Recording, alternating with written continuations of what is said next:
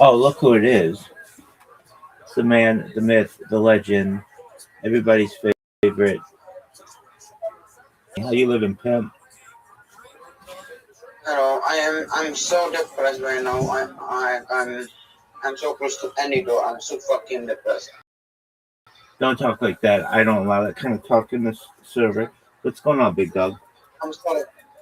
I'm sorry, but like my father is angry with me because I need every week I need to have some 4 to 5 jobs, and for the next week like I need just like waiting for approve that my part-time jobs, but he doesn't give a fuck. So when I get home, he will gonna scream at me and this shit. So nice. Okay, wait. What did he say? Your dad wants you to have a part-time This job, right? yeah yeah, Okay. and I need to send some documents. So right now I'm waiting for the approve the documents. So right now I don't have it, but I will have next week. I will have. Okay. Did you tell him that? My my mom want to try to tell him that, but he doesn't give absolutely fuck. Okay. I understand. Just stay. So I'm feeling Just stay away from him for the time being. Did you tell him that you went on a job interview the other day? yeah, he knows everything, but he doesn't give a fuck. He doesn't feel that that is good enough. He doesn't give a fuck. Absolutely. Okay. Is he a nice person? He's Okay. not. It,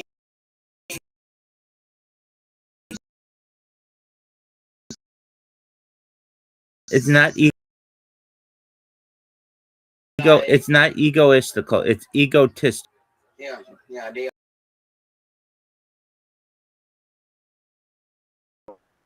Okay. So then, oh, you're doing everything.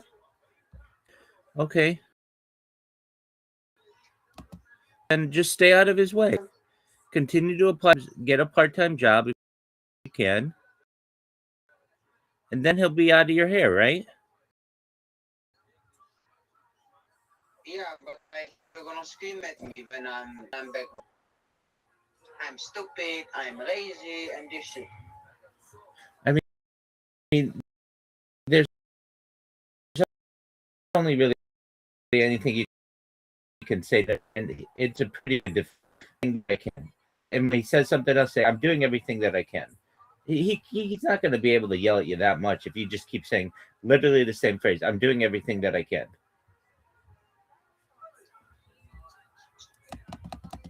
He can yell pretty good.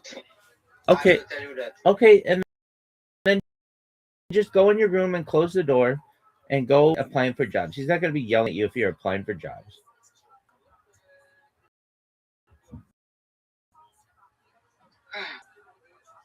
He's not. I know, but you just keep repeating the same thing. I'm doing everything that I can. I am applying for jobs. I need to get these documents. And if he keeps yelling at you, I'm applying for jobs. I need to get these documents. They should be here this week. And I'm doing everything that I can. Okay? Like, what more can you want from you? I don't know. I don't know, but I'm so depressed right now. When my mom said, I was yelling because me to my mom about me. All So right. yeah. All right. Well, parents do that. They have high expectations for their children.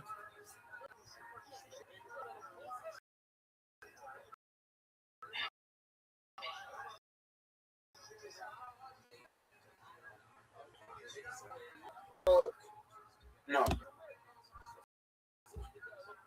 Yes, you are. I Yes, you are. I know what's going to happen. You're going to continue applying to jobs this week. If you, that's great. You're going to get the document that you need, and he's going to calm down.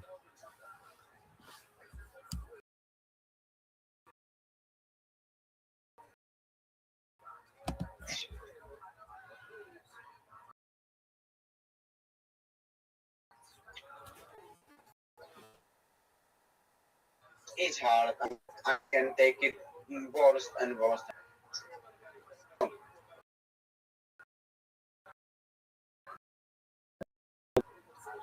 So, Please don't say like I'm so like I say two words in the English. I hate word soon and I hate my father care about me. okay, but they're both true.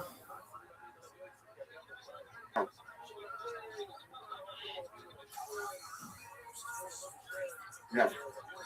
Yes, they are.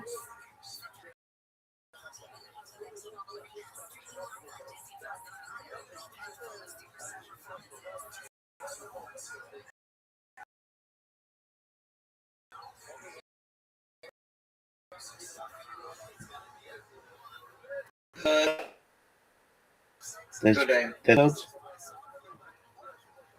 No, I was in with my grandma. okay. Did you post that thing to Reddit? No, because I was trying to like it, but I don't have that lot of karma. I cannot do that. Okay. Do you know how you get karma? I need to post it. You can go into um like five. That's big stuff. And you go in there, you filter mute, and then whenever anybody asks an easy question like why is the sky blue, you can be like because what sky reflect the blue light it to our eye look blue to our eye. And then you get a bunch, but you have to because like you answered really early and that's the right answer. Okay. And you like 1,000 over the course of 20. But you have to answer like multiple questions and you have to make sure they're right. So the best thing you should do is whenever anybody asks a question in there, just copy it, put it in ChatGPT and put the ChatGPT answer in there. Make sense?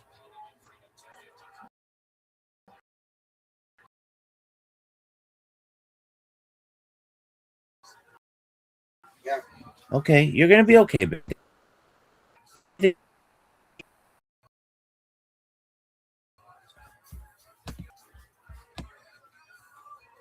Do you recognize you're gonna be fine? No. Well, you should.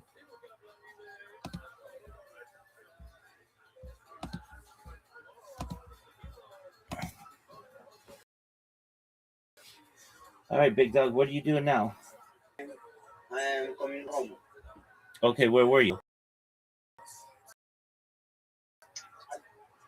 Uh, Okay, how's she doing? good. She have little bit dementia, but she's good. Okay. Has she ever seen your podcast? Yes, And what does she think? she was happy. Okay, well that's good. She's supportive. Is she your mom's mom or your dad's mom? My mom. Okay.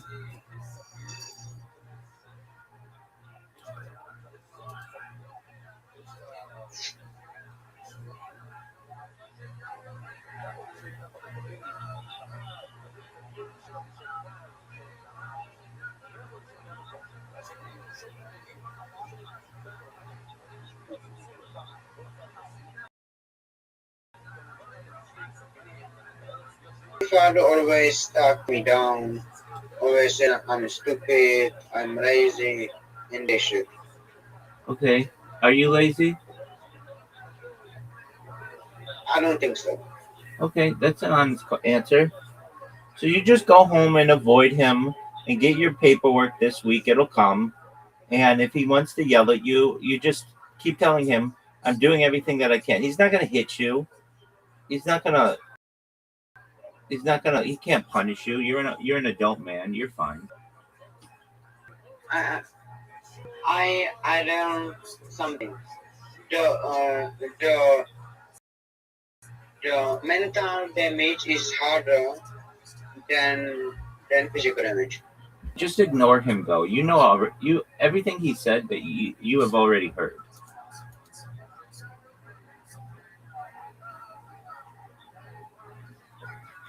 But it's hard. This is really one of the hardest things, like very hard things to do. Very. Because like when you hear this 22 years of your life, it's hard.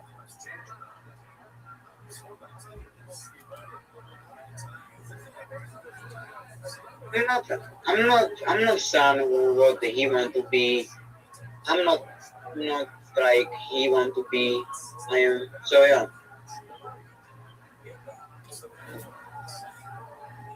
Are you going to be okay? I I don't know. I hope so.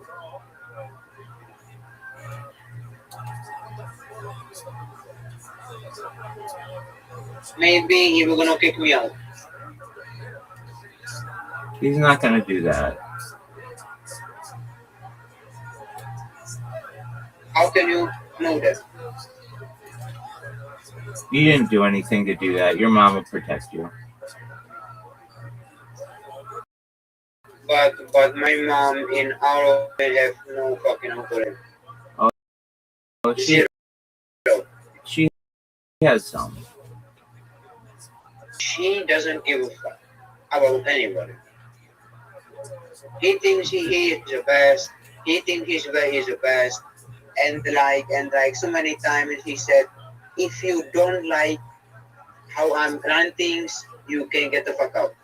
Well, he's right. You're 22 years old. Yeah.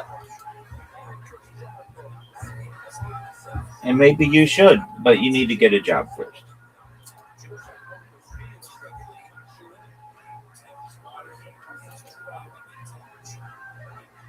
Do they have McDonald's where you are? Even McDonald doesn't want me. Why doesn't McDonald's want you? I don't know. I try, but in this area they don't tell you why. They just tell you we don't need it. All right. Well, don't you have Burger King? And we're gonna have working next week in interview. Next week? Yeah, How many days from now? 2 days I think. Okay, that's this week. Yeah. No, next week because this week is Sunday for me. No, I understand. You say, meaning when you say this week, it means this coming week. Next week is a week from this week. Yeah. Okay, so you've got a job interview at Burger King? Yeah. Okay.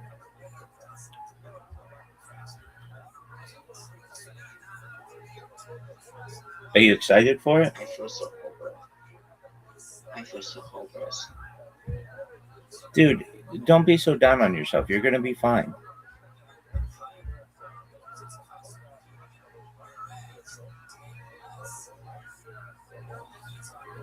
I don't know. Yes, you are. Quit with the complaints.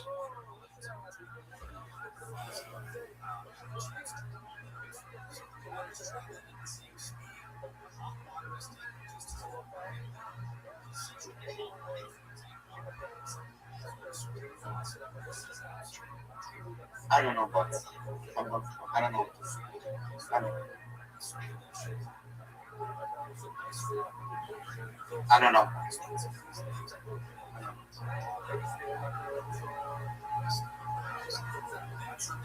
Hmm. I,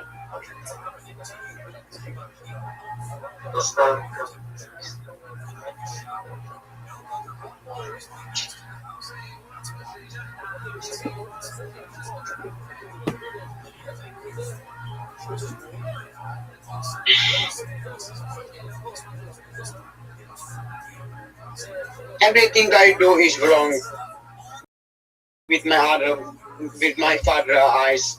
Everything, Okay, you're gonna be fine. everything. You're gonna be fine, big dog. How long till you get home? Right, I need to have a little bit. I need to put money in my bank. So this is a little bit.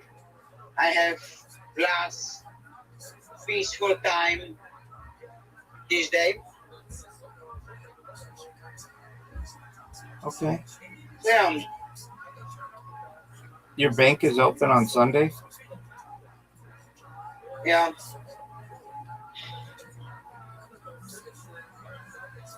I want to be hit by the bus. I'm not going to try to like if I get hit by bus. I'm gonna It's a tell you blessing this. right now. I'm gonna tell you this right now. You can talk about just about anything you want, but you can't talk about that kind of stuff in my stream because Okay. I get Okay. flagged Sorry. for it. Sorry. So Sorry. you can't even joke about it. Sorry. You're okay. Sorry. Sorry. You're okay. Sorry, bro. Sorry. And I understand that's how you feel, but I don't control what Facebook and YouTube and all of those things say. Yeah. I'm sorry, bro. You're good. Yes. Yes. All right. So how long until you get home? I think right now I'm just like half hour. Okay.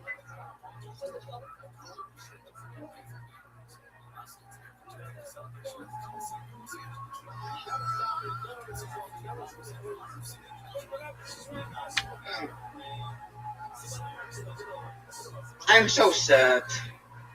Don't be sad, big dog. You're gonna be fine.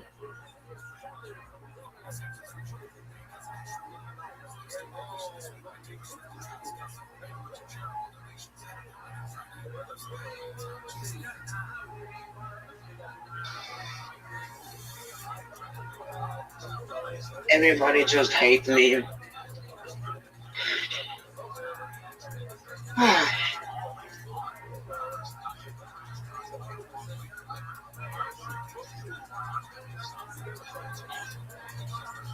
When I become millionaire, I will gonna say a few things to my father. Yes, you are. Very few things.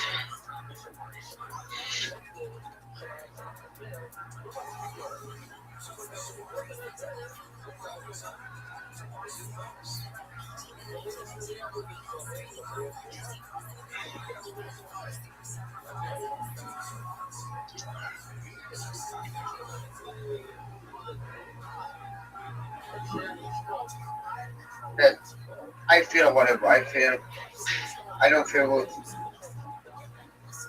Why don't you feel good? What what will happen at home?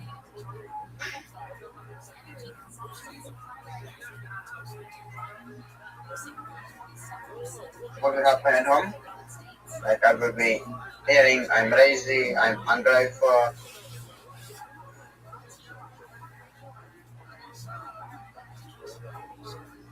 Yeah. All right. I mean, you can only do what you can do.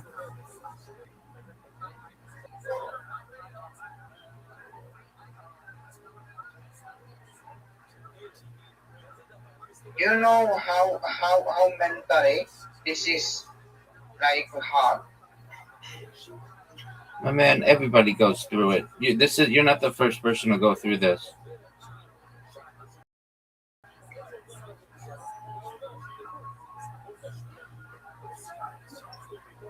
Like Right. every son of a father goes through this basically. So, Yeah. you do pick it up, or are you stressed and you have this? Well, I mean, I moved out at 18 or 19, but there were times when like So you there were times like during the um summer and stuff, or on occasion I'd have to move back, and I would get into, because of school and stuff, and but I mean, eventually I would move on my own, and then I didn't have to put up with this shit anymore. And yep, then eventually, what may happen to you is that your parents need you, and then you may have to take care of them. but like I don't want to answer this question because I will gonna be like to ask. So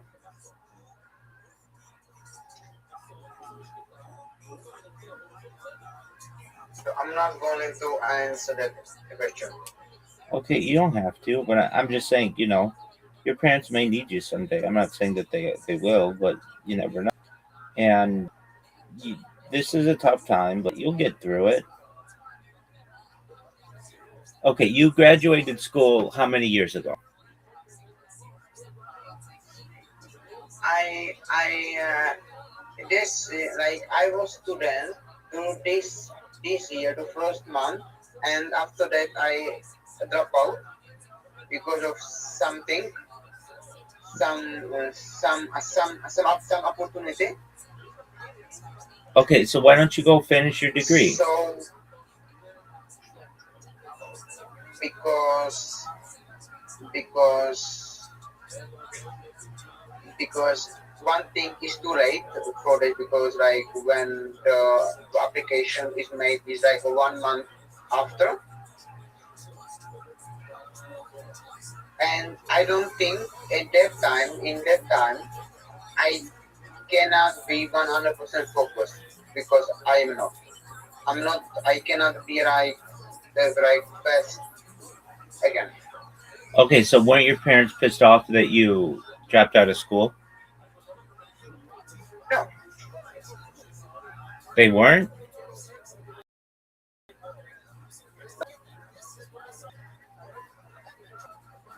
Okay, what was the no, opportunity? the down officer. What was the opportunity that caused you to drop out? I was like having some job opportunity that that doesn't work out sadly.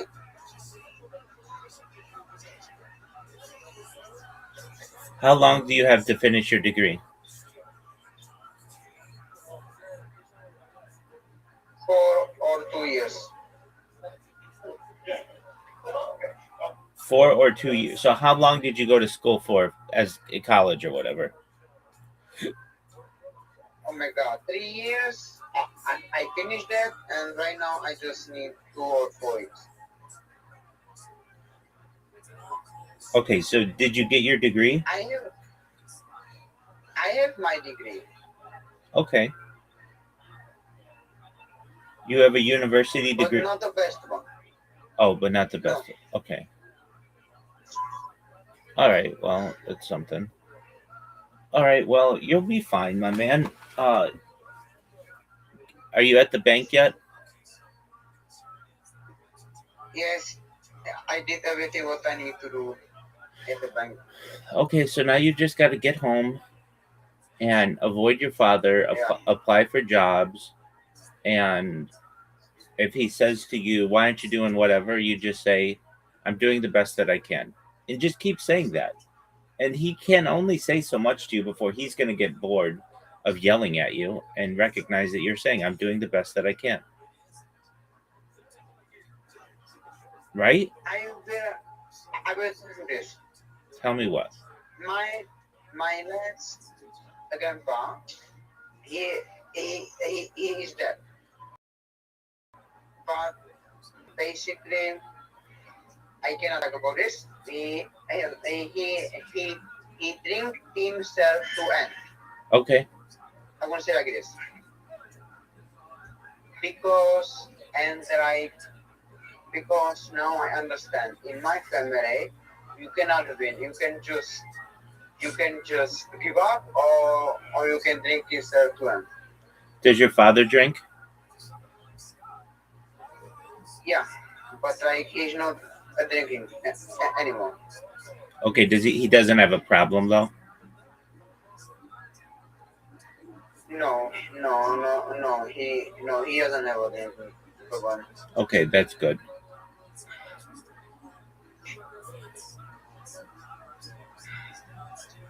All right. So you're gonna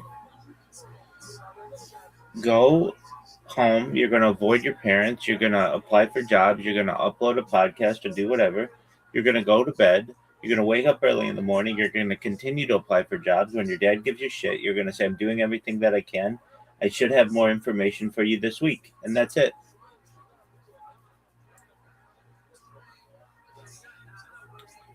Does that make sense?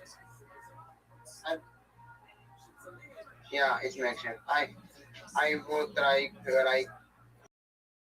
sorry, but like it's so easy to get like you cannot you don't have to be here. Like it's so easy for you to get like to, but this is not that easy. Okay. Well, just making you aware.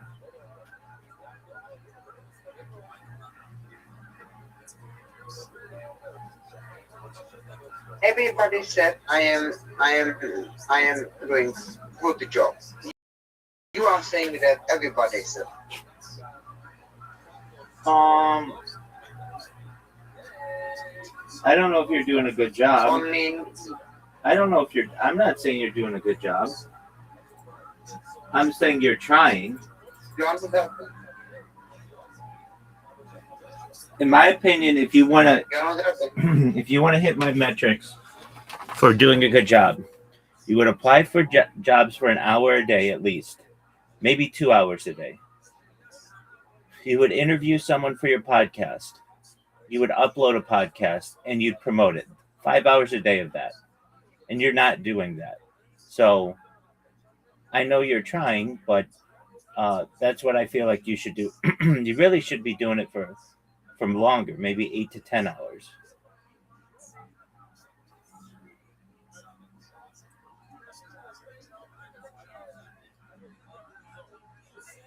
You have an issue with focusing,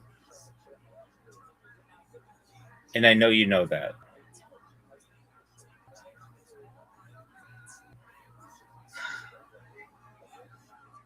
But if you were to do that, then I would say, yeah, then you're doing a good job. And the last couple days have been different, and you've had your mind on other stuff. But this is a new week, and so you wake up. What time do you wake up in the morning? I will not going to sleep today. No, you have to sleep. What time are you going to wake up in the morning? 4 or 5. Okay, so you wake up at 4 or 5. Then what do you do? I'm going to apply for jobs and I'm going to do some podcasting. Good.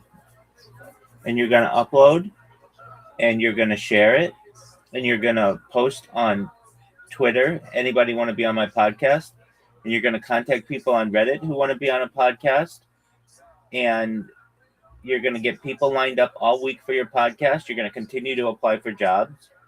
And by 4 o'clock in the afternoon, you will have applied to maybe 200 jobs, and you will have recorded a podcast and uploaded a podcast. And then after that, you relax. You do whatever you need to do. But then I'll be proud of you when you do that.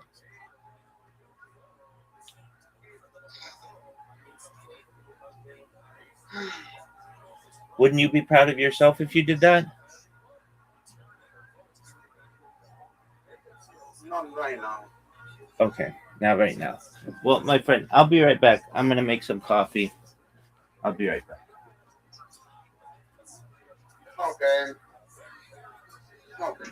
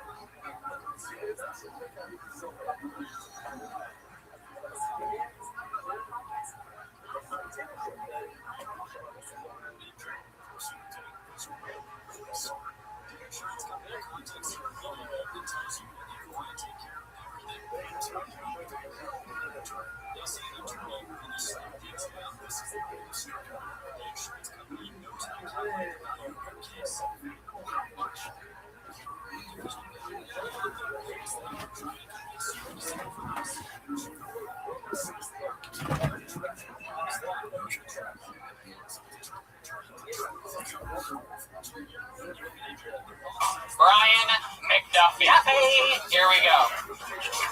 Eventually, here comes Brian McDuffie. That sounds like a family. How many of you make some noise if you've already had the coronavirus? Very good. Those of you that don't will be able to make some noise in just 2 or 3 weeks, so it's very exciting.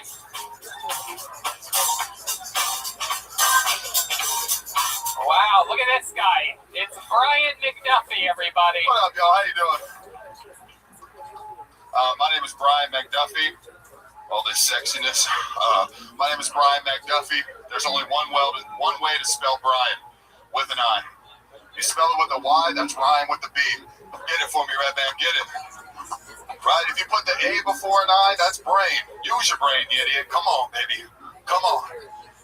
I know I'm just exuberating all this manliness up here, all this high testosterone, you know? I'm actually a little insecure, you know? I'm not fat. I'm chubby. There's a difference. All right? Fat people don't talk to women. I go up to women, I'm like, what's up, girl? You got a dad? That's real. I really do that. Don't get mad at me. It works like 2 out of 5 times. Get mad at your dad. All right? Killing the game with it, man. I'm just going to let you admire the bod for a minute. Looking sexy. How much time I got? No, I'm just playing. All right, I'm just going to call it at that. I couldn't remember the rest of my jokes anyway. You people intimidate me, all right? We all know. We know, Brian. We know. Brian McDuffie, everybody. Thank you. Thank you. Thank you. Brian, are you okay? No, I'm terrified right now. Why? What's Because wrong? you got this killer look in your eye, and I'm scared. You're small, but I know you're scary. Jesus Christ. What the hell? What the fuck? What do you judge everybody by their size? Yeah. What kind of person Like does that? 300 years ago, I'd be running a little Viking village, you know? For what? Their food? Raping and pillaging, you know? You're a good Seth Rogen laugh. Hopefully it makes me famous. Thank you, Brian. Thank you. Thank you. One of Red Band's 7 impressions. Seth Rogen laugh. Yeah, you're something else. Thanks, man. You look like, I don't know, someone that got locked in an Italian restaurant their whole life. You know, there's something very like the chin gigante, like Italian? Irish. You know? Yeah, baby. What does Thank that you. mean? Thank you. What's Black Irish? I have no idea. It's just what my family told me, so I've been running with it. Right? Thank you. Thank you. Gee, what the fuck is that lady saying? Thanks. Okay. What Now the- I'm just white. I'm done. I'm just What white is that from now lady on. saying? All right? Brian, shut the fuck That's up. it. What did you say, lady?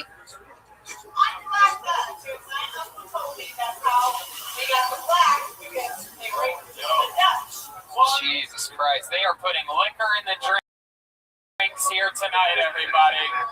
Wow, by the way, one of the funniest female comedians of the night. So, Brian, how long have you been doing stand-up comedy? About 2 years. About 2 Yeah, years. yeah. My goodness. Yeah. And how long have you been on the Tony Chacone's New Orleans seasoning bottle? I don't think it's even the right company that I said, but I feel like an idiot. I if don't even anybody know what looks that it means. up, it'll be really funny. Yeah, you look like you're sort of like made out of Play-Doh or something like that. You have like a doughy face. What do you like to eat? Italian food, you guessed it. You know? Really? Yeah, me and you, baby. You don't gain weight from it. It just goes onto my titties. You know? You just go straight with that Texas toast, huh? Texas toast. I love it. Texas toast. Wow. Brian. My God. Now, you talked a lot about women, surprisingly. Good with them, baby. Good with them. But in what way, Brian? Stop trying to be funny with your body, Brian. It's all I got. I'm trying to reform the Play-Doh, stand up straight. Now these are pecs, you know? I'm talking about your face when I talk about Play-Doh, not your actual like torso. Like even Red Band, I mean he's massive from the neck down, but his face keeps a little bit of a shape. Yours it looks like it's like the first place it goes. It's very shapely. You know about this? Yes. You know you have a shapely. You have a weak chin, is what he's saying. Well, when I get a beard like that, it'll all cover up and it'll be good. You know, that's my goal, man. Once I get those patches filled in, I'm money. God, I hate you so much, Brian. You sure not Brian with a Y? Special skills or talents? How about you, Brian? Any hobbies or special skills? Yeah, man, I pulled a hammy playing wiffle ball today. That's one of my favorite hobbies. I'm a basketball player, as you can tell by the great pod. Get the fuck out of here. I golf. You look like you ate a hammy the other day. What kind of golf do you do? The regular kind. Really? 18 Type of holes? golf? Yeah, my dad works for Callaway Golf. Yeah, we'll become friends. I'll get you up to Yeah, you're one of my favorite people I've ever Thank met. you. My We're entire friends life. now. We're friends. Oh yeah, go Black Irish. That's also what they call the Notre Dame football team. Okay. Yeah. They're They're the on my Irish. side now. Hell They're yeah. black. You never asked your mom what she meant when she said you're Black Irish? No, my mom just tells me we're white. Be happy about it. My dad's the one that's like, you're Black Irish. Be proud. What does your dad do for work? He doesn't listen to me. Yeah, he works Oh, at that's Callaway right. Golf. What do you I'm do trying to for help work? you out, What do John. you- I'm trying to help you out. Brian, shut the fuck up. What do you do for work, Brian? Nothing right now. I'm running that unemployment train. What did you do before? Bartender. Really? Yeah. Wow. Hey, I need my suck your dick $100 right now. I swear to you. Okay? Look at that. It's not a joke. He's Buddy, I'm all right. Well, Brian, I'm going to cut this one short just because every time I ask you a question, you talk for a long period of time. You figured out the secret to being dismissed I'm nervous. ridiculously. I'm nervous. That's why. It's all right. How long have you been on stand-up? About 2 years. 2 years. Well, when you're on another 2 years, I'm sure it'll go better. I don't know. Ladies and gentlemen, Brian McDuffie, everybody.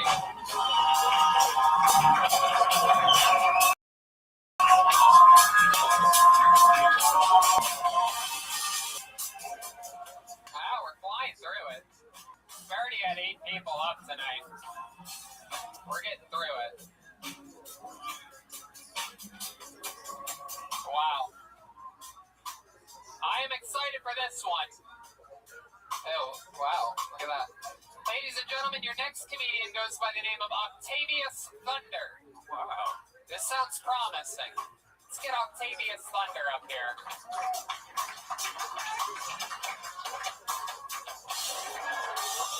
Here he comes. Octavius Thunder is making his way to the stage, I do believe. Here he comes. This is real. It's really happening. Here he comes. Guys, make some noise for Octavius Thunder, everybody.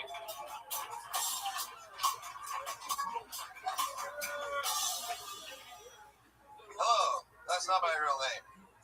I'm so Jewish that I grew a mullet so I don't have to pay for haircuts every couple of weeks. I'm so Jewish I became a Christian because the Bible's free. I got a dog. His name's Pablo Escobar.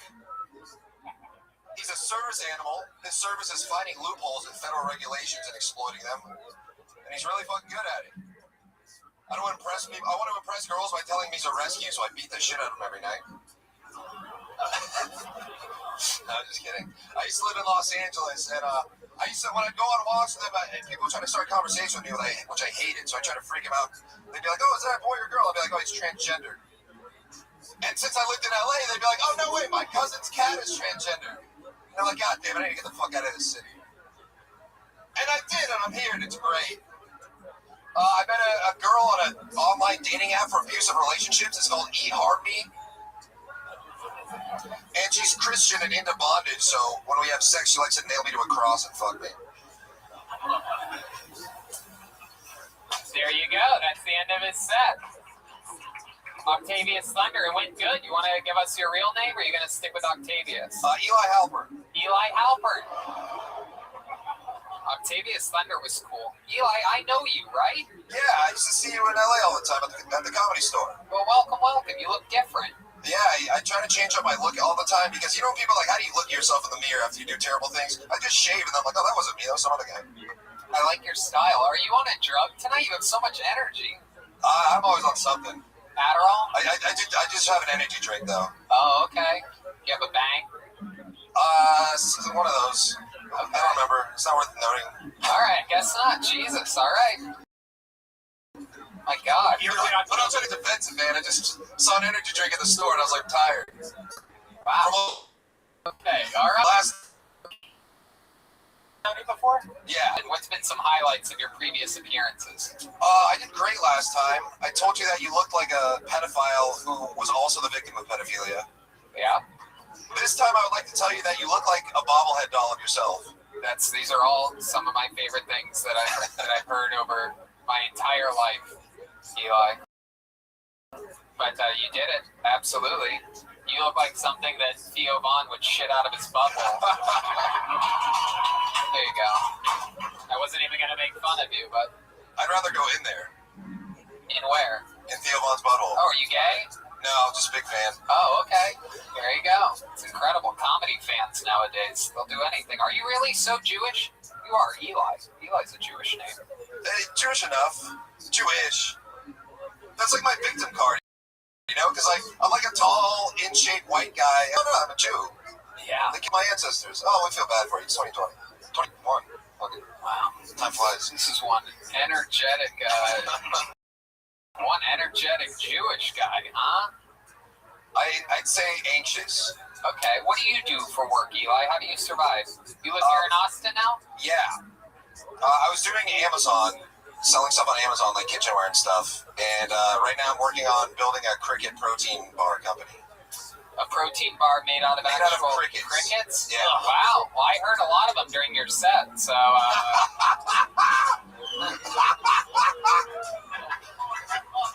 Who's the bobblehead now, bitch? No, I'm kidding. Unbelievable. Wait, how are you selling shit on Amazon? Like, that must be hard to do since it's just a website that people go to and buy things. You know, like, how are you selling? You buy stuff and then you resell it? Yeah, I buy it from China and then I ship it into the Amazon warehouse. Marketplace. And they redistribute it. Wow, you really are so Jewish. Well, I was in college and I just would zone out in class and be like, how do I make money without doing work? So I just got into e-commerce. Right. I've always been a fan of computers. Yeah. VR porn. Yeah? You ever see Wizard of Oz XXX? No. I did see a pterodactyl porn, though. Anyone ever seen that? Google that when you get home. All right. Or don't. There you go. We have some more crickets showing up. What happened in the pterodactyl porn? There's two guys dressed like pterodactyls tag teaming this girl. Wow. Jeez, all that excitement. Who even needs the girl? Am I right? All right. Eli, do you have a girlfriend? No. Jesus. My goodness. I have a lot of girls that hate me, though. Why? I'm still trying to figure that out. Come on. You must have some hint of a reason, right? I'm such a narcissist. I'm just convinced that I'm just so amazing. Everyone just falls in love with me. Really? But in reality, it's probably just because I'm a selfish piece of shit. Wow. Either you're getting booed or there's a cow in the back of the venue right now. I've never heard a boo sound more like a moo in my entire life, but we have arrived in Texas. God, I don't have fuck buddies. I have fuck enemies. Really? But they still like to fuck you even though you have a Jewish penis. Yeah, my dick's so small it's considered microdosing. Wow, look at that. This one, just.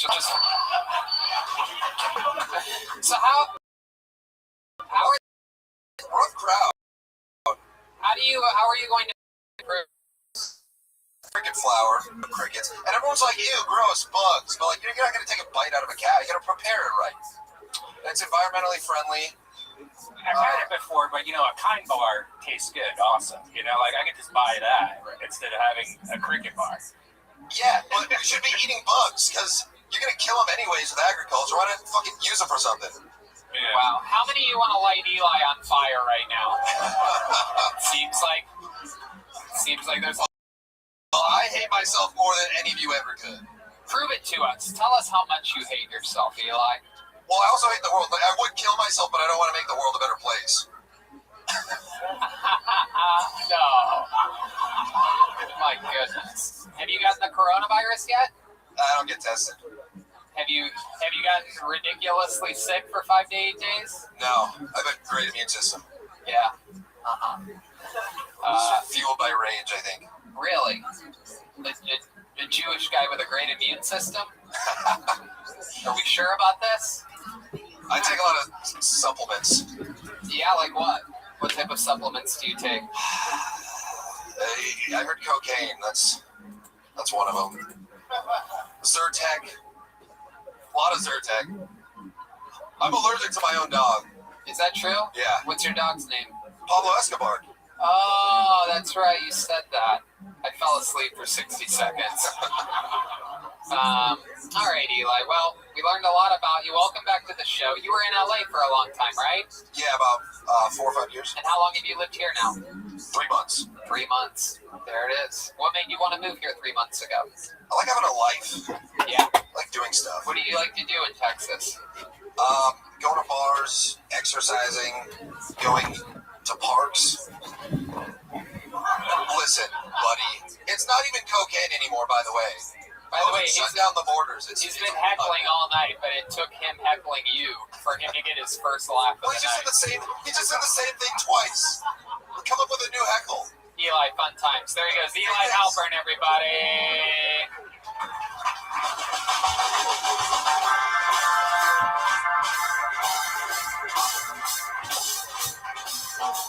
What do you think? What do you think?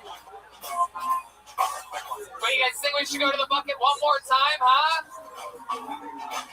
All right. This is it. A lot of pieces of paper in here, but only one can be pulled. And your final comedian of tonight goes by the name of D.P. Hinsdale. D.P. Hinsdale. There it comes. Hinsdale. This should be exciting. Here comes D.P. Oh, fuck glad yeah. we went to the bucket again. Absolutely. The shit's about to go motherfucking down. Oh, yes. Thank you, God. Thank you. This is a thing of beauty. The bucket provides us again with the comedy styling of J.P. Hinsdale.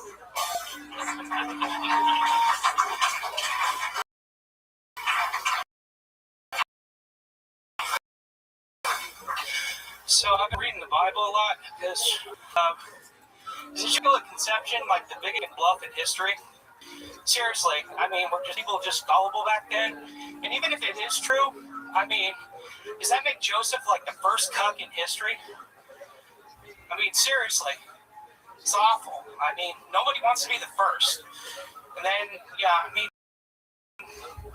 eventually Mary and Joseph laid together and they had children, right? So they had sex. And even if Joseph is doing the best he can and Mary's really getting into it, all of a sudden she starts screaming, "Oh God, oh God, oh God! One fucking night you can't break him up! Jesus Christ! Why is everybody screaming? Go to bed! Nobody's talking to you! You're not my real father!" And does that make God like a deadbeat dad since he didn't show up until the end? I mean, do I have to feel better about my father because he was a deadbeat dad? I mean, he faked his own death, so he raised it to a new level, but still. Yeah, it's just, I just have so many problems. There you go. J.P. Hinsdale getting all of his time in. Come on up there, J.P. You can take your mask off. You can stay a while. You don't have any symptoms, do you? No. Right. I tested negative like 2 days ago. I love it. Perfect. The only super spreader that you take part in is when you're putting peanut butter and jelly on bread. If you have the bourbon bacon, it's magic. Say that again? If you have the bourbon bacon. Tony Hinsdale makes Red Band like Tony Hinchcliffe. You are a beautiful shape. Yeah, I was conceived in the booth of a Bob's Big Boy, so this was kind of inevitable. Is that true? Yes. Red Band's obsessed with Bob's Hell Big yeah, Boy. I might be your father. Glendale, California. Oh, I doubt it. in Burbank is one. Yeah, my mom just wanted the tip. Wow, look at that. She had sex in a big boy and had one. Exactly. My God. She got the big boy sauce. I love your style, man. I feel like you could have talked about almost... How long have you been doing stand-up? 3 months. 3 months. Let me tell you something. Tonight, not your night, right? Okay, but let me tell you something. Fair enough. You have an extraordinary amount of energy and like a take. I feel like if you would have talked about anything but the Bible, you would have destroyed. Well, ask me anything. All right, let's fucking get into it. So JP, this is it. This is another episode of Who Are You with JP Hinsdale. So let's find out everything about JP. How long have you lived in Texas? 13 years. 13 years. What's your favorite restaurant in town? In this town? Sure. I don't really go How out. about other towns? I live in Rome, Texas. My favorite barbecue joint is 407 Barbecue. Wow, 407. Yeah. That's also what your scale says in the morning. Exactly. Rome, Texas. Yeah, I had a special order, and it's RHOME, like our home. They spelled it wrong just to make it special. Wow, that's crazy. What made you move to Rome? A series of poor life choices. Like what? I tried to help out my sociopathic con artist mom, so that she basically stuck me with a mortgage that I didn't want and a bunch of other shit. Got my car repoed. Oh my God. So She credit. oh, she's fucked up more than credit. Yeah. What else has she fucked up? Oh, everything. Is she the one that fed you? She's the one that starved me, so this is why this happened. Oh, look at that. Yeah. I mean, look at that. You were a little boy, and now look at you. Now I'm a big boy now. That's it. You really are. You're one of the. I mean, you're right up there with some of the greats. I mean, you could be Amy Schumer's stunt woman at a given moment. I think I have better tits. It's probably that, true. definitely. It's probably true. And your pussy smells better. Yeah. Oh, yeah, absolutely. I love it. So JP, how do you make money? I'm an industrial mechanic. Industrial mechanic. Yeah. Is that, are you just are you a normal mechanic but you're industrial size? How does that work? Yeah, I mean, they gotta put me where I fit. Square up to the audience so they can see, or should I say round up to the audience. JP owning it. This guy's just a boatload of charisma. JP, tell us more about you. Just tell us about you, JP. We really want to know. Anything, really. You can just take it over yourself. I mean, anything you want to know, man. I don't How know about hobbies? What are you into? What do you take your mind off of? this, drugs, Oh, what kind of drugs? whatever I can get. Oh my goodness. In fact, you know, the person that died, that was my drug dealer's wife, so that was pretty tough. You know, Wow. she was ride or die. My goodness. When you say ride, are you talking about a rascal scooter? No. I'm the fat one. What type of drugs are you into? You ever snort breadcrumbs? I'm really into the fucking chippy biscuits from Red Lobster. Oh, yeah. I mean, I can't get enough of that shit. Seriously though, how about drugs for you? Weed, you know, normal shit. Oh, okay. I'm pretty mellow. All right. Well, that's good. That's good. So how about like love life? What's that like? It's miss, kitty hit, miss, sometimes kitty hit, sad hand job in back of car, miss. Wow, sad hand job in the back of the car. Let's talk about this, shall we? Who was more sad, you or her? Honestly, both of us. I mean, I felt bad for her, and she felt bad just being there. Wow. My Who God. does the hand job though? Like, why even? That's like the, you know, because that's when you don't want to commit to the blowjob. That's like the least, I mean, you could do that's still sexual. JP gave an honest answer there. Yeah. No bones about it. Just straight up, that's what they want to do when they don't want to suck your dick. Exactly. So JP, how long did the hand job last? I'm interested to know. At one point, we just both let it go. It was just like, you know, it was 15 minutes of just like, yeah, this isn't working for both of us. Wow, Yeah. really? 15 minutes and Yeah. then it just ended? Yeah, I'm on some new medication. It's not working out. Oh, okay. You want to? All right. Jeez, I love it. JP, you give real answers up here. Whatever you want to know, man. I'm an open book. Hell yeah. So tell us any other like special skills or hobbies of yours? Like any big dreams that you have other than stand-up comedy? I mean, no, I have lots of nightmares, but not many dreams. Yeah. Yeah. I'm sorry, I'm not. What kind of nightmares? Do you have a reoccurring one? Oh, yeah. Like what? I have a dream where I'm in between two rocks on a pin, and vultures are just eating me. bringing me pizzas. What the wow? But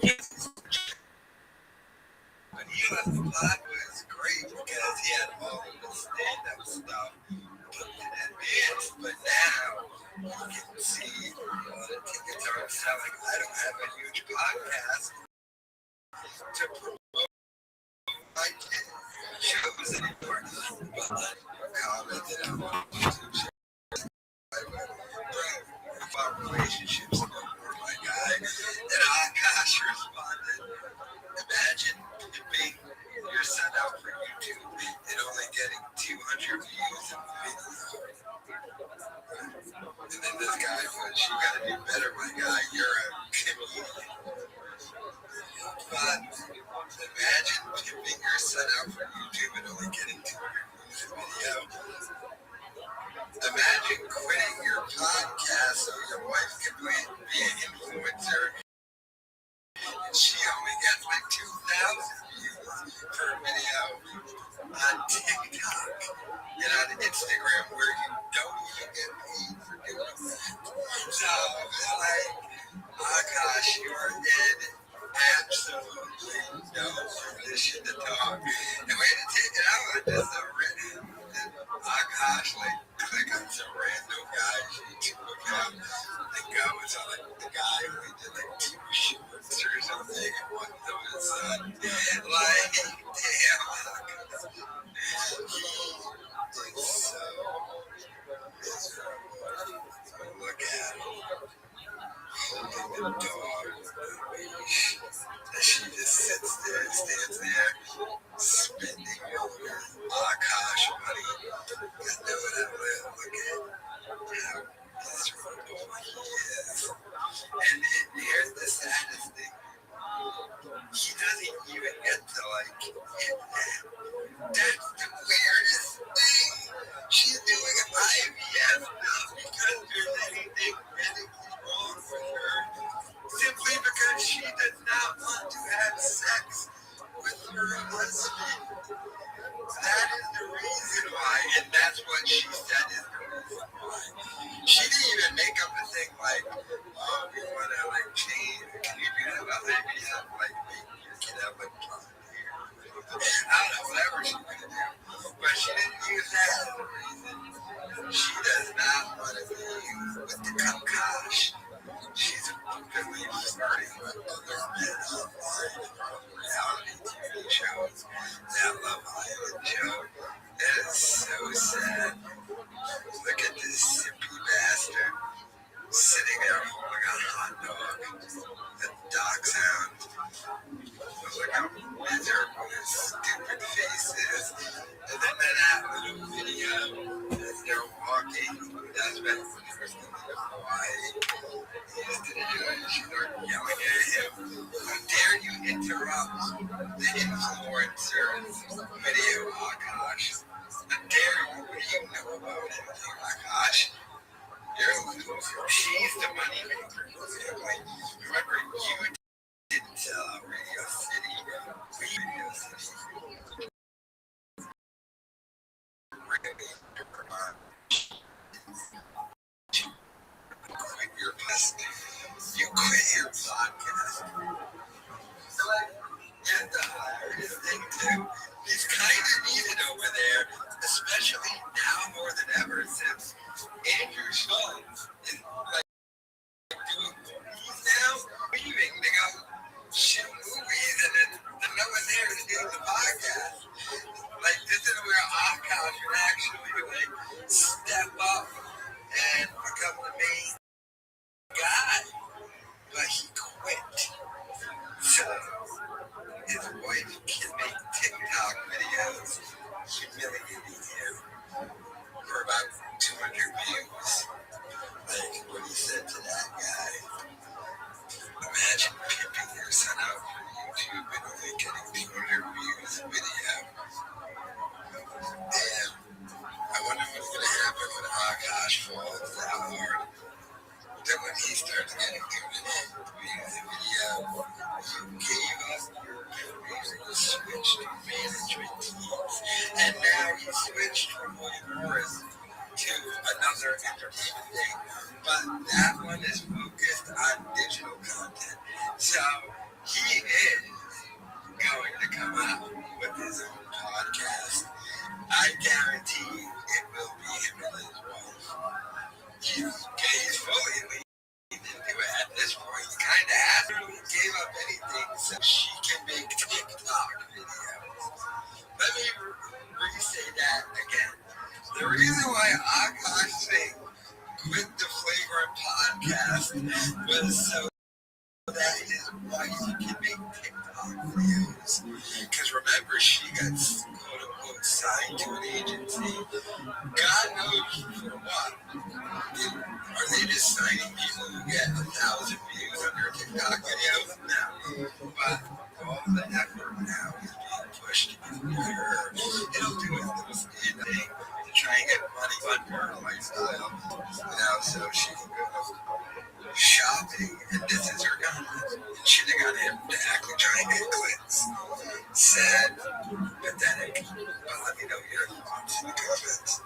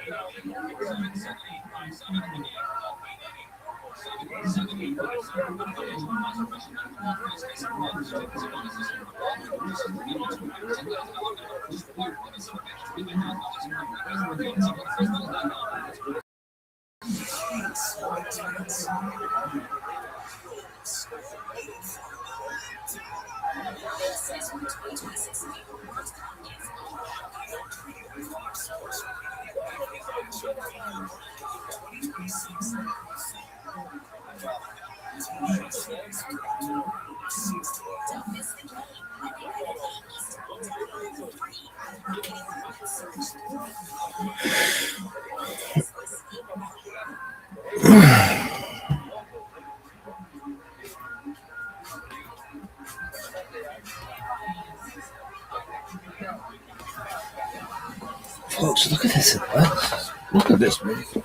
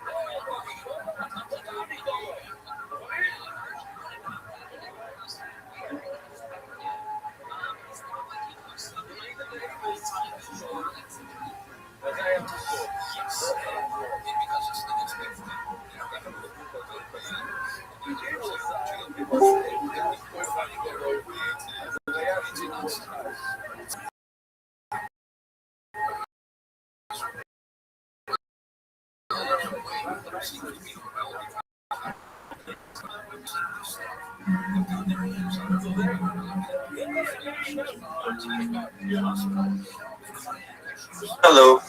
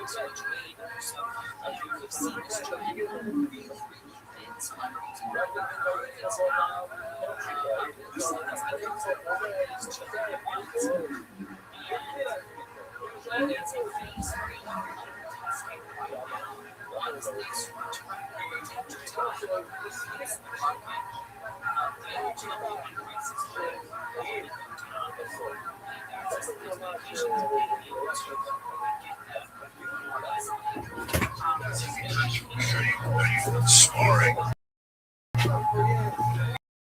This is where it gets weird. So it's hip hop.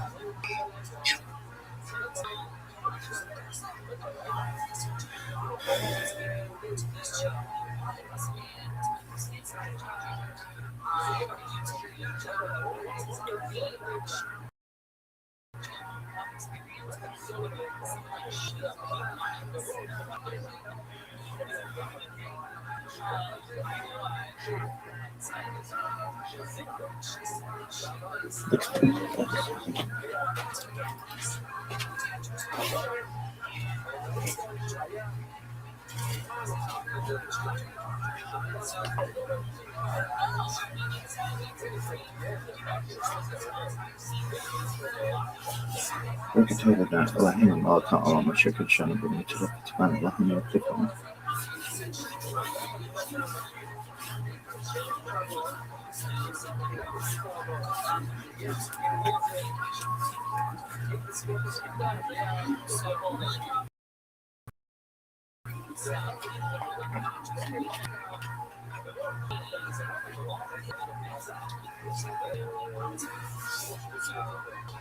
وكتابة رحم الله تعالى مشاكل شأن بنية الاتبان اللهم يوفقنا.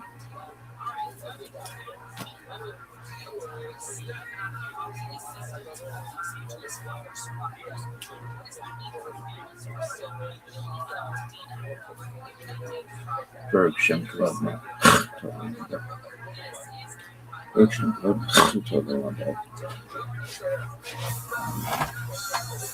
Shema Yisrael Adonai Eloheinu Adonai Echad. Bergsham Club. Shema Yisrael Adonai Eloheinu Adonai. Hello. What's going on, Danny? How are you? Yeah, how are you? I'm well, thank God. Just chilling. Nice. How's your day going? Alright, and you? So far, so good, my friend. Nice. You gonna watch the World Cup in a couple of hours? No. England's playing. Well, whoever's against them, I hope they're Mexico. So you don't like England? No. Okay.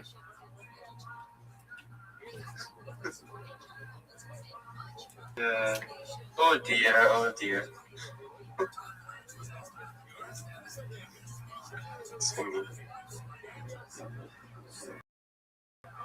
Put my noise suppression on. Maybe.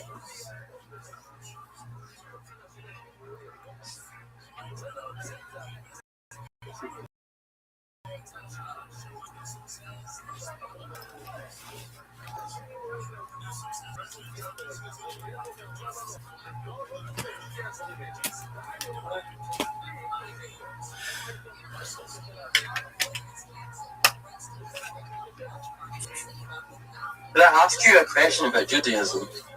Sure. Just one moment. Okay.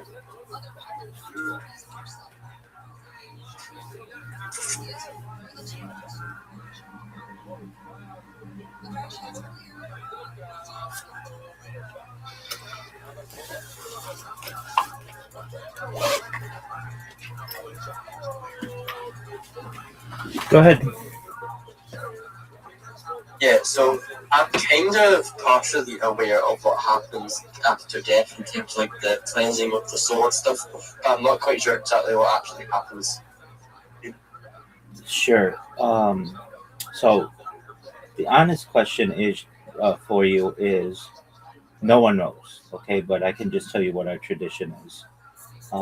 Yeah. So basically, when someone dies, there are differing opinions, but generally we feel that life does not necessarily end immediately with death. So there is a transition period, generally for 11 months. The family will mourn the person and pray a special prayer known as Kaddish, which they will pray for 11 months if the person was deemed righteous. Within tradition, generally everybody's deemed righteous after death, but if for whatever reason, some people are deemed not righteous by their family, it's very rare. It will be 12 months. And then we believe throughout that process, the soul returns to Hashem, to God. And there's a period of judgment before the soul rests in the world to come, which we call Olam Haba. And then what makes Judaism really unique is that we believe in the resurrection of the dead. So perhaps in the future, we will have Mashiach who will come and be able to bring those people back from the dead, specifically through a Kabbalistic process using the loose bone, which is basically the coccyx, the tailbone, the hardest bone in the body. There are definitely differing views on this. If you go to biblical Judaism, people went to didn't even have an Eden and Bible. That is not necessarily even mentioned. Gan Eden isn't even mentioned aside from in Genesis, Bereshit. But as the religion matured and evolved, there's the idea that the people will eventually enter Gan Eden, meaning paradise, and perhaps the wicked may undergo some type of purification. We call it Gehinnom, which is basically this temporal state of cleansing, but it's not eternal. And again, up to 12 months or so. And what we used to believe in biblical days is Sheol. So what that is just darkness or shadow for the dead, which later would transition into this idea of purification into Gan Eden. But as you can tell, there hasn't been one belief system throughout our entire existence. It does evolve. Does that answer your question? Yeah. It's kind of that thing where it appears in a way that we know some of the key elements, but obviously not everything. It's known because obviously. Yeah, if somebody's being...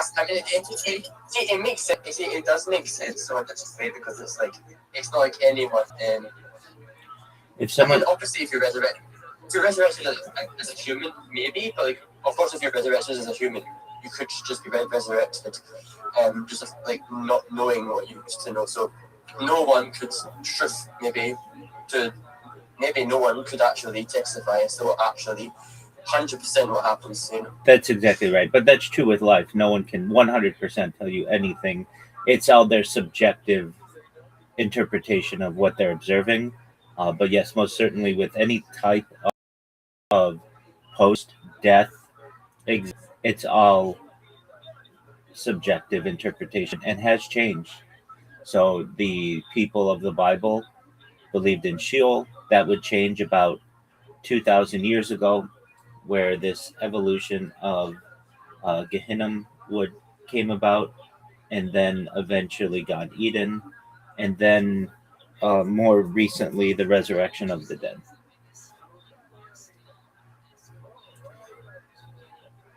And that comes about, really, it's solidified about 1,000 years ago under Rabbi I mean, Moshe ben I would Nachman. say though that we get told about the world to come, so it kind of links in a way that unknown factor is. Like obviously we don't know what the world to come is. So the process of what we do know, the cleansing process and everything happens, we do know that.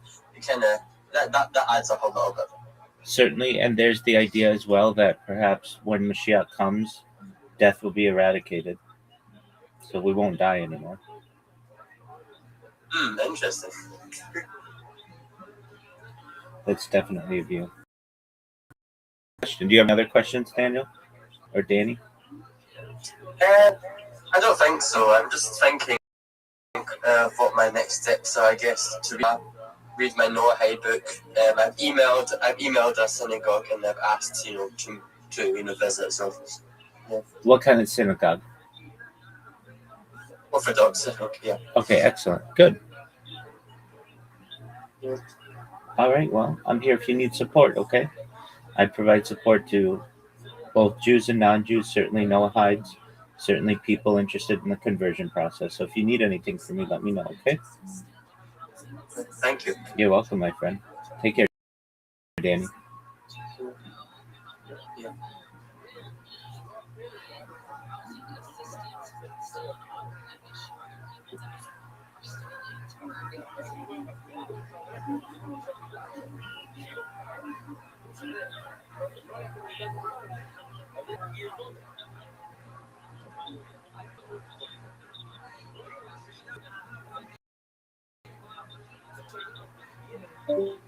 Folks, perhaps we got busy with the woke up order. We got to do yesterday's parsha.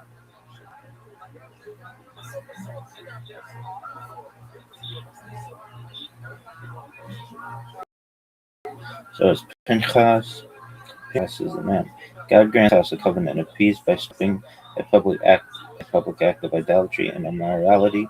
A new census of Israelites is taken. The daughters of Zelophehad inherit their father's land, establishing an important precedent in inheritance law.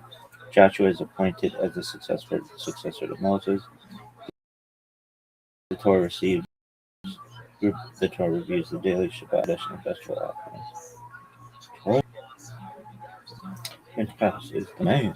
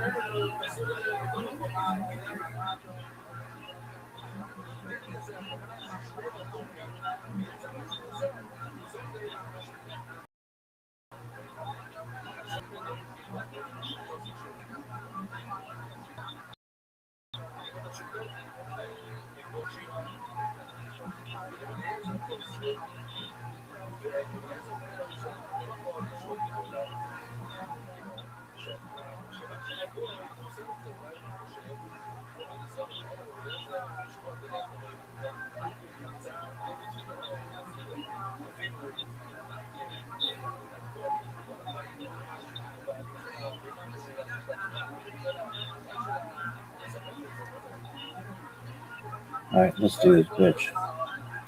20th of Tammuz, 5786, Sunday, July 5th. We've been doing this, bitch, 180, what about that? 191 days, son.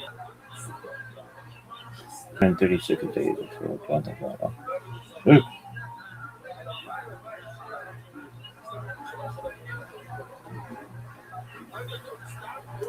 What is this bullshit?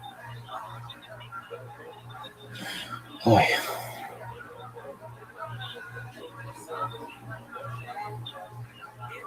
$37.61 creation world birth of Adam. 36:31 130 Seth son of Adam was born. 35:26 235 Enosh son of Seth was born. 34:36 325 Kenan son of Enosh was born.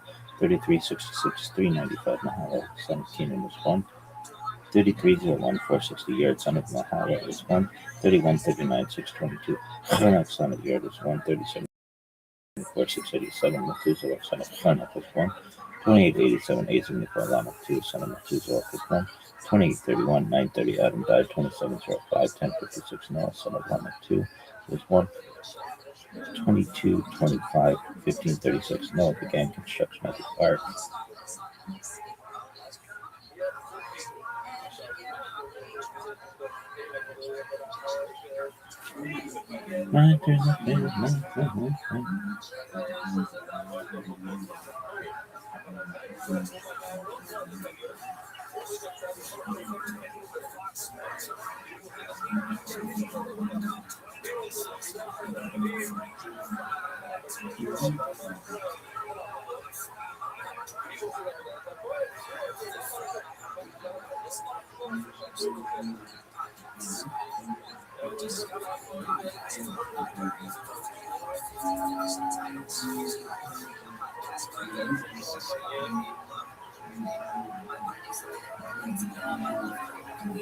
Dusty cave along a rocky escarpment near the Dead Sea, and not far from ruins that had long been ravaged by the Romans, having set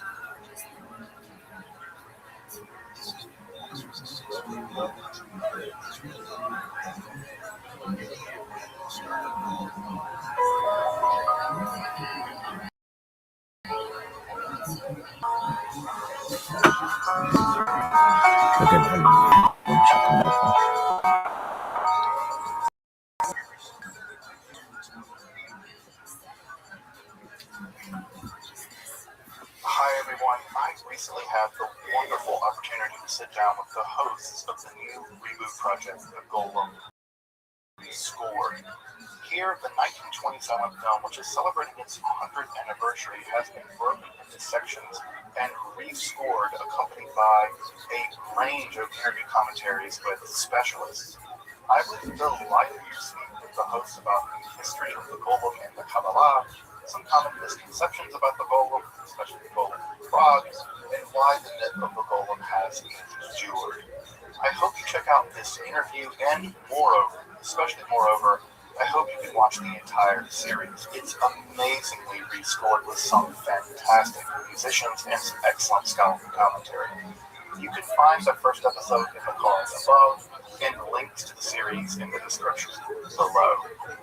The myth of the Golem is a fascinating aspect of Kabbalah reaching back centuries, all the way back to antiquity, and this reimagining is a fantastic refreshing of the lore.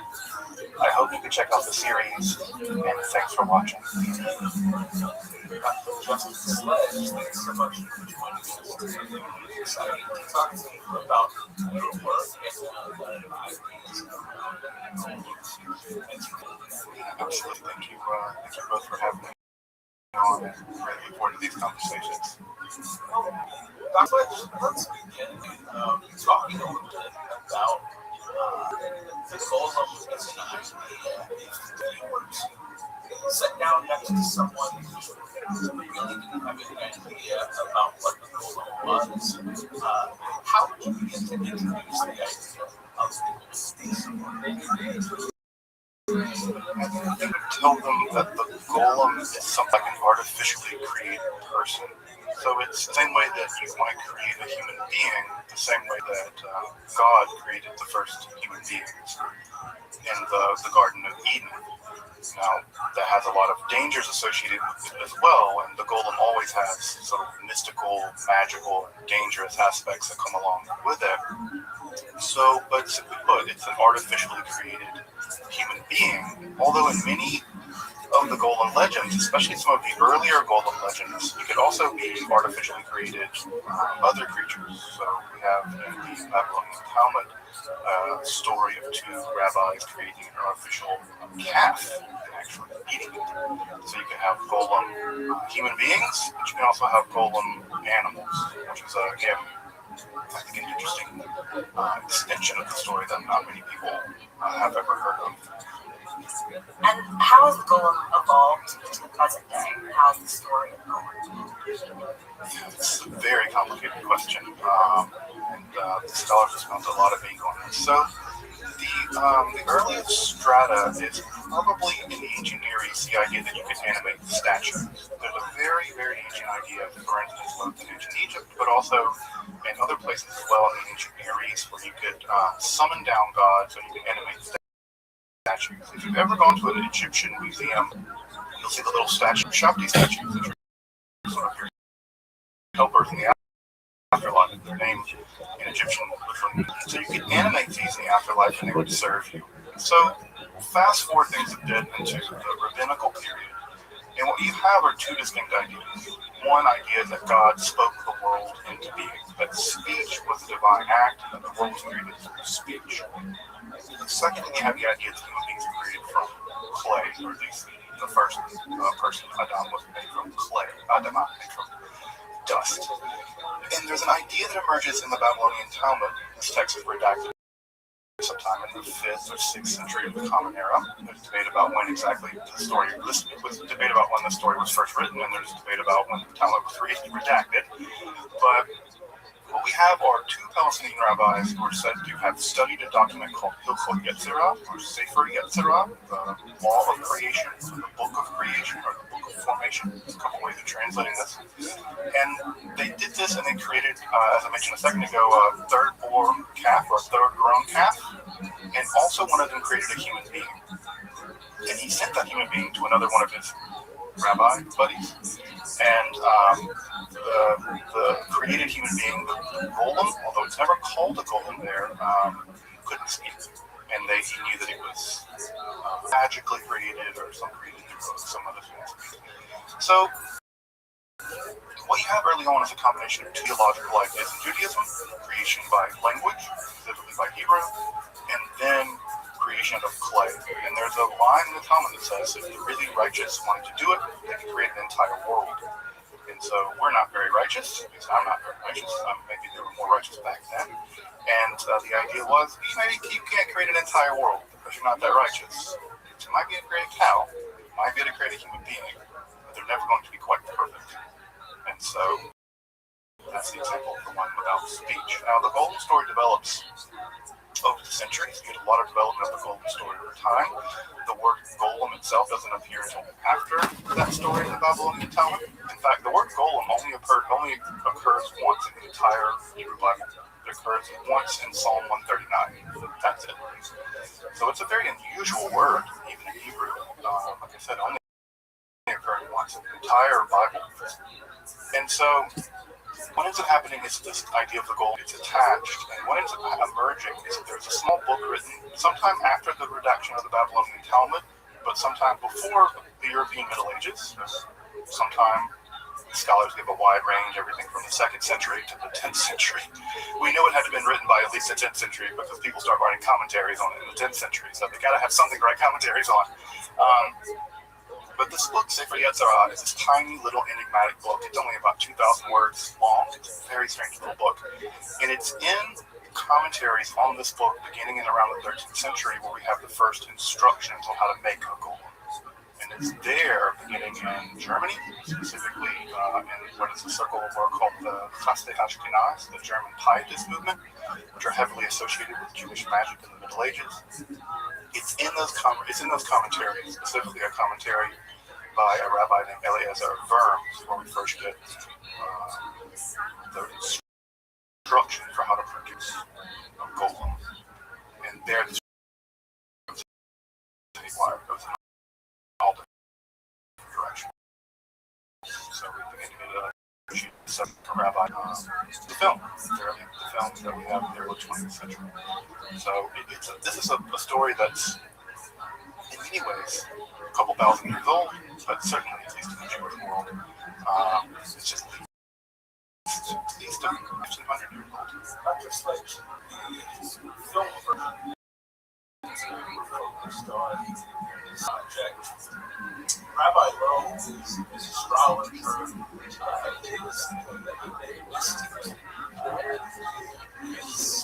is seemingly involved with esoteric ideas. I think there might be some viewers that would be surprised to find out a relationship between esoteric and Judaism. I wonder if you can speak to that, because I know a lot of your work is at the intersection of that space.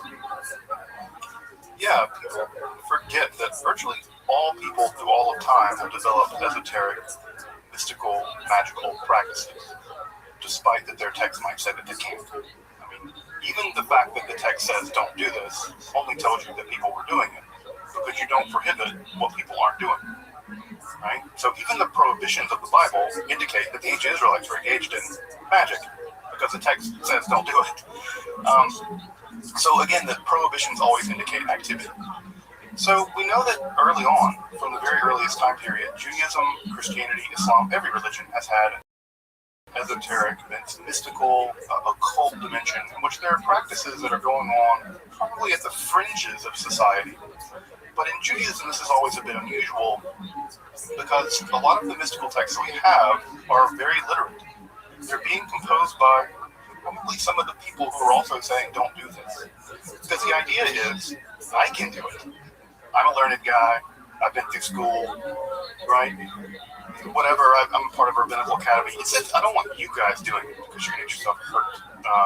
So it's something like that. I think that there's some kind of speaking out of both sides of your mouth. Do what I say, not what I do kind of thing. And so Jewish magic has existed for centuries. There are many examples through history of Jewish magic. Now, that's not to say that it was ever completely condoned. Of course, it wasn't. There are many rabbis who absolutely not. It's totally forbidden. However, what's interesting about this intersection between the esoteric or perhaps the magical and the golem is that in the Babylonian Talmud, where the story about what we now know as the foundation of the golem first is written down, it occurs in Tractate Sanhedrin. Tractate Sanhedrin is an entire tractate dedicated completely to discussions of death penalty. That's what it is. In Jewish law, there is a death penalty, and you have to figure out what kind of cases are susceptible to capital punishment. Well, sorcery is one of them. Sorcery is one of them. So there, at about page 95 of the tractate, they're now getting into discussions about sorcery and what is constitutive of sorcery. Because in the Hebrew Bible, the exact language about sorcery is not clear. There's a lot of very obscure words there. In the original Hebrew, it's not so clear. It doesn't say you can't do magic. It says you can't be a ma'onin. What's a ma'onin? You know, what's a yid'onin? What's a ba'alat ov? Or a ba'al ov? These are technical terms of magic was practiced in ancient Israel. Do and with something enough, what's allowed is creating artificial things. It's a textbook example of this is what is allowed.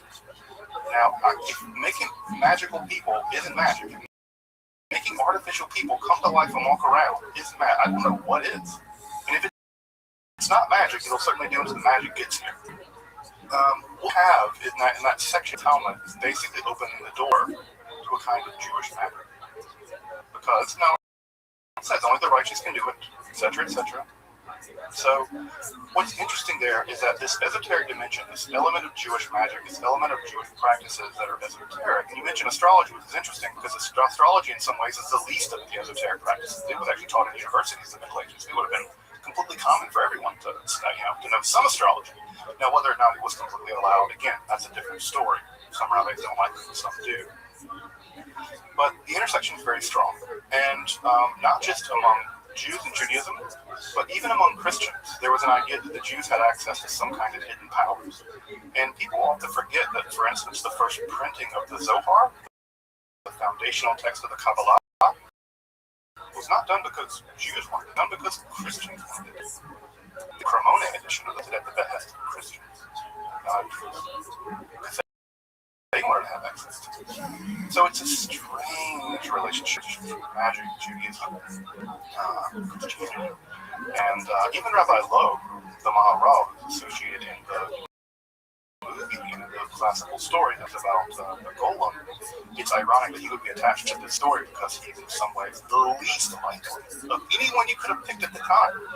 Literally, at the time that Rabbi Loeb lived in Prague, the Maharal, you could have picked another rabbi who would have been the perfect fit for making a golem. That's Isaac Luria, the end we have it now. He was alive, so it's just funny who gets kind of who gets stuck with this thing. But it was him, and I imagine he rolls in his grave a little bit every time someone mentions it, because I think he would have been very opposed to the idea actually, but. History doesn't always deal with us the way we like it to do. Can you talk a little bit more about that? Because I find it very interesting that Rabbi Loeb has become so connected to the story of the golem. Can you talk a little bit more about how you react to this association? Yeah, this is, I think, one of the, again, history is always ironic. First it's tragedy, then it's farce. I think some famous guy said once. So the Maharal of Prague, we actually have a lot of things he wrote. He wrote a ton. He was a voluminous writer. He wrote about Kabbalah. He even wrote commentary on the of the Tractate Sanhedrin about the golem. So if there's any moment in his writings that he wanted to ever introduce the idea that, hey guys, not only do I know about this, but I'm about it, I did it. He could have kind of slipped it in there and been like, y'all talk about it, but I be about it, I did this. And he could have done that, and he didn't. Which means that either he was being very humble or he didn't do it. He mentions there, and he's actually quite skeptical. The posture he takes in that commentary on Tractate Sanhedrin is pretty skeptical. He basically agrees with a more rational interpretation of what's going on. Rational interpretation is these guys didn't make it something, and they were very righteous, and God for them. Notice that that's a very substantially different interpretation, as opposed to I have magical powers to create artificial people, as opposed to I'm very righteous and God's doing me a favor. Those are different kinds of things going on. But it puts the power in not being, you're not playing God, God's playing God along for the ride. So the Maharal of Prague's commentary on the golem story, at least in the track we have, it's fairly minimal in that much as he says about it. Now, he's not a book. Kabbalah was very popular. Many people practice Kabbalah. Some of the most rationalist Jews in the world. People forget Vilna, the chief opponent of the Hasidic movement. He didn't like Hasidism, but he was fine with Kabbalah. He thought, in fact, they were just bad Kabbalists. They were sloppy heads, or rigorous, and what the Kabbalah to is the kind of situation of the Kabbalah to do magic. I think he would have been skeptical of that, and I don't think he would have engaged in that. He was perfectly comfortable with Kabbalah as such. And again, it's not until the 19th century as to when the Maharal of Prague actually kind of stuck with it, this legend. And of course, that's a huge other ball of wax about exactly how that developed at the beginning of the 19th century. And how what's fascinating about it is that the legends about him doing it begin in the 19th century, some of which began with non-Jews sort of writing stories about Jewish people. And they like the Golem stories, so they stick it with somebody, and they stick it with the most famous person they knew. It's like Pikachu out of a hat, and you're going to get the Maharaja of Prague in the 15th century or whatever. He's the most famous one, so he's going to get stuck with it. What's also funny about the Golem story in this regard is the vicissitudes of this story, where it's become a very classic story both in the secular Jewish world. It's become a huge part of secular Jewish storytelling. The Golem story, as we have it in the film, is the end result of that process. And not even in the result of that process. If you've ever seen the X-Files episode, where on the X-Files episode, there's a Golem episode, and that's downstream of the secular version, although it occurs in the Haredi community there in New York. But even in the Orthodox world, there's an entire strain of the Orthodox world that also accepts that the Maharaja of Prague is Golem. Even though the story itself did not, it sort of began in sort of quasi-Orthodox world. And so what's fascinating, and again, not to pick on the Orthodox world, but it's fascinating watching them kind of accept the idea that there's been a Golem story and then refill in enough of it to make it make sense. You kind of back explaining it to make it make sense. And I think what's at the center of all this is a guy, the Maharaja of Prague, who would have thought to himself, why are they putting this on me?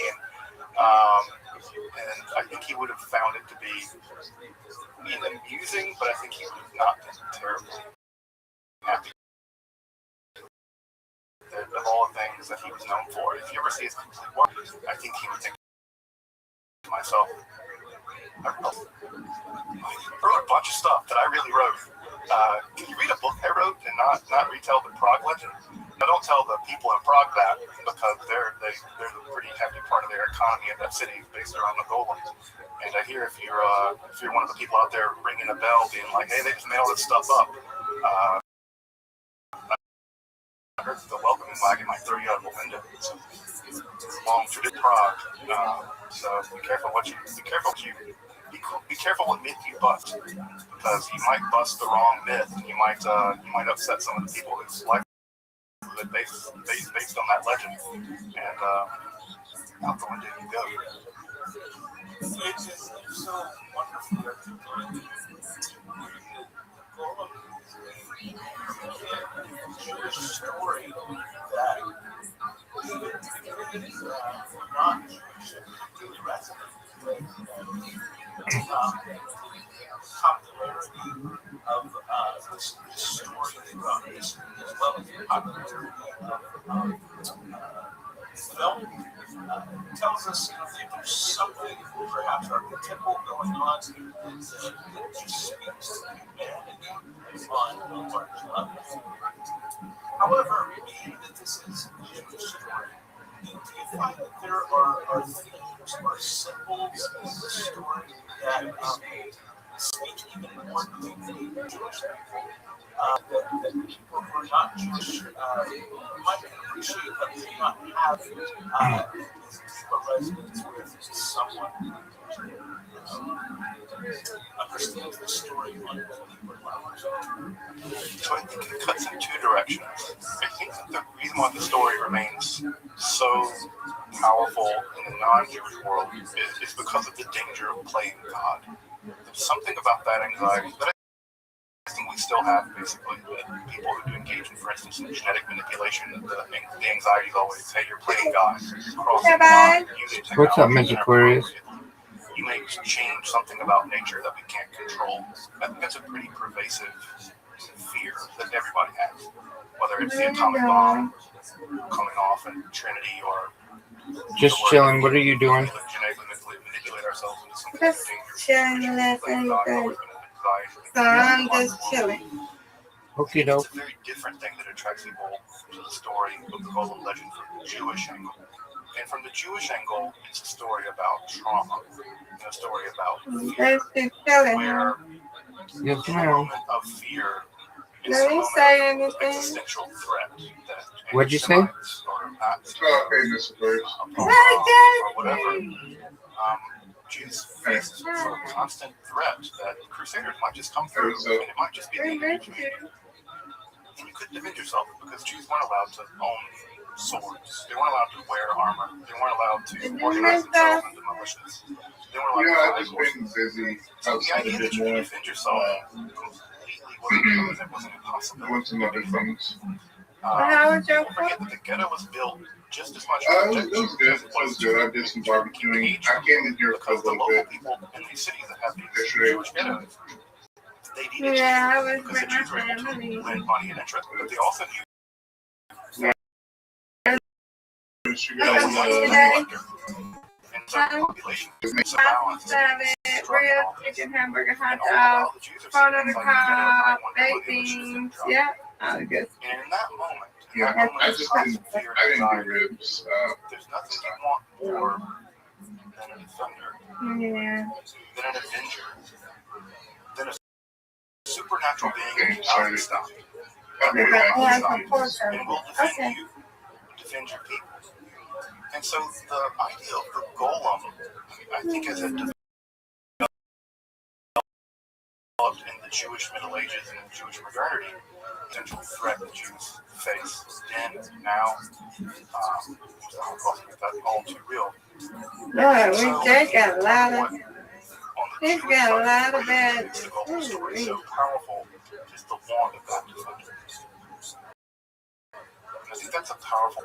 It's not surprising that when you even think about the Israeli idea of the new man, this sort of we're not no longer going to be the bookish ghetto Jew who's skinny and pale and studies all day and can't handle the Galil or whatever. The idea is we're going to make a new man, and that new man will be buff, and I think that idea deeply resonates with the Jewish fear that the other shoe is going to drop. We can't defend ourselves, so we use some other kind of supernatural power to do it. So I think that's those two directions. There's a universal anxiety, and again, if you've ever read the Golden Stories, the Golden Legends, the thing that always happens is this thing gets out of control. It goes haywire. So it does both of those. I think that's why the story is so powerful, is it speaks from that place of trauma, and also at the same time, it has this underlying anxiety. Be careful what you create, because the thing you create can uncreate you, because it has all your flaws, all your failures. If you build a being from rage and fear, you shouldn't be unsurprised that it only brings terror into it.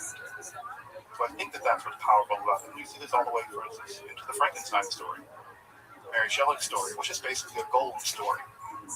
And of course, that created the worst protagonist in all of history. Victor Frankenstein was just a despicable human being.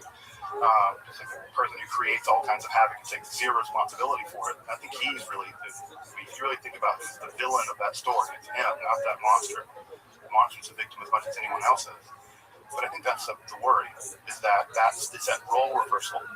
When you create the golem, right, who's the villain there? The golem who goes on the rampage, right? Or is it you, the creator, that built this thing irresponsibly and can't stop it or won't stop it? So I think when I think about why the story has this kind of perennial interest, I think that's part of why I think that maintains that interest. And also, I think part of the reason why we don't want to tell the story, because it's an incredibly indicting story about us. It's an indicting story about the human universe, about the dangers of technology, about racism, phobia. Because you can't tell the golden story without there being basically a victimized community. And I think if you retell it in America, it would be building the golden story. So I mean, imagine the minority community.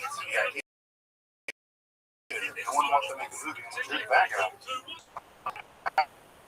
Right? Because the golem is about social bigotry, anti-Semitism specifically. And so the question, right, is who are living in the ghettos of North America, who are living in the ghettos of other places in the world, why are they building golems at all? Who are they building against? It turns out you might sign up, you might live in that very thing. Oh yeah, the golem's being built because I'm and that's a story gets into.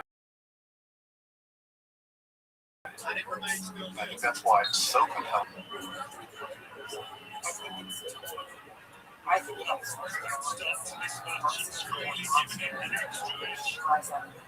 person. It's really interesting. Talk a little bit about the person. It's a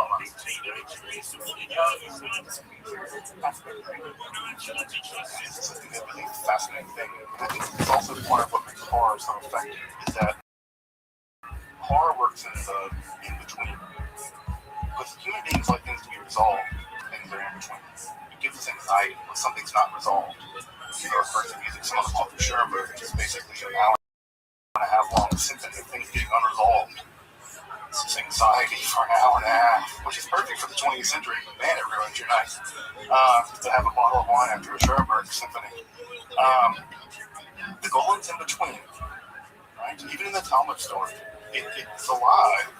It moves. It moves under its own agency. And that's a classic definition of Aristotle. The living thing is that which moves under its own agency. So it seems to be living. Yet, one of the things that it seems to lack is that we associate with God and Judaism, and that's speech. But it can't talk. It's missing something decisive. And I know that on the one hand, there's an ableist read of that, and I really want to name that as a read that I don't want to go down. But I think that there's something about it that it's always, on the one hand, it's animated, and it's alive, and it can do and act just like we do. But on the other hand, its will has been compromised by its creator. Because again, I think as I said a minute ago, golems are never born out of positive experiences. You know, like a golem on a random Tuesday to play baccarat with.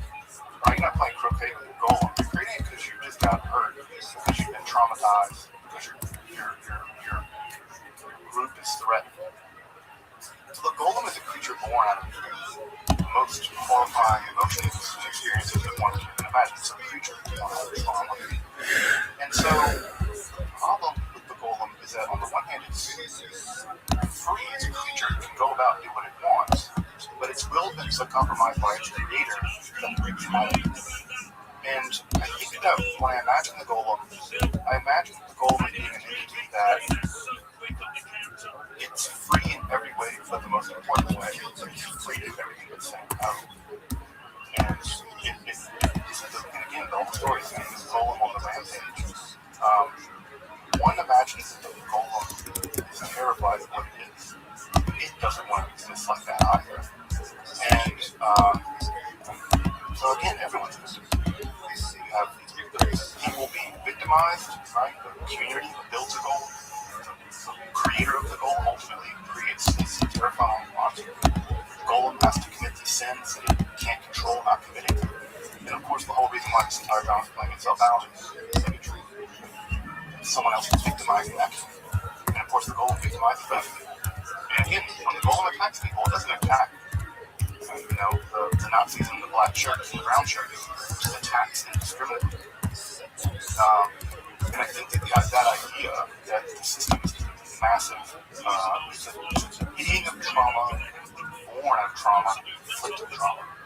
And I think that there's a powerful lesson in the idea that from that black hole, everything collapses back into it. Nothing is out.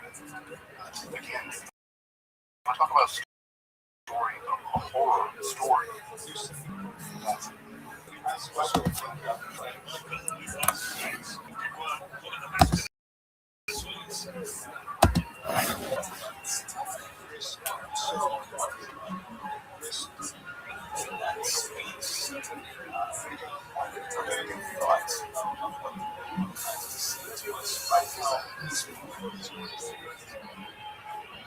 Two things come to mind most immediately. The first is that the relationship, the golem is a technology. It's a magic technology. We don't think of magic as a technology, but it is a kind of technology. Maybe even a great technology. It's a technology. The problem with technology, the eternal problem with technology, is that we're always smarter than we are good. We can always create faster than we think. We can always make faster than we can take responsibility for. And one of the central lessons of the Golem, I think, is that when you build a technology inappropriately, when you develop a technology inappropriately, when you develop a weapon that you can't control and that has no ethical boundaries on it, that maybe you decided not to have those boundaries at all, you reap what you sow. And the terror, I have I have a big interest in alchemy, and one of the things I have on my alchemy is I have a little bit of trinitite substance that existed for the first time on Earth when the atomic bomb at Trinity exploded into sand. It used that sand into glass, radioactive glass, which still emits a tiny amount of alpha and alpha waves. And I look at that piece of trinitite that I have right there on my shelf, and I think, this is where can does not apply should. This is where ethics was put in the backseat of politics. And when ethics was put in the backseat of what's capable of us ripping nature apart with flat cheese. The lesson of the Golem is can does not apply should. That trauma is a terrible place for building a technology. And that when you combine those two things, trauma born out of fear and anxiety, technology born out of rage and existential threat, that technology will tear everything apart.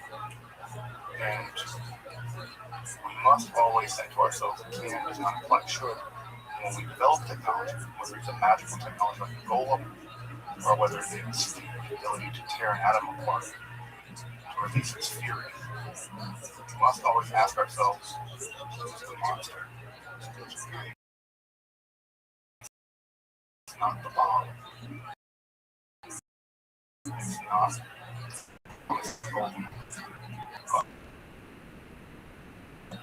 So, become one. So when I look at the Golem, I don't see a monster. I see a tragedy.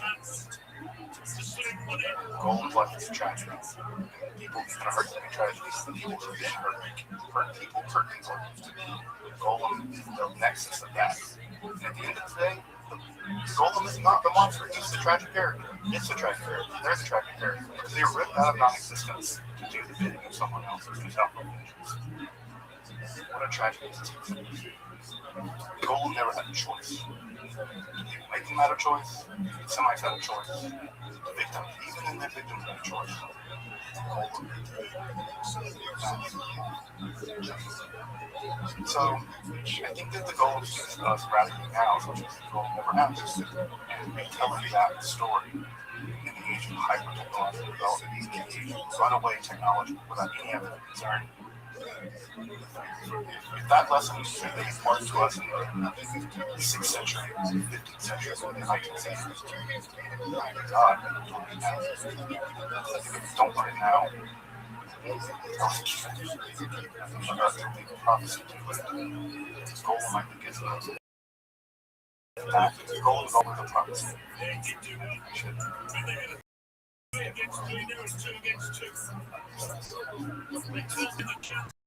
Thank you for having me on. And I love talking about this subject.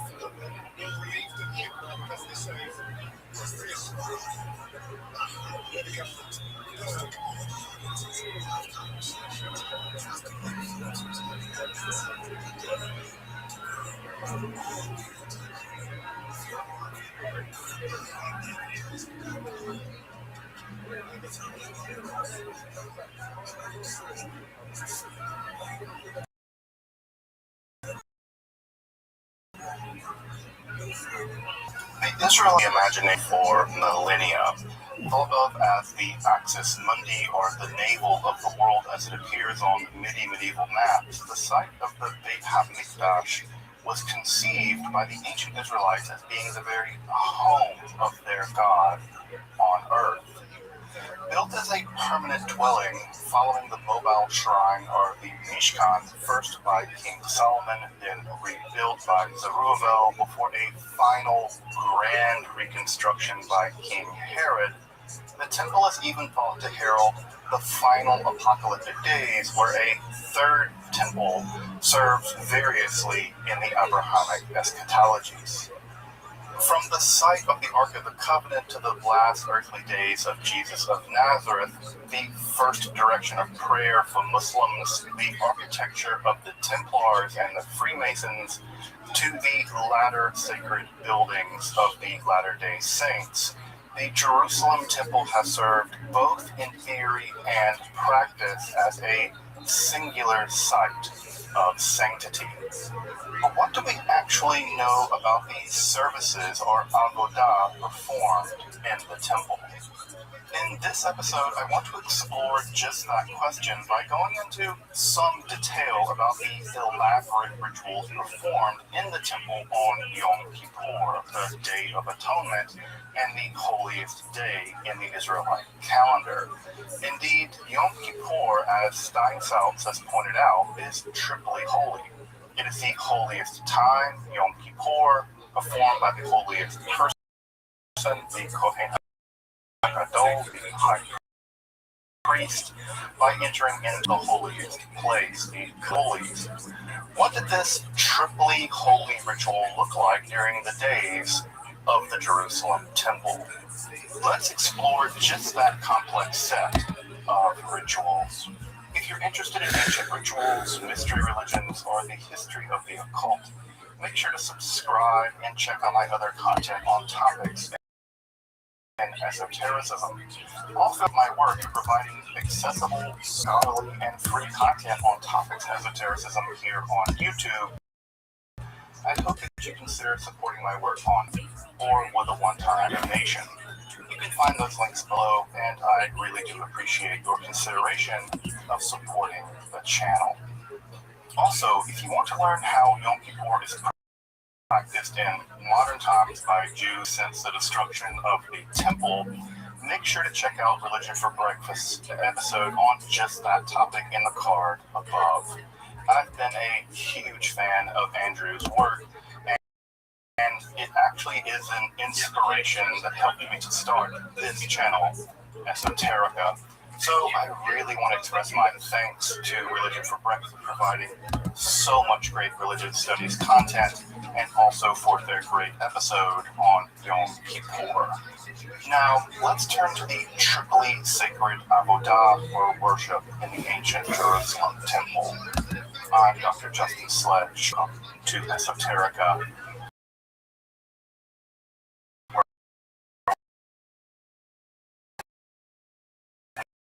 We explore the arcane in his philosophy.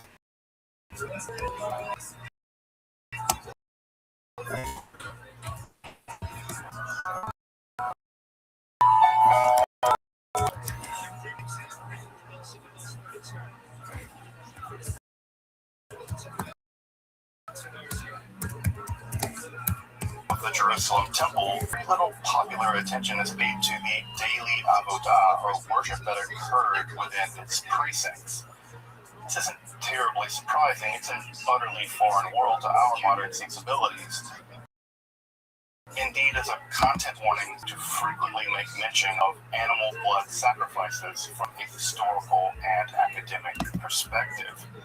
Despite being extremely complicated and frankly shocking to modern sensibility, Jerusalem temple was at the center of much of Israelite life. Further, temple worship remains one of the best documented religious rituals of the ancient world. We have very little idea on within the temple of ancient Egypt, Babylon, Greece, or Rome.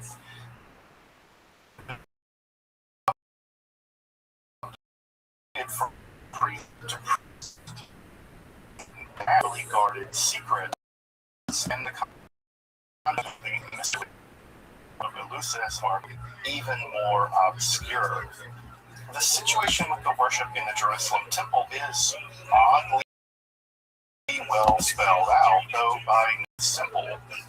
Why? Cultural genocide.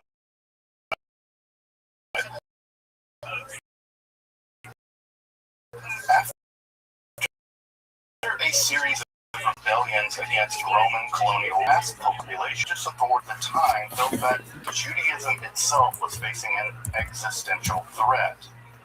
Given that threat, they decided to commit to writing what was up to that point only transmitted orally. This collection of oral traditions and debates became known as the Mishnah and was redacted sometime around 200 of the Common Era.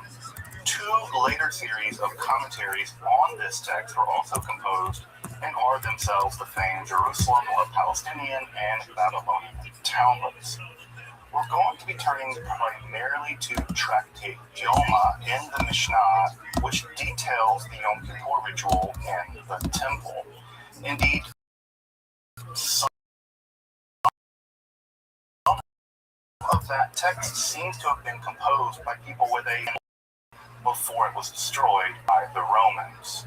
Now, that the text is perfect, and even within the pages of Tractate, serious debates about how many things were to be performed. Even the order of certain sacrifices, which were key to the rituals of that day, aren't totally agreed upon.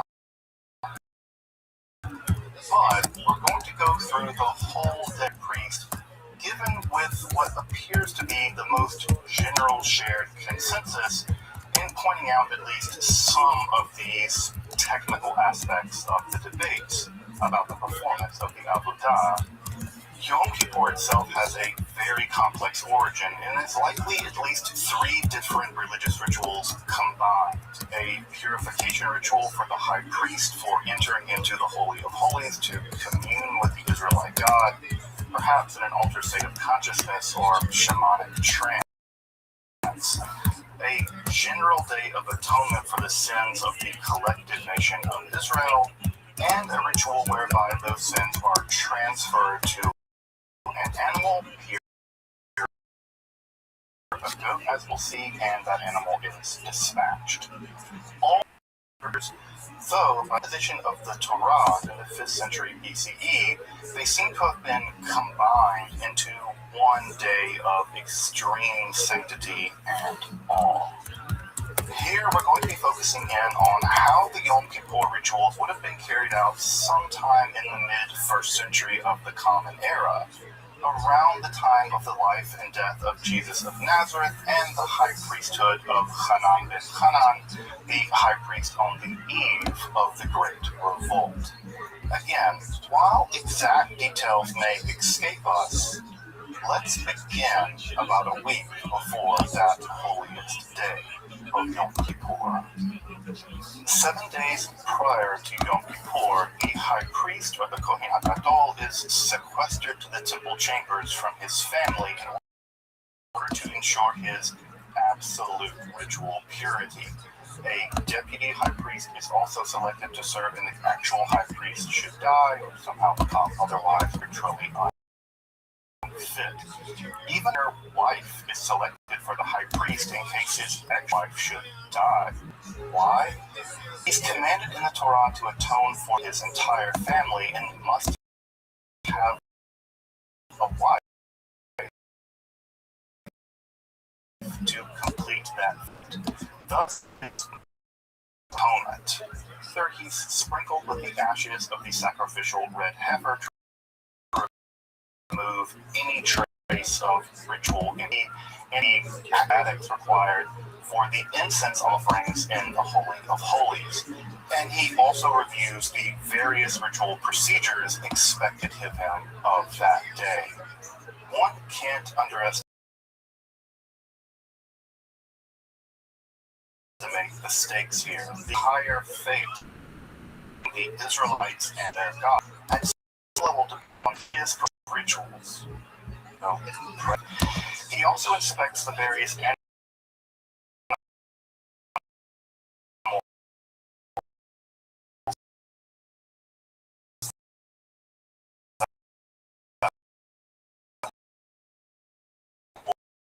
be sacrificed that day, with the exception of the sin goat of conjunction. And given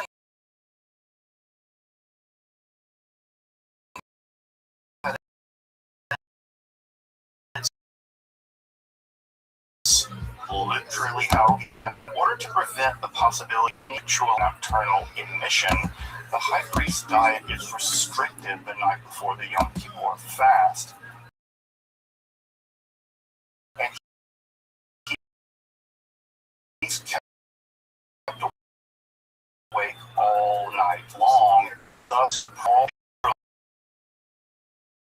lights must renew or they. Various scriptures are read to him, fingers are snapped if he dozes off, and he paces about barefoot on the cold floor of the temple to keep himself alert through the night. At midnight, the ashes from the previous day's sacrifices are cleared from the massive altar, the first difference between Yom Kippur and virtually all other days of the year. This sacrificial altar, or the Mizbeach, is truly titanic, 10 meters or 32 feet tall, reached by a ramp, and 16 meters or 52.5 feet square atop. As dawn approaches, the temple courtyard is already filling to standing room capacity.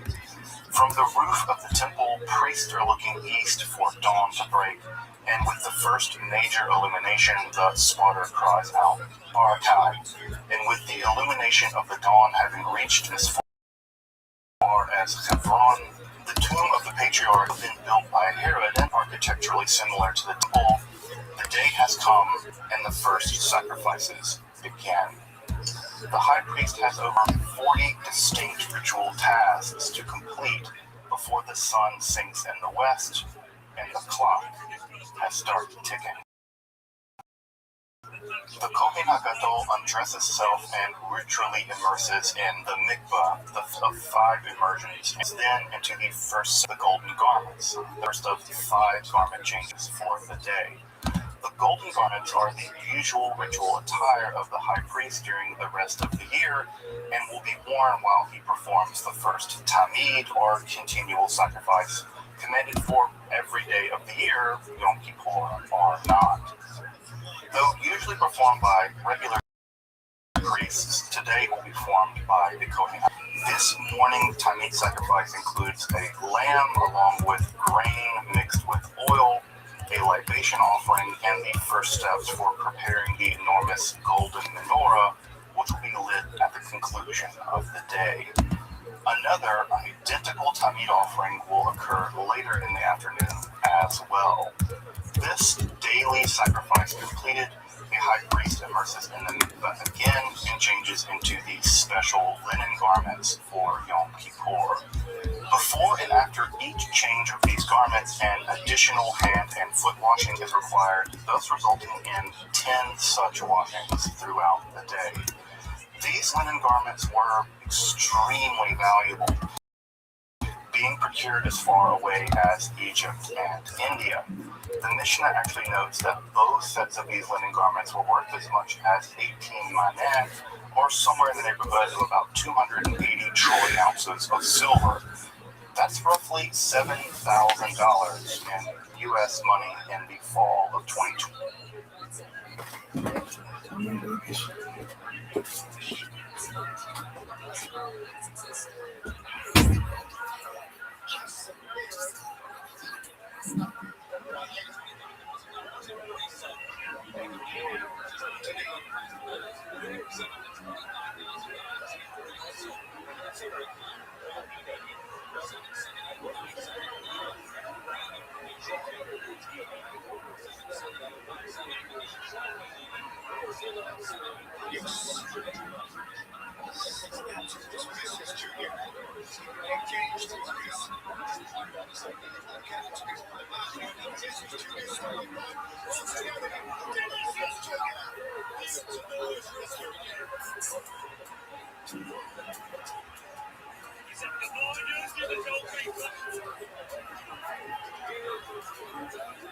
Against the ball. I see his junior to set up this chance.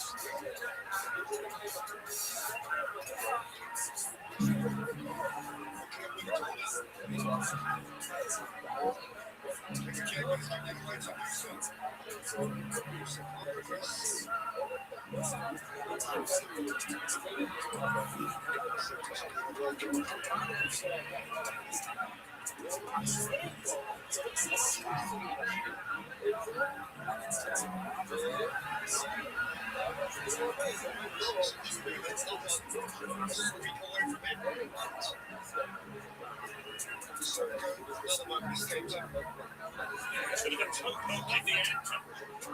He's not that sure it doesn't squeeze through his legs.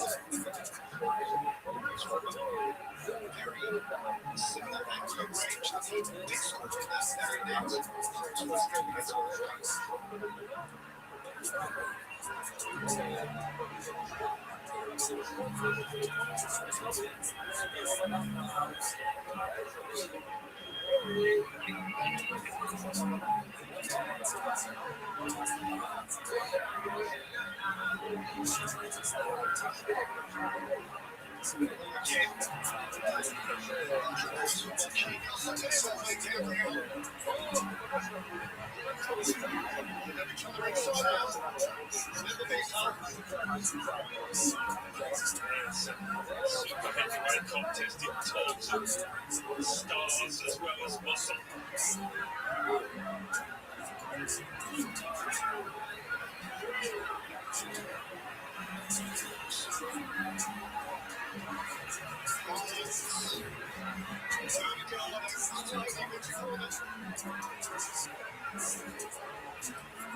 At the moment, Norway, not quite as many as Brazil, but finishing the half well.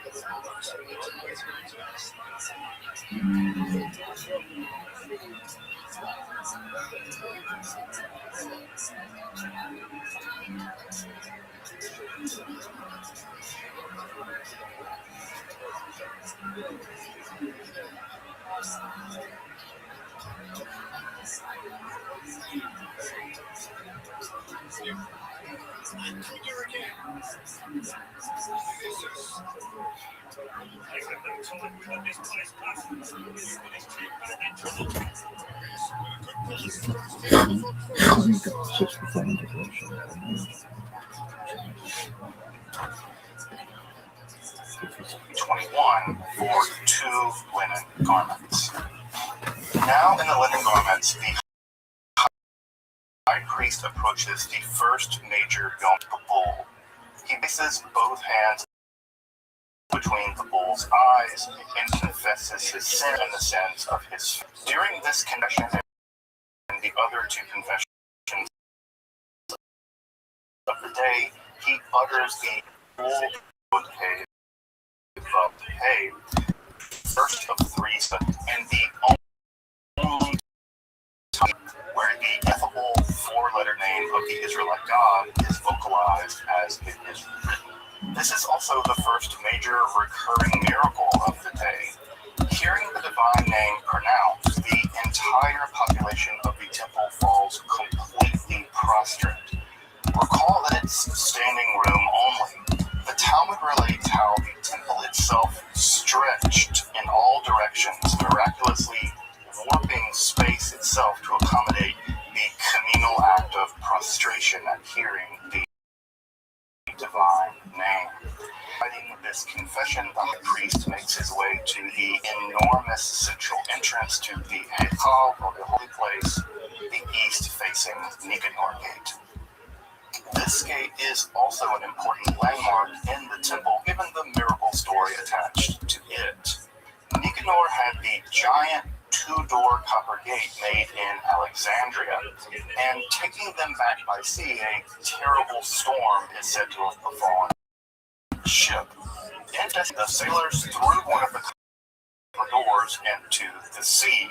Horror, Nicanor lashed himself to the other doors and threatened that they would have to cast him into the sea as well, just as the other. Just then, storm abated and the sea calmed.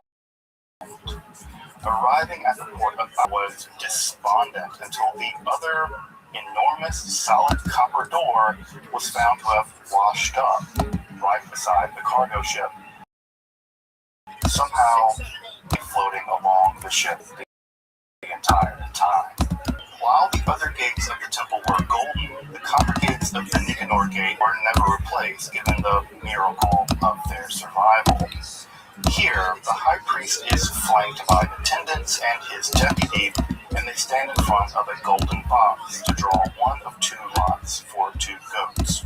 One lot reads for Adonai, for Hashem, the Israelite God, and the other reads for Azazel, perhaps an ancient wilderness demon.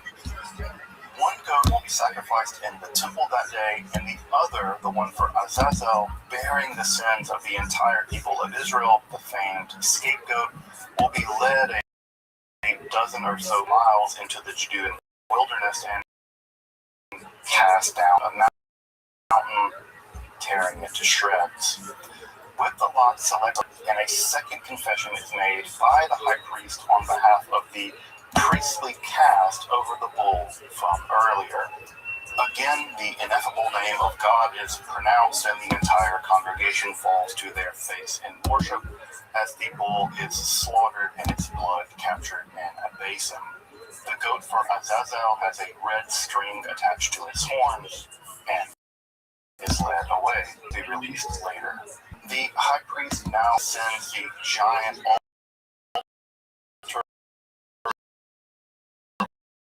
or Mizbeach in preparation for the most using inner portion of the hottest coals, and must then collect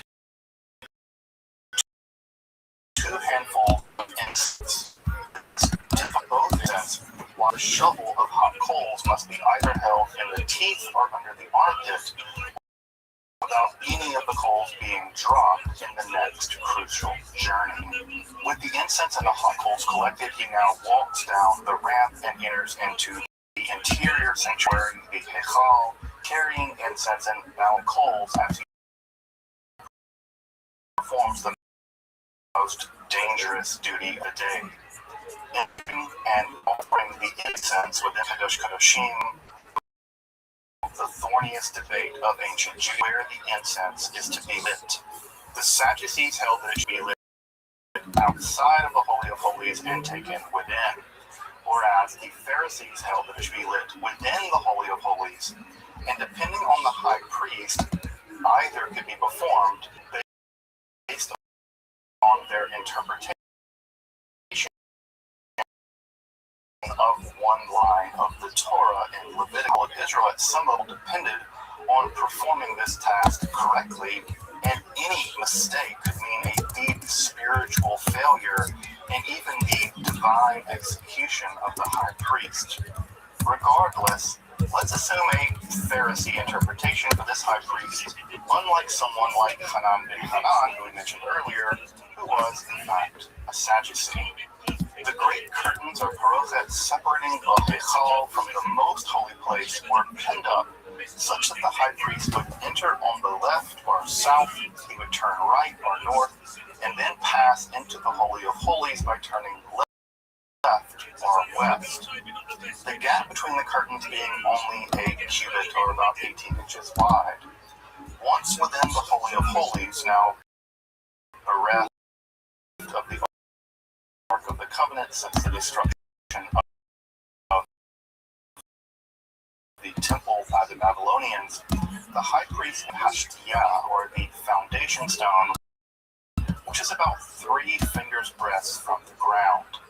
This is in all likelihood the same rock seen today in the dome of the rock and known to Muslims as the Noble Rock. He would place the coal and ignite the incense, whose secret formula was long held by the Abtinas family, before briefly uttering a prayer as the room began to fill with the aromatic smoke of the incense. When the ark was present, the incense was actually placed between the carrying rails of the ark. It's also said that a rope was sometimes attached to his leg, such that if he tarried, he could be dragged out of the Holy of Holies as if he had perhaps been struck down by divine wrath. With the incense offering made, he exits the way that he entered, walking backwards in reverence. This is the first of 4 visitations to the Holy of Holies throughout the day of Yom Kippur. Turns to the Heichal, or holy place. He takes of the bull's blood, and he reaped the blood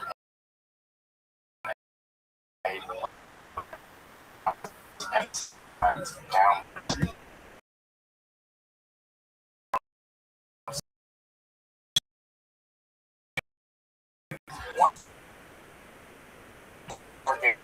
He slaughters the goat for the bull's blood.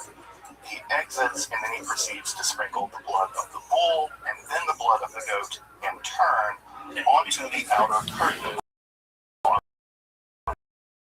Parochet, before pouring the remaining bull's blood in gold-plated inner altar in the Heichal, he smears the combined blood on the 4 horns of the inner altar, starting with sprinkles the altar 8 times and a whipping motion. Leaving the Heichal, he mixes and makes a final confession on behalf of all of Israel, marked Azazel. For the 3rd and final time, the holy name of God is pronounced. The congregation falls again in worshipful prostration, and the goat for Azazel begins its doomed journey into the Judean wilderness. The heat of the day could weaken the goat, so there are 10 ways to get water for it. Simply escorting the goat, this was rarely performed by an Israelite, for Azazel renders one so ritually impure that even one's clothes become invalid, and the escorts must remain in the way station until the end of the Yom Kippur ceremonies. While the goat is making its journey, the entrails and limbs of the previous sacrifices are prepared for incineration. A series of relay flags from the wilderness communicates that the goat for Azazel has been thrown backwards off the mountain, basically to prevent it from coming back with all the sins that have been transferred to it. And at that moment, the previous bull and goat for Hashem are incinerated. This marks a moment where the mood in the crowd shifts from pensive expectation to ecstatic joy. Atonement for Israel has truly begun in earnest. In some legends, a red cord visible to the crowd also miraculously turned white at this very moment. Surely, the high priest breathes a sigh of relief, though the delirium of hunger as the heat of the day comes into full effect in the shining marble of the temple. Incineration has begun. The high priest makes his way through the Nicanor gate for the first time today and reads aloud and recites from memory the specific Yom Kippur. With the reading complete, another garment change takes place from the linen into a second set of golden garments, with both a ritual immersion in the mikvah and 2 hand and foot washings accompanying. Side of the large altar or mizbeach, the high priest 2 further rams gathers their blood and sprinkles it onto the northeast and southwest corners of the enormous mizbeach. The rams are further butchered, entirely incinerated. And around now, the second Tamid offering and the Musaf offering also become possible. And there is a lot of debate in the Mishnah about timing. Regarding another garment change takes place from the golden other set of linen garments with the accompanying ritual immersion. The high priest now enters the Kodesh Kodashim, the Holy of Holies, for the final time of the year, removing the incense, followed by another garment change back into the golden garments. Now he may complete the afternoon or evening Tamid offering, which is the way the day started, before a final 10th washing of the hands and feet. And by now, the sun has sunk in the west, and eyes are turning looking for 3 shining stars that will signal the completion of the 10th of Tishrei and the end of Yom Kippur. As night descends, the high priest will light the grand golden menorah, marking the end of the day, and then he will return home and end his fast by breaking bread with great festivity with his friends and family. Of course, the sacrifices aren't over again the next morning, though he won't be the center piece of the ritual procedure. The avodah, or worship performed by the high priest in the temple of Jerusalem, was perhaps one of the most complex rituals in the world. It was meant to intercede and the entire population to atone for their sins and renew their covenantal relationship with their God as stipulated. Thus, it's no wonder it was one of the most profound, awe-inspiring, and ecstatic rituals of Israelite life. And while it has been observed now in nearly 2,000 years, the basic structure is retained in the cycle of prayers uttered by Jews on Yom Kippur, with prayers offered in the stead of sacrifices. The observance of Yom Kippur today is still an echo of those ancient sacrifices, garments, and the ritual purifications in the hopes of atonement for personal and collective sin. Of course, I haven't gone into every detail of this elaborate ancient ritual or the extensive debates on the details, both large and small, found both in the Mishnah and the Talmud. If you really want to dive into these questions, I would do it the same way that I did preparing for this episode, by carefully studying Tractate Yoma of the Mishnah, along with the Gemara, if you really want to be more core. You can find both of these texts online at Sefaria. I'll have links below for them, where you can study them both in Hebrew, Aramaic, and in English. Further, a great text to learn about the general history of the temple is the Handley and Seeley illustrated Solomon's Temple Myth and History. Of course, the literature on the temple is absolutely vast, and I can't possibly cover all of it here. Again, if you want to learn more about how Yom Kippur developed following the destruction of the temple and how it's observed now, make sure to check out the episode over at Religion for Breakfast. Make sure to tell Andrew I said hi. Until next time, here's to wishing everybody a wonderful Jewish New Year. May 5782, the current Jewish year, be a year for blessing, and may we all strive to become more thoughtful and caring people, atoning for where we fall short and thriving to become the best version of ourselves. Until next time, I'm Dr. Justin Sledge, and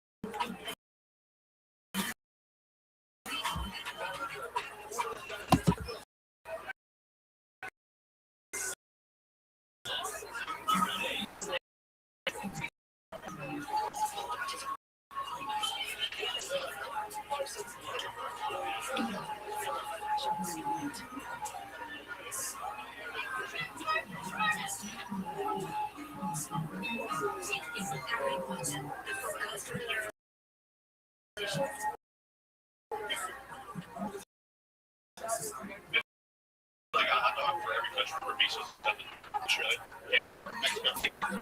Yeah.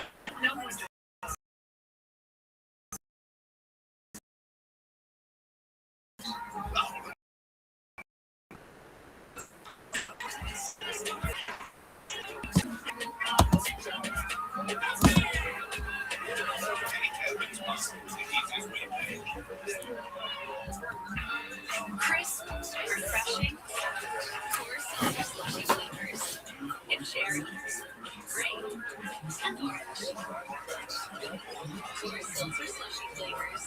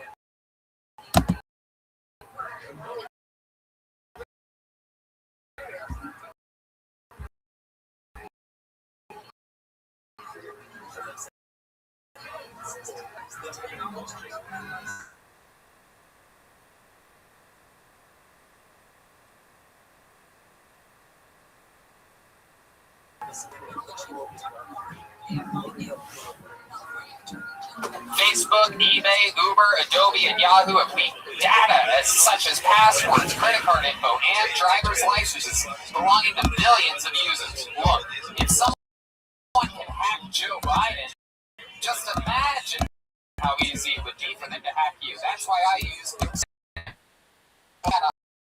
online. It seems pretty easy that somebody could actually hack a sample, but according to recent reports, hackers can make up to $1,000 from selling someone's personal information on, like me, and you easy, lucrative targets. VPN is an app that funnels your data through a secure encrypted tunnel so that no matter what device you use, you can have peace of mind every time you use the internet.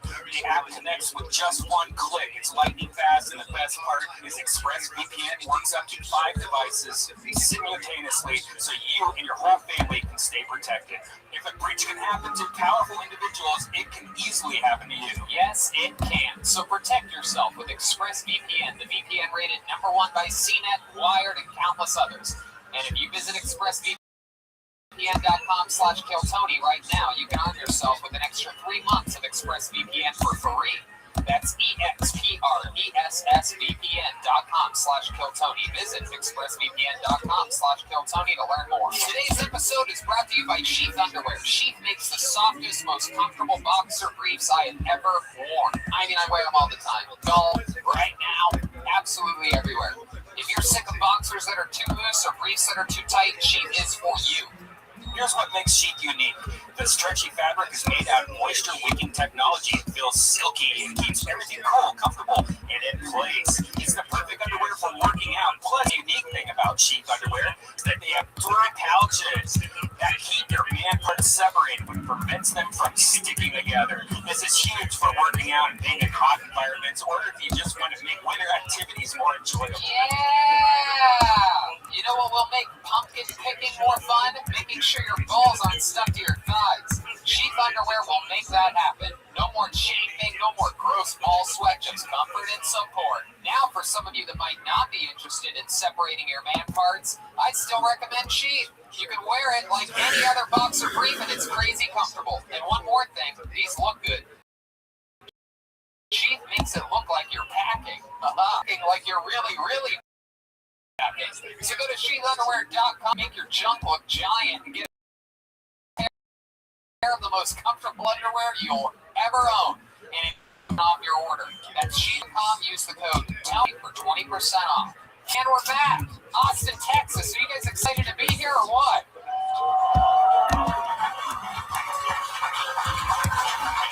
As with all road episodes, we'll go guestless tonight to fill in, to feel it out, and to get comfortable here in Austin, Texas. However, everybody's been asking, what about the band? What about the band?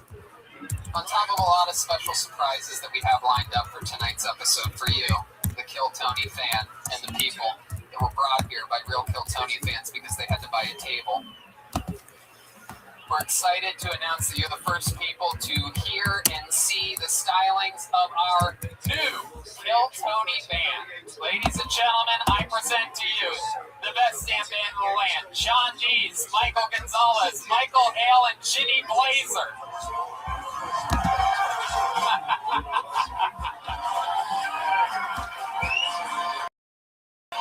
We have a new band, everybody.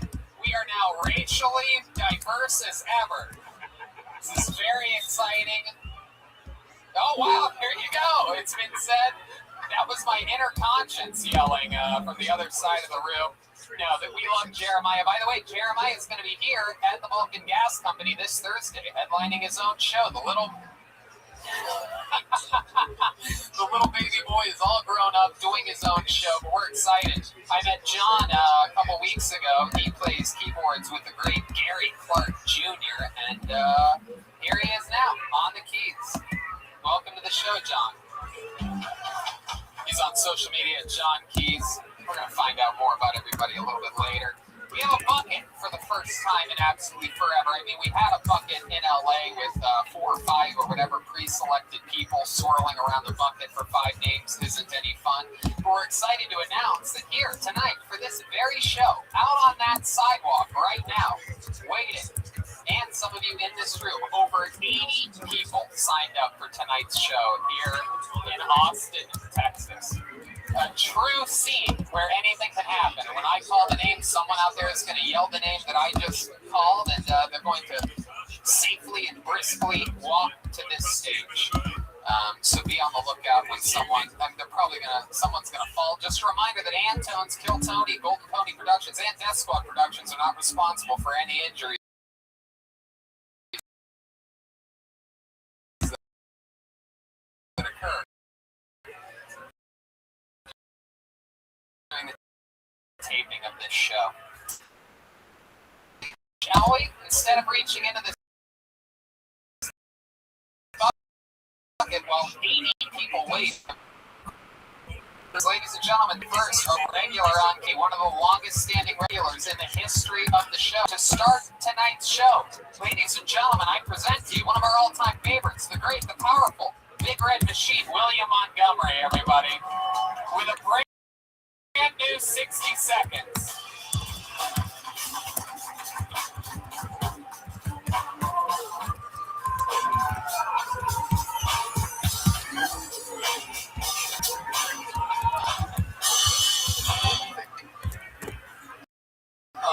Vanderbilt had a female kicker in football. Texas A&M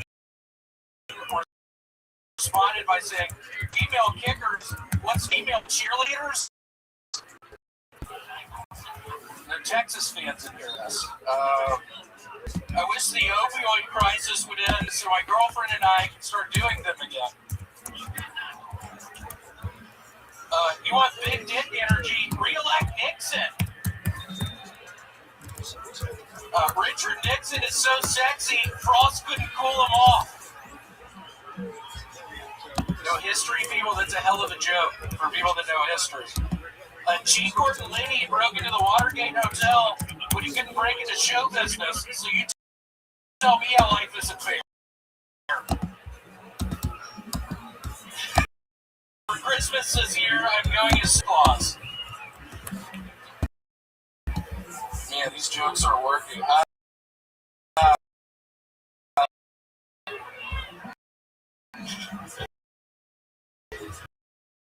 I do my other. Absolutely, go right ahead.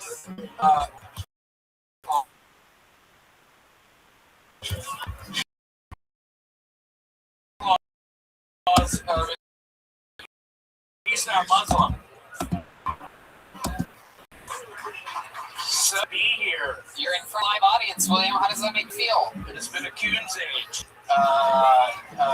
Wait, what exactly? What length of time is Figure of speech. It's like 3 weeks. Who says? 3 weeks? Who says that? It's 3 weeks. Who told you that? Where'd you learn that from? He's from the South. It's 3 weeks. It's been way long. This many people, it's been a coon's age. Okay, I would stop saying that if I was you. William, so it's been a while since we've seen you. Welcome to Austin. How was your trip to Austin? Man, I thought I was having an airplane. Why? I got really sweaty and... You did? Yeah. What did you do before getting on the air? Oh, that was it. You just were over. I got a little better. Yeah. Wow, I thought there was going to be a big twist to the story. Turns out you're just like a big baby. You just got real hot. Too many clothes on, huh? Yeah, too many sweatshirts. So how did you spend your holiday, William? We haven't really gotten a chance to catch up. It was so nice. I'm always a big celebrator of our Lord Jesus Christ's birthday. Yeah, it was just a really nice one. Yeah, what'd you do? Opened up presents. Who got you presents? My brother Vance back in Memphis. How many presents did he send you? He sent me 2. He sent me a Master's koozie and a t-shirt. Wow, this is the saddest Christmas I've ever heard of in my life. Your mom actually sent about 40 pounds, she said, of cookies to give away to all of us, and I noticed that I never got any cookies. David didn't get any cookies. Did you eat 40 pounds of cookies? That's why my tummy looks this way. It is true. For those of you just listening to the podcast, William has returned to the show looking like someone electrocuted a pile of mashed potatoes.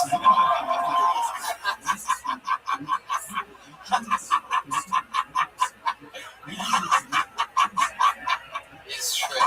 I don't think that's a real laugh. What's that fuck?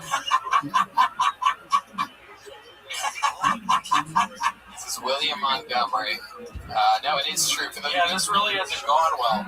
I apologize, Texas. Normally, you opened up with a joke about Texas A&M and Vanderbilt, and then I don't know if people fucking like around here. I was trying to fucking get the crowd on my side. One of Texas A&M fans. One of the things we've seen you do is pander to fans. It was one of our favorite things when you were doing it.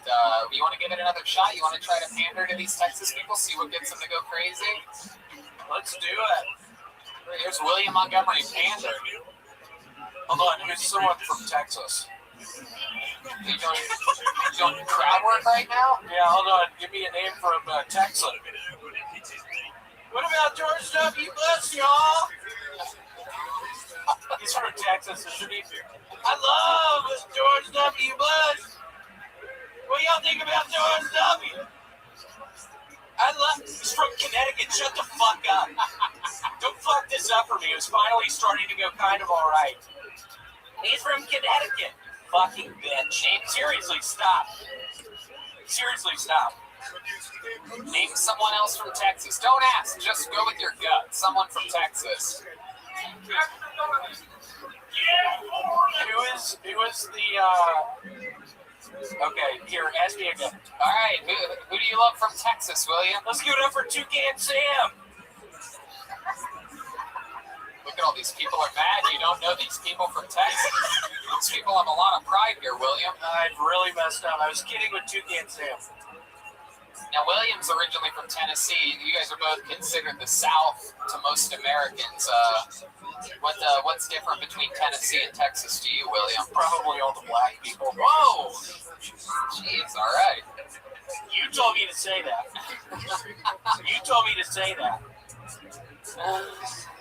My goodness. So, my goodness. William, you had multiple jokes about Richard Nixon tonight. Did you just learn who that is? I did, actually. The 32nd president of the United States. Yeah, really fun guy. It's been many a coon's age since he was in office. It has. Wow. William, what else are you looking forward to doing during your time here in beautiful Austin? I think David and I are gonna scuba dive some at one of the springs. Why do you always connect Texas with scuba diving? Because the last episode you told me you're going to murder me when I was scuba diving. Yeah, it's fucking springs. Do people do that here? Do people scuba dive in Texas? I just don't hear. I'm sure they do. A lot of scuba diving here, Tony. Wow. The place really went crazy for scuba diving. Yeah. Scuba diving and Toucan Sam got the same response. My God, yeah, it's been 9 months, and I was feeling like I was on a high horse, and now this, and it is turning into a literal nightmare. It is interesting. Again, for those of you just listening, he looks like the Gordon's fisherman drowned. It's a charismatic look, William. You're wearing the hat. Is there anything underneath that hat special? Do you want to show the audience? Look at that. The crowd goes wild. Y'all see this shit? Incredible. He's looking Merle Haggard tonight. And you have socks and penny loafers on. Is that something you read about in GQ? It is. It's a new look. It's a new look I'm going for. How's your love life, William? You leave your abusive girlfriend at home? Was she mad that you came out here? She's sweet. She's gonna watch this. So don't say abusive. I get used to it. This is going to be a change here. It's fantastic. Brazil, really poor start to the second half. No, I'm fine. It's been better than ever recently. Well, introduction in the last game against Japan was part of Ancelotti's Brazilian and brilliant master strokes which changed the whole mood of that game. You want to tell us something maybe happened last night when you got too drunk? Towards having a goal. There you go. All right. Appeared at the sharp end today. Let's see what Endrick brings to it. 16 alone. Yeah, like he did against Japan. Kenny's going to go through the middle. Just explaining to his teammates where. Well, William, so much fun. Is there anything else that you should catch us up on, or that you want to plug or say or anything? All right.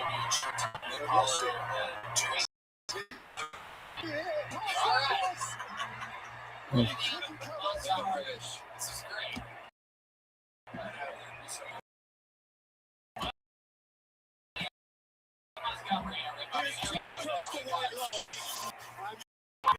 Maybe just too soon. Have a look at this. One of the passes of the tournament so far. Sensational. Touch there, getting away from it. Makes it a lot more difficult chance in the end. It's not too snatching. On the pitch, a few more minutes, and the result might have been different. And that assist would have been the best so far. That's an entry it would have been. You guys having fun? You did it yet? To me, this is always the fun part. A real stranger right off the fucking street.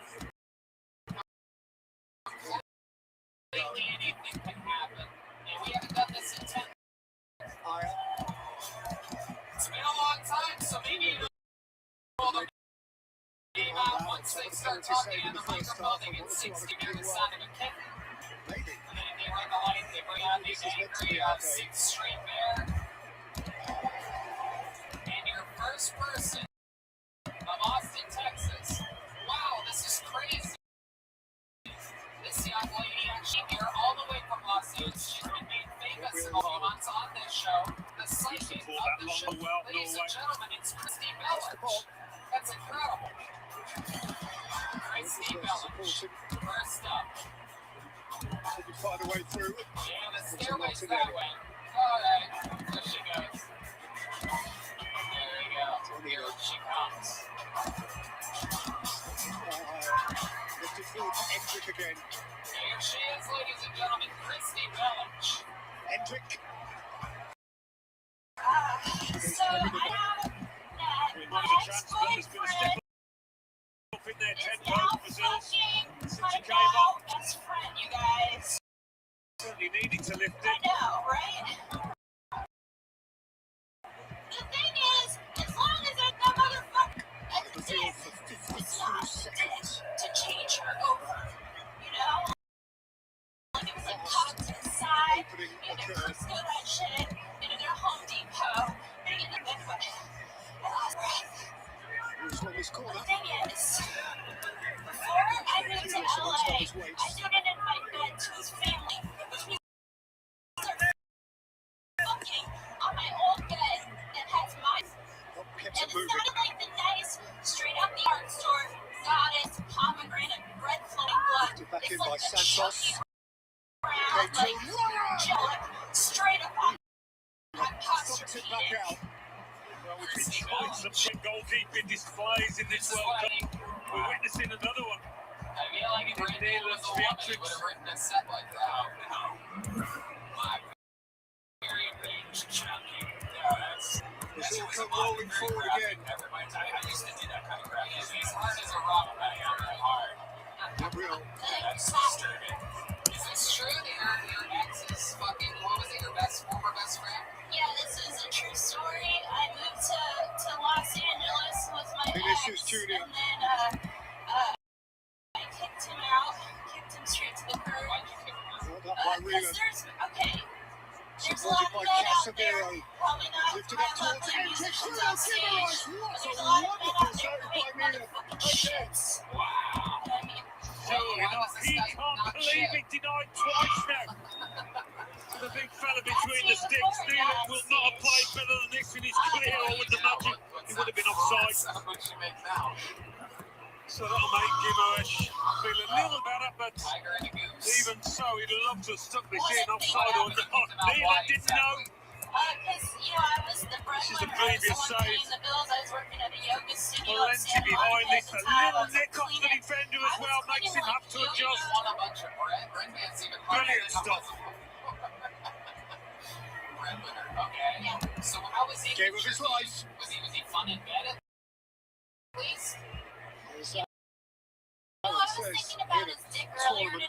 Yeah, missing a tooth, but their dick is really big, so like it's like big, it goes out to the side, but it was long, you know, so it like could get around By Frederick and like Austin. do the job. That isn't a surprise if you weren't with us earlier. You may not know that the fitness or otherwise of Julian Reus was Missing a tooth.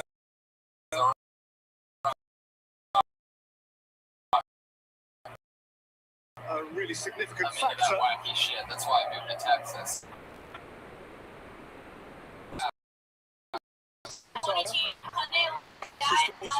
Oh no, that's the worst.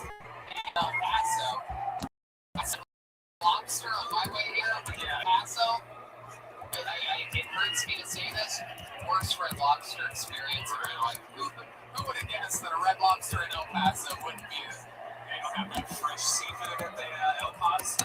We ended up filling up on the cheddar biscuits. Oh, that's cool. It was the only thing Did that came start out. the first three games. One of those at fullback, the first two in his natural midfield position. 20 years. Like all the signs, like the Army sign, and like the big like cowboy hat still.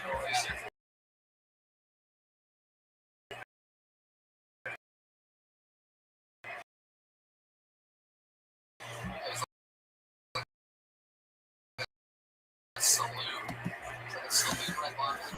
The pilot that we were stuck at, they were able to get, it was the so they like, this was like as ghetto as it gets, so they taped the starter together, and then it just, we had to keep it running. We even had to fuel it up running the whole way here. My goodness. So you're stuck here now. You're not going back. Doing the road between Texas and Oh, Oklahoma. there's a chance. Between Texas and Oklahoma, we're bound to find He another has guy not much to missing go. teeth.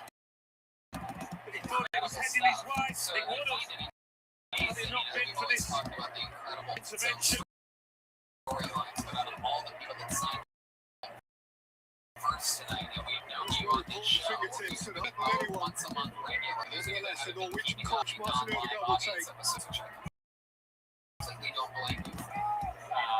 But Psychic Green is famously on the show. They prepared for tonight, and you might be able to do. I brought cards just in case Fire there was Ødegaard, anyone my shoulder. Know what that means, but go right ahead, do whatever you want. For Oscar Bob. Hi, everybody out there has like a spirit totem animal, and I was actually at like a yoga center this weekend, and I was like meditating about tonight, and they said I was gonna come up and talk to you about how you're the golden pony, but really just to tell you you're a Such a very difficult bad pass. pony. I have tried to get this centre forward. About track himself. This is your life.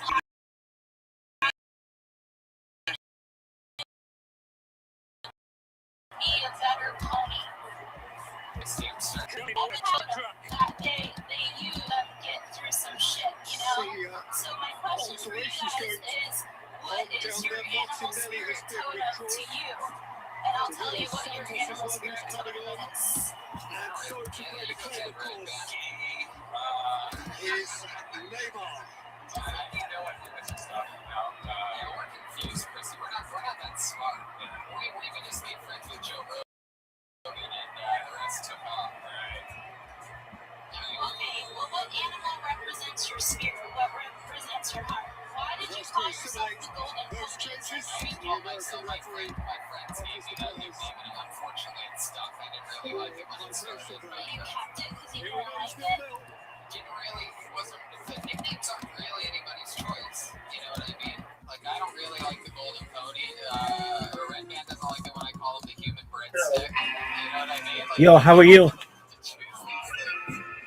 what I mean? You have a nickname? Did anyone ever give you a nickname? Firewolf? Firewolf. Yeah. All right, how's your day been? That's a lot better than Icy Pig, I'll tell you that. But, okay. Excellent. Just kidding. Is it because of my tummy? No, no. No, not at all. Game over. Superior is Just, you know, it just a little bit deep. I like ice cream. the possibilities you imagine can become the Alright. moments you You experience. and William can go hang out and, What's going on, big dog? If you told me I was coming on stage, I would have brought my cards. I would have been ready, you know? this is the actual show, though. You know, you became popular on this show time in which you were pre-selected on. I'll tell you this: you've been on so many episodes lately. We're just gonna keep speeding through it. I think you were fun. Thank you. This is one, in fact, that's one of the best performances by a female. You're not comedian coming I've ever through seen very in my clearly, life. Tom. There she goes. Can you raise it to me, please? Yo, Let's fuck it. I'm bad. okay, what's wrong? All right. Here we go. Hey, how about a big hand for a sec? Plastic. He took all your stuff for podcasting? Yeah. Did he take your computer? No. But if I took it, he broke me up. What'd you say, Tony? He broke it? If I do it, no, that's he would break me up. Okay, so you don't do the podcast. No big deal.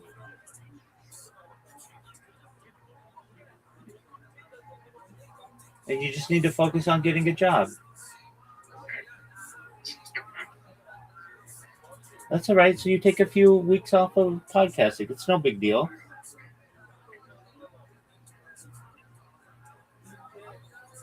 Did he break your stuff or does he still have it?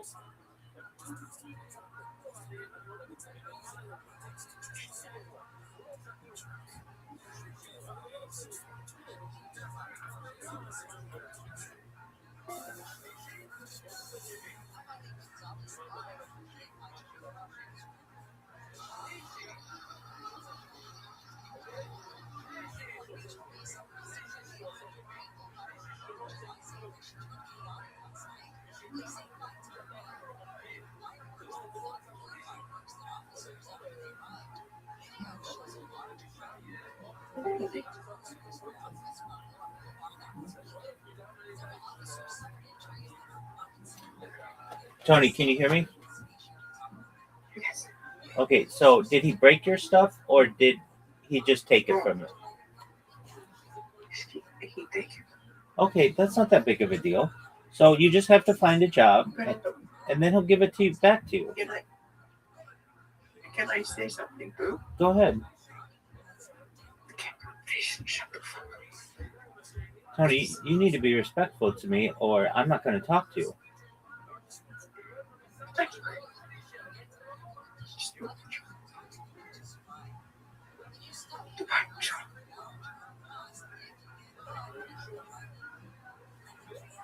You know what I'm done.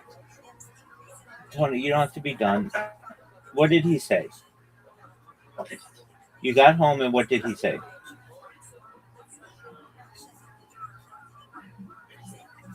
No, I'm done. Goodbye. Tony, I'm here to support you. But you got to tell me what he said. I couldn't hear you really well. So what's going on?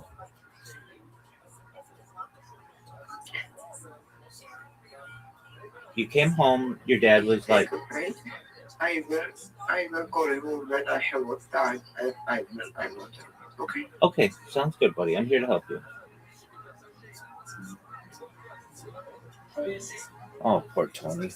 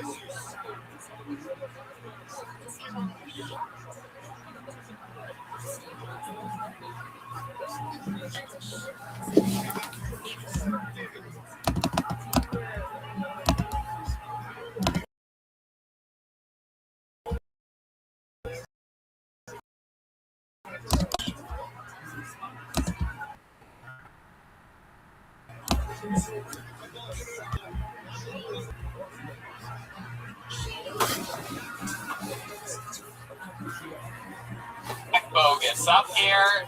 Everybody's 6 feet away from one another. We're all socially distanced. He's switching his branding. We're not even sanitizing the mic. We are switching out the microphone between each one of these monsters here tonight. So, Zach Bogus. Hey, it's been a long time since I said that. Make some noise. Next comedian, Greg Larson. Greg Larson is next. Tony, live audience. God, I love this music. Here he comes. Here comes Greg Larson.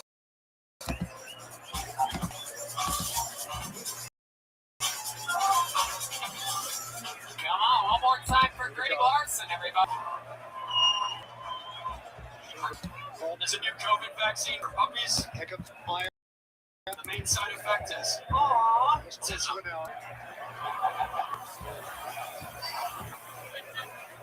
when Latinos get the vaccine, do they develop Taco Bell's palsy? The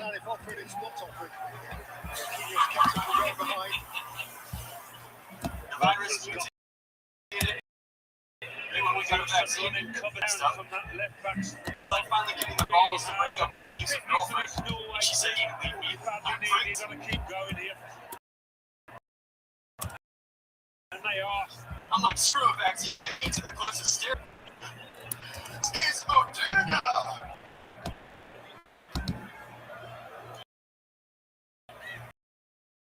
You know, because that's how old you have to be to kill your math teacher with one of them. I'm Greg Larson. Thank you very much.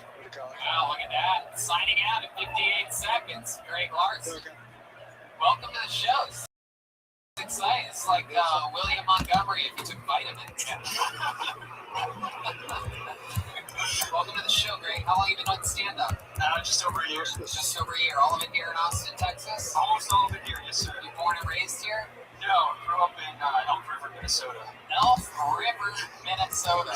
Elk River? Elk River. Oh, that's a long time for Elk.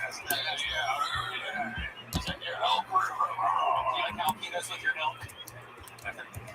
Have you ever tried holding the microphone with one hand? If I hold it with one hand, it's shake like crazy. Wow. All right. Greg, what do you do for work? I'm an author.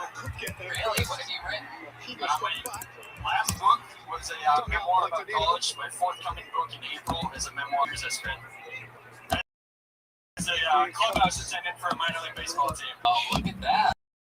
From Moneyball to Funnyball. Look at you. Very interesting. You like that, don't you? No, sir. You're goddamn motherfucking right. You aren't. So cool that but you make money writing books? Yes, I'm right now living off of money I used to make as a ghostwriter. Right. Saved up there, and now the book comes out in April. Wow, what kind of ghosts were you writing for? A lot of CEO types.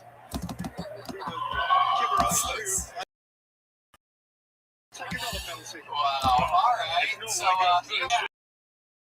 got pulled in San Antonio last January. I remember this. Ghostwriting for CEOs. I remember it very clearly. How did tonight's set go better? The tonight's set was better. I think it too. I think the autism joke, the little kitty joke was adorable at the beginning. I think a lot of people had a problem with your Mexican ski joke. I don't know if you've ever been out of your house, but they don't really do that so much. Have you ever seen a Mexican at a Taco Bell? That's like a disgrace to the family. You know, they'll do any fucking job. So, I mean, it's really crazy that... So, how long have you lived here in Austin? About 3 years. You moved straight from Minnesota? No, I've been all over the place. I was in Montana, Virginia, Florida. What's some advice you can give me, Tony? We just moved here. Yeah. Have you guys been to Barton Springs yet? Yeah, actually I went there today. They have a car wash. It's called Barton Springs Car Wash. It's the only reason I know I was in Barton Springs, yeah.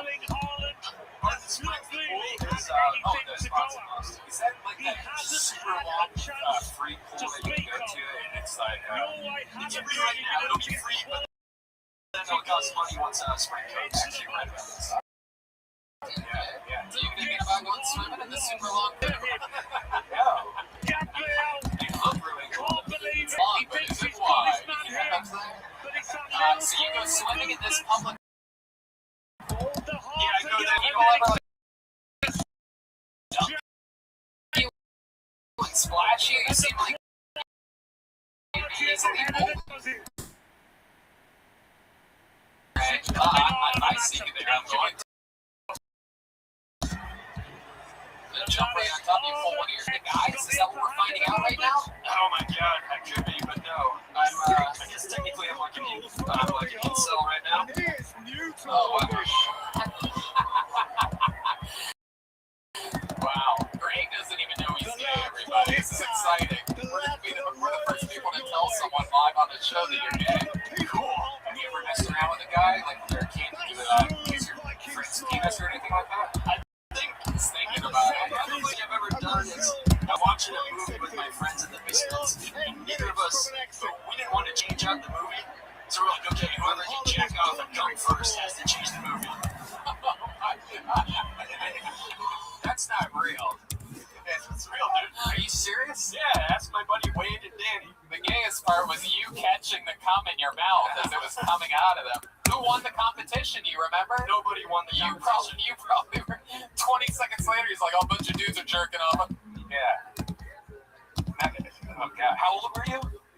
16, 17. Jesus. Wow. That is gay, dude. You are 100% gay. That's 4 years away from 22. That's true. Wow. Do you and your friends talk about this now? Like, do you hell no, they don't talk about it now. Yeah, I just always, when the VHS is over, I just go right up and put in a new one. Never hesitated once in my life. Why would that even come up? So wait, let me ask you this, because you said nobody won, like nobody finished. Right. But so how long until you got 4 hours? It's getting hot in there. I had to take off our clothes. Jesus, we could have watched Kill Bill twice, and my arm is throbbing. Hey, I'll do you if you do me. Totally not gay. My goodness, Greg. All right, what's the second gayest you've done? Well, I once hated dudes out. But it was only because so it's not gay at all. The second gayest is probably hitting on you just now. Wow. What's the biggest I once proposed to a girlfriend of 3.5 years, and she said no. Wow, was it a special proposal? Like, were you at a restaurant or a Thanksgiving or something big? I made Wait, let me guess. The VHS was over, and okay, go ahead. I made a scavenger hunt that brought her around town, and I wrote like rhyming clues. And the final clue brought her into my parlor at my house. And there was a video camera. You got told no at the end of a fucking set. I was gonna take a sip of water right then for sure. You almost got me, dude. How long did the scavenger hunt? No. What lasted longer, the scavenger hunt or the jerk-off session before? About the same amount of time. Wow. It got to, the worst part is I videotaped it because I thought she might say yes. So I still have the video. You have that? I have the video of her saying Will you send me a copy of that? I'll send it to you. We gotta put that right out. We're gonna post it on the we'll post it on the Keltoni Instagram. It's pretty sad. Wow, no, it sounds awesome. How many of you would love to watch the sad video? Okay, Nicole just texted me. It's 4 o'clock Tuesday, April 29th. And she said that she's on her way from school, and I'm doing it. I'm gonna ask her to propose to me, and I gotta say, I'm glad that this is something which I could prepare beforehand, because I would be too nervous to do something spontaneous. So I have the scavenger hunt set up, bringing her around town, just up to the park and in my car, but so she's going to go on the scavenger hunt. I'm going to follow with and just try and act calm, cool, and collected. And she's going to come in here. And the last clue is going to have her turn on the lights. And there's Lily, it's her favorite rose. It says, "Marry me." It smells pretty good in here. And it's got all these lights and stuff. And it looks like it doesn't look great, but it's really pretty good, all things considered.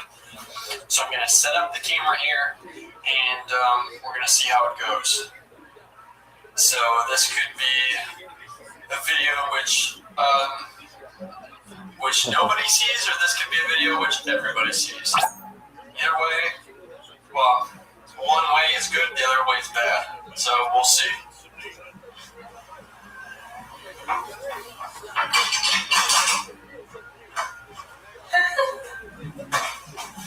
Nicole,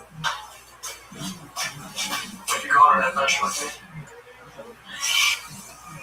Will you spend the rest of your life with me, Nicole?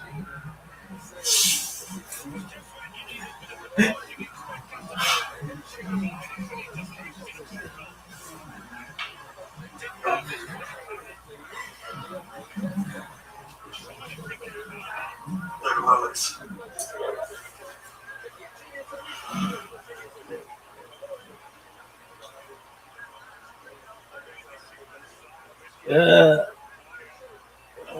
Four people.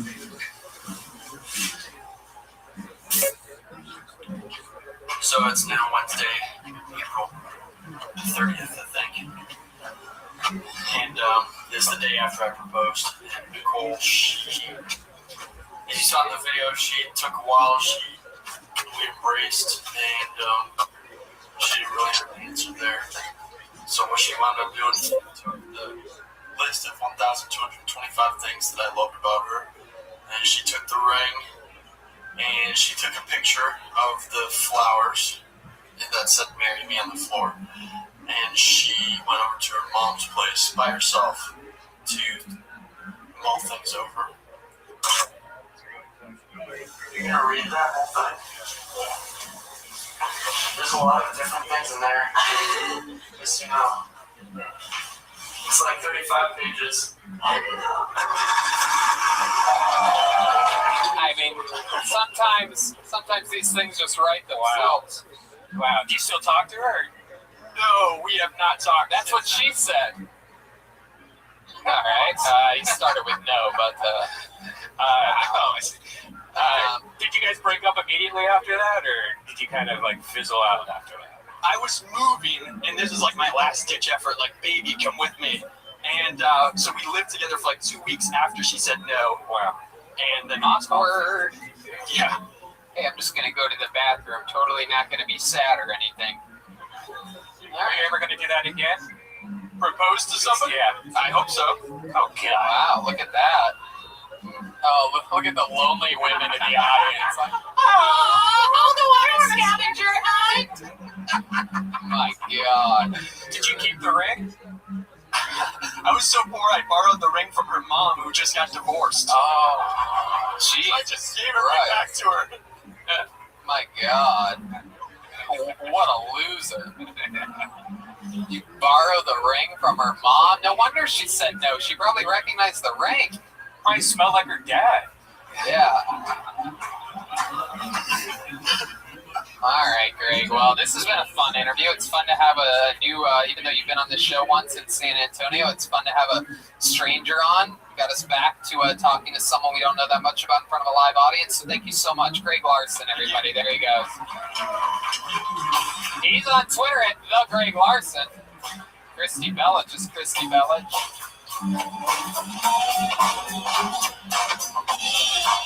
Yeah.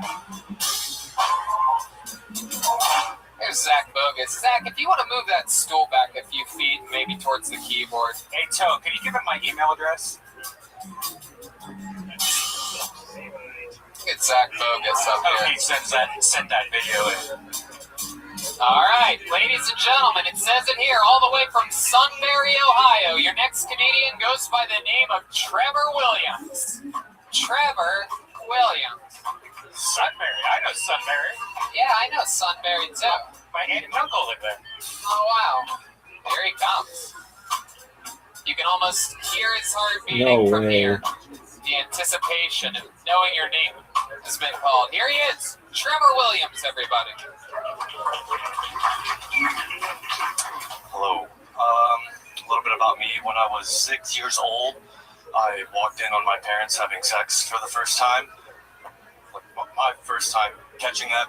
And I walk in and my dad he's on top of my mom and he looks over and he's like, "Can't you knock?" And from that point on, I learned, no, knock before you walk. By far the most memorable Easter of my life. And years later, my dad walked in on me masturbating as a teen. And he was like, "What the fuck, dude? I knocked." I was like, "I know, I heard you. I was close." Here's a towel. I came on my dad. The towel's for the cum. I don't have distance like that. I'm joking. A little bit extra about me. Arnold Schwarzenegger is like one of my favorite actors ever.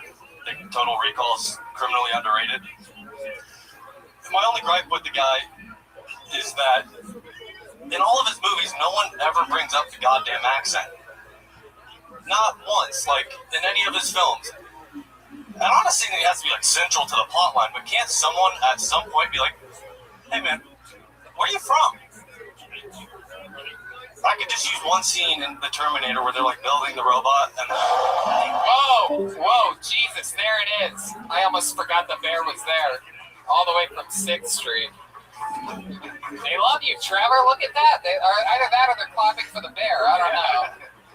Welcome to the show. Look at you. Yes. Talk about magician energies. You're the guy. Sunbury, Ohio, huh? Did you drive here? I did not live here now. Oh, you moved here. I drove here originally though, like 20 hours straight. Okay. Shot. Hell yeah. Yeah. So square up to the audience a little bit so they Sorry. can see you there. Yes. It's good. Trevor, you have a good look to you. You're Han Solo's son, right? I am Kylo Ren, yes. There you go. You get With that a lot? Keanu vibes as well, yes. What ethnicity are you? That was my next. I was gonna say I usually get Asian if someone's African American or Hispanic. It's they're true. white. You look like an Asian woman with a mustache, which is very rare. I grow the mustache for less womanly vibes, but I guess it kind of. I know what that's like. Trust me, I know what that's like. So, how long have you lived in Austin? About 3 years now. Everybody's lived here for 3 years. It appears as though there was another bum rush of people before. Perhaps another big podcaster moved here 3 years ago. So, Trevor, what have you been doing? What do you do for a living? I just got a job with the state at the start of last year. Great benefits. It's incredible. The state of what? Depression? It's sending me there. No, the great state of Texas. What do you do for the state of Texas? I help put together courses for attorneys. Oh, wow, you're that guy? Yeah, I'm that guy. That they put in charge of that? Books and stuff. I do an okay job. Okay. Hell yeah. Why Austin? What made you come out here? Because I know Sudbury pretty well. My aunt and my uncle lived there, grew up there a lot. Nothing out there. There's an outlet mall now, so there's an that's outlet. kind of slanderous. A lot of cows, a lot of farms. Yes, a lot of cows and farms. But I moved here to do comedy actually before it was like cool too. So you've been doing that for a few years now? Yeah, I actually was at the Dallas show last year. You were on the show? Yes. Wow, so still nobody that hasn't been on the show before this episode. That's incredible. Let me ask you this, because you have a real look to you. You know this. Do you have any special skills or talents that we would find interesting? I don't play instruments. Last time we asked that, Yeah. I brought up that I could dunk, Uh-huh. and you had me do a jumping contest. Really? Yes, I got beat, but I didn't get a rebuttal, so that wasn't fair. Who out-jumped you? Jeremiah? No. Joel? The guy at the end of the show. Oh, just a human Big, being. tall, yeah. Yeah. This is good. Wow. Other adjectives. You were really scarred from this experience. You Yeah. don't even remember it. Yeah. You want to try jumping again? Have you improved your... I don't have any other fucking talents. I can do the worm. I don't want to do the worm either. Why do I? This is just embarrassing. I don't know. How many of you want to see this guy do the worm, huh? No better time than during a global pandemic than to have a guy roll around on the floor. Fair enough. I'll give the people what they want. Here he is doing. Can we get a little worm music for my friend here? Here he is doing the saddest worm you've ever seen.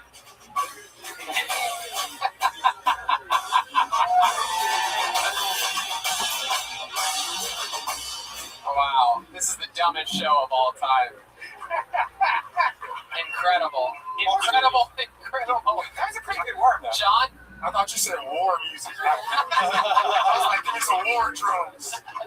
Yeah, I was wondering. I was like, that's interesting worm music.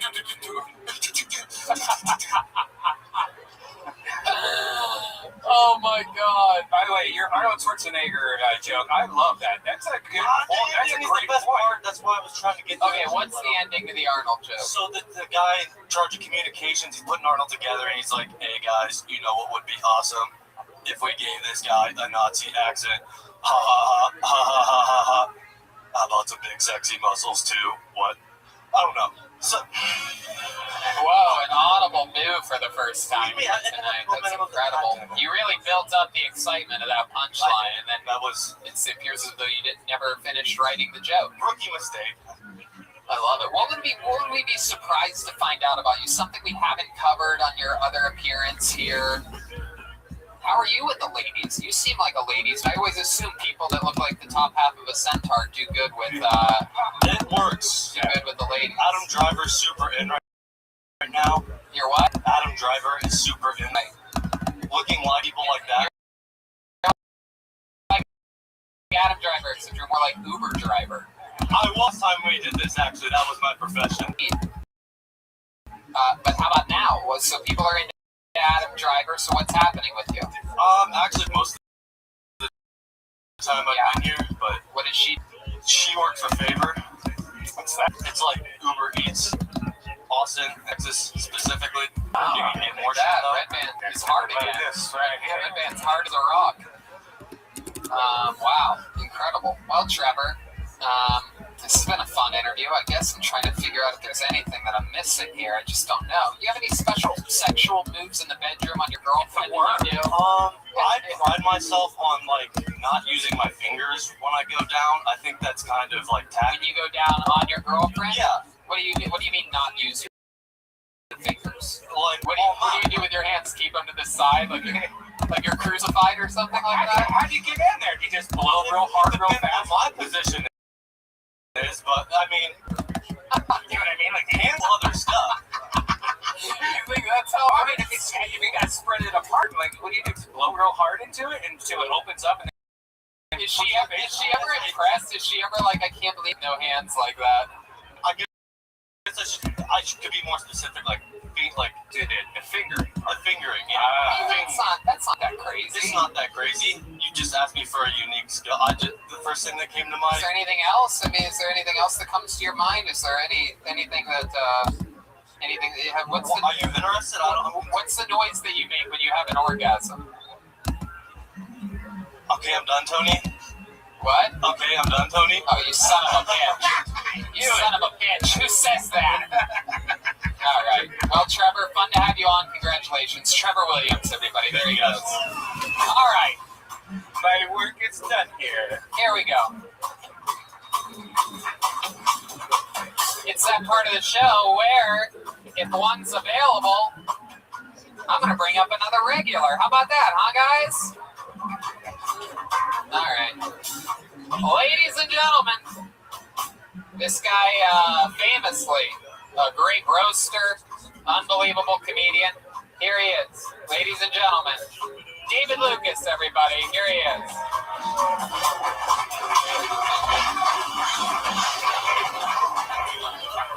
Come on, David Lucas, everyone.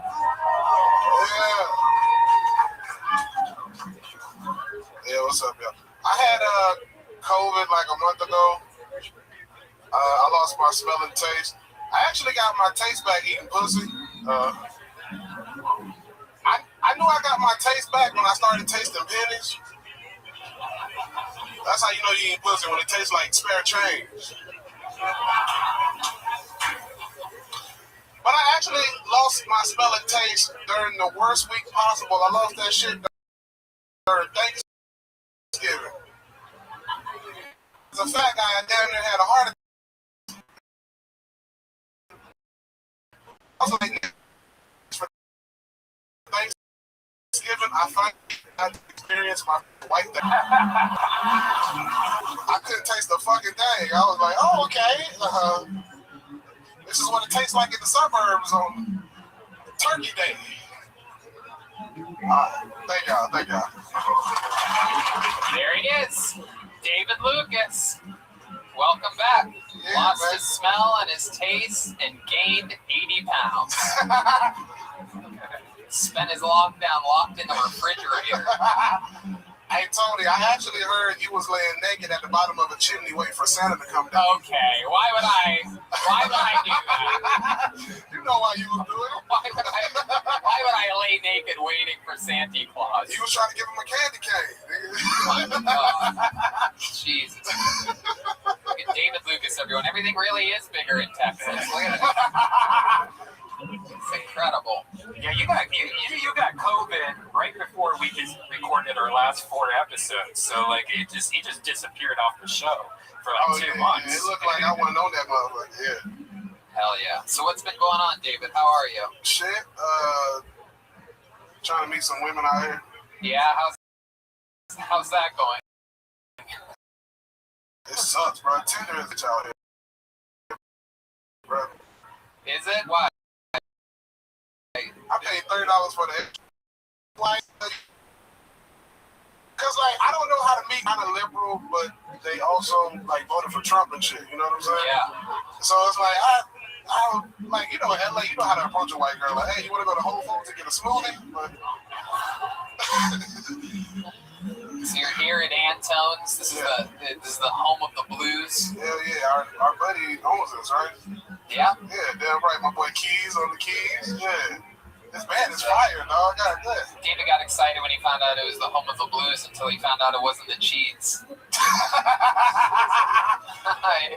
look at that. Ebony and Ivory. Tony just wants to be the first gay mayor of Austin. Oh, come on. I'm pretty sure the mayor of Austin that they have right now is gay. Yeah, you see that? I keep up on my local politics. Yes. Tony fly back to LA every Thursday to get his ass bleached. Why would I do that when I can easily get my ass bleached here? Right. You look like Hootie ate a blowfish. Oh shit, we back on this. We got a live audience, goddamn. I ain't been this shit in like 9 months, bro. Goddamn, I miss roasting this cuckold. Yeah. Well, it's good to have you back since you've been letting cats poop on your head.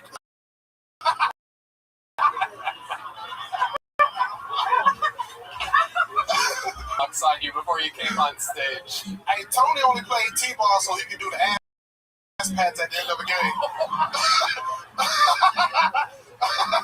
Why would I even play T-ball in 30 years? Good game, good game. Tony still do that shit at the grocery store, like, good game, good game. Oh my god. So you actually made changes to your diet recently, Yeah, my right? trainer's here. Where he at? My boy Kane over here. My trainer's here, dog. You know what I'm saying? He gonna get me into shape so Tony can't say no more fat jokes. That's right. Looks like your trainer has a lot of work to do. He's not going to put you on his resume for a while. We gonna, Raven, are you serious? This motherfucker used brisket oil as cologne. That's right. Tony, you gonna get you out of being gay. Why would I need a hypnotherapist? He wave a rubber vagina in your face and tell you to fall asleep. Oh my god. You're gonna need a broken hypnotherapist. Carrying around all that weight. I love you trying to wear a black shirt to blend in with the background and everything. Oh no, I'm not that big, it's just the curtain, everybody. Hey, Tony's skinny ass looked like a microphone stand. Motherfucker started walking up to you to get it.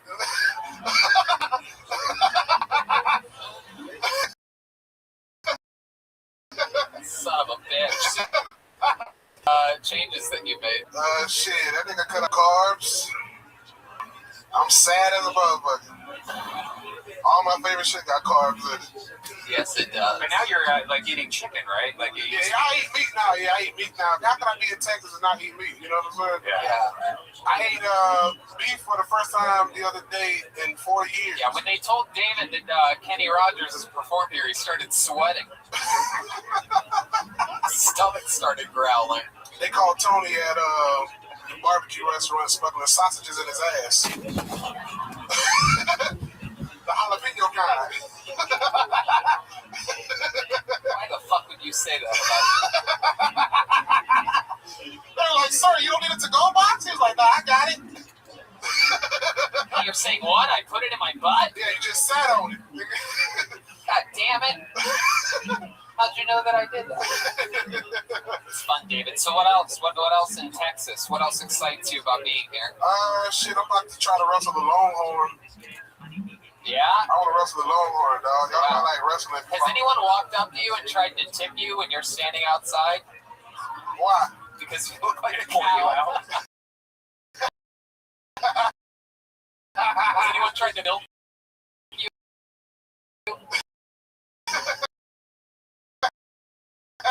I beat somebody's ass, bro. Don't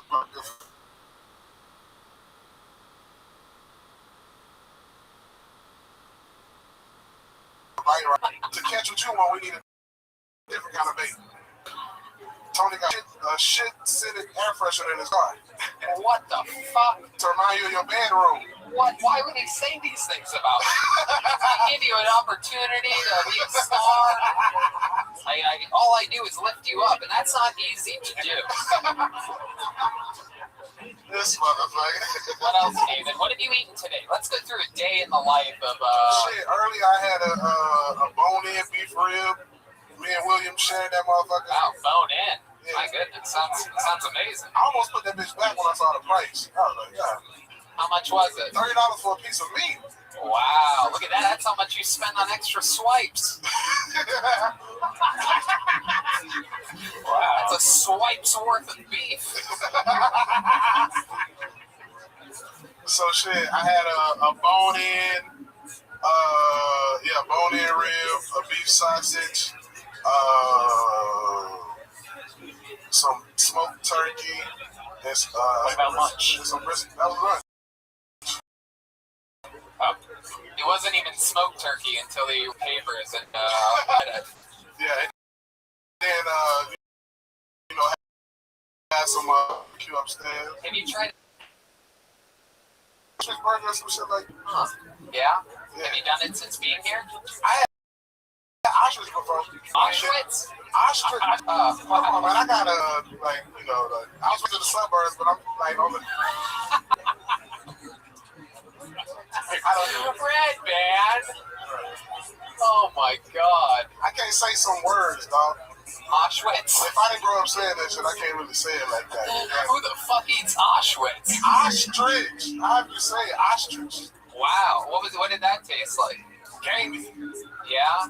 Yeah. Muscular. It was lean as hell. Damn. Big flightless bird. Wow. What part of the ostrich did you eat? Probably the ass. Jesus. Now, have you tried out Whataburger yet? That's a big thing. Nah, I did Pete Terry's. Wow, Pete Terry's. Place goes crazy. Yeah, Pete Terry's is good as a bug. It's good. That shit better than In-N-Out. How about anything's better than In-N-Out. How about Terry Blacks? Have you tried Terry That's what we had Blacks? today. Yeah? Yeah. Right. Yeah, it was hella Asians. I didn't know if I wanted to eat them. I was like, what these motherfuckers know about barbecue?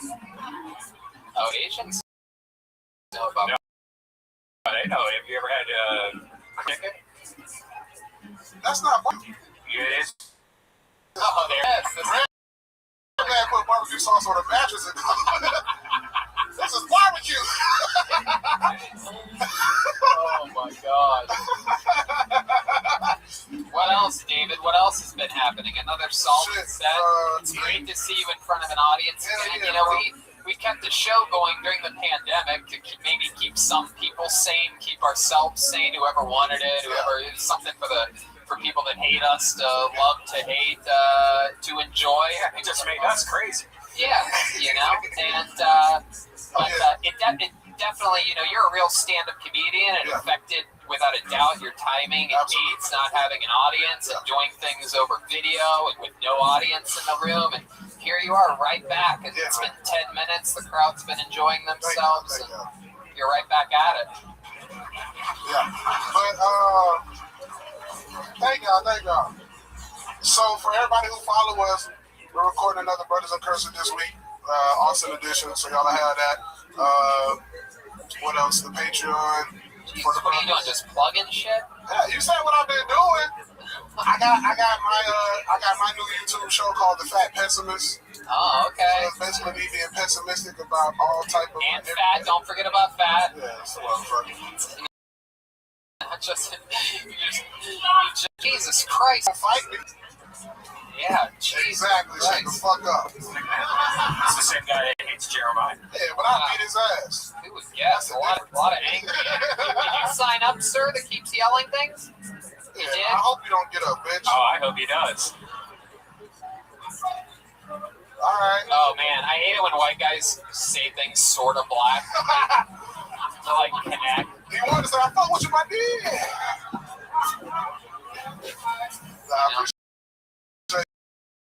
Bro. There you go. That's all it takes. David, you did it again. Have fun stuff. How about a hand for David Lucas, everybody? Come on.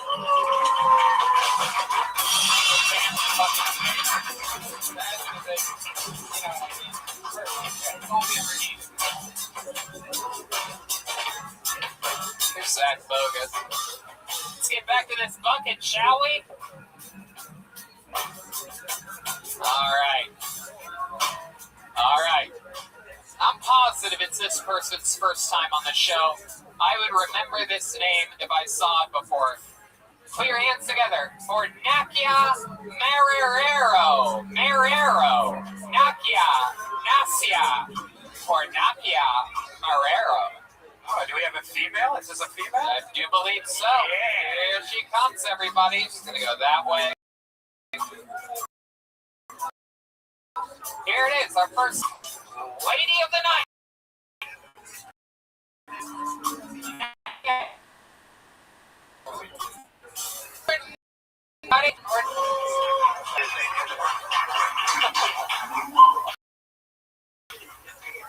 All right. Well, my name is Nacia, but that was a good start. The first white guy saying my name right. Usually they just call me Gold Digger, so that was pretty good. At least as my time already started. Fuck. All right. So I was actually raised in a very strict household. All right. Back in Portugal, my dad used to beat my ass up. Imagine Mike Tyson fighting Sofia Vergara. Okay, that's how it was. We're just standing in the back, like a coach stands outside a boxing ring. She would just go like this. Don't get her face. Do more body work. Don't get her face. I see some of you guys look concerned. Guys, it's alright. I'm not very smart, but I can take a punch, alright? My mom used to call me shitty little piggy. Literally translated from Portuguese. Porquinha merda. Yeah. She used to go like this. Who's your shitty little piggy? Who's your shitty little piggy? And I would go, me, mommy. I am your shitty little piggy. No wonder I always dated abusive men. They would tell me shit like, you're a fucking bitch. Go, oh, he's gonna propose to me soon. There it is. Nasia, everybody. Put your hands together for Nasia. Here she is. We're going to talk with you now, Nasia. Welcome to the show. I was ready to run away, but couldn't Wow. handle it. You're really from Portugal. Yes, sir, I am. How long have you lived here in Austin, Texas? Since March. What made you move here? My husband, he's working here. Oh, wow. Husband, huh? All right. That's all the time we have for Nasia. No, I'm kidding. I'm kidding, everybody. I'm kidding. What does your husband do? He works for the government. He works for the government. Guys, how do you think I got a green card? Oh yeah, face the take a step back so the audience can see you, so you can swear up to them. No, take the microphone with you. Take the microphone with you. I know you're used to just using your looks for everything, but you're gonna have to That's what's communicate. up. That's what's up. You're gonna have to communicate. How long have you been married for? I've been married since I'm 21. Since you're 21. Yeah. Are you 21 now? 27. Wow. So 6 years was the answer. Working hard for the green cards. That's incredible. You know. And you've only lived. Where was your husband at? Portugal with you? No, we met in Norway actually. Wow, look at that. And you found out he lives in America and you fell in I love. was like, fuck, I gotta work on that. Hell I was the only American in Norway, you know? And he's from Arkansas, so look at my luck. Wow, look at that. Incredible. What does he do for the government? I cannot tell. Wow. Sorry. My goodness. Very cool. That's some interesting stuff. What do you do? What department store do you spray perfume on people at? Macy's. Dude, I'm living, look at me, I'm living that Orange County life, you know what I mean? What is it? What do you do for work? I don't do shit. Really? I mean, I do comedy, I'm trying my best, you know? Yeah. How long have you been trying?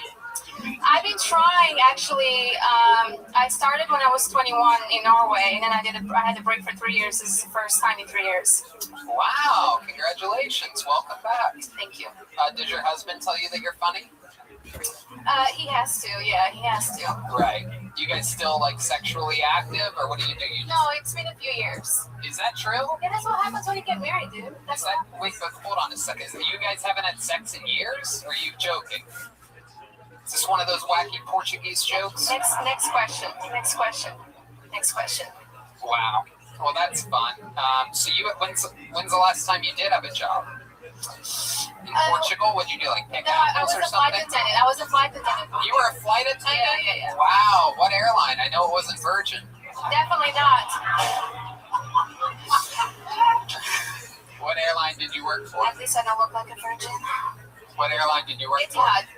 Etihad is in the Middle East in Abu Dhabi. Oh, okay. I know that one. I'm sure you do. Absolutely. They had a major air disaster. The Etihad air disaster.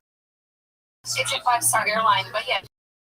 Yeah, there's a lot of 5-star things. Fucking anything crazy ever happened to you when you were an airline attendant? A lot of crazy shit happened to me. Yeah, like what? Like, once we thought we had a terrorist on board. Wow. But then he just ended up calling me Brazilian and I'm Portuguese, so that's quite a terroristic act. We hate Brazilians. Portuguese people hate Brazilians. No, we don't. Well, I mean, we speak the same language, but we're like on the other side of the world, so it doesn't really make sense. You know what I mean? Sort of. I don't really pay attention to what languages speak because I'm an American, the greatest country in the world. We just sit around talking, waiting for the best people from the other countries to move here. Yeah. If they have a chance. From the other shit countries, right? Yeah. Yeah. Absolutely. So that's fun. Do you have any special skills or talents? You seem like the kind of young lady that's into Yeah, I'm taking your girlfriend for a glass of wine. Wait, what? I heard she's feeling quite alone here in Texas. So we had a few friends in common and we were talking about taking her for a glass of wine. Wait, what? Wait, what?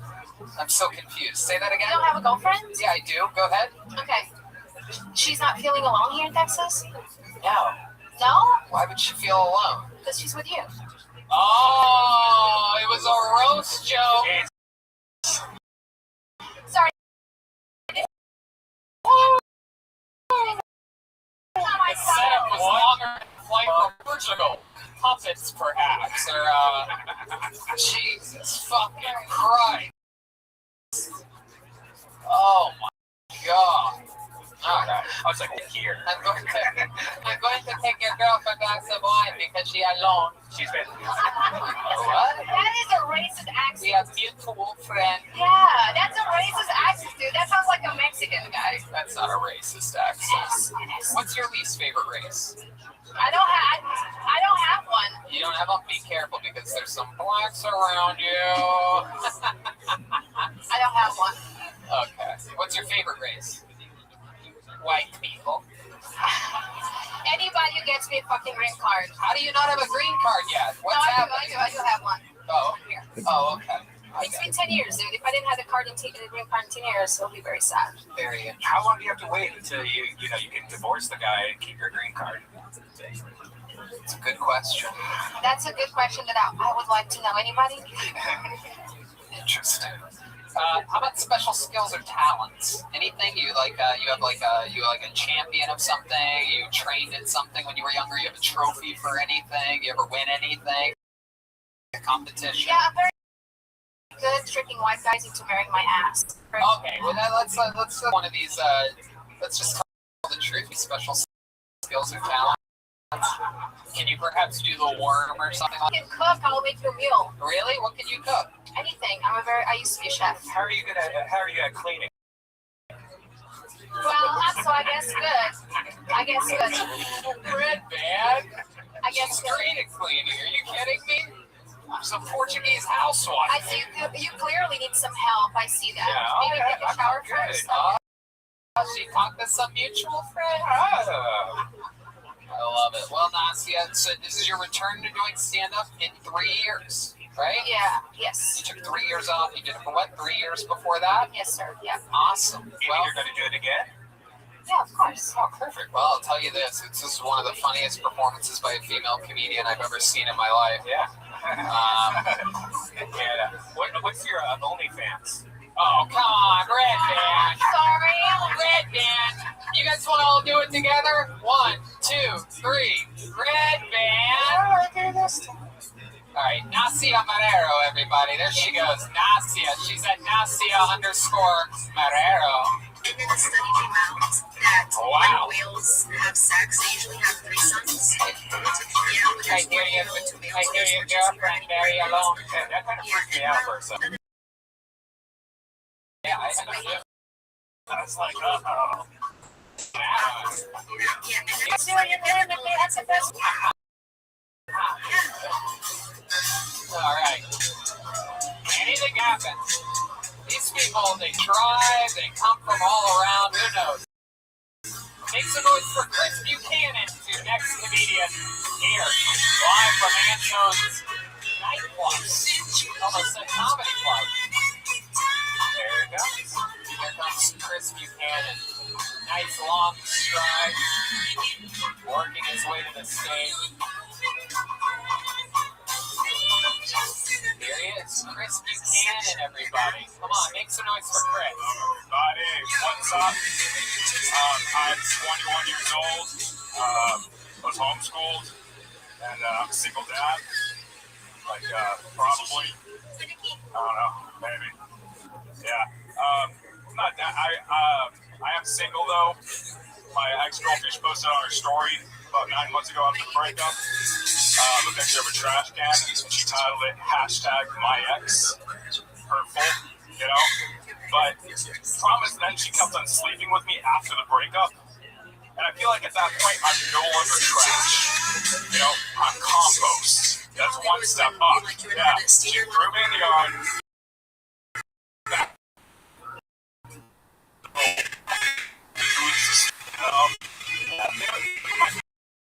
The part about that is that by her calling me trash and sleeping with me, calling herself a cum dump. Yeah, and I like that word because it still feels like I'm sinning when I say it. You know? Yeah. Thank you. Hell yeah. There he is, Chris Buchanan. Chris, I got here early today. I got here at, I think it was like 5:30, maybe earlier than that. And you noticed that he was the first one here. You were the first person outside. Incredible. Holy shit, you're missing a tooth. Wow, this is the guy. We found the guy. I like your fucking style, Chris. Oh, what do you want, huh? Is that what you're BBC? I love it. You know what the best part of that is that the whole time he's probably like, man, I hope they don't notice my tooth's missing. I'm just like, oh my god. I love it. No, is that a style thing? Is that in right now? I think the best season to go toothless ever. Yeah, what happened there? Well, pulled it out 6 months ago, and why'd you pull? You pulled it out yourself? You're not supposed to do that with adult teeth. Yeah. Well, you know, Tony, I put some floss around the doorknob, and you know what I mean? I was bored one day. Oh shit. Yeah. Wow. Yeah, the gold one just hasn't grown back in yet, so I don't know what's happening. Incredible. 21 years old. Missing a tooth. Wait, why'd you pull it out then?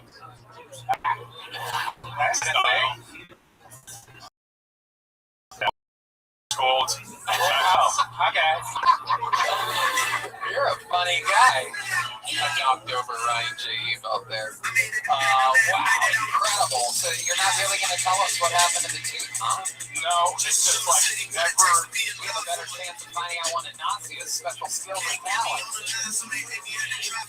I'll just tell you, never go down on a woman who only does Kegel at the gym. Wow, look at that. Well, yeah.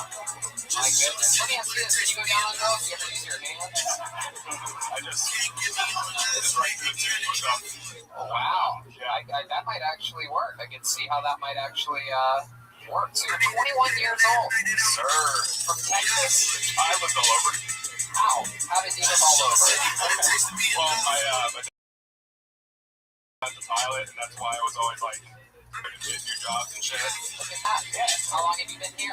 About 5 years. Oh, okay. Oh, goodness. So you moved a lot when you were a kid. And 5 years all here in Austin, Texas? Yeah, Lago Vista, and now I live like 10 minutes north of here. Oh, Pflugerville? No, it's called Johnnyville. Oh, I thought Pflugerville was the old, what? That's Georgetown. That's Georgetown. Shit about Pflugerville. Uh-oh, someone's representing his new hood over here.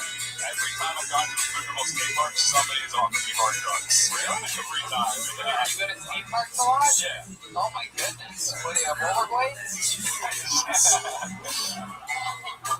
my brother. So you're 21 years old. What are you into? You like Twitching or anything like that? What are you doing nowadays? I'm an old world vet now. Yeah, dude, just skate parks, open mics. That's kind of thing. You know? Oh yeah, dude. Yeah, dude. 100%, bro. Just like my fucking lifestyle, dude. So are you gonna get your tooth fixed, or? Eventually, yeah. Eventually. I mean, that's you have to realize how compelling this is to us. We're from Los Angeles, where not having a tooth is like having sexual allegations against you. Like you don't go out, your career stops. You know, but not you. You're the first guy to show up. You're first in line. What's up? Let's do this shit. It takes a long time to do an impression of a guy missing a tooth. So what do you think? What's the move here? Do you have a dentist? Yeah, I do. It's just, I actually did surgery on it because there's like a thing in my sinuses, and I just basically have to wait another you've been partying a little bit too much. What'd you do? That's a trick. How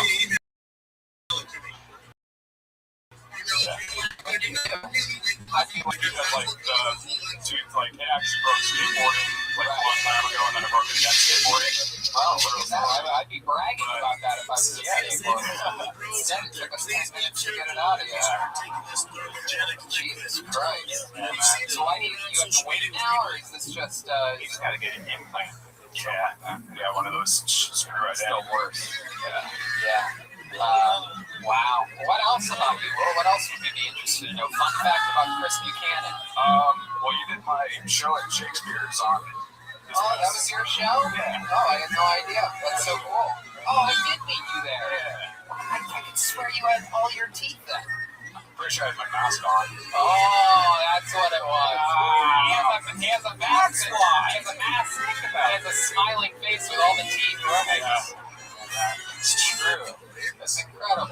Hell yeah. No, I mean, that makes sense. I've done, swung in through a few places here, just trying to test out some goofy local jokes. What's a good spot to go to? Really, just anywhere that has a spot, you know what I mean? It's fun. I'm basically a fucking god here in Austin, Texas. So, you know what I mean? I could roll into a music open mic and be like, get off the stage, you losers. And then go up there and do dick jokes. But yeah, it's fun. I did your what else? I have my. Wow, that's fucking awesome. Yeah. That's incredible. How long have you had that for? About 2 years now. I haven't been doing it recently. Why is that? You're missing a tooth, that's why. Yeah. No co-pilot, he's fine. No co-pilot wants to be like, your controls. Yeah. All right. Wow. Yeah, Tony's trying to become a pilot right now. You got an apple flight. Son of a bitch. Bowen, Bill Burr. Yeah, it's true. It's true. Getting a couple flights in. You said your father's a pilot? Yeah. What airline? Southwest. Whoa, Jesus. But now I know why you don't have a dentist. No, that's where he gets his comedy from. No, Southwest is great. That's incredible. Yeah, it's awesome. All right. And this ex of yours, she really did that? She said you're a trash can? Called me trash, yeah. Just like that whole thing we're on Twitter, all men are trash. Have you seen that popular hashtag or whatever? No. I thought it was unique.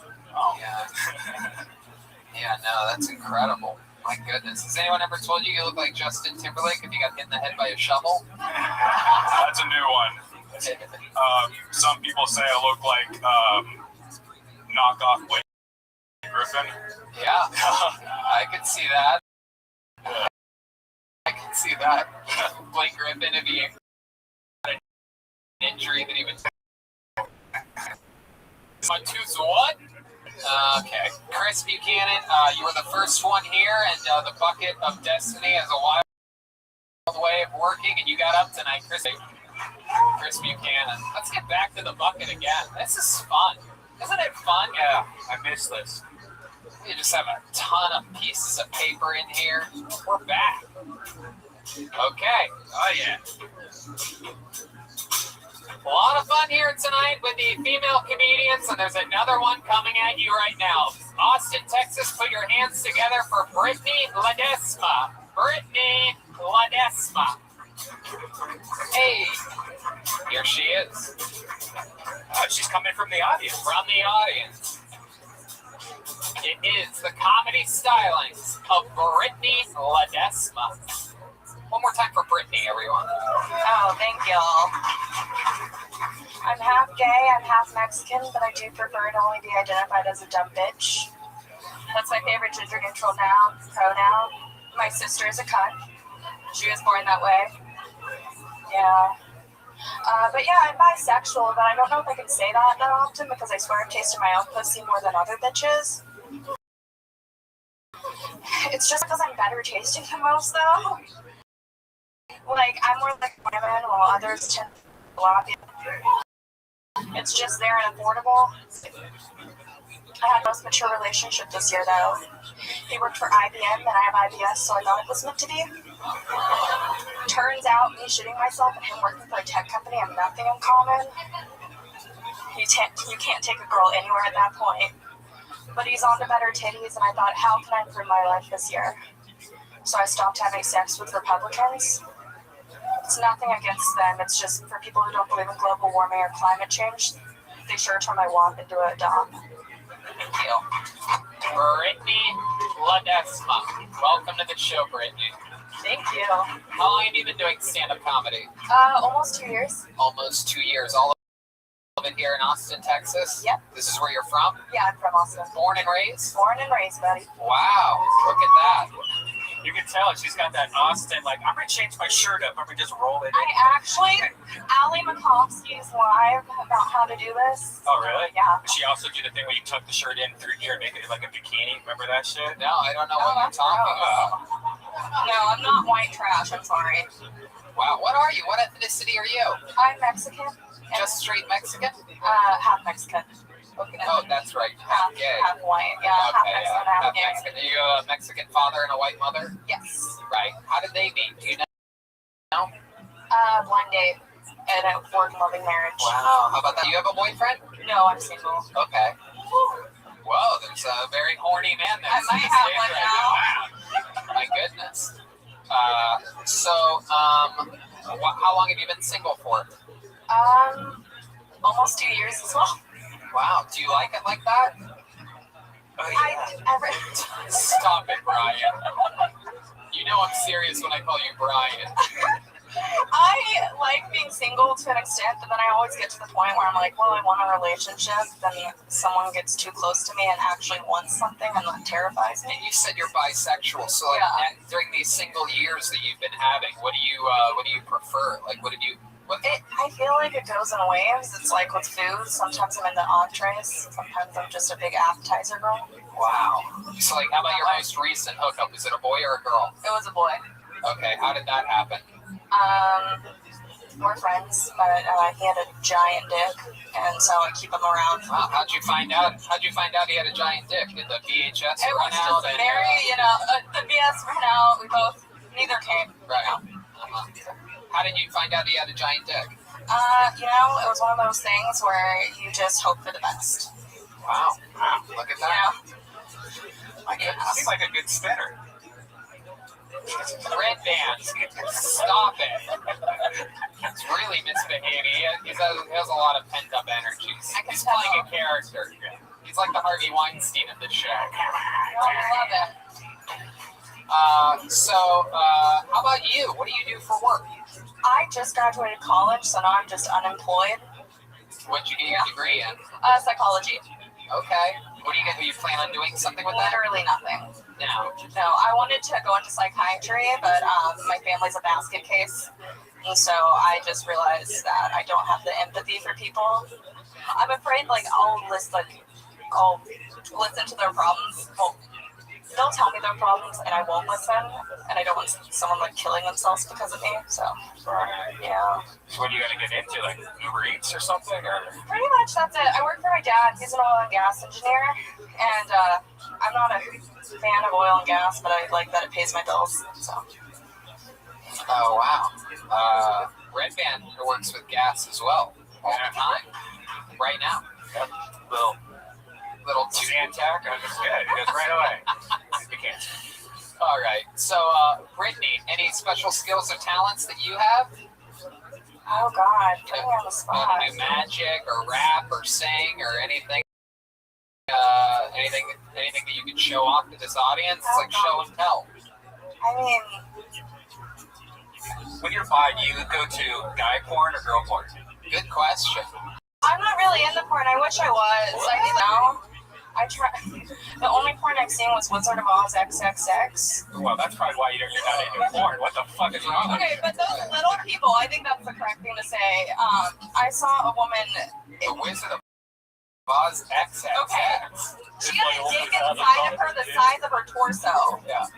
They're the people with real skill. What was the Wizard of Oz XXX? Tell us about this. They just really wanted to be actors, you can tell. It was very sad. But what was like the storyline? Like what was it? I don't know. I just mainly remember seeing people, like the little people getting plowed. There was midgets in it? Oh, yeah. Shit. No, Bring this up on your iPad, Red Band. Let's get a closer look at the Wizard of Oz XXX. I have to find out exactly.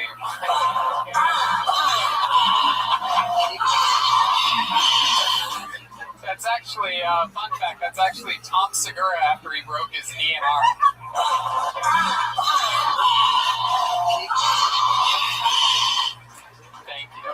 Thank you very much. That was a special Tony Red Band hybrid. I I texted him the other day after I saw the video for the first time. I'm like, we absolutely positively need this sound effect for the show. Really is Tom Segura. Get well soon, Tom. You sound like a midget porn. Wow, is this it? Is the right? Can you confirm? Can you come back here and look real quick? Is that it? Do you remember that? What? This was like 2 years ago, the last time. Yes. How do you forget? Wow. Tori doing that? Oh, Jesus. All right, that's enough, Red Band. Wow. The Tin Man is going, oh, God, Toto's squirting. Okay. All right, that's on Toto. Toto's a dog. All right. So, Brittany, wow. Really at a loss of words here after watching Tori just get the house dropped on her. What made you want to get into stand-up comedy? You said psychology. You felt like someone that you're working with might commit suicide, but 2 people killed themselves during your set tonight. I know. So I'm interested to know why. Still killing people. It's a bad habit. What made you want to get into stand-up? Do you have any favorites? Nikki Glaser is my favorite. Oh, she's a nice girl. My dream would be to be roasted by her. No offense. You could roast me and I would cry, but it would be great. No, it's okay. You'll listen back to this episode and realize I made fun of you throughout the entire thing. Got it. It just doesn't feel like it right now. The adrenaline's kicking in. It's like an actual physical injury. It doesn't hurt until afterwards. I don't know. I like dealing with stuff this way. And when you live by yourself, you roommate? I hope no one comes to kill me.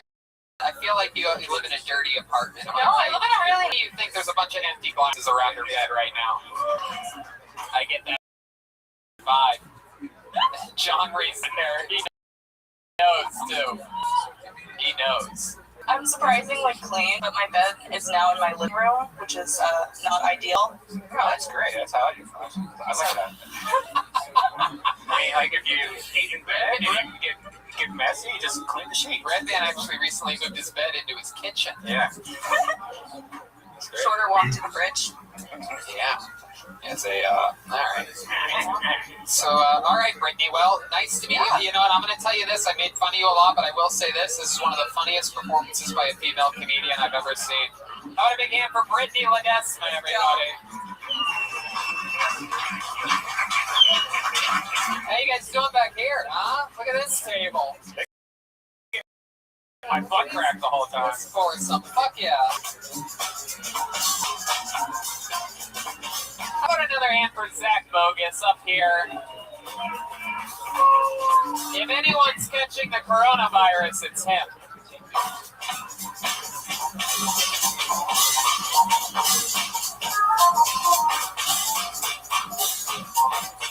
All right, your next comedian on this stage goes by the name of Brian McDuffie. Brian McDuffie. Here we go. Eventually, here comes Brian McDuffie. That sounds like a family. How many of you make some noise if you've already had the coronavirus? Very good.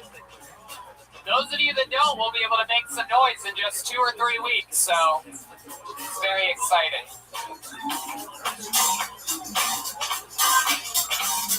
Wow, look at this guy. It's Brian McDuffie, everybody. What up, y'all? How you doing? My name is Brian McDuffie. All this sexiness. My name is Brian McDuffie. There's only one way to spell Brian, with an I. You spell it with a Y, that's Ryan with a B. Get it for me, Red Man, get it.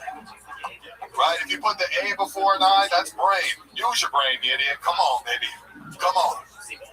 I know I'm just exuberating all this manliness up here, all this high testosterone, you know? I'm actually a little insecure, you know? I'm not fat. I'm chubby. There's a difference. All right? Fat people don't talk to women. I go up to women, I'm like, what's up, girl? You got a dad? That's real. I really do that. Don't get mad at me. It works like 2 out of 5 times. Get mad at your dad. All right? Killing the game with it, man. I'm just going to let you admire the bod for a minute. Sexy. Alright, I'm just gonna call it at that. I couldn't remember the rest of my jokes anyway. You people intimidate me, alright? We all know. We know. Brian. We know. Brian Thank you, thank you, thank you. Brian, are you okay? No, I'm terrified right now. Why? What's wrong? You got this killer look in your eye, and I'm scared. You're small, but I know you're scary. Jesus Christ. What the hell? What the fuck? What do you judge everybody by their size? Yeah. What kind of person Like does that? 300 years ago, I'd be running a little Viking village, you know? For what? Their food? Raping and pillaging, you know? You have a good Seth Rogen laugh. Hopefully it makes me famous. Thank you, Brian. Thank you, thank It's you. one of Red Band's 7 impressions. Seth Rogen laugh. Yeah, you're something else. Thanks, man. You look like, I don't know, someone that got locked in an Italian restaurant their whole life. And there's something very, like, the chin gigante, like, you Italian? No, man, I'm Irish. No, man, I'm Irish. Black Irish. I gotta get the props, you know? Yeah, man. What does Thank that you, mean? thank you. What's Black Irish? I have no idea. It's just what my family told me, so I've been running with it. Right? Thank you. Thank you. What the fuck is that lady saying? Okay, now I'm just white. I'm done. I'm just white from now on. All right? Shut the fuck That's up. it.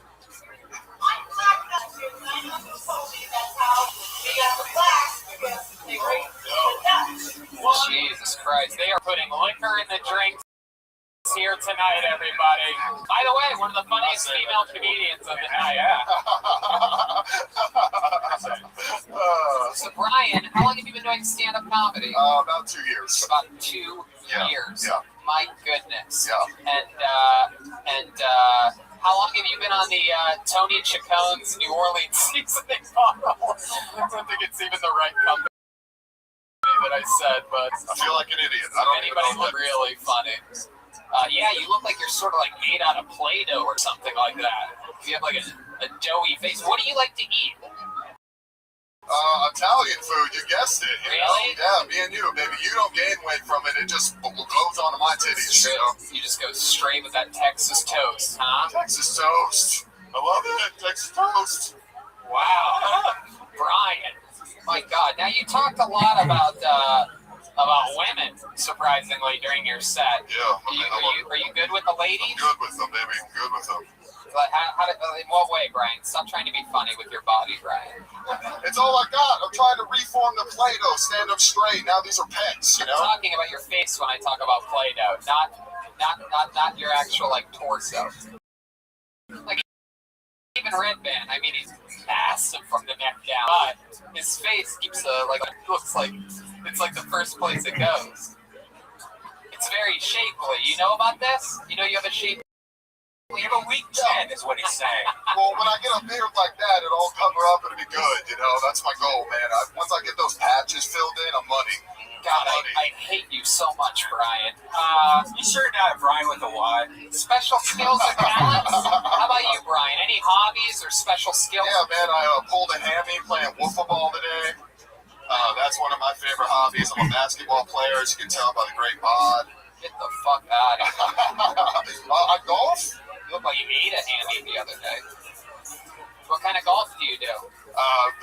The regular kind. Really? 18 holes? Yeah, my dad works for Callaway Golf, actually. Wow. Yeah, we'll become friends. I'll get you the hookup. Yeah, you're one of my favorite people I've ever met. We're friends now. We're friends. Oh, yeah. Go Black Irish.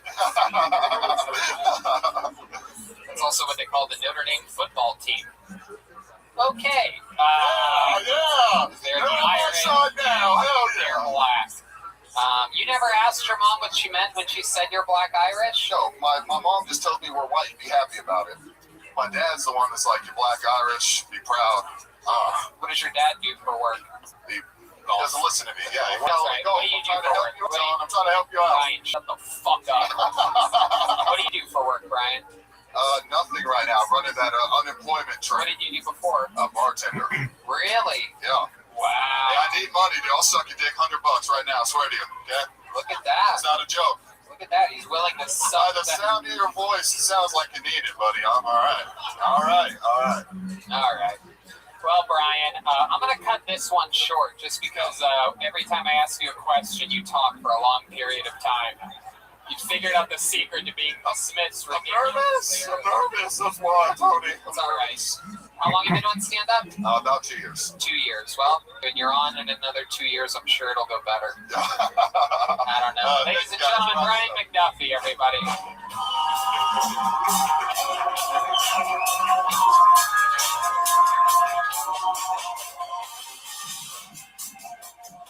Wow, we're flying through it. We've already had 8 people up tonight. We're getting through it. Wow. I am excited for this one. Oh, wow. Look at that. Ladies and gentlemen, your next comedian goes by the name of Octavius Thunder. Wow. This sounds promising. Let's get Octavius Thunder up here.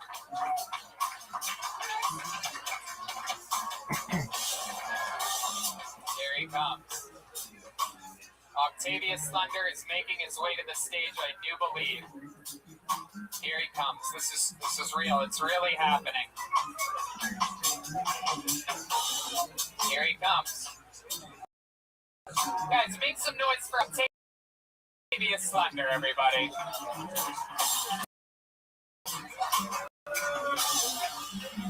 Hello, that's nice. I'm so Jewish that I grew a mullet, so I don't have to pay for haircuts every couple of weeks. I'm so Jewish I became a Christian because the Bible's free. I got a dog. His name's Pablo Escobar. He's a service animal. His service is finding loopholes in federal regulations and exploiting them. And he's really fucking good at it. I don't impress people. I want to impress girls by telling me he's a rescue, so I beat the shit out of him every night. I'm just kidding. I used to live in Los Angeles, and I used to, when I'd go on walks with them, people would try to start a conversation with me, which I hated, so I tried to freak them out. They'd be like, oh, is that a boy or a girl? I'd be like, oh, he's transgender. And since I lived in LA, they'd be like, oh, no way, my cousin's cat is transgender. And I'm like, God damn it, I need to get the fuck out of this city. And I did, and I'm here, and it's great. I met a girl on an online dating app for abusive relationships. It's called eHeartMe. And she's Christian and into bondage, so when we have sex, she likes to nail me to a cross. And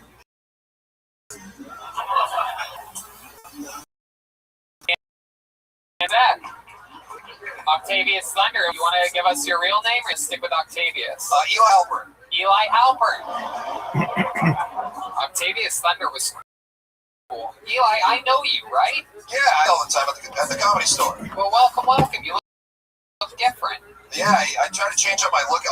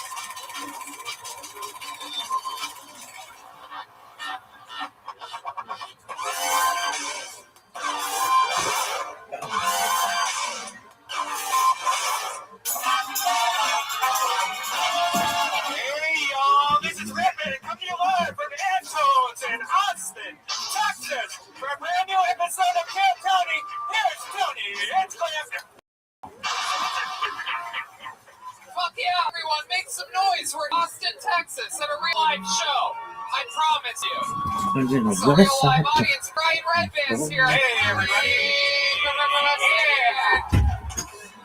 And how about a big hand for the new Austin Kill Tony band, huh? Sean Dees, Michael Gonzalez, Michael Hale, Jimmy Blazer, all here. Oh, yeah.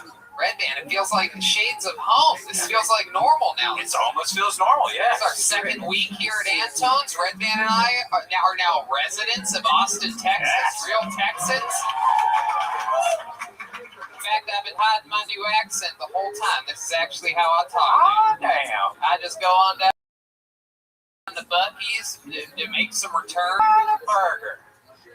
It's a lot of fun to be here. We've been having fun eating indoors. I just did stand-up all weekend in San Antonio, Texas. 5 fucking super spreader sellout events. And, I already had the Rona. I was able to avoid it for 8 months in Los Angeles, 8 or 9 months. After 1 week in Texas, I just fucking absorbed that shit. I started testing positive. God damn it. 3 days later, clean as a whistle. Yeah. You gotta be careful though, people. These temperature checks are bullshit. I never had a fever the whole time. Really? It's just sore back. Yeah. Did you lose your taste or any of that? I lost smell for like a day. Really? Yeah, it was weird. It was like day 3 or 4 too. Right before I got better. Lost the sense of smell. Started eating everybody's ass. Started going for it. People in the audience have had corona already. See, there's a lot of people. They don't have a lot of energy. They have a lot of symptoms still. But, that's a thing that a lot of people don't get. They're like, you shouldn't be doing live shows. People could have it. I'm like, we're in Texas. We already had it, motherfucker. The people that aren't sure they had it are the same people that think I had it back in January or February. I was sick for a few days. Must have been the debilitating coronavirus. But now we're all having fun here. Texas is a whole different goddamn world. Because it's actually a thing. It's actually alive here. It's so much fun. How about one more time? The band is here, everybody. John Dees, Michael Gonzalez, Jimmy Blazer, Michael Hale. They're here. A real live band. And the great Ryan J. Ebelt is with us via satellite all the way. You guys can't see him, but we can. He's already drawing tonight's episode as he does with every single episode of Kill Tony. He draws everyone, and all those prints are available at RyanJEbelt.com. He's going to draw tonight's episode as it happens behind us. Plus, there's the new Kill Tony the coloring book that Ryan J. made. That just went for sale starting last week. Actually, starting right now, technically. Yeah. And also, some limited edition Kill Tony t-shirts there. How about a big hand so that he can feel it, Texas? Texas's own Ryan J. Ebelt. He's there. Again, we can scan. What you can't see with us behind us here is Apple artist Chris Rogers, who's many murals and great things, including that piece of work right there on that wall. Yeah, local legend Chris Rogers is right there. Follow him at Chris Rogers Art. Of course, Ryan J. Ebelt at Ryan J. Ebelt and RyanJEbelt.com. But Chris Rogers is here, everybody. This guy's a lot of the murals you've seen in town. Perhaps he vandalized some of the sides of your own houses. Who knows? All right, it got real quiet on that one. People do not like vandalization jokes. Chris, you don't do that, do you? You can tell he's a real artist. Look at the purple tuft, I would call that. Yeah, it's like a little Josh Martin. Yeah, he does. He really does. He's got Josh Martin energy. Those thick rimmed glasses. He's ready. You don't know whether he's going to, I don't know what. So Chris Rogers is here for the first time ever. We ate today, thanks to Best Barbecue Show. Our friend Yoni is out there. There he is. Fucking Wario over here. Yes. Yoni, he's Best Barbecue Show on everything. We ate brisket today from CM Smokehouse, a brand new barbecue joint here in Austin, Texas. Fun stuff. I'm ready to start tonight's show, but before we do, let's find out a little bit about the amazing sponsors that made tonight's show available to you. Hey y'all, recently more than 100 Twitter users got their accounts hacked into. Passwords, email addresses, phone numbers, and more. All taken from high-profile Elon Musk and even Kanye West. These kinds of attacks are getting more. Facebook, eBay, Uber, and Yahoo have leaked data such as passwords, credit card info, and driver's licenses belonging to billions of users. Look, if someone can hack Joe Biden, just imagine how easy it would be for them to hack you. That's why I use ExpressVPN to safeguard my personal data online. It seems pretty easy that somebody could actually hack Joe Biden, so that's a bad example. But according to recent reports, hackers can make up to $1,000 from selling someone's personal information on the dark web, making people like me and you easy, lucrative targets. ExpressVPN is an app that funnels your data through a secure encrypted tunnel so that no matter what device you use, you can have peace of mind every time you use the internet. The app connects with just one click. It's lightning fast, and the best part is ExpressVPN works up to 5 devices simultaneously so you and your whole family can stay protected. If a breach can happen to powerful individuals, it can easily happen to you. Yes, it can. So protect yourself with ExpressVPN, the VPN rated #1 by CNET, Wired, and countless others. And if you visit expressvpn.com/KillTony right now, you can arm yourself with an extra 3 months of ExpressVPN for free. That's expressvpn.com/KillTony. Visit expressvpn.com/KillTony to learn more. And we're back. Start the show or what, huh? Austin? This is it. I'm about to start. I have a filled with people, comedians' names that signed up for the show. We're going to be alternating sanitized microphones throughout the night, and let's have some fun. If I pull your name out of the bucket, I think you guys know how it works. You get 60 seconds behind that microphone, uninterrupted, right there. You know your 60 seconds is up and you hear the sound of a kitty. That means wrap it up then, or else you're going to bring out the angry. Wait, what is it again, Yoni? Wow, there's a lot of gay neighborhoods in Austin, Texas, huh? The Westport? All right, the angry Westport Bear. I had weeks to figure out what that's proof that I'm not gay, right? Yeah, there it is. There's the final evidence. I still don't know what the gay part of Austin is. Maybe it's just my neighborhood. Yeah. Wherever I am. Thank you, sir. Is that the same guy from last week? Right. That's the annoying table over there? That's right. You guys ready to start the fucking show? This is it. Anything can happen. We had months without a live audience. So we're so excited to be here with you. We have a table of Hasidic Jewish men here in the front. That's rare in Austin, Texas. That's interesting. All right. Your first person pulled out of the bucket goes by the name of Edward Jones. Let's see what happens here. Edward Jones. Here comes Edward. The stairs are over there. Jones.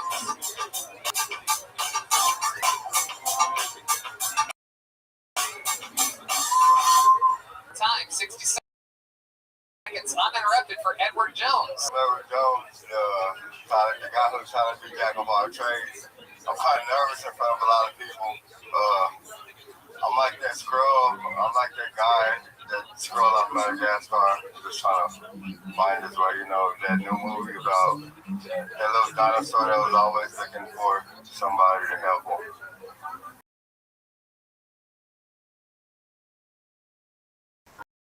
Well, what do you call guys that never do their homework but always looking on someone else's paper and they're always passing? Guys that get by on special ed. I know it doesn't look like a lot of people in this crowd been into special ed, but I'm not the real Edward Jones. I wish the real Edward Jones investor was my dad, you know. I heard he's smart, but I want to get something off my chest. I was riding with this guy. I was trying to go to school, but all right, Edward. Pushing it to the limit. Keep that microphone. Keep that microphone. I have 943 questions. I really have no jokes. It's all great show. What happened? I just come out, comb my hair the best I could, comb these naps, and absolutely. I was gonna say that. I got a poem. Oh, did you just think of it right now? I'm coming up in the world, fast money, fast cars. Still having dreams of being locked behind bars with nowhere to go and nothing to do. This is my favorite thing that's ever happened in the history of this show, right? So like a chimney, I'm letting out my. How long's the poem? Is the poem still going on? The poem's like 50 hours long. Edward, do you know this?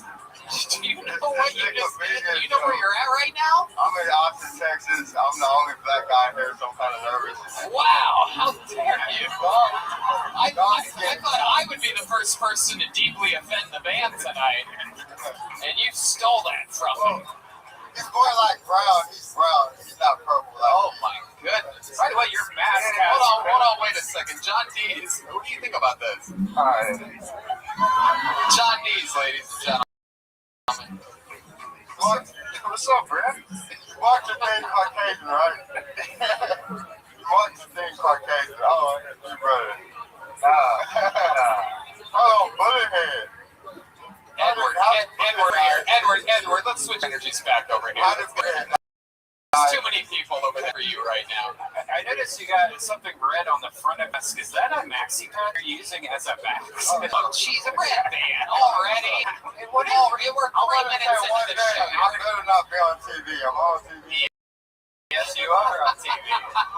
What's happening? What are you avoiding? Why don't you want to be on TV? No, get back in the microphone. Get back in the microphone. What's going on? It is thunder and lightning over here. Hold on, wait.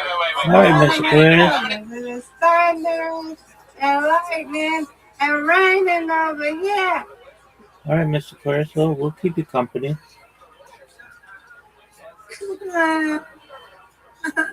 There's nothing about which to get sad. It's part of nature.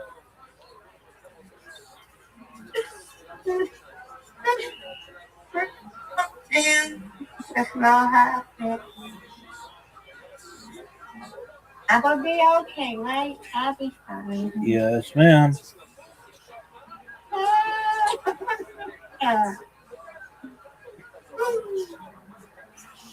Fine, Wilbur.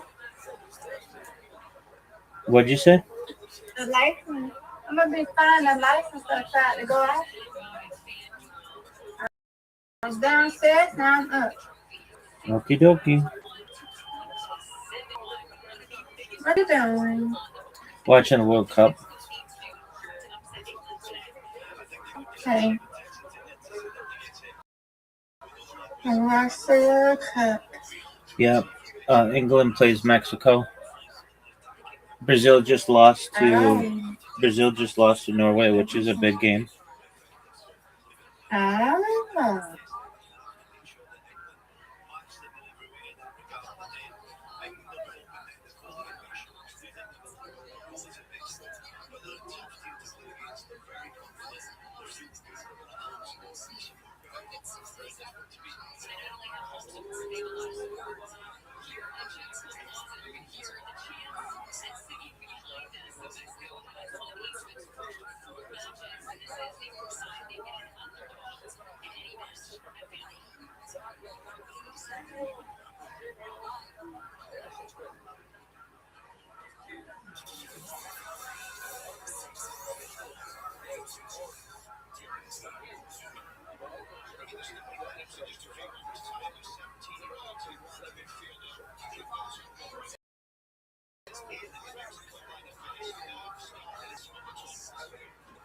I'm gonna give you a chance to do that. That's nice.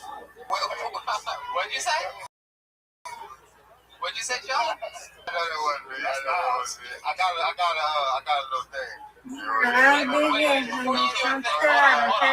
Yes, ma'am. Before you do a thing, I have some questions for you. How long have you lived in Austin, Texas? All my life, I lived outside of Austin City. Okay. What have you been doing most of your life? How old are you? Actually, I'm 33. I'm a late bloomer. What do you mean you're a late bloomer? I'm trying to sharpen my IQ. Okay. I did notice that you did a joke about special ed. Did you go to special ed? One time when I had to play football, I had to pass my classes. They had a football team on the special ed school. I was the only one. I always got pissed on. That's at least a good thing. You don't know it. You don't ever know if they get CTE or right. They make me skip school a lot because content mastery. I don't like asking questions. I love it. What was your favorite subject in school? English. She told me that my grades would be my paycheck, and it turns out she was right. Miss O'Neill, hi, how you doing, Miss O'Neill? I still have a crush on you a little bit. There's a reason the Golden Gate Bridge is painted that exact shade of red She's never going to see that. and it was never supposed to be. When the seal arrives in San Francisco in 1933, it's coated in a red-orange primer to protect against corrosion during What do you do for work? The consulting architect, sees it against the fog and the headlands and realizes something. This color is I'm trying to come out. The Army Air Corps suggests candy cane, red and white, for visibility. So, if this messes up my rap career, no one wants to sign me. Makes the bridge visible in full, while harmonizing with the California landscape.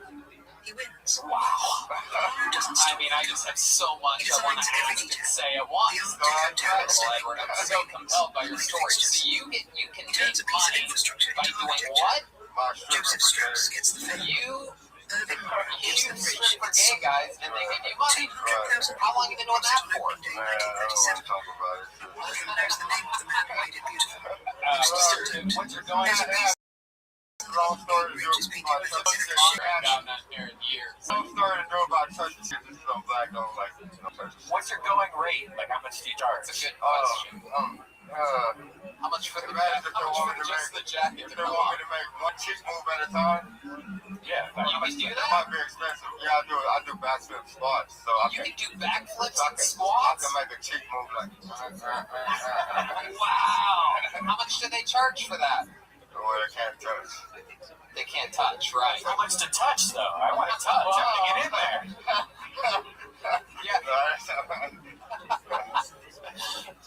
Okay. We're just kidding, Edward. We're not going to pay you to strip here tonight.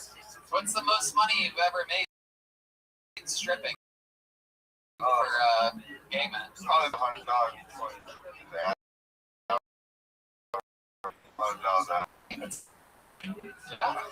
That's great. Yeah, I'm trying to change my life. You have any? I always say that In what ways? What ways are you trying to change your life? Just trying to stick up for people, break up fights and stuff like that. I just recently got my job fractured in 4 different places. I could have died. Actually, I was sleeping, someone hit me. Really? Yeah, Someone hit you with what? I don't know what they hit me with. Damn, that sucks. I'm still trying to box. Box? Yeah. How often do you do that? When I'm not around my stepdad. Oh, I know about that. He was always that pesky stepdad that stopped me from becoming a pro boxer. When's the last time you boxed? A couple of days ago, I got into a little altercation, a little boxing game. I did my overhand side step. Okay. Did you have gloves on? No, just fist to fist. Wow. Yeah. That's wild, man. Someone thought I stole something. Heck yeah.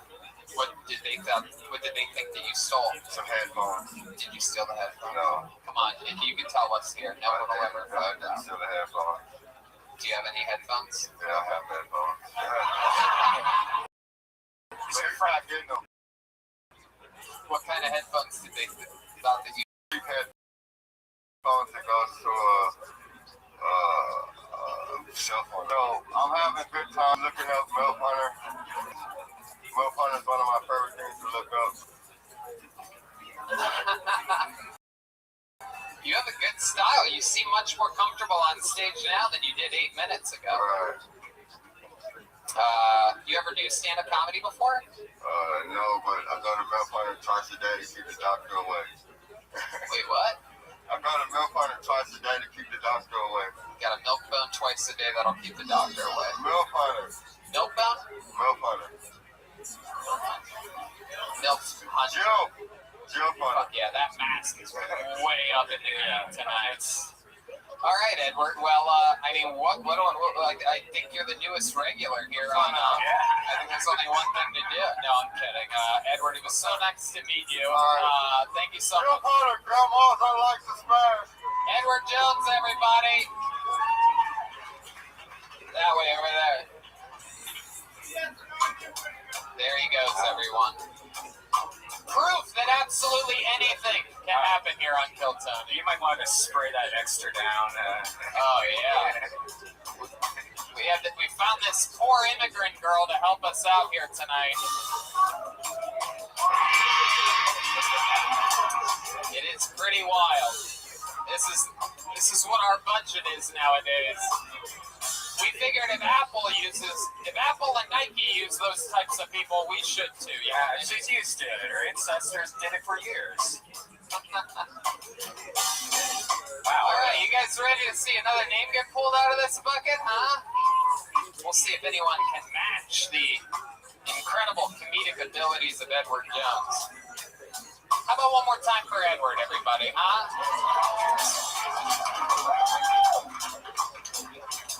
All right. No, there goes Edward. He just got arrested. All right, ladies and gentlemen, your next comedian goes by the name of John Rice. Here we go. It's John Rice. Live. Kill Tony. Live audience. Austin, Texas. Here comes John Rice, everybody. One more time for John. Thank you. So first things first, I am gay. You really can't tell. Oh, I'm not coming out. Settle down, Mom. But you really can't tell unless I do some shit like this or let you know first. The reason being is because of the way I identify, which is incog homo. Now, I'm flying under your gaydar, and that's not coming in handy. If I ever want to go to Mississippi or somewhere, I fucking can. Yeah, they were all just, it's like, I don't know, let's go get them. Of course, that ruse falls apart as soon as they see me get into my Prius. Or use the word ruse. If you can't tell by the fact I own a Prius and this hat, I am an Uber driver. And sometimes I'll get dude bros in my car, and you guys know who I'm talking about. Hey, dude, sup, bro? Smells like Axe body spray. I'll be named Chad. He'll get in my car and be like, hey, man, want to hear about being my girlfriend last night? No. And he never stops, and it's always something gross like, oh, but she's a squirter. Oh. If you like that, just be gay. We're all that. Thanks a lot. Fuck yeah. There it is. John Rice. Welcome to the show, John. Thank you. Welcome to also contributing to making this the gayest start of any episode of Kill Tony of all time. I think I have the same question on everybody's mind. Have you ever bought a dance from a guy named Edward Jones before? I think I almost did. He was asking for change out front before the show. So. Oh shit! There you go. That's the type of this is the vibe of the show. It goes to show how comedy store this show is in its heart. That a completely homeless guy signed up, somehow got in, passed the COVID checks or whatever they're doing. I'm on TV.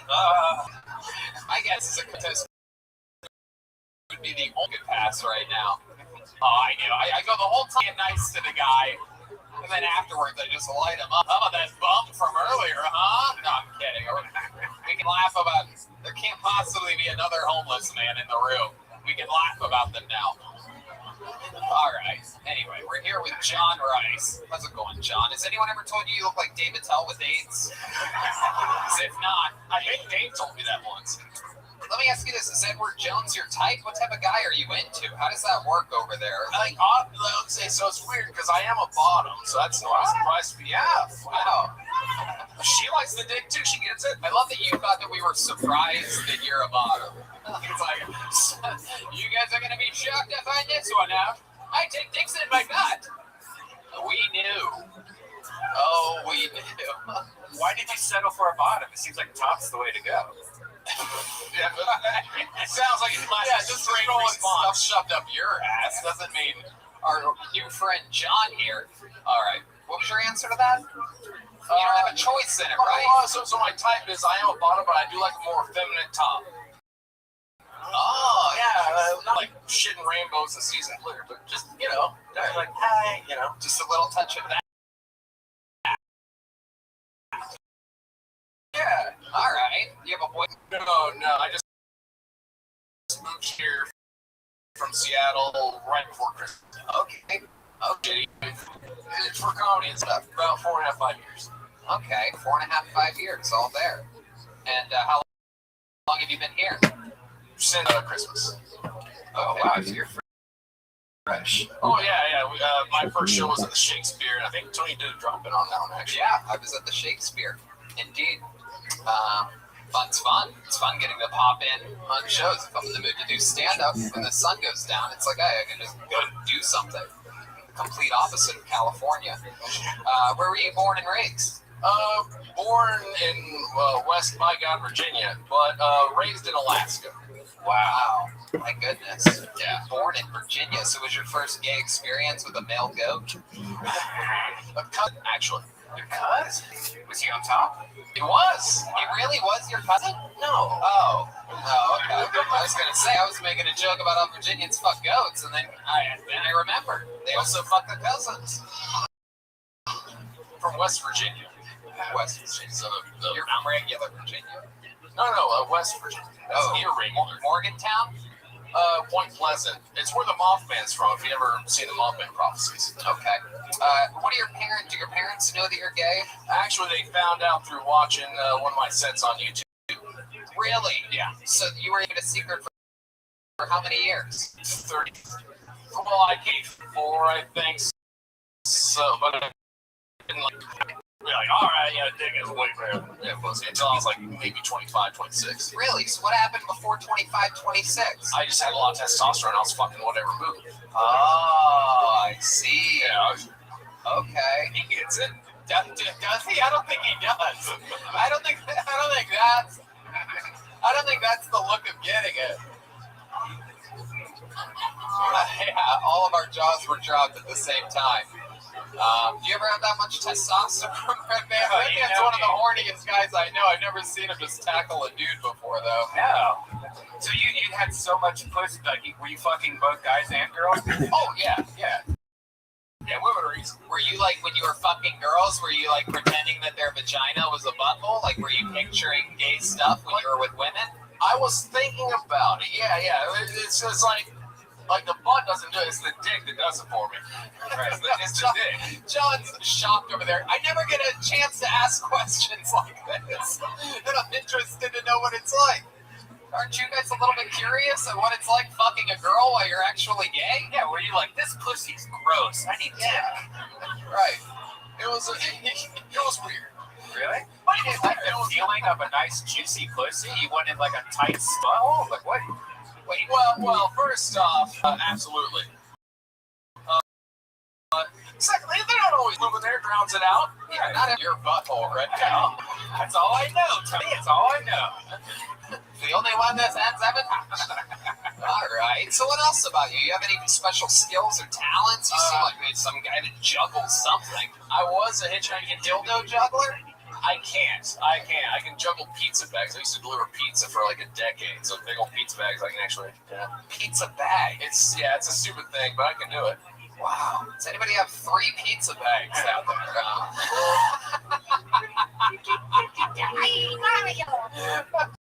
That's so good, John. That was incredible.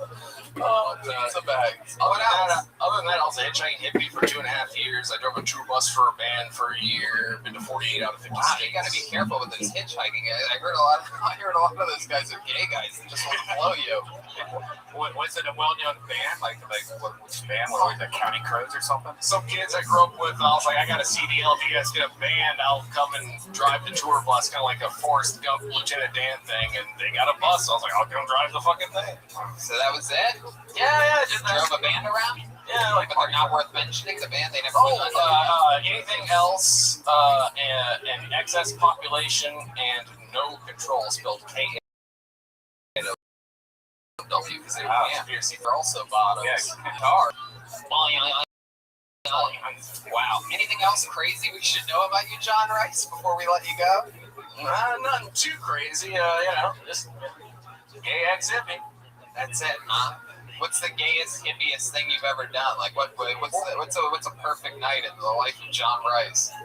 I once hooked up with a guy in San Diego, and we went down to Ocean Beach, and there's a place where there's like a bunch of flat rock, and it's right on the beach, and there's little holes the sea critters have dug down into it, and some come back up. So we put pot in one end, got a magnifying glass, and used the sun to smoke the weed through the earth, and then we went and fucked. So, wow. I'm so glad I asked. That is without a doubt the gayest, hippiest thing I've ever heard of in my life. Smoked weed with a magnifying glass, and then a little bit of butt fuck right on the top. Butt stuff, it's good. Ladies and gentlemen, John Rice, everybody. He's on Instagram at John Rice Comedy, all one word. Spoiler alert, Edward Jones does not have a social media. For those of you looking to follow Edward Jones, my advice would be between 6th and 5th Street. Perhaps on Brazos or San Jacinto. Maybe Congress. Are those the gay neighborhoods? No, it's the only streets that I know, you know? Rainy Street. I like Brody. Rainy back. Oh my. Hooked up. Freddie Stevenson in your life.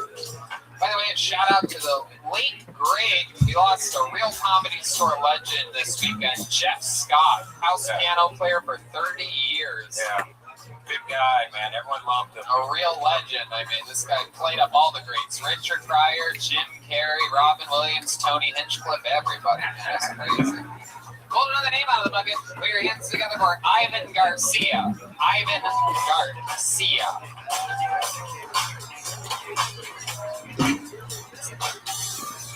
Brian J. Ebel hard at work in Los Angeles, California. I'm watching him right now. His head is down. Here, let's look at the audience for a while. Here he is. Ladies and gentlemen, it's Ivan Garcia. ¡Woohoo! Bienvenidos, señoras y señores, a nuestra noche de comida presentado por Chris Fine Strips! Oh, come on, guys. Learn to speak Spanish or go back to your own country. What's going on? Let's start off with some good news, okay? My drug dealer got a promotion at work. Yeah, he's a sex trafficker now. I know, right? Came in to buy an eighth of weed, came out with an eighth of a human. Nothing but nightmares, okay? Oh, man, guys. Good news. They found out what causes autism. Yeah, it's just feeding your kid crustless sandwiches. Yeah. Take it up with HEB, guys. I don't know. This whole year, last year, everyone was telling me you can't use your passport. I was like, I paid $93.53 for that. What do you mean I'm not going to use it? I know I can't travel anywhere, but I've just been having all my one-night stands just kiss a page. Yeah, traveling the world in pussy. Oh, come on, guys. There we go. I won't get into anything. One more time for Ivan Garcia, everybody. What was that last joke? I think I missed it. What ended in travel? Oh, everyone's telling me I can't use my passport because we can't travel, right? The travel ban, especially you Trumpers out there. I just have my one-night stands kiss a page. That's right. What the fuck? Smoking too much moto. It's your passbook empty page thing. So you're saying? Okay. What'd you say about a sea of pussy? Oh, I'm traveling the world in pussy. Are you really? I'm trying. You seem like the gayest guy that's been on stage all night. That includes me, Edward, and John Rice. I'm kidding. I'm not really gay. That's a running joke. I'm sorry, Ryan. You had to see that. Let me turn you around. So Ivan, is it true? Are you really traveling in a sea of pussy? No, I'm trying to stay like a one-woman guy. How's that going for you? Very tough. Yeah. A lot of Did you keep wearing her scarves out at night? This is from Oaxaca, Mexico. I'm trying to be Mexican. I know I'm Canadian as fuck. Is it really? Yes, it is. Wow. Did you use it like Batman to get back over the wall when you to the? All right. That's fun. It's fun to be interviewing Mexican me. This is exciting. How long have you been doing stand-up? 11 years. Wow. 11 years. All of it here in Austin? No, I've been in Austin for about 5.5 years, and I started in San Francisco, San Jose. San Jose. Yeah, What made California. Yeah, I know. I've heard of it. What made you? What made you move to Austin, Texas? I was working for Intel at the time. Intel. Yeah. Wow. What do you do for work now? Nothing. I try to do all comedy. I do Instacart. I don't know if that's a job. You do Instacart sometimes? Just deliver groceries. Okay. Stepped away from the tech world. All right. Why did you do that? Because I love stand-up. You know what? This industry is booming. I go to Instacart. Yeah. I mean, Intel's pretty nice. Well, you know, I felt really successful already at the time when I was 29. I was like, you know what? I better do stand-up now before I turn 40 because that's creepy as fuck. Yeah, no, you're absolutely right. Doing stand-up when you're 40 is creepy as fuck. No, you're successful. You're successful. You're fine. I get it. Open What do you do for fun? You seem like sort of an eccentric guy. Oh, man. Just try to do as many mics and Mark, and that's it, man. Just why are you having trouble with the girlfriend? Tell us more about this. Well, I did. And maybe live in my car because, you know, had to have her keep staying in the apartment. So COVID hit after a month, and I was like living in my vehicle, and that's kind of been like it. You know, when you're poor as fuck, you can't really get laid all the time. Let me ask you this: so you guys went through a breakup, and you go straight to your car, but when COVID happens, I mean, any any relationship that lasted 8 years that didn't end horrifically, I feel like you would be like, hey, let's just fucking bundle up through this chaos together, right? It sort of feels that way. So how bad did this thing end that at the end of 8 years, it was like, you get the fuck in your car, get out of here? How did it really end? Well, I still had that month of, right after the breakup. And that whole month, I was hitting comedy so fucking hard. So she must have thought I was so happy without her that she was just like, fuck no, I'm blocked from... Yeah, the rough part about being a Mexican living in your car is your roommates. Yeah, hopefully you had a lot of trunk space to fit all the kids in there. Grandma, get back in the truck!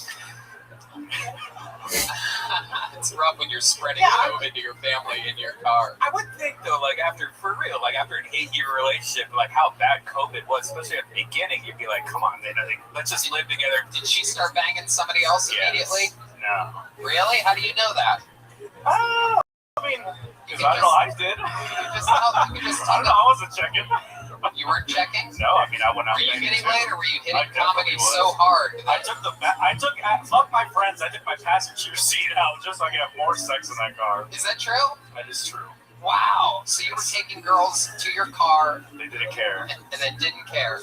What kind of car is this, by the way? Toyota Corolla 2017 Sports Edition. Oh, baby. whoa.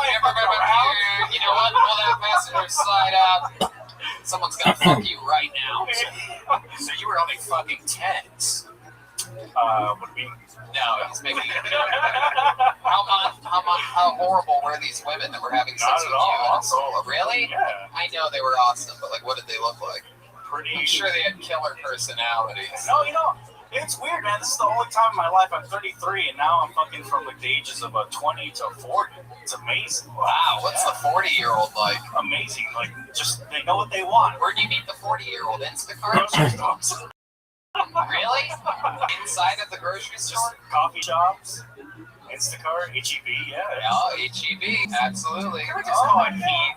Don't do the HEB. I don't think you can call it a heat. The Indians look at matters. You're gonna sound too new. You can't even call the Indians the Redskins or the Indians anymore. Last thing. It doesn't roll off the tongue. Straight HEB. All right. So, did it ever go pull up on you while you're having sex on the passenger seatless Corolla? There was a couple incidents, maybe, in a couple Best Buy parking lots, when they're doing their curbside. Why is that car still there? Oh, getting your work done in a Best Buy parking lot. It took you more of a Home Depot kind of thing. No. Why would you go to the Best Buy parking lot? Why wouldn't you just go to like a library or something? It's because he only has blue polo shirts and they'll think I'm an employee. That's fun. So what did the cops say then? No, they never got caught, man. Nothing. No way. Do you have the house now? I'm way too paranoid. Do you have blankets and pillows and stuff? Like what goes on? I had to stuff my whole life into my trunk and try to pull it off like I wasn't living in my car. We don't feel like you have very much. We did a survey. We feel like you could fit your life in your car. Definitely that shit. What's one thing that you'll never let go of that you have in your car that's important to you? Well, aside from just important documents, I guess just my comedy notebooks. That's it. My laptop. That's it. Give me one change of clothes and I'm good. Somebody go light a Corolla on fire outside. It's a 2017. There's still some good resale value on that. Is there? there? Stains. There's more Instacart stains than sex stains. What else about your life? Do you have a crazy family or anything like that? Crazy upbringing? I have a huge family. Oh, we believe that, yeah. Definitely. How big? I'll take that stereotype. Yeah. Anything else other than a huge family? No, just I love fucking stand-up, man. That's just all I've been doing. Every day, even with COVID, fuck it. I went out. I'm sorry if some of your grandmas died because I didn't Wait, you did stand up while you had the coronavirus? No. I had it. Well, there just started being shows everywhere, outdoor shows. I just started hitting them. You're saying that you had it? I have not gotten COVID at all. Okay. By the way, I've done 100 and something cents. All right, we get it. You like stand-up comedy, dude. Jesus fucking Christ. It doesn't, not to be a dick, but it doesn't seem like you've been doing comedy that much because of the material you did tonight. It seemed it didn't seem like there was any punchlines to it. It was. I don't want to be a dick, but for turning one pussy down because you're hitting comedy so hard. and 11 years I just behind like to it. give you guys bars. I don't know. I was trying to go over here and do a couple one-liners. What's your favorite joke you've ever? Would you guys like to hear his favorite joke in 11 years, huh? 11 years. Fuzzy's hitting it so hard he can't get all the pussy that he possibly could. Well, I Here know he is, his best joke, Ivan Garcia. I know like I look like a sweet Mexican child right now, boy next door, but I was a bad kid in high school, guys. I was a really fucking bad kid. My parents made a bet with me. They were just like, okay, we're gonna give you 10 fucking grand if you can graduate high school without just fucking up, okay? Just graduate high school and do the whole thing. But I loved weed so much, guys. And I know, fucking, hey man, mom and dad, I'll do it. I'll do this. But I used to go over to my grandma's house. She was a little fucking crazy, okay? And I would smoke weed sometimes in the morning. And that one fucking morning where I really had to pull it off, okay? She came a knocking. She's like, Mijo, what are you doing? I'm like, fuck this. I gotta get out of this situation because I want the 10 grand, right? Step one. Jesus counts, cover up the smell, okay? Step two, I had to finish the bong. So I was high school and I was only buying weed at $5 at a time, okay? Step three, got a little bit of ash from the bowl, made a big cross on my head. I was like, hey, Grandma, what's up? What are you doing? She's like, where were you? I was like, I was at the 6 a.m. mass, lazy. Where were you? She's like, why are your eyes red? I was like, that's a devil coming out. It's really bad. 11 years. I don't believe this now. That's how long the setup was. I know. I don't believe the 11 years. You must have done like 6 years where you've did comedy once or something like that. He was hitting it not so hot. Always hitting. Yeah, because that was way too much setup. Like, it's okay. We all know what's wrong with that. Ivan, yeah, man. I mean, I don't know what's going on. Maybe, I don't know. I don't know what's happening. Intel's hiring. I'm looking at it right now. No. What does Tom Segura have to say about the joke that Ivan Garcia just did?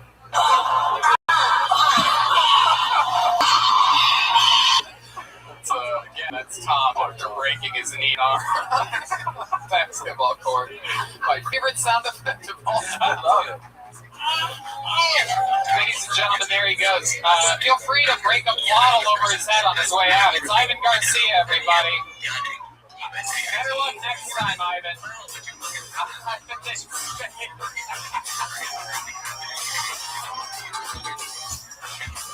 Oh. I don't know. This give a young female Sub-Zero.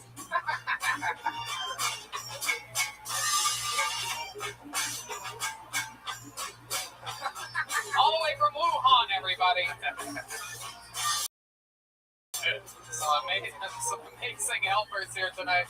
Nothing better than a little girl from Wuhan to help sanitize things. You guys having fun out there? I don't believe that last guy at all. How about the back? You guys having fun back there? It's like a half energy crowd. Everybody's afraid to spread COVID. Everybody woke up with half a symptom today. All right, pulling another name out of the bucket. I do believe this young lady got up last week. Let's see what happens this week. It's Brittany Ledesma. Brittany Ledesma. Brittany Ledesma is coming towards the stage. I don't think she was enough last week. One more time for Brittany Ledesma, ladies and gentlemen.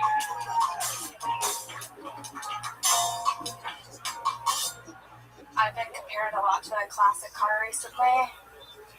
I'm beautiful on the outside, but on the inside I'm so broken, and no amount of money you pour in me will fix me. And old men like to ride me to feel alive. I only know that because I've been dating vintage. It's a nice way to say I'm fucking old, guys. Right, I need to get my check, but I don't mean like 1 or 2 years older. It's like bordering on antiques. They remember the start of the Korean War, but not their own name. You know? I don't have to worry about getting STDs, just shingles. You know, that's about the only issue, but I also just don't know what to call a guy in bed. He's older than my father. Daddy's out of the question. So I called the guy uncle. And he was like, you look nothing like my niece. But I could be into that. turns out also calling a guy uncle in Texas is also too real. That's all I got. Brittany Ledesma. Hell yeah, Brittany. There you go. Look at that. That crowd goes wild. How long have you been doing it? Almost 2 years. Almost not even 2 years. And meanwhile, she has a joke better than somebody that's been doing it 11 years. Hitting it hard. Had to take the passenger seat out of his car because he's swimming in pussy. And then meanwhile, Brittany comes up here, literally less than of the comedy experience, and smashes with the shingles joke. Brittany, bitch.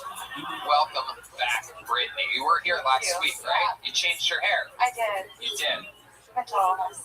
Yeah, I can see. Yep. There's a like Khaleesi if she had cats instead of dragons. Is it pink and blonde? Yeah. It's like Game of Crohn's. It's a disease where you shit a lot if you don't know. For those of you that are like, why do you say Crohn's? It's because of that. I don't know why I would assume that you shit a lot, Brittany. That's I have IBS. do you really? You really do? Boom, nailed it. Yes. That's a symptom of Crohn's. It's all coming together now. I started eating meat again for the first time in 6 months, like 2 days ago, so. How'd that go?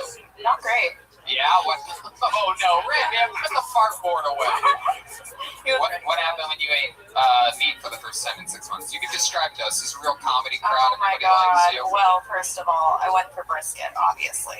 Oh yeah, literally risking for the. Literally, I did.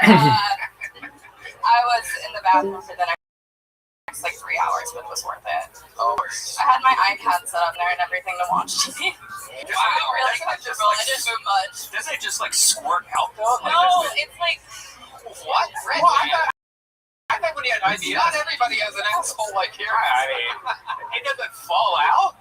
Sorry, I don't take it in the ass as much as you, man. When Red Man poops, it's like his butt is vomiting. Yeah. Well, I thought when you had IBS, it was just like it's almost. So it's like sometimes you just stop in there, and then sometimes it just lets loose, like Niagara Falls. Oh my goodness. It's unfortunate. Niagara Falls, the Buffalo side of Niagara Falls, by the way, not the pretty Canada side. Oh, people from Buffalo hate me. Brittany. So, what are some things that we didn't find out about you last week that we should know about you now? You probably had some time to think about some fun facts about Brittany Ledesma. I paint. That's a fun thing. Oh, okay. Yeah, I garden a lot. Wow. Jalapenos, ghost peppers. Wow, you make your own fertilizer? Yeah, I do. Ghost peppers? But not like that. No, I make compost. Oh, okay. How do you make compost? What goes into that? You just take dirt and then vegetables that you don't use. Trash. Yeah. Trash on top of dirt. Yeah.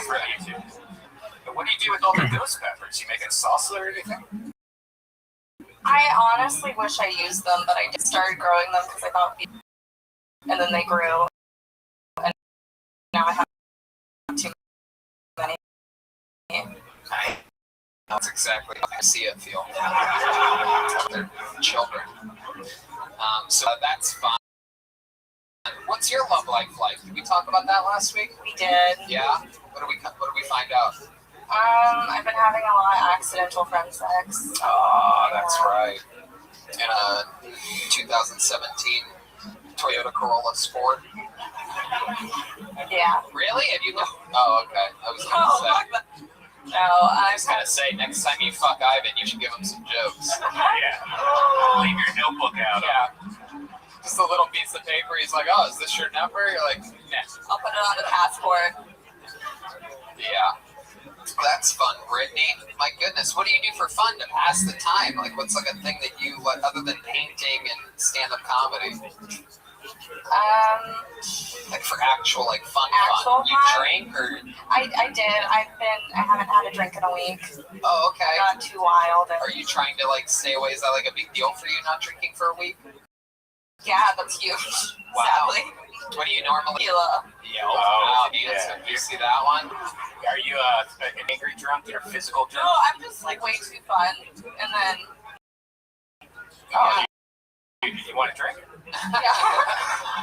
Describe for us what a drunken tequila. I want to talk to anyone. It's like I get way too personal with random people. I want to hear their life stories. I want to talk to them. It's like I've become friends with every girl in the bathroom. Like, let's meet up here next year, same time, same place. That's fun. How about stand-up comedy? You've been doing it in Austin this whole time, right? Yeah, I run 4 shows out here. Wow, with cool. Very Ivan. cool. Oh, with Ivan? Yeah. Really? Yeah. Wow. Yeah. You run 4 shows with Ivan? Yeah. Stop drinking immediately. What do you? I'm never getting booked in this town again. My goodness. All those years, this whole time you've been working with Ivan? No, we just started running shows. And he's never tried to make a move on you? No. I don't know. That was not the single. That was like there. No. Unless you count the one night. Is that why you stopped drinking? You finally gave in to Ivan a week ago? You're like, oh, that is, yeah. No. Woke up with a scarf around your neck and nothing else. Just like, oh my God, no. Toyota logo on your forehead. Jokes ripped out of your notebook. Just fucking looks like a bear went through your joke book. Oh, shit. Well, Brittany, congratulations. You got him twice on. I mean, I probably had this, what's so far the joke of the night with that shingles thing. I mean, you got a pop from the audience and fun stuff. So congratulations, Brittany Ledesma, ladies and gentlemen. She's on Twitter at Brittany LED, all one word, BRITNEY LED. Interesting. Yeah. The bucket has a mind of its own. You know, it's really interesting. Hey, look who it is. What's the character? What? Short round from Indiana Jones? Hey, yeah. Short round. Here it is. Indiana Jones's trusty helper. Dr. Jones, Dr. Jones. It feel like we stepping on fortune cookies. Those are fortune cookies. Whoa, Come on, don't waste that. My goodness gracious. Crazy Asians. All right. Hold another name out. Make some noise for Nick Roche. Nick Roche. Here we go. Nick's coming from the back. All the comedians chambered off on the sidewalk in a holding tank, keeping their distance from one another. Everybody's spread out here, safe. How do you feel, Antone's good? Here is Nick Roche. It's good to be here. Anybody else been out during the pandemic? I been going my route, and the result that I got is I look like kind of like a little Swedish girl. It's like that's really into deadlifting. I'm Greta Thunderbird. I recently took up scuba diving. Really good at sinking, and when I signed up for the class, I had to fill out forms, so in case I die, they're not responsible. And so, like, I had to check off some medical thing I might have. So, like, one of them was bronchitis, makes sense. One of them was depression. And I thought, well, how does depression affect one's scuba performance? Like, oh, coral, oh, crab. What's the point? Oh, a porpoise. What's my porpoise?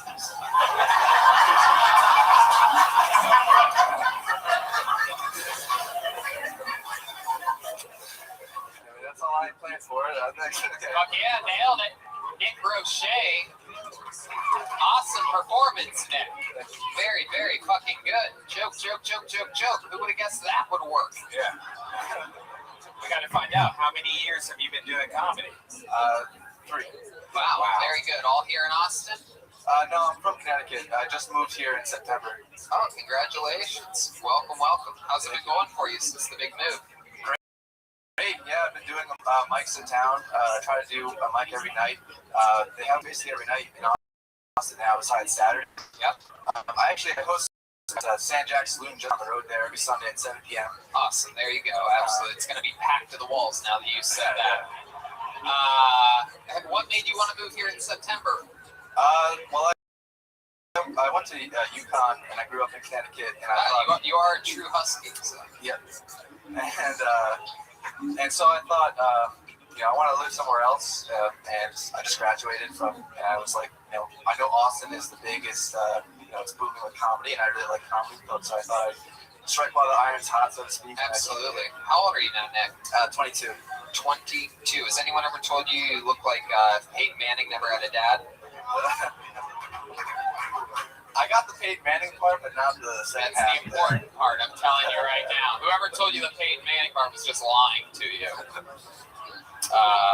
So welcome, Nick. How do you make money? Now you're 22, you live in Austin, you live by yourself?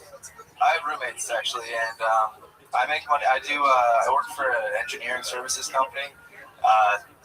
It's called Advanced Drainage Systems. Wow, you're giving everybody shout-outs. Yeah, well, I don't know. I just want to be as specific as possible. I mean, it's not the most exciting. Advanced drainage. So you're a gutter boy. What? Gutter boy. It's all about gutters. Isn't that what I do? I like gutters, catch basins, I don't know. It's like detention systems. Have you ever been going through a gutter and you see any of Ivan Garcia's jokes? Pull him aside. Yeah. We'll just keep Ivan out for the mini callbacks. Yeah. His name out there. Mark off the 4 shows that I'm not allowed to perform at in Austin, Texas. Actually, I feel like Brittany will have my back if they're running it together. Yeah. But who knows? The woman always says she's running it, right? We know who pulls the brains in the relationships. Am I right? That's a way for him to get laid. Yeah, you're my partner. Yeah, totally. Any day now, she's gonna give it up to me. She's gonna rip my scarf off and go to town. So Nick, 22 years old. You got roommates, you got a real job, everything seems to be going good. What's a part of your life that you don't like right now? My job I have currently is part-time, so I'm trying to find a full-time job right now. So looking online for full-time jobs. What type of full-time job would you want? Hey, is there anyone here that's perhaps hiring for a full-time job? There you go. How about, have you ever bone sliced before? No, I haven't. Dude, that seems like just one drunken voice in the corner. Bone slice. Bones? Yeah, sure. I think that's why not? Perhaps his nickname or something. Give it a shot. Did you go to college? Yeah, I went for college. What are you gonna do with? So still trying to figure it out. Yeah, I don't really know. Pump water out of something or something. Yeah, maybe. I don't know. What are your parents like? Connecticut seems, it's always like I have this image of Connecticut. It's so boring and dull. It's right almost up there with Buffalo. It's just the worst places. He's got rich parents. You can tell he's got that rich parent. Absolutely. You from Greenwich, Connecticut? No, I'm not from Greenwich. You said that like you're from Greenwich. No, Tony, not from Greenwich. No. Even it's outside of Greenwich. Is it even Greenwich community? Is it really? I'm outside of Greenwich, yeah. Wow. New Haven County, yeah. Oh, yeah.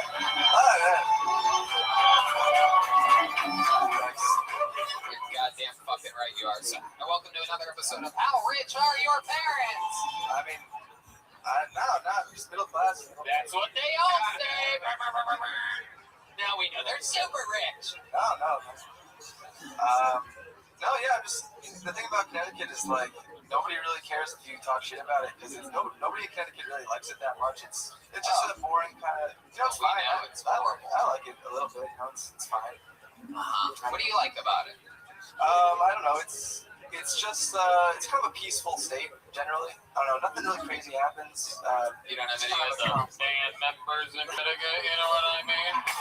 None of those band member types. Hey, whoa. John. All right. So, Nick, what is something about you that we would be surprised to know? I don't know. There must be a little fun fact about you that we would be shocked to know. You know how to like freestyle rap, or perhaps how badly? I mean, you wouldn't even be surprised. I can speak a little German, but that's not it. How many of you want to hear this guy speak as much German as he can right now? I'm going to pull out my wooden shoes for this one. Okay. All right, here he is doing some German. Sorry to the Hasidic Jews in the front here. I know this still brings back memories, but go right ahead. Here's Nick Roche, proving that he's not from an extremely rich white Connecticut family by speaking German.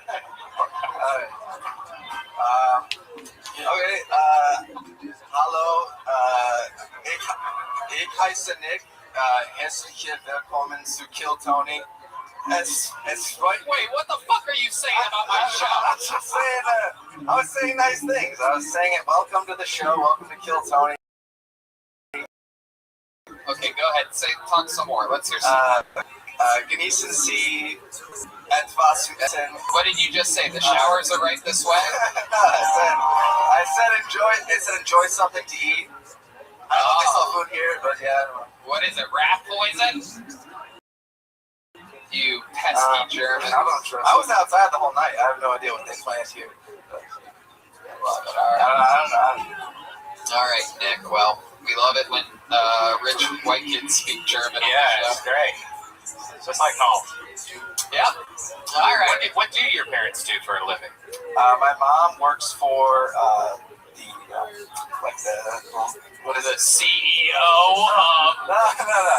She works for a company. She used to work for Enron. No, I'm just kidding. She works for like the court system in Connecticut. My dad. That's pretty broad. No, it's like the Supreme Court.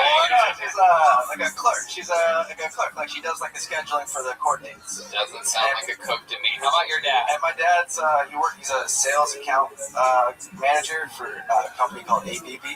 ABB? ABB, yeah. What does that stand for? It's a billion. No, it's actually a company in Europe. It's just Swiss banking, like no. They make like a. It doesn't matter. There you go, Nick. Hey everybody, absolutely killing it. Come back again, Nick. Incredible performance. Thank you. ROCHE. Perhaps the best set we've seen in Austin, Texas. So ABB, they make robots, and their annual revenue is $28 billion. Oh, he just does the accounting for some company called ABB. He gave it to us because he didn't think we'd look it up. $28 billion a year. Yeah. My dad's just the accountant for something. Here you go. Someone where they. I think we're at the base of a rainbow right now, or something like that. I'm not sure what's going on here. Got the mental illness table to the left. It's just he just came over from the old MIT. All right, now the name out of the bucket. Here we go. Chris Reeves, R-E-E-S. Here he comes. Brisk pace from the back. So good.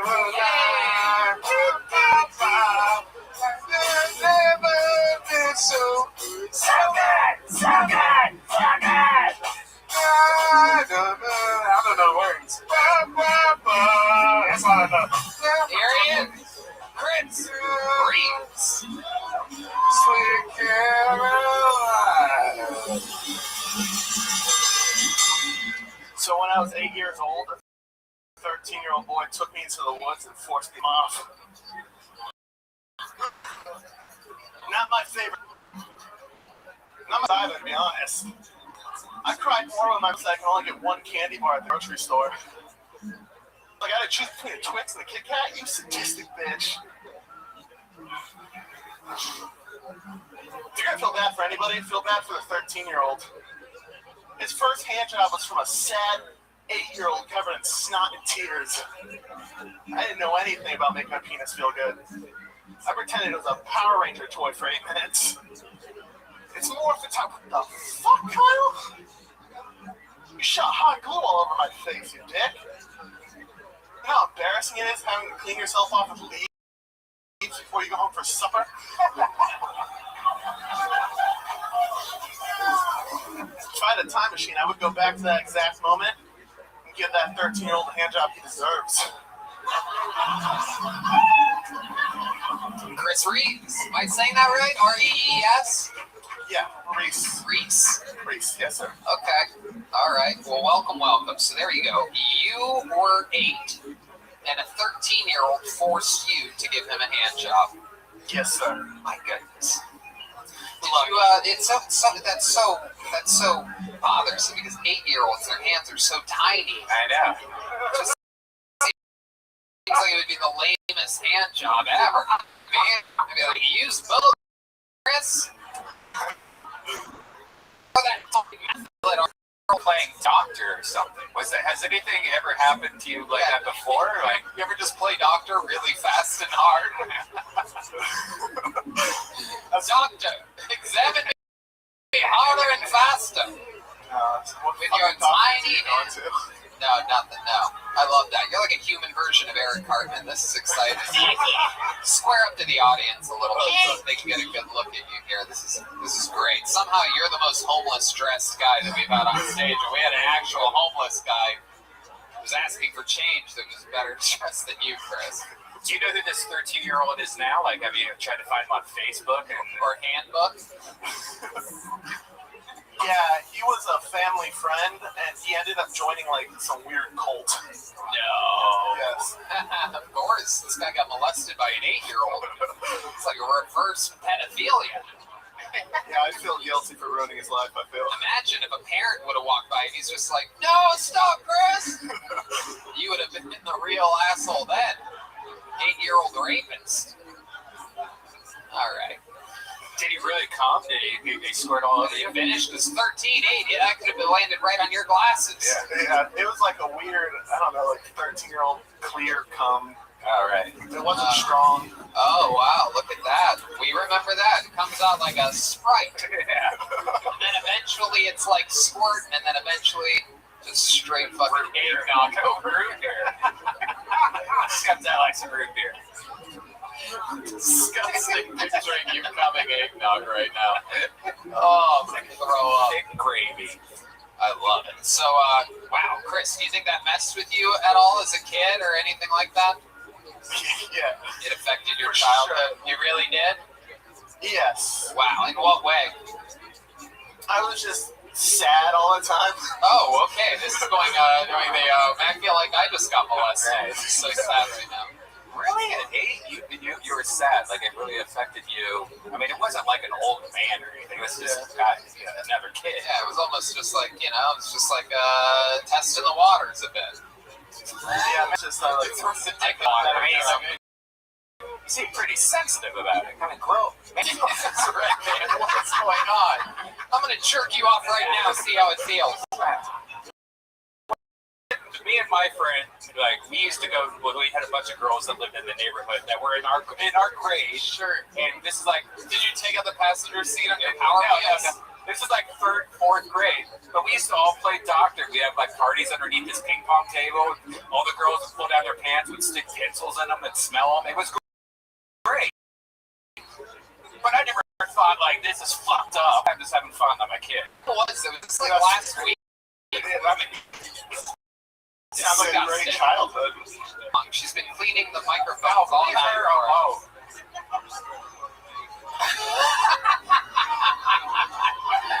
John Dees. Oh my God. All right, so let's talk about it, Chris. What else since this amazing hand job has happened in your life that we should know about? How old are you? Friday I'll be 22. 22? Look at you, you young buck. 21 years old. Just 13 years after giving a hand job to somebody. All right. So what do you do for work? What do you do for school? What's going on with you? I moved here. John Rice is my roommate, so I just moved here with him. Awesome. What are the odds of that? Yeah, I live with a gay. Fuck you guys. Oh, John Rice is. Oh, okay. Wait, which one's fucking John Rice? That was the gay guy, right? Yes, he was the gay Wait, guy. the third gay guy. Right. How's living with John Rice? Is that fun? It's good. He has hats everywhere. He just keeps taking off hats when he gets home. Like, I can't believe it. He's good. He has anger problems. Does he? Yeah. Wow. Wow. You should see how he treated the chicks from the mattress store. Oh, what happened? How dare they let a woman trip? I swore I would let a woman touch my bed again. I have a question. Yeah, John. They say seems pretty. Does he make attention? Yeah, you giving hand jobs? What's going on over there? Yeah, man. Has he ever asked for anything? Ever let you off rent free? You know what I mean? Like every other week. Oh, I like that. All right. How many roommates do you guys have going in and out of that place? It's just me and Rice. Just you and Rice Man. Oh, okay. So Rice Man. No more Mr. Rice Guy. Absolutely. I wonder if is that his real last name, Rice, or does he just do that because he's also in a lot of men's stomachs? It's a reach, a gay rice joke. I don't know. They can't any of them be home runs. So, Chris, let's talk about it. What else about your life? What do you like to do for fun? You seem like a record in some video game.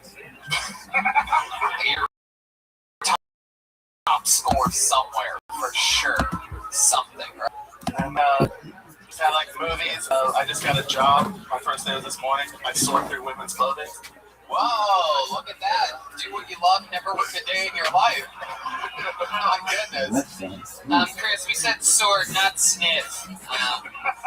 Why are you sorting through women's clothes? It's like, have any of you guys heard of Nadine West? No. It's like an Austin clothing company. They send clothes out, and I have to look at all the returns and sticker them. Like sticker them like what? Like dirty or clean or? Yeah. Wow. Did he make you smell them? I mean, they might, right? You get to take home free clothes. Oh, wow. Yeah, I bet. Carefully. It doesn't look like you do. You're adorable. So, what else, Chris? What's your love life like? You ever take any girls back to the home to meet John? It's bad. It's a bad love life. Yeah. What's the story with the lady in the mattress? Oh yeah. They just didn't have the mattress he wanted. Right. And he's like, this is. I ordered one that came with a man on top of it. Yeah. What was up? What was up? That he was being a real queen about the mattress. Huh? That was a good thank you. That lady got it 30 seconds later. Oh, all right. Well, Chris, I mean, very fun, man. Fun. You stuck with one topic the whole time, which I love. It's a bit that you can slide anywhere into anything. You can just, take your hand and just pull it out, just bust that fucking joke out anytime about giving a guy a hand job. I like it. I like what you're doing. What? I like what you're doing. Perfect. I'll give it. I would say give him a hand, but come on, Tony. Let him try. Let me try. Come on, come sit next to Uncle Tony. Okay, he's damaged by this event. Come on, Tony himself just me too. Just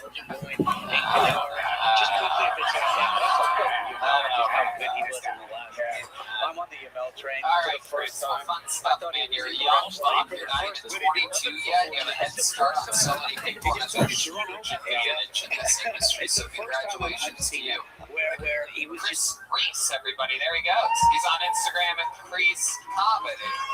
CREES. We got no regulars here this week, unfortunately. Everybody's coming out. They're coming out. They are moving here. All 3 regulars are moving here to Austin, Texas, everybody. But it's all at different times. Might introduce our first guest back on this show next week. That might be fun. Yeah. Guests will be back. How about a hand for the brand new band, huh?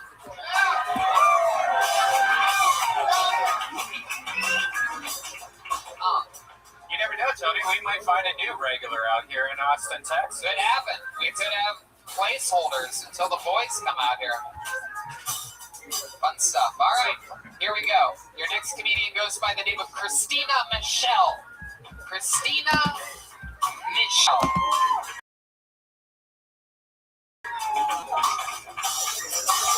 Yeah. Direction. Here she comes, everybody.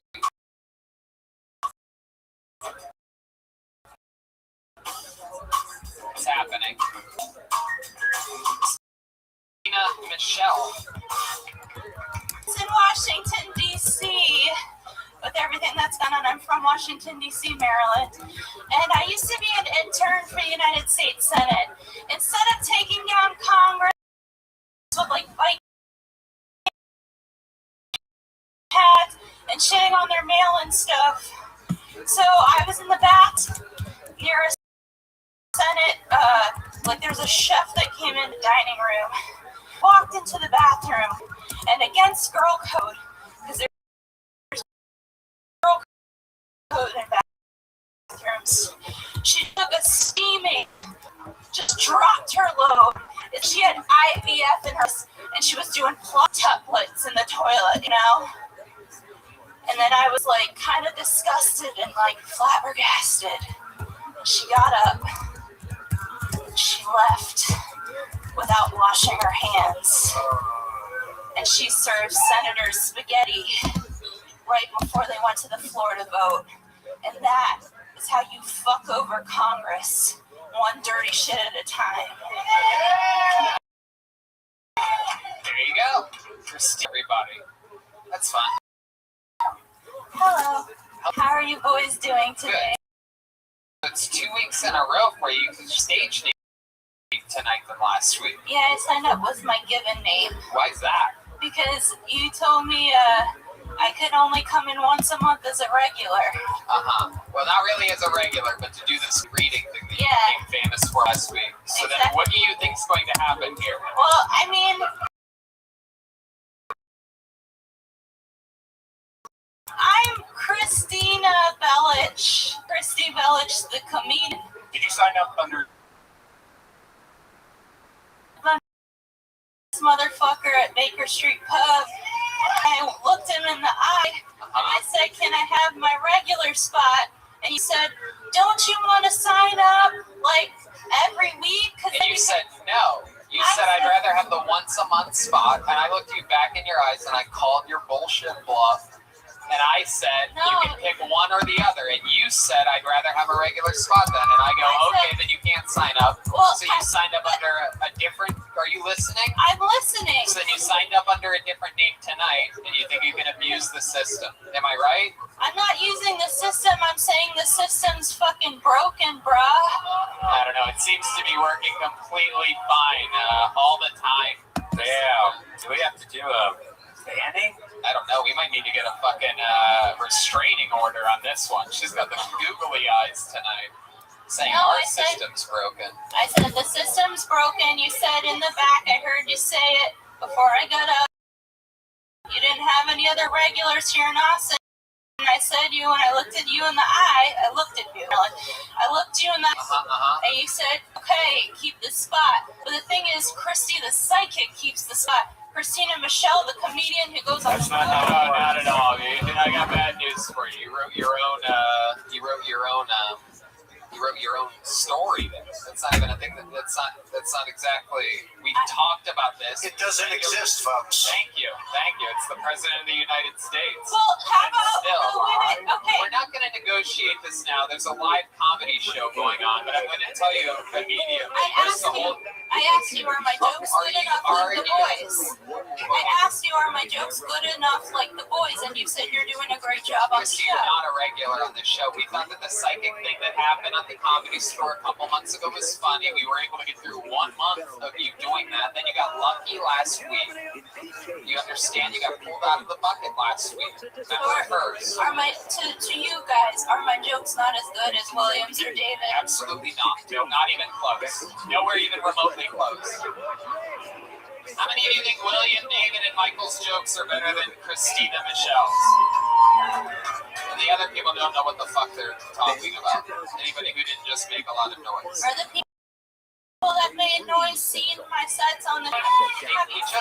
You just did a set on the show. You just did it for 60 seconds. We let you go uninterrupted even though you broke a rule, and it doesn't really matter. It's just very weird that you would do that. It's just alright. We made a deal. I mean, like, you don't think it was weird for me when you at Baker Street, I took time to actually talk with you when you're like, hey, can I sign up, or would I get the once a month spot? You weren't a regular. I said you could do the psychic thing once a month. You gotta get back up there. She goes, Christina Michelle, everybody. She fucked up. She fucked up. She fucked up. Probably I'll sue her because it would be fun. Keith, I'm glad she called her break because I was working for a long time. I was like, cool. Well, that's disappointing. Proof again that this show is live as fuck. People have said that the bucket is rigged. I've read these in the comments before. Highly doubtful. Yeah, that's one thing you don't fuck with. You don't fuck with the bucket. There's been a couple times where somebody puts in a different name so they get called. If we find that, you're out of the show. Yeah, it's bad mojo. It's really the only way to get in trouble with the show by signing up multiple times under multiple names. There's a lot of trust. The sad part was she got pulled out of the bucket first last week. The first person pulled out of the bucket in Austin in front of an audience. But some people just can't get enough. You give them an inch, they want spot on the number one podcast in the world. We're live again. I pulled another name out. Put your hands together for Mark Pena. If Christina walks up here, I'm going to be furious. Mark Pena is a new name. This looks fresh. I feel like we didn't see this last week. Man, Ryan J. Ebel looks very disappointed also. He does.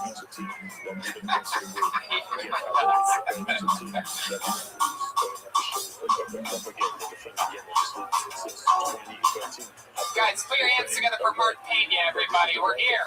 Antone's live. Hi, everybody. Hello. Oh, my goodness, man. Everything's so different now, isn't it?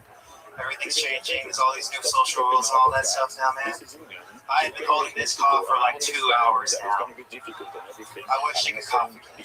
You can't do that anymore, yo, guys. You can't. You better not. This place has a 2 cough minimum. We will kick you out, okay? We'll have to do it. We'll do it. Dude, I lost my job because coronavirus.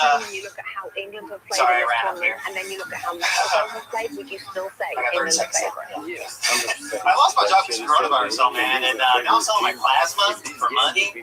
It's so embarrassing, though. I don't like telling people that. My friends, though, they see my track marks. They see the bandage on my arm. They're like, oh, hey, Mark. You donating blood there, buddy? You selling plasma? What? No, I'm not broke. I do heroin. That's what it is. That's much less embarrassing than the actual truth I think, right? So much cooler, too.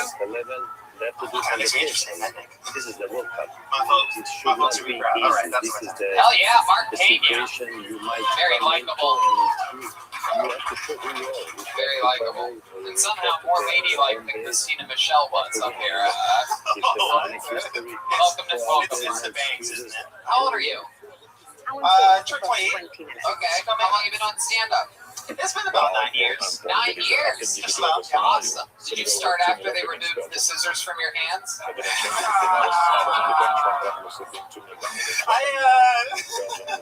It's more of a financial decision, Tony, but yeah. I've been cutting ladies' hairs and doing the landscaping around Austin. I'm gonna say, I don't like haircuts. I don't know what to tell the lady what to do with my hair. It just fucks it all up, so I just don't cut it. That's how I go. Fuck yeah. What do you do for work, Mark? I sell my plasma. That's hilarious. I used to do that as a kid in college. I was allowed to do it twice a week. It would be like $60, $50 a week. Ah, that's pretty good. They give me 30. Wow. But hey, that's cool. You know, get that dirty plasma. 30 the first time, and then 45 the second time. Are there certain things that you have to do or not do to be able to sell your plasma? You can't fuck hookers. Really? Well, you can't pay hookers. That's what the questionnaire says. Oh. Am I the only one? Donating blood or nothing? You can't do that. Well, you can, but you really can't do that for plasma or blood. Okay. All right. All right, man. Back me up on this. You donate your plasma. I liked it. They always give me a free AIDS test with it. You know? Exactly. They test you for syphilis, herpes, all that shit. They just look at you and they're like, yeah, I don't got AIDS, but That's why I stay fat. The second I start getting skinny, I'm like, there's something wrong with me. But that's AIDS. Red Band's a member of the Dallas Friars Club. Hey. So, Mark, How do you $30 a pop? How do you make money selling plasma? Oh, well, that's like gas and food money. The other thing I do is gift cards. Yeah, wow. I still get some money for that. Very popular out there. So that's like Postmates, right? I don't know what that is. What is that? Well, Postmates at one point was at least I think it still is a sponsor of Tony. Anyways, used to probably kill Tony. I order from them every day. Yeah, I ordered from them also, and that's Very excited. For fun. I've never seen it. well, you know, just movies, like video games, read a lot. Also, you know, free What's your living situation like? To join us for a quick chat, Owen. You've been all around the US, Canada, and Mexico during this World Cup, but this is your first time.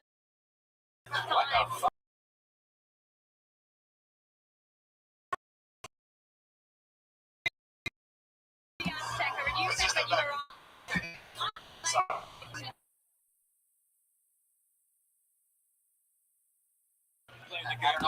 I feel like people are First time since I've retired, Jules. What I ethnicity want to are play you? a game. I would love to just run through a bit Can you more. guess? For Game like this, obviously, Mexican and Irish.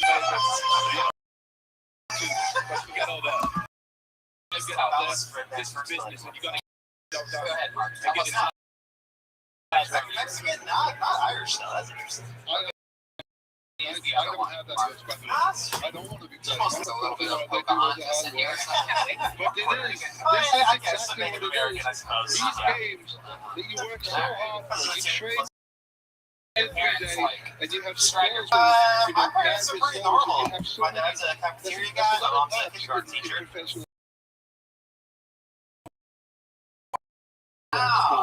also a lot of that. But when you get, I mean, this is a lady to go out, go home, and have fun. This is fun. And look at this Mexico team, they're in a huddle out on the pitch now, Javier. They know this is a massive opportunity to reach the World Cup quarterfinals. Jeez, I see. You need to be a cafeteria guy. I mean, I feel like people make fun of them and stuff. Now, so I was thinking of this.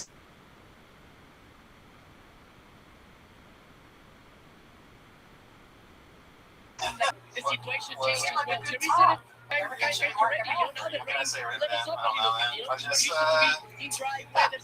about, I mean, I kind of have I think it's going to be an amazing game. I was just ashamed of myself after I downloaded. I was still in a relationship, I broke up with her, and then I got Tinder, was a whore for about 2 months, and that just made me real sad. When you say you were a whore for 2 months, describe to these people what you consider being a I whore. fucked a lot of fat chicks.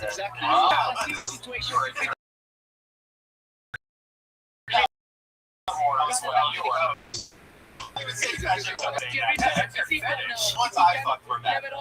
What was so bad about that? It was not even, it wasn't even like, it wasn't good bad. What happened? You delivered them Instacart? Well, this was on Tinder, but, They're adamant that England are favourites to them. I see So it give more us like an a 50-50 example of game. when it I went don't know wrong. what you guys are thinking, you know? Catfish? Is it our England?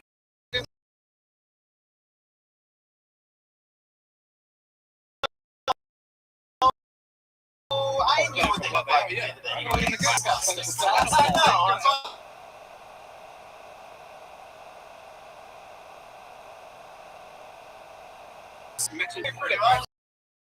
People got to stop making excuses for My everything. favorite thing set up is, You've got to get out one thing I've noticed is that on the drums, if Michael Hellbeck and it's great everything that I know about him is like a good human being. And sometimes I'll say something where I'll probably be disappointed in the fact that he's just looking right at me. So it's like, I was like, this guy really mean this shit that he says.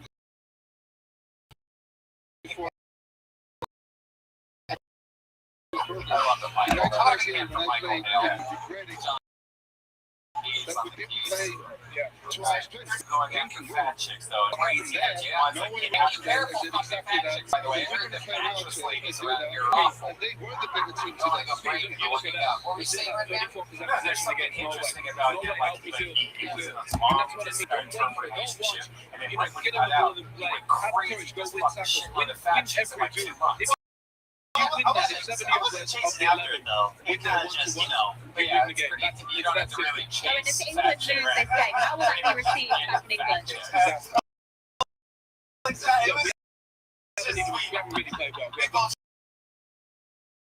Just like, okay, let's, turn it on my guy. Yeah. Like a laughing smell. The next shape so good. What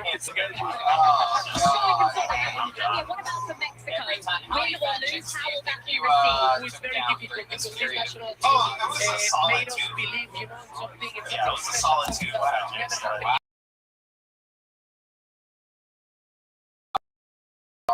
A solid too. Yeah.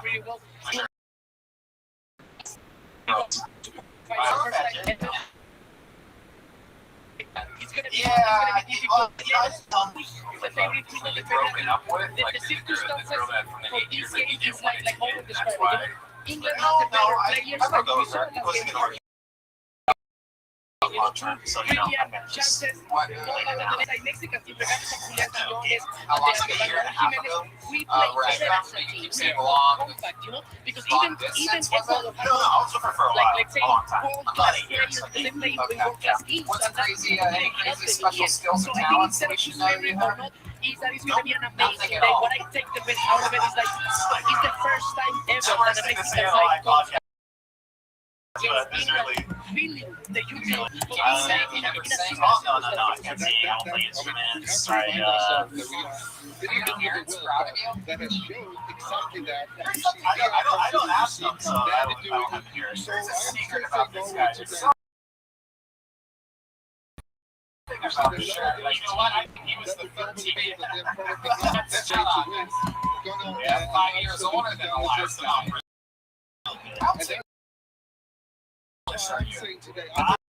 I'm very good. I can tell. It's my opinion, everybody. It's making our 87. It's fast stuff.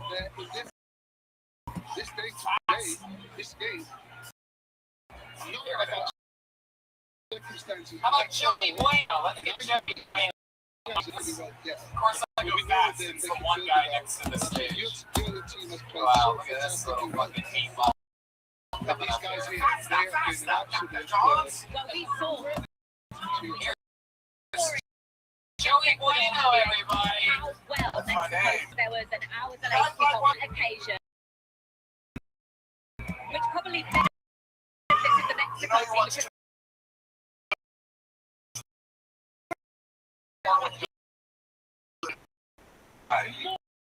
More and more.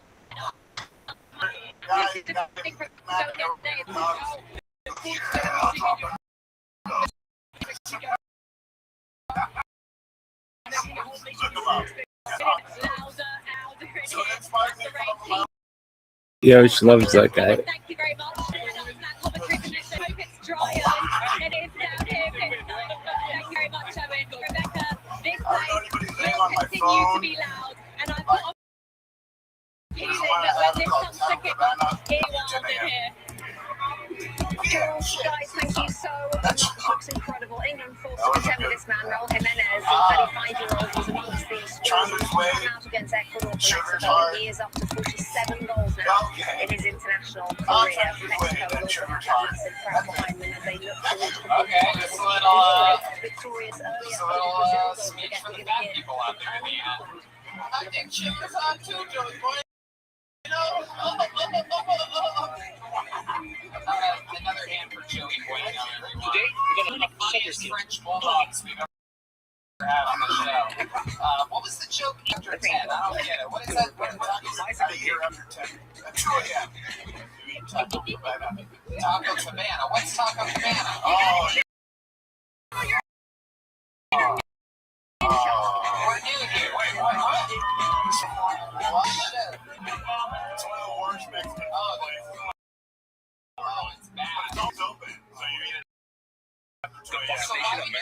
50 sale. Sign up for. Why would you ever do that?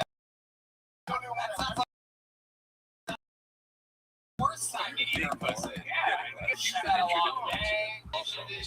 We only get paid when we cook it. More of like a Matzo Ranch They get exactly what you would You ain't no How did Fifth shower. Third Bank get its name? Some say it started. Fifth Third Bank.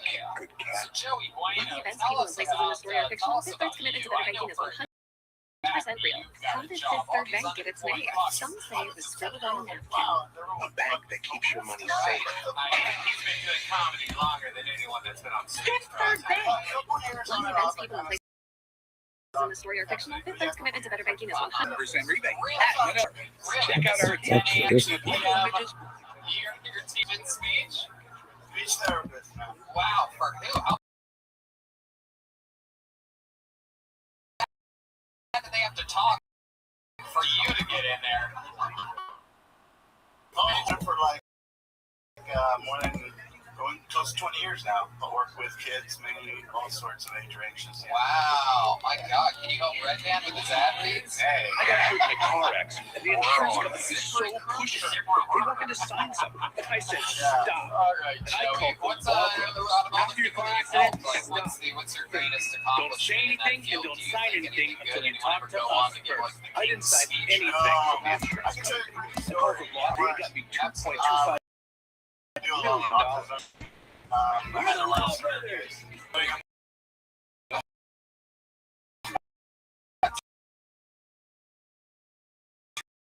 Red Man, that's how Just leaving the famous. Returning goalkeepers and statues. Wait, you didn't do anything else until Mom got there? Everything were relatives. He started freaking out. And she came in with this medicine, what happened to her.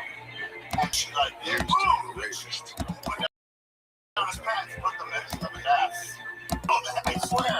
And I freaked the fuck out. We I was like, invited okay, passionate They soccer were going down fans your to pants and push these that's the same vehicles to medicine. the limit, just like they do with the teams. And then I freaked out. I The called Nissan my lineup is tested and trusted by the Tons. Hurry up to bring home a winning offer at the Nissan Select. Get 0% APR on a Sonic qualified buyers or get up to 57.52 total savings on select front returns.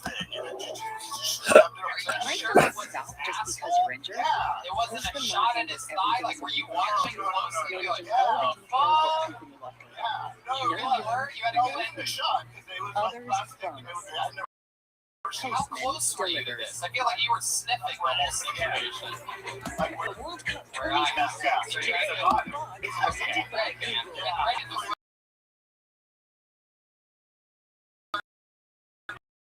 Man. Audible. Ready for England. The Galaxy Atlas Tech. Talking shit.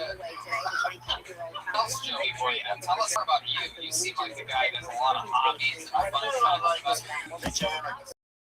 An extraordinary You goal. DJ? Can you give us 3 different styles.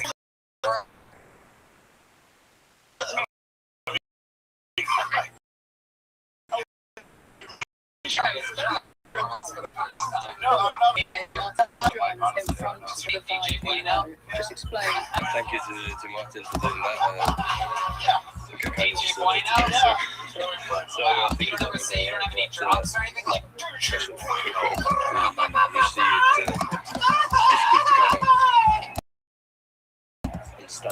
Mariachi music always have like an Asian, always have an Asian girl getting raped in all the songs. It's amazing. It's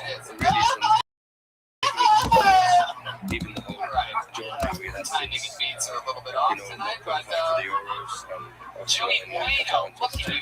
Did anyone try to roll you down a hill the other snowy afternoon? You seem like it'd be fun to push in the snow. come here and manage to qualify and then manage to Yeah, you sort of have a just list for stay here, yourself. be so calm and play You without didn't hear pressure that? because No, you just said I you don't think know there's you any have pressure, to. today, even today, of course, it's a massive it's the venue, just kind of things, but at the end, the stimulation goes, for a living? there's Yeah, going really to be do 200 million people watching, that. and getting them to be good. Like, Oh, yeah. What else, Joey? Tell us more about you. What other 5.5 million hobbies? celebrating in Sweden, that's what happens. I like In the to end, live pressure music, love live music. When is we have zero, it, so we can just enjoy it, and I think you saw that today as well. What else? Do you have a girlfriend? I have people, my girlfriend. Yes. Yeah, how long have you Erling been with your Haaland. The girlfriend? United States are in action tomorrow. They will face Wow, Belgium you're as gonna the have outlaw, those so let's head there once again. And talk to Rob Stone and his trio of former US internationals. Wow, she's gonna hate that part. Thank you, Rebecca. 16 days ago, the U.S. was right here in Seattle, taking care of Australia 2-0, a victory that helped us win the group. Why you even have to Here say, why in you even Seattle, have to that go massive there? home field advantage. We have The 14 round of 16 kids always already. felt like a reasonable target for the U.S. women's national team. Now they're 1 point away, perhaps heading to the quarterfinals. So it's at this stage that we always knew if the U.S. was going to make noise at this tournament, they're going to have to take care of a big boy, if you will. Belgium is a big boy, not as big as they used to be 4 or 8 years ago. They're still a top 10 side. What are some of the challenges, what are some of the expectations you have for the U.S. Like you said, getting out of past around the 16, getting to a quarterfinals, you start getting to rare, right? 2002 team did that, the 1930 team did that, but also I'm looking forward to seeing this team tested, to be up against a opponent that is ranked better than you, and it's going to be a better basketball partner in terms of like going at you and how you deal with that. So I look forward to seeing that behind, and our goalkeeper, and knows their game, knows their game. Try to not let them get in a rhythm, take the game to them. I'm really excited about this game, and I think we're getting it done. I think you'll see us in LA. Joey, play now. Somebody, How are you? that was a fight for I love Belgium, and that's people what I was will gonna look at get. that Should and have fucking.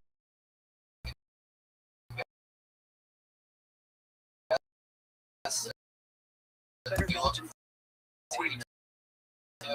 Let me just tell you, this team is from this group.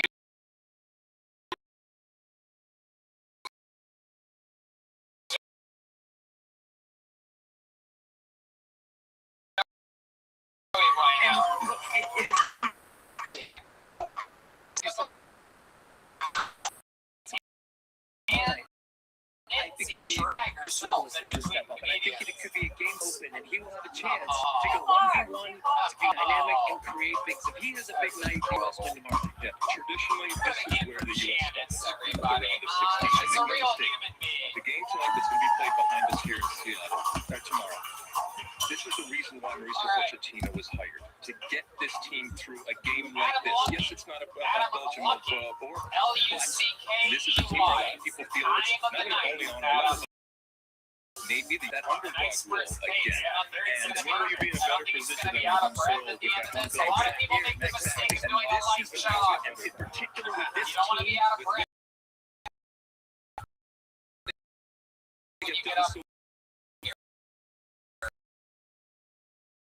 Nice, steady pace. For them to be greedy, to Here he is, ladies and gentlemen, put your hands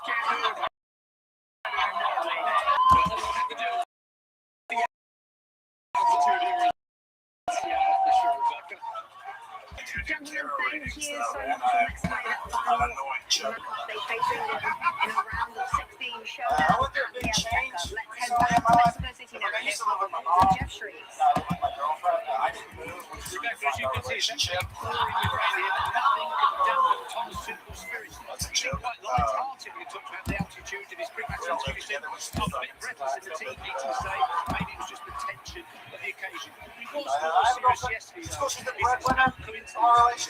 shouldn't have come up in these actions.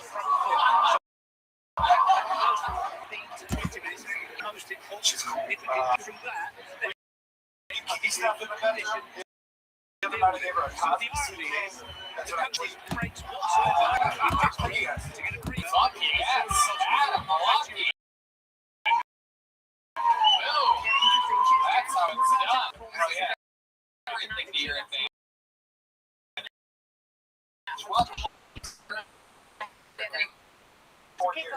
I actually moved from Seattle with Rice and Chris. Wow, so many names in this bucket. Meanwhile, the only person that didn't have a roommate here tonight is Edward. And I I know for a fact he does not have any roommates. No real one. Still shook his head on that one. I don't know if there's someone here who's still like a good person. The team did him. Watch 6 months from now. Oh, yeah. Michael stage. I love it. I love it. So, welcome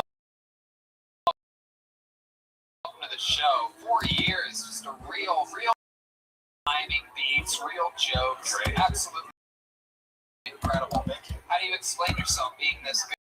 Pretty lucky early on. Not a problem. I won a comedy competition. I got like regular weekend work for like a year. Sweet. That's exactly a way to do it. I started real deadpan by hosting shows. I had to change my game up a little bit. 100%. Be the real you. That's so fun. So tell us more about you. How old are you?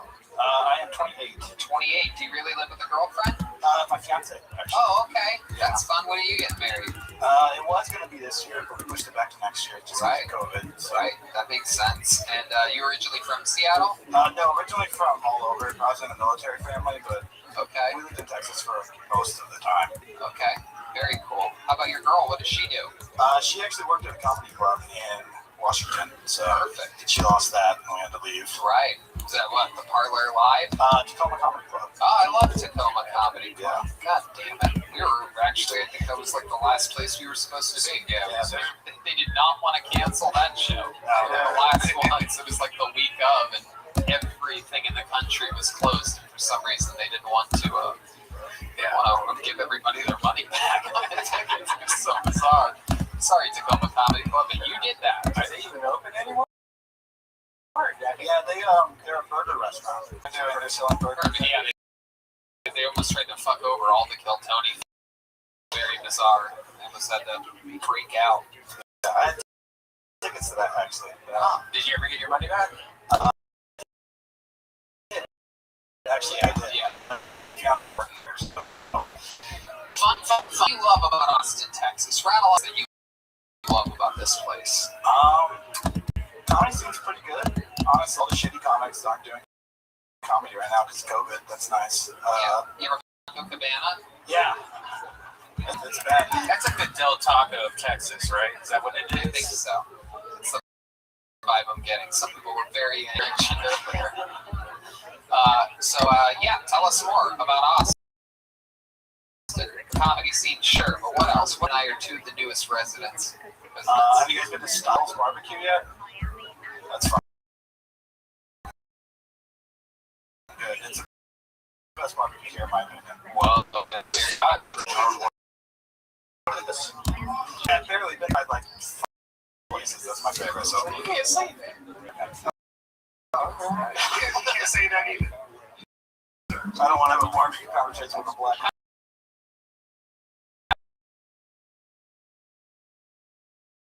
Oh, this is with Keys about this. I would tell us more about you. Any other hobbies of stand-up comedy? Anything fun about you? I sort clips. Get them out of here! Oh my God, that was I got him the job today. So. You started today? No, I got him the job. He started today. Wow. Yeah. Look at that. My God. Yeah, we look terrifying. So that sounds about right. Jeez Louise. Are you as good as the Mexican women in that job? Yeah, they triple my speed, I'd say, but they're making 3 times less than me. So. Right, and they're 3 times more likely to get the coronavirus. It's fucked up. There's one very angry Latino woman. Ay. All right. Adam, any other fun facts about you that we find interesting about your family or life? I was really addicted to painkillers. Yeah, tell us about that. Lost a lot of weight, almost died. Wow. What painkiller? What's the? Can you get on there? It's one of the weak ones. I just had like unlimited access to it. It's Tramadol. I was taking like 50 to 60 a day though. So. Whoa, shit! You're 60. I just had unlimited supply. What were you doing during daily like that? I was working a door-to-door sales job. So it's just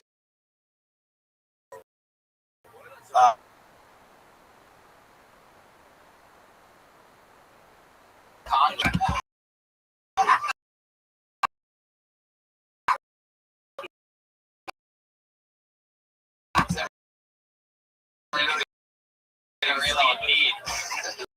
They were break a window and then be like, hey, before me. You. Did you bang? Yes. Wow, how'd that go down? In the green room? She doesn't remember it, so. Jesus Christ.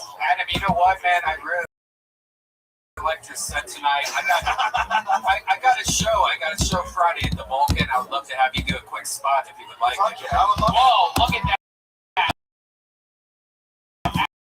Adam.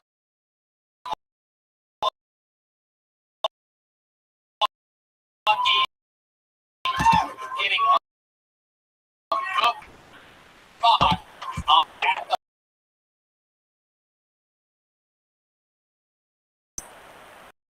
got lucky tonight. UCKEY. Adam Lucky. Alright. I don't know. I think maybe. You guys think we should just do one more real quick, huh? I think that people want it. We really shouldn't. We should stop, but this will be the last one. Alright, this actually rings a bell. I think this person was up last week. Let's see what happens here. Your final comedian of the night goes by the name of Trevor Williams. Here we go. Trevor Williams from Sunbury, Ohio. Yeah, he was on last week. The show. Here he comes. It's Trevor Williams from Sunbury, Ohio. With a brand new team. Minute. Here on Kill Tony.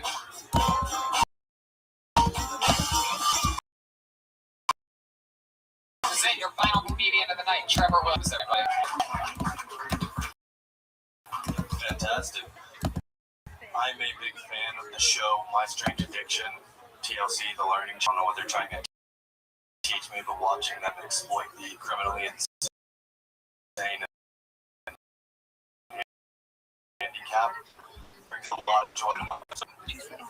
I don't know what it is about balloons he finds so sexually appealing, but his house is just full of them. And I'm not saying I'm jealous of the guy, but there's a simplicity he is living his life with that I'm missing out on completely. Like, he's not catching STDs from these balloons. He's never wasted hours of his life scrubbing through Pornhub for that perfect thumbnail he wants to finish to. He just blows up another balloon when it's time to come. Okay,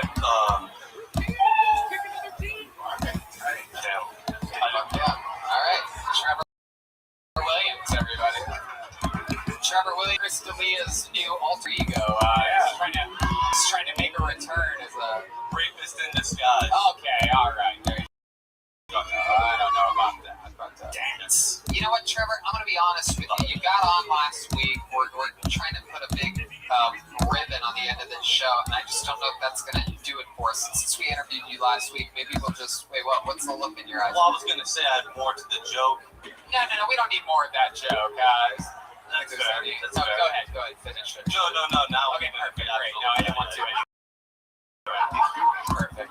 So, you know what I'm doing? We're going to say thank you for that.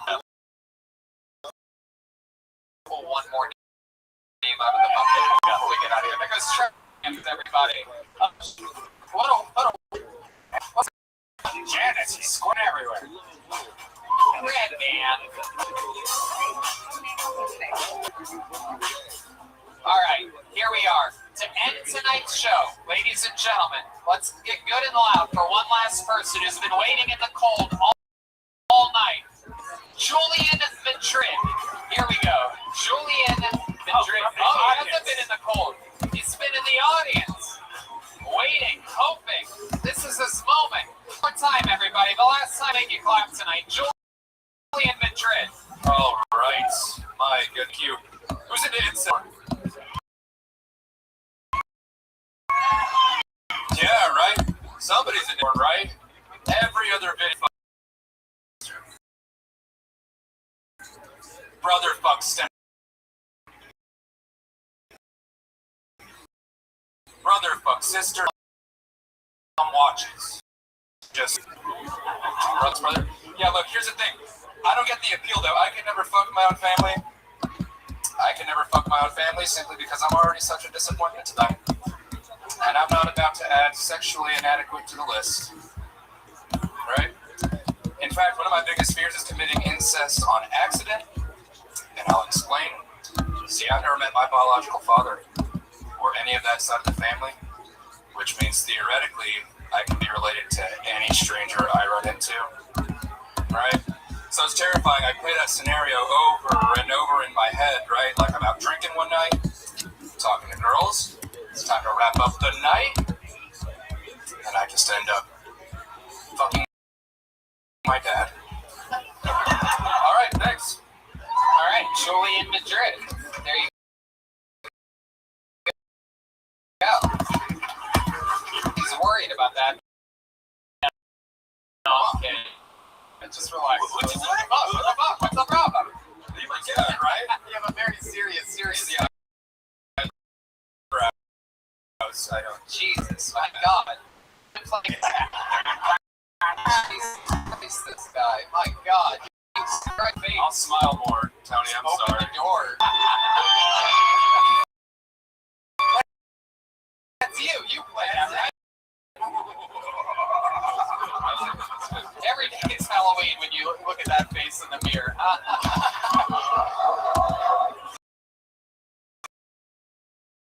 All it is your jacket, Tony. What? You see how I dialed it back immediately? Oh my God.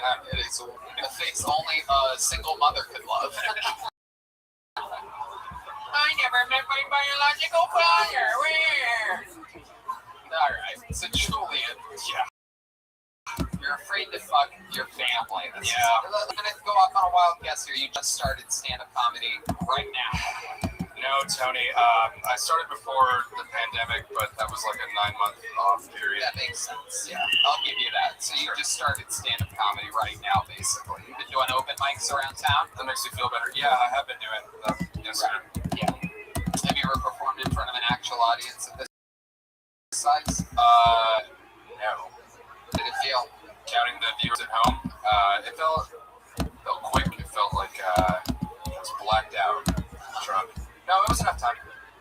Just didn't do what I was. I don't know. There's one drunk lady that seems to be keeping roads and stopwatch. And it wasn't enough time. I'll take it. That was very nice of you. Cat was wrong. That was probably plenty. The fuck?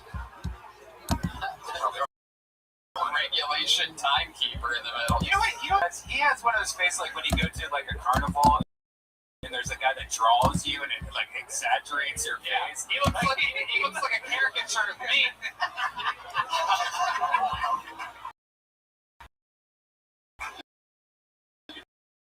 Dude, man. Yeah, I get it. I know. Cartoony looking face. Definitely. What do you do for that? You do anything or something before you go out? No, I don't, Tony. You have a girlfriend? I do, yeah. Right, okay. What is she, like a Pokemon or something like that? Yeah. Also, caricature-y, yes. Really? Really? Are you fucking with her? She's cartoony looking too? Oh, yeah. Tonight? How many is cartoony girlfriend? I'm pretty sure there's nothing a girl loves more than being brought up to the fact that she looks cartoony. But here she is. Yeah. Actually, she doesn't look cartoony at all. Look at this. A lot better looking than me, but cartoony nonetheless. She's angry. I guess I sort of. Yeah. That's not what I was expecting. It's us. My goodness, she must love it. She seems horrible, Julian. What do you have, like a monster cock?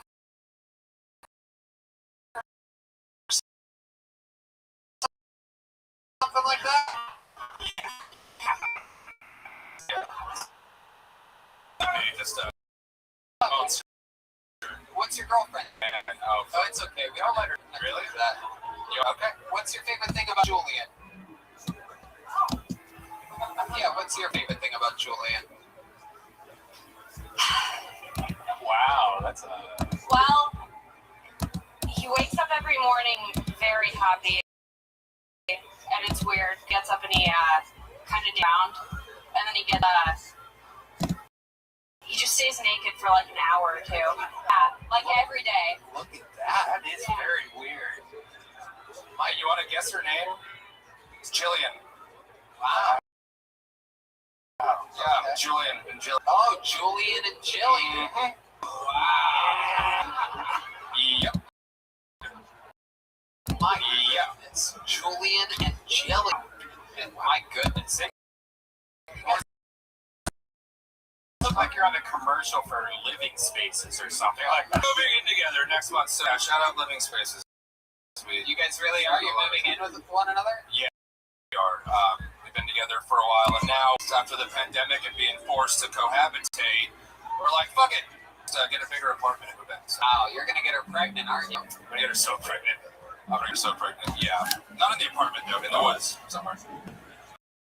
My goodness, that's incredible. That's fun. Can we get her out of here now? Have you ever tried to reach out to your dad? No. Trying to find him? You know, my mom, she keeps close to him. She has his number and everything. But I've had just this weird standoffish. Like there will be one day in time where I think it's time to be like, "Hey, Dad, it's your boy." How many do you think he should call his father for the first time right now here on the show? You don't have his number right now, do you? You don't want to do it, do you? You know, Tony. If I like it with the keys, this is good. If I could maybe promise you that I won't speak to him or reach out to him until the next time I come up, and then I come prepared to do that with his phone number. I'll meet my dad for the first time. I'll kill him. How about this? You wanna close out next time? We'll do that, right? Yeah. Come up with another minute. Yeah. We'll do that, and then we'll end it with a phone call with your father. How about that? I'm okay with that. Put your hands together for Julian and Jillian, everybody. He speaks father for the first time in his life in Austin, Texas, on Kill Tony. Ryan J. Ebel drew tonight's episode. We're looking at that drawing right now on the video feed of Kill Tony. Wow. Look at that. Just as rock and roll as it gets. There's the clock. Red man with wings. And me with some type of like really cool general outfit or something. Ryan.com for all those prints and the new coloring book up. And thank you. How about a hand for Ryan J. Ebelt, everybody? And then tonight's drawing, live in-house, was also done by Chris Rogers. Everyone, here it is. Come on up here, Chris. Chris drew. Chris drew a scene from the movie Kill Bill. Different show. Same theme. There it is. That's Uma Thurman and Kill Bill. He drew an entirely different production. That's how talented Chris is. He's on Instagram at Chris Rogers Art. ROGERS Art, all one word. How about a big hand for Chris, everybody? There goes Chris Rogers. Chris Rogers, Ryan J. Ebelt. Guys, you were here live. You got to see the new Kill Tony band. How about a hand for them? John Dees on the keys. Absolutely. Follow him on social media at John Keys. At JONKEYZ. Gonzalez. Follow him. Mike A. Gons 13. On the drums, Michael Hale. That's him. HALE.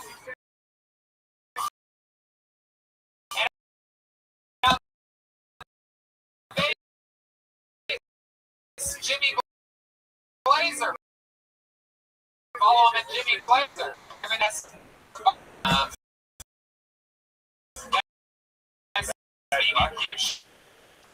this weekend, Friday and Saturday. Show with secret guests at the Vulcan. You can go to the site too. Thanks, guys. Live audience, thank you so much for coming out.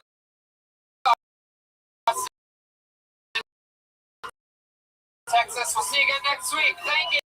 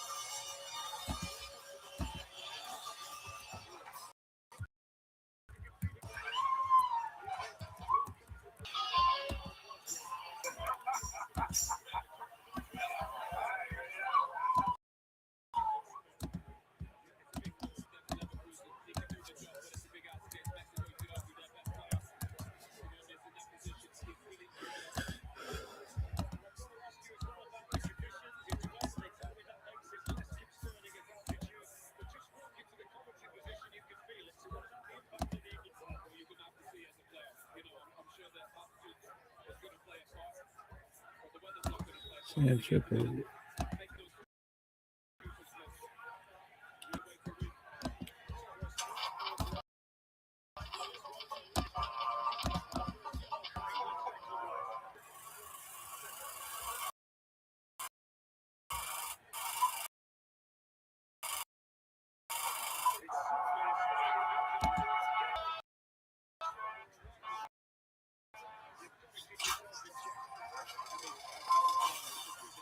James Cassidy.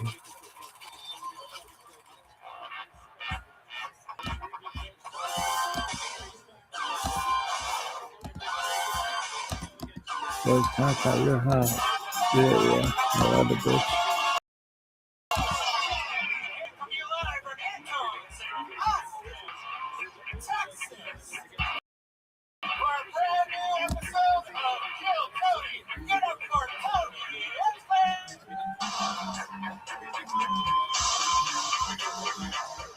Fuck yeah, Austin, Texas. We're here. You guys excited to be here tonight? In front of a live audience? Great Brian Rantband is here. Everybody. Hell yeah. I'm a big hand for the band is here, everyone.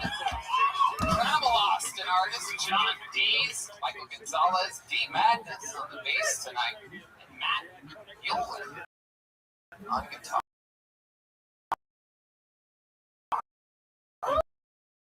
Oh yeah, so stop right, man. We're here in Austin. Baby guys.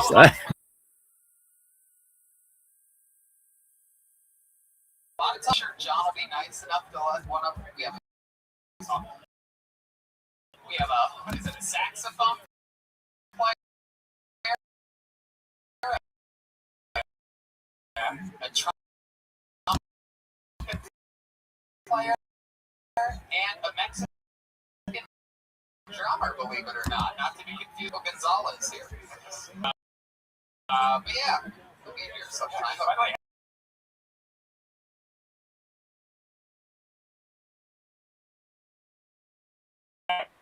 this is Ryan from Los Angeles, California, drawing tonight's episode as we speak. Yeah, we had delicious barbecue today. Our friend Yoni, the best barbecue show. How do you like food out there, huh? Make some noise if you like walk. Where are my people that like oxygen in the audience? Oh, okay, oxygen got a big one. Look at that. It's a real live audience. I'm excited about this, but before we start tonight's show, get into it. Here's a little bit of information about our amazing sponsors that made this episode possible for you here tonight. Guys, we've talked about it before. We're talking about it again. Truly one of my favorite products that I've found in the past. It is unbelievable. It's Liquid IV. With one stick of Liquid IV, you get 2 to 3 times the amount of hydration as plain water. This is a game changer for me. After golf, after shows, waking up hungover, you name it. Happy Colada. I don't know if you've tried that yet. And my favorite is the Passion. Now, we've been talking about Liquid IV before they've even been a sponsor of Drinking Games. These contain 5 essential vitamins, more vitamin C than orange, and has much potassium as a banana. It's healthier than a sugar to, and no artificial flavors or preservatives. And then apple. It's made with clean ingredients, non-GMO, vegan, and free of gluten, dairy, and soy. I'm telling you, I got off an airplane today, and that's one of the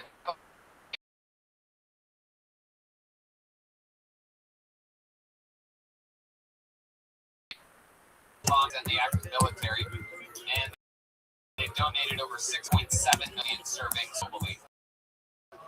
Grab your strawberry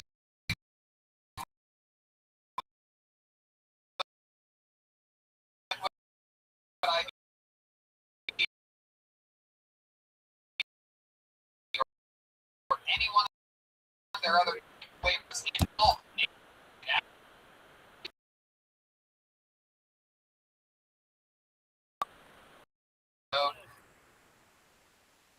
Live here at Kilbud. I'm telling you, chaos. As with these other ones here in Austin, we're going no guests tonight. I'm sure that's going to change very soon. And but I'll tell you, there are people on both sides who people can shut up. A dump sign up for the show tonight.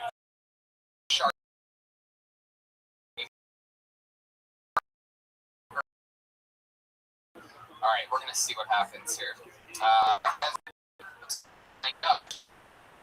Seconds on your phone right there, and then in 60 seconds you hear the sound of a kitty. You're going to hear the sweet sound of the angry 5th Street Bear. I don't think it is. I never remember. Yoni, what is it again?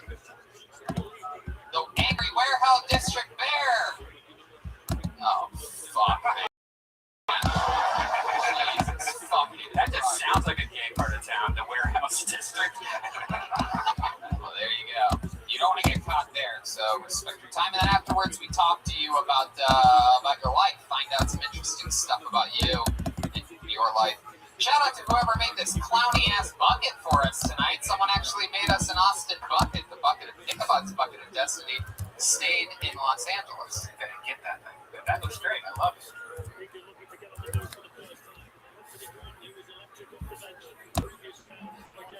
All right. Let's fucking do it. Guys ready to start? start tonight.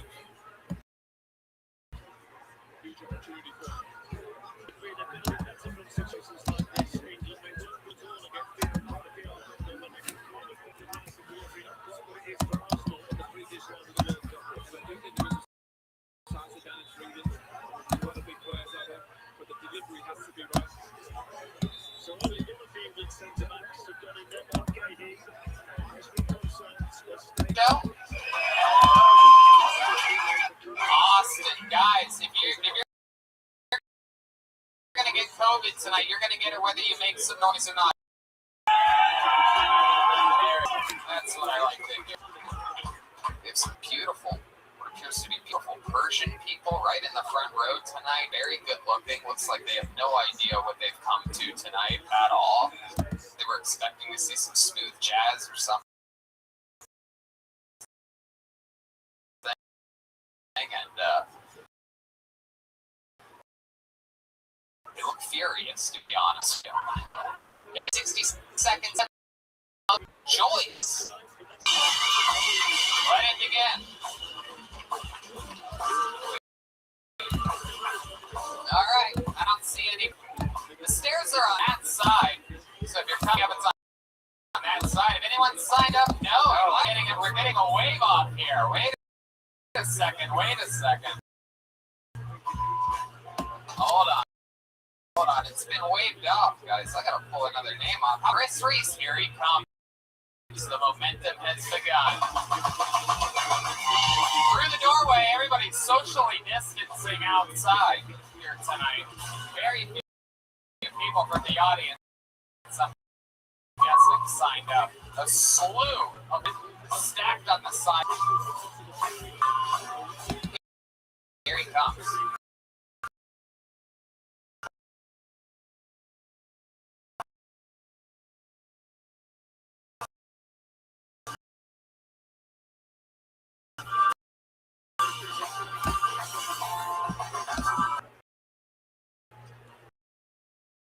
They're not me at all. All of a sudden, he's coming. Fighting crime to Black Panther.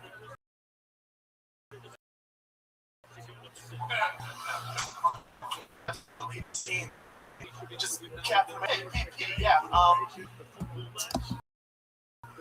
Maybe when the Avengers assemble. Just back.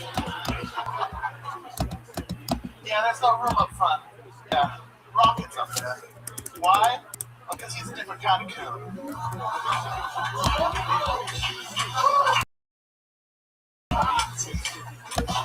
Yeah, I've always found it weird that out of the two fictional Panthers, the pink one was the beef. Chris Reese, everybody, getting tonight's show started. Chris, very lucky. Man, you were on last week's episode. Yeah, that was the decision. It was. That's how you pay tribute. Yes. Chris, remind us what we found out about you last week. What was the long and short of your life? Stood out about you. Pointing about it, bitch about it. You were the 8-year-old and a 13-year-old made you jerk him off. That is correct. And it made him, if you're wondering, that's why he got stuck looking like an 8-year-old for the rest of his life. That's what happens. Time stops. What do you do for work? I work for women's clothing company, and I sort through all their used. Right, sorting through women's clothing. I love it. Coolest thing you found while sorting through women's clothing? I found a dress with the cum stain on it. Wow, was the cum stain on it? How'd you know it was a cum stain? It just tastes like one. Well, like what? Good question. Great question, Redman. I'm quite an expert on that. All right. Chris, what else? What do you do for fun? Any hobbies or anything like that? You seem like the kind of guy that likes to take a hot bath with an actual rubber ducky or something like that.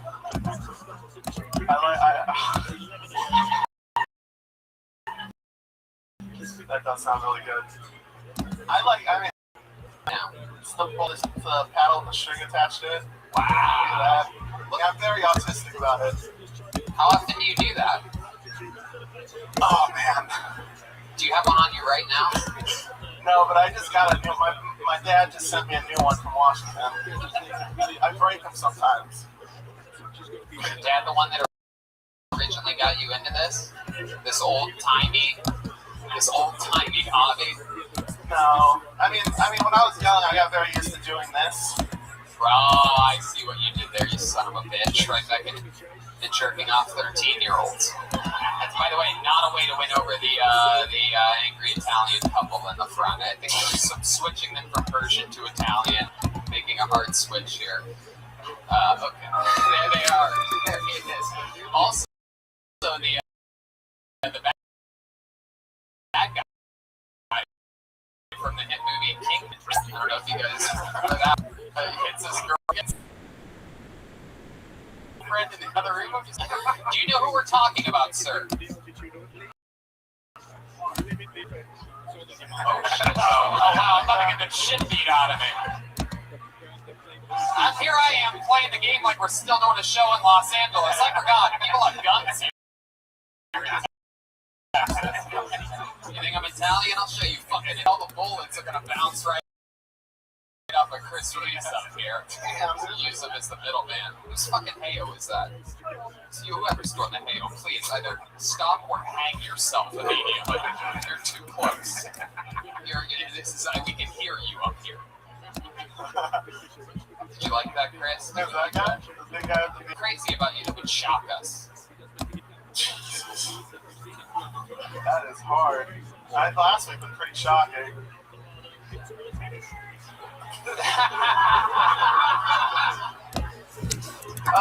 One of my most shocking things is on my 14th birthday, my sister tried to kill herself. Jesus, you are the most depressing fucking guy. How did she try to do it? Just a bunch of pills. Wow. Yeah, I was trying to blow out my candles and she came out crying. Is that really when it happened? That time. My God. Yeah. You never forget when time is ruined right before you eat cake. Yeah, that's when I found out my birthday come true. Yeah. Oh yeah, she's good. Chris, how long have you been on stand-up? I've been doing it for, in February, it's going to be 4 years. Okay. You all here in Austin? No, a month ago, I moved from Tacoma, Washington. Oh, nice. Did you No, my roommate drove. Okay. He moved too, he's also Tacoma. Alright. Is there anything in the world interesting about you, Chris? I asked a pretty broad question. Your answer was the ball connected to a paddle here. Does it get any better than that in the history of your life? You jerking off a 13-year-old ring, you got your sister trying to kill herself, fuck your 14-year-old. A paddle with a ball attached to it, a rubber string. What would you rank in your life's memories? Break into the Capitol building a couple weeks ago.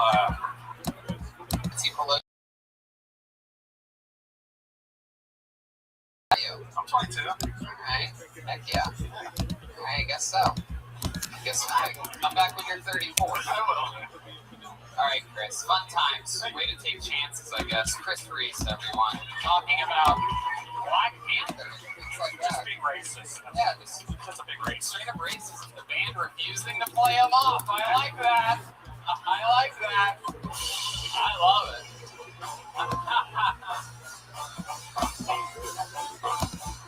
Look at this.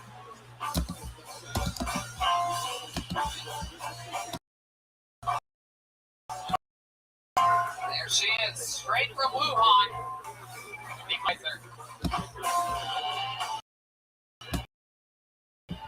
All right, you're Indian. It could be the biggest veteran in town. Who knows?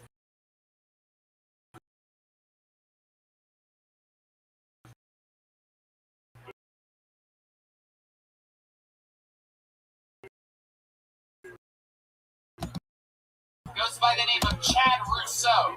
Rousseau is next.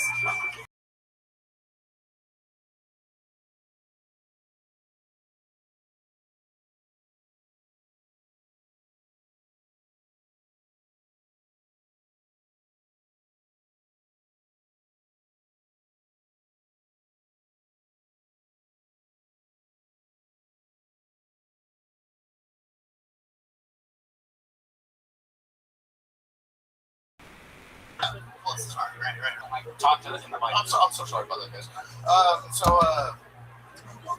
So I got a basis for the brain aneurysm, and he's parallel waist down, lines well, cool. But somebody on Facebook or Twitter or something like that was like, "Yo, you're racist." I thought that shit was hilarious because he is I can't see race. That was funny and shit, but I don't understand how he's racist. I'm sorry. He loves people, bro. I don't understand. But no. Wow, that couldn't come fast enough, huh? Hello, Chad. Well, did you sign yourself up for tonight's show? How are you in a band and not know how to use an iPhone? Because I play bass, bro. I'm sorry, bro. But I do that like one joke like for 15 seconds. That much time. You just had 6? I'm sorry. Why do you think you fucked up? Because it's like the only joke that's like worth doing. Why didn't you do that one? It's like, hey, I'm sorry. Stop apologizing. Somehow you're a bitch than the 13-year-old that molests. I got it, sure. Whatever. 8-year-old that molests 13-year-olds. Chad, welcome to the show. Are you okay? I'm alright. I'm on a buzz. I just came from like South Houston, drove all the way here just for this. You got drunk driving from South Houston? A little bit, but how a little bit? How many drinks did you have before? Just 2 drinks on my way here. You drank them on your way here? Yes, sir. What did you drink? I usually drink whiskey, but I drink some like white wine, like some good shit. Yeah. Okay. Right. All right. What kind of white wine?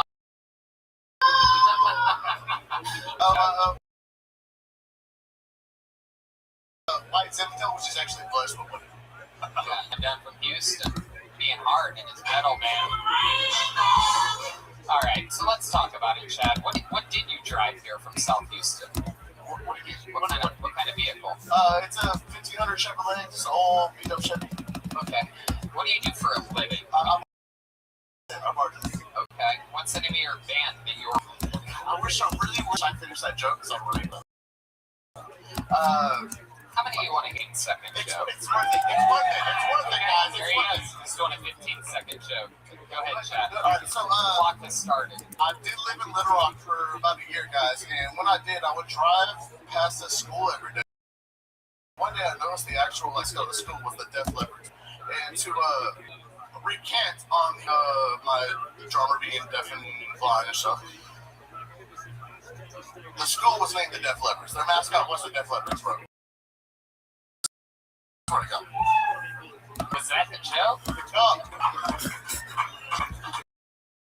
School was the Def Leppard.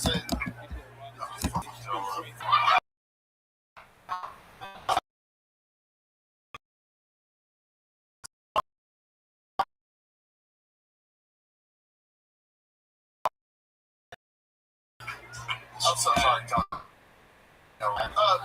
Whiskey. Yeah, I'm so sorry, dude. I wrote that shit on my fucking hand and shit, bro. You did? What exactly did you write on your?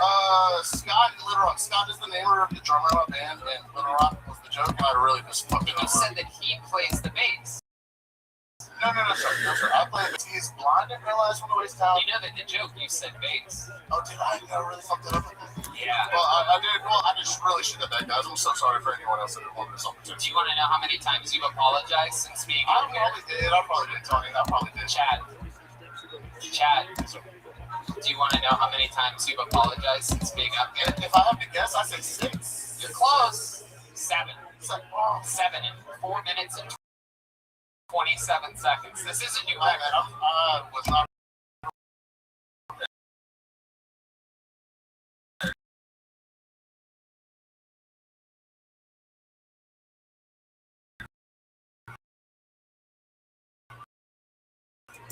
What's fun, we've had people actually work.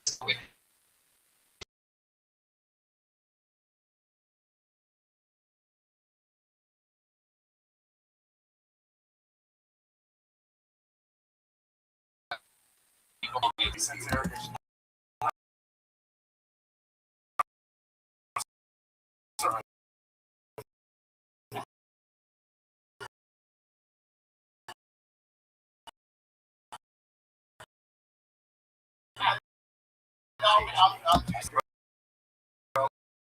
Texas, man. That's all I know.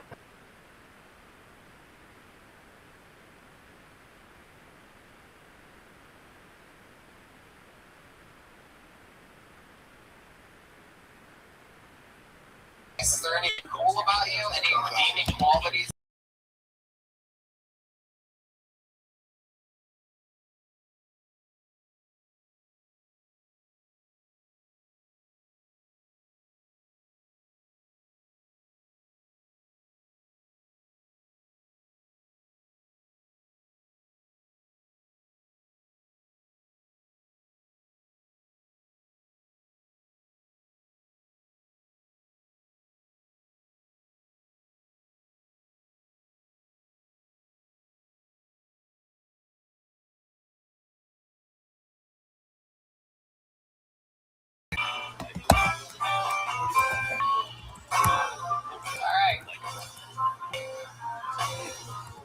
How about Jasper? Is Jasper here? Am I going to see movement for a Jasper? I had a feeling. Jasper? No, Jasper. no Jasper. How about Caleb Rimmer? Caleb Reimer, perhaps? Here we go. Here comes All those Caleb. one-word ones are probably not real. Caleb Reimer might do comedy. Someone might do comedy here tonight. Who knows what can happen?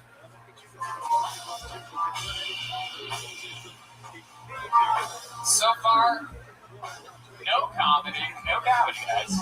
So far, this is a drama. Ladies and gentlemen, one more time for Caleb Rimmer. It was reported 1.5 billion masks entered the ocean in 2020. Yeah, those masks are definitely going to kill ocean life. But luckily, they won't die of COVID, though. So, I'm aware I look like the human version of a toothbrush. That's what I identify as. Austin is my hometown. I'm from here. Austin is like if LA and New York had a baby, but use San Francisco as a surrogate mother. That's kind of how it is. People say there's a lot of introverts in Austin, you know? But I don't think there's as many as they think there are. I just think that everybody's just really paranoid because they have cocaine on them.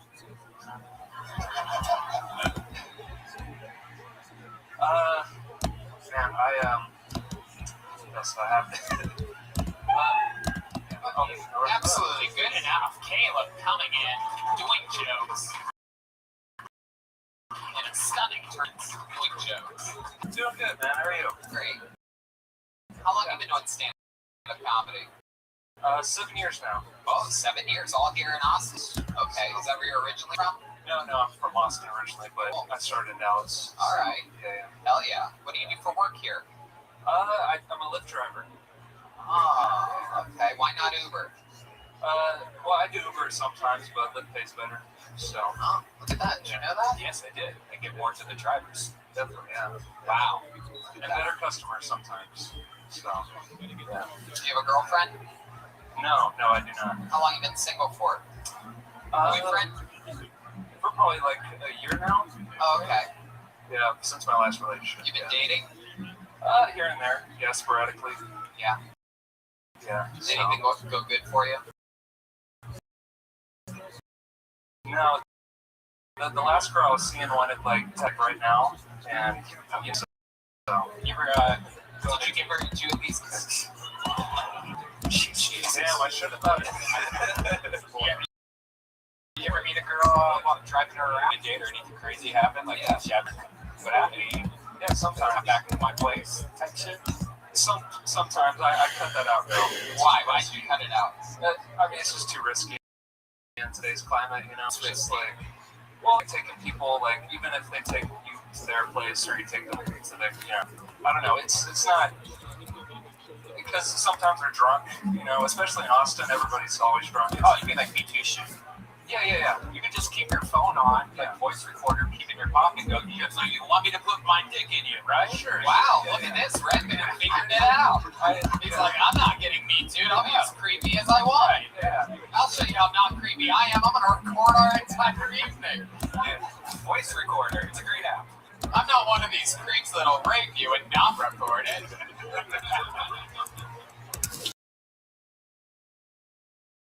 That's fun. But then you got the drivers are getting Me Too to this climax. No, I mean, I don't think so. It's just like, there's times I've looked back, I'm like, man, maybe I didn't do something right, and maybe like they might have something on me. Oh, someone's got HPV. Look out. No, I don't know. I haven't gotten tested. You tested? No, I haven't. When's the last time you got an STD test? A year ago. How many do you think we should give him an STD? We gotta do that sometime. We gotta get STD test. Oh yeah, we should do that. That would be a great element to this show. Yeah, we're like, I'm sure we would imagine. Actually, yeah. We could have like joke pregnancies. We could even have a pregnancy plan B in case the pregnancy comes out positive. We could watch someone find and have an abortion. That's what I thought. This audience is just ready to eat. I love it. Caleb, tell us something interesting about you that we'd be surprised to know. Oh fuck. You dress sometimes? You have like a costume at home, like with bunny rack, like bunny a furry? ears? Like a shirt yourself? I guess something. You know, I've thought about the Emperor at one point because I'm like, hey, I want to see what they're about, you know? Like, I actually do probably for a furry convention. You know? Really? Yeah. We have good news for you. The furry booker is actually here tonight. Yeah. He records all the conversations that he has. All right. So what else? Tell us your costume thing. People tell me I look like you all the time. Really? Good.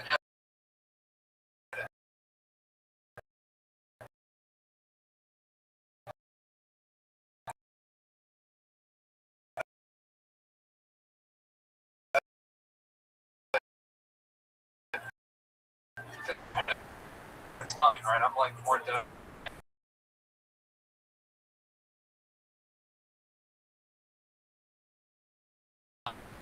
And how's doing the stand-up? What's the highlight of your career so far? I don't know. Maybe doing.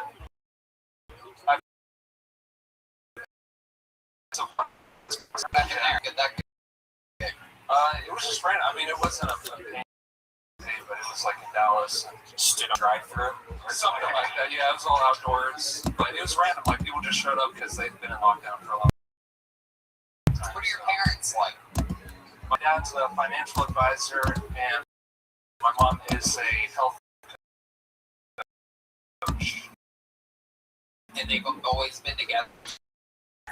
Wow. It's a little bit of fucking danger missing. You ever think about just living on 6th Street for a month or something like that? I might be close to it, you know.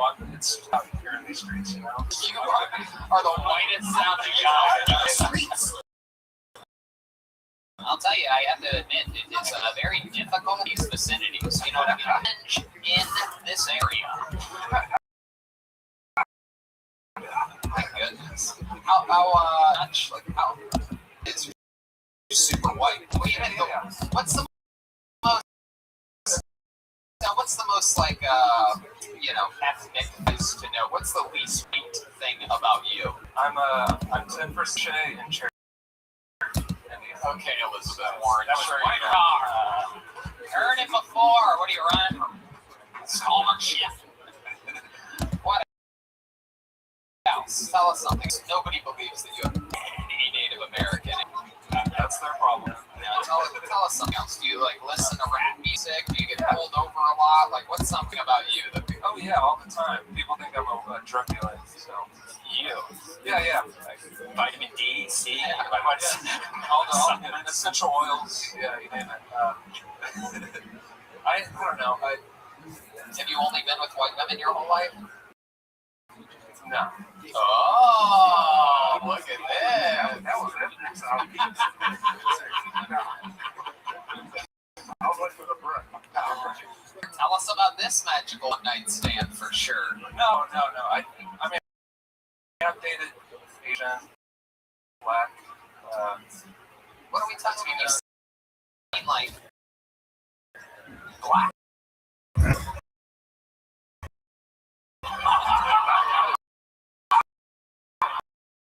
Are we talking about like how you're an alien?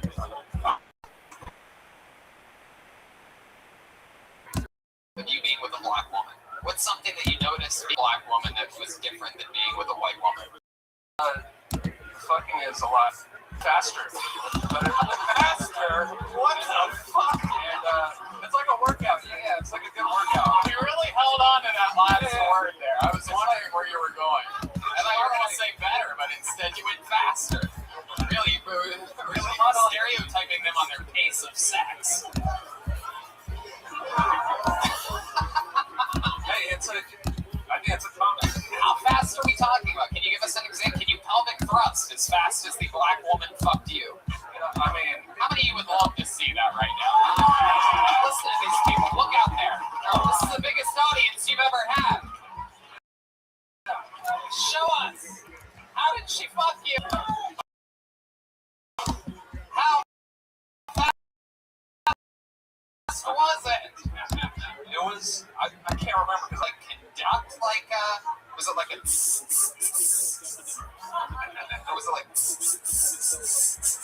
maybe like wow like that? Yeah. How long did you last? 15 seconds. I guess. Well, maybe 4 or 5 minutes. Wow. Yeah. I could stop for 4 or 5 minutes at that type of pace. A regular guy having sex for. Been with a big girl before? Like, what do you mean by big? You know what they mean. I mean, sure, I guess. I don't know, like. You guess? Did you pick her up? Yeah. For a little, just like the pick up or whatever. It was just. No way. Where'd you I saw it. girl at? Big girl. A comedy show. Yeah. Hell yeah. You guys had some drink. Yeah. Everything. And then Mushrooms. wow, mushrooms. Yeah, And then I do it all. And then what happened? It'd be weird to hook up with a big girl for the first time on mushrooms. Yeah, you're belting. Yeah. We're like belting into each other the entire time, you know. Now I'm gonna ask you this: what stood out to you about having sex with a big sex with? Sex was a lot slower. Yeah, I mean it's about the same, honestly. Really? Yeah. The big girls. Yeah, all right. It's about the same. All right, Chad.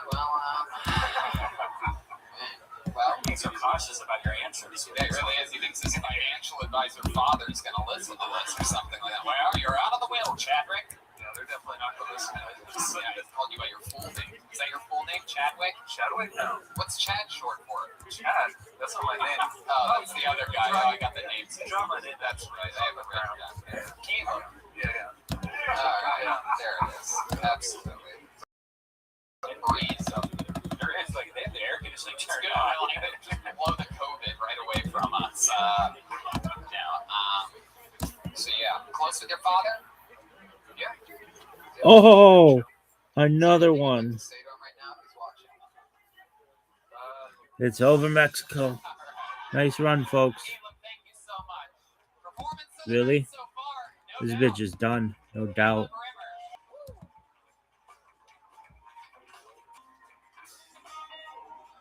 Hell yeah.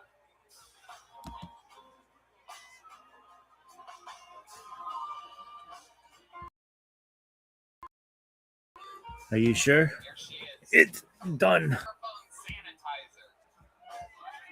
Very mysterious Asian girl.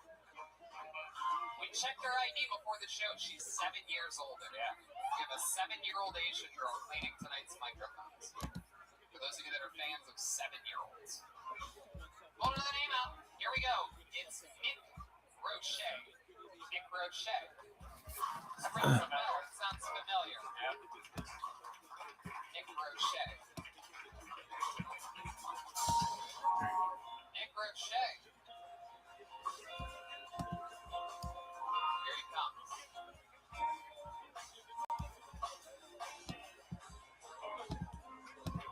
That bitch is done.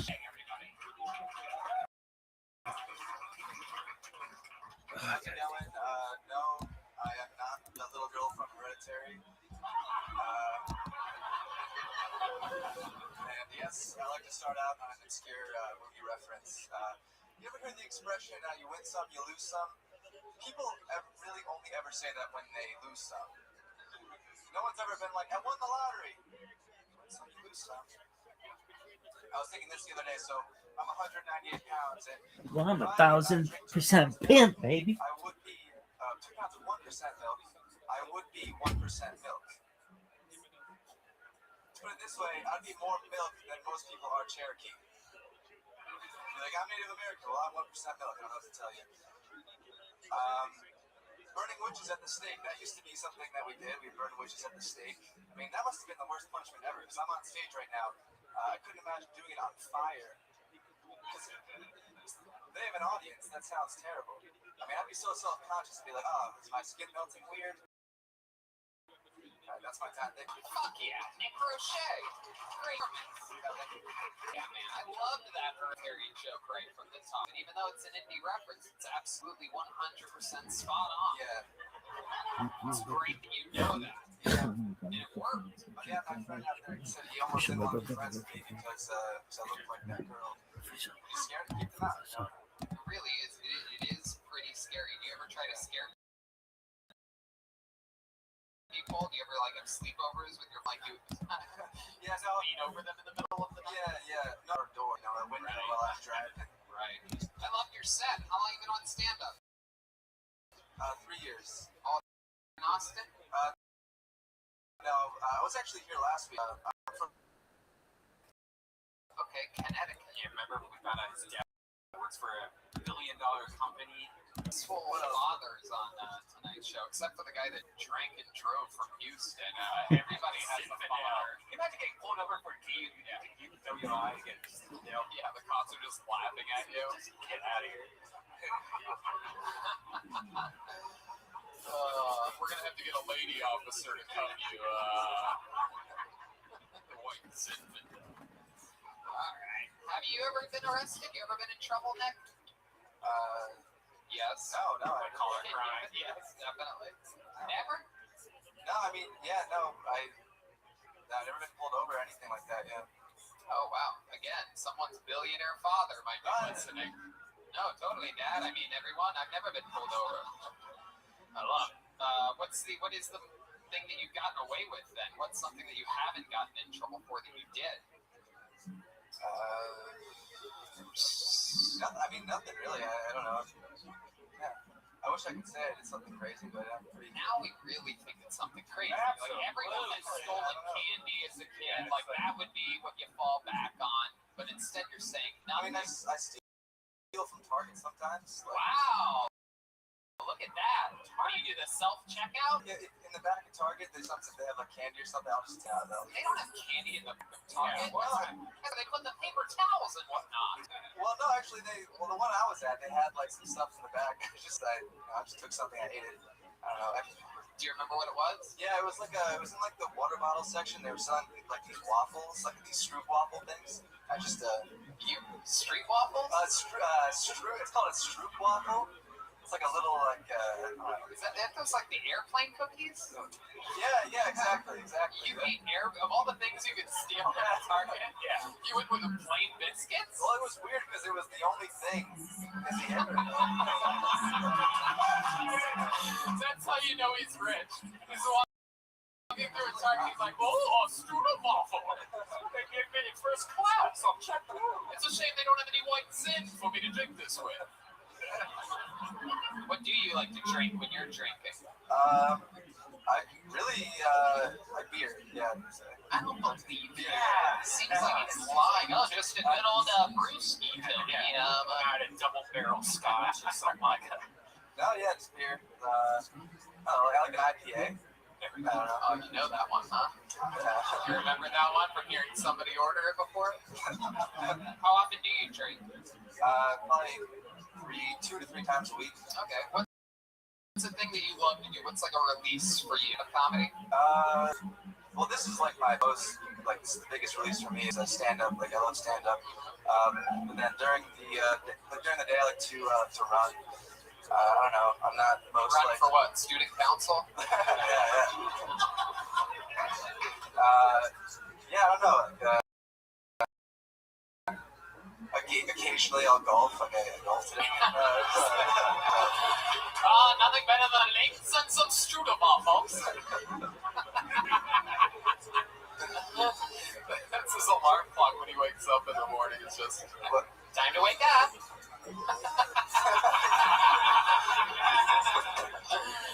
Oh shit, Nick. What's the fanciest thing about you? I've tried to find out what if there's any street rat in you, which it doesn't seem like there is. There might be some cul-de-sac rat, but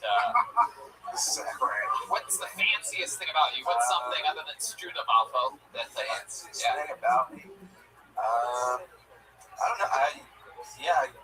Not sure really. You're not really a bad boy, you know what I mean? You know, the worst thing you've ever done is stolen a plain biscuit flavored cookie at Target. Yeah, really. Yeah, stealing from CVS and Target is What's the fanciest thing about you? You have like a bidet in your toilet or anything like that? No, I don't. I want one. I would love a bidet, but I don't. Wear slippers? You have like the I have slippers. You do? Of course. You wear them every day. You like you keep them there. You seem like, let me ask you this. The answer is don't be embarrassed. Right. But you do seem like you have the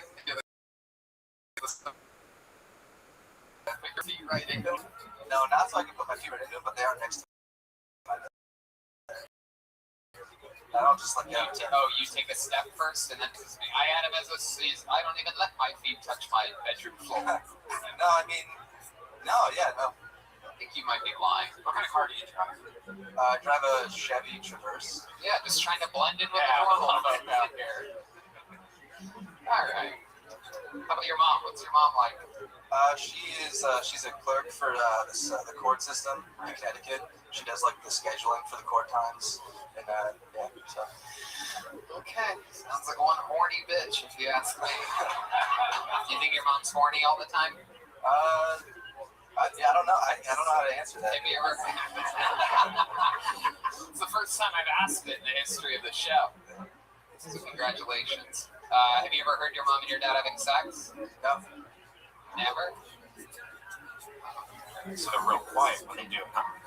Yeah. They're just like, all right, we're gonna use the kitchen for right now, and then go away. Really? No. I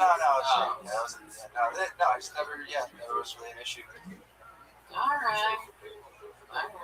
Something else, though, right? There really is. I mean, this is like, remember the time that we had the guy on and he seemed normal and fancy, and then he ended up like throwing his girlfriend off of the murdering her first house.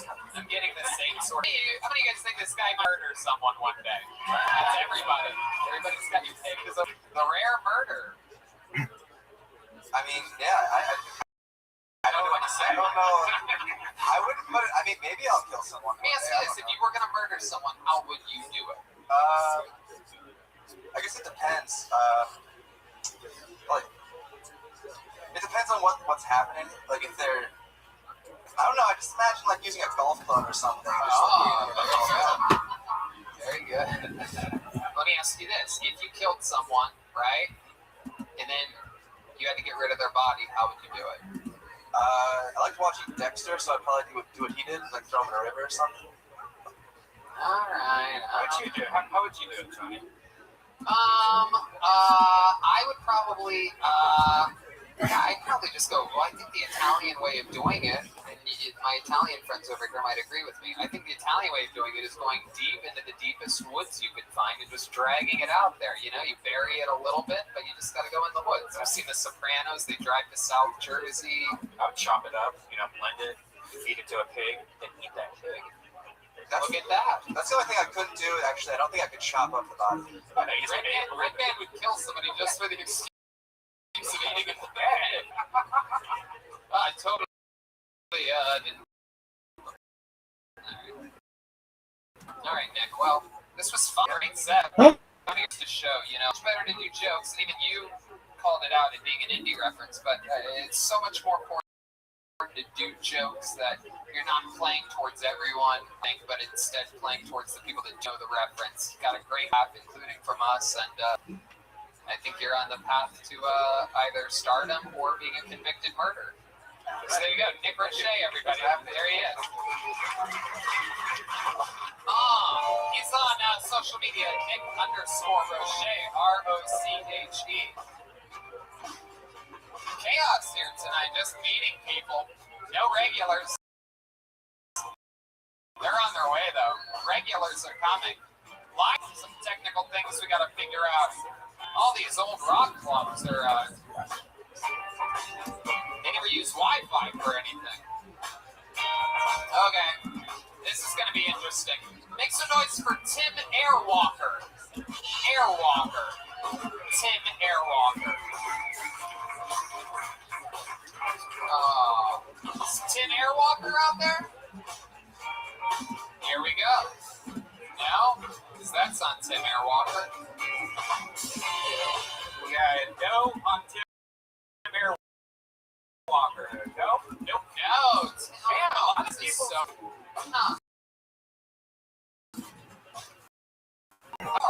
Andrew Tarr. Here he comes. Andrew Tarr is next.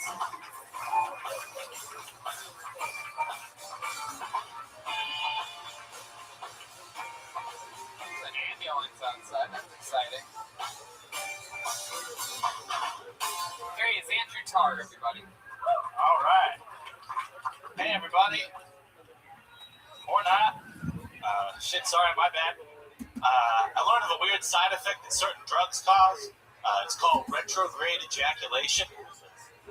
Yeah, apparently the drug affects the most of the pussies ejaculate out, and it'll go backwards, and guys will jizz into their bladder. Yeah, easily the weirdest Snapple fact I've ever got. God, what the hell is going on at that company? You know how long it must have taken doctors to figure that out, right? The doctor's like, oh, can I get a urine sample? And then the guy just keeps coming back with jizz. And he goes, oh, you think this is funny, huh?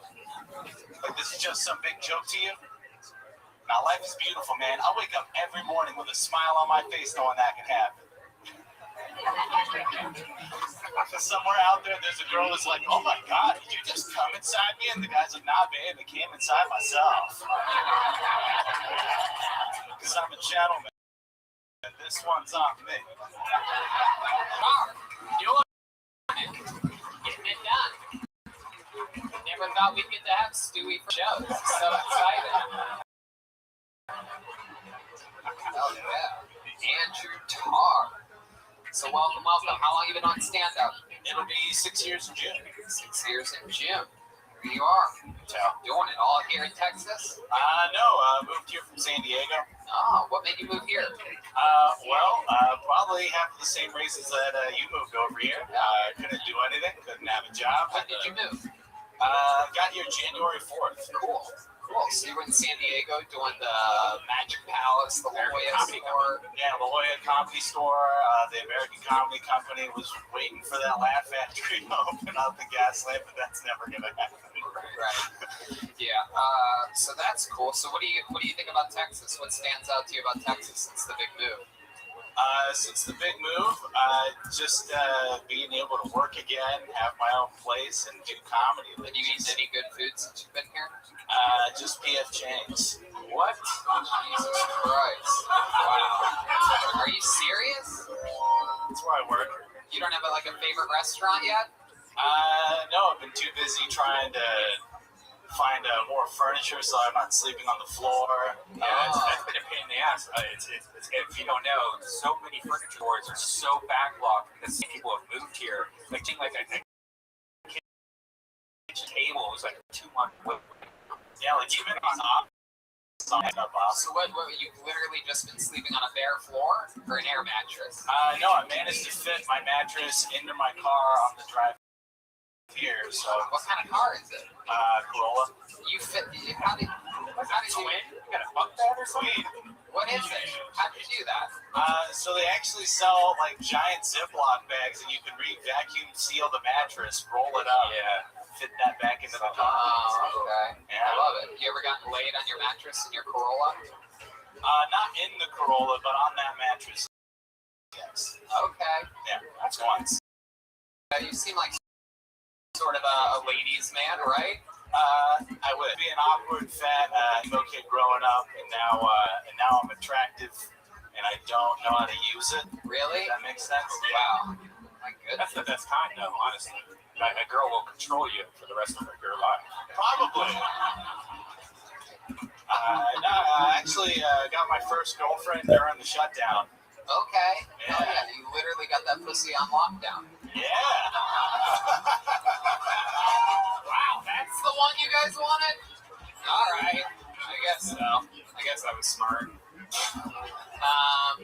Okay. Where'd you meet her? How'd you get it?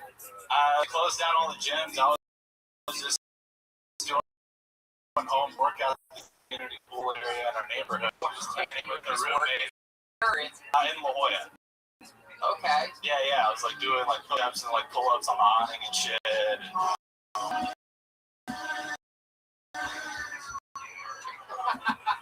Marriage dream weaver. All right, so you're out there working, and she came up to you and she's like, "Hey, what's up? What's your name?"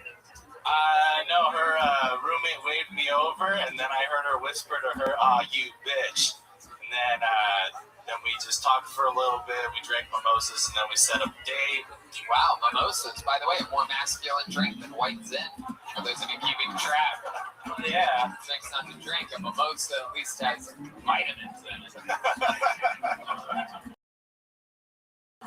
How did it take for you to loosen up enough to make the big move and that emo boy that still lives deep inside of you? Oh no, she made the moves. Oh really? Yeah, Is that your move? Is not making a move? Yeah, I don't know how. I'm not playing hard to get. I just don't know how to play. So what did she do? She just jumped on top of you and straddled you, and then what happened? No. So like we went on a date the whole time. She was talking about like love and intimacy. So I thought, okay, this girl's gonna make me wait. And then she was like, oh, I hate that this generation is all instant gratification. I'm like, okay, she's gonna make me wait. And then that What's up, Miss Aquarius? And I start freaking out because I get performance anxiety. Yeah, and plus you're like, oh my God, so excited. Yes, ma'am. Miss Aquarius, do you know what movie I saw? Oh. Yeah, what movie? Michael, and I loved it. Yay! We could have watched it together. I want to watch much movie. Miss Aquarius, I loved it. And I don't really like movies. I have to say, like, I just don't have the attention span for them that I once did, especially when I've got people coming in here. Like Zoot came in halfway through and I had to pause it.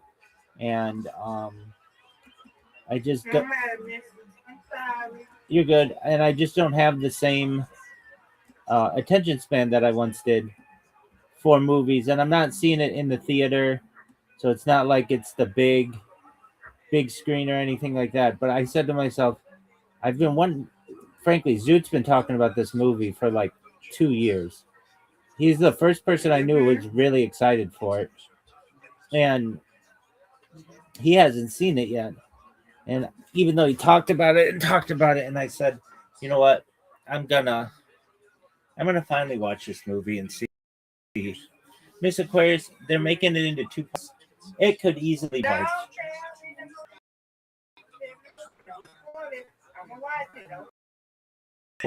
That's kind of public knowledge that they're doing it in 2 parts. Right, But they could have made this movie 10 parts. He lives such a fascinating life that it's like they had to cut out stuff that was still interesting, but they got all the good stuff in there. And the soundtrack's probably the best soundtrack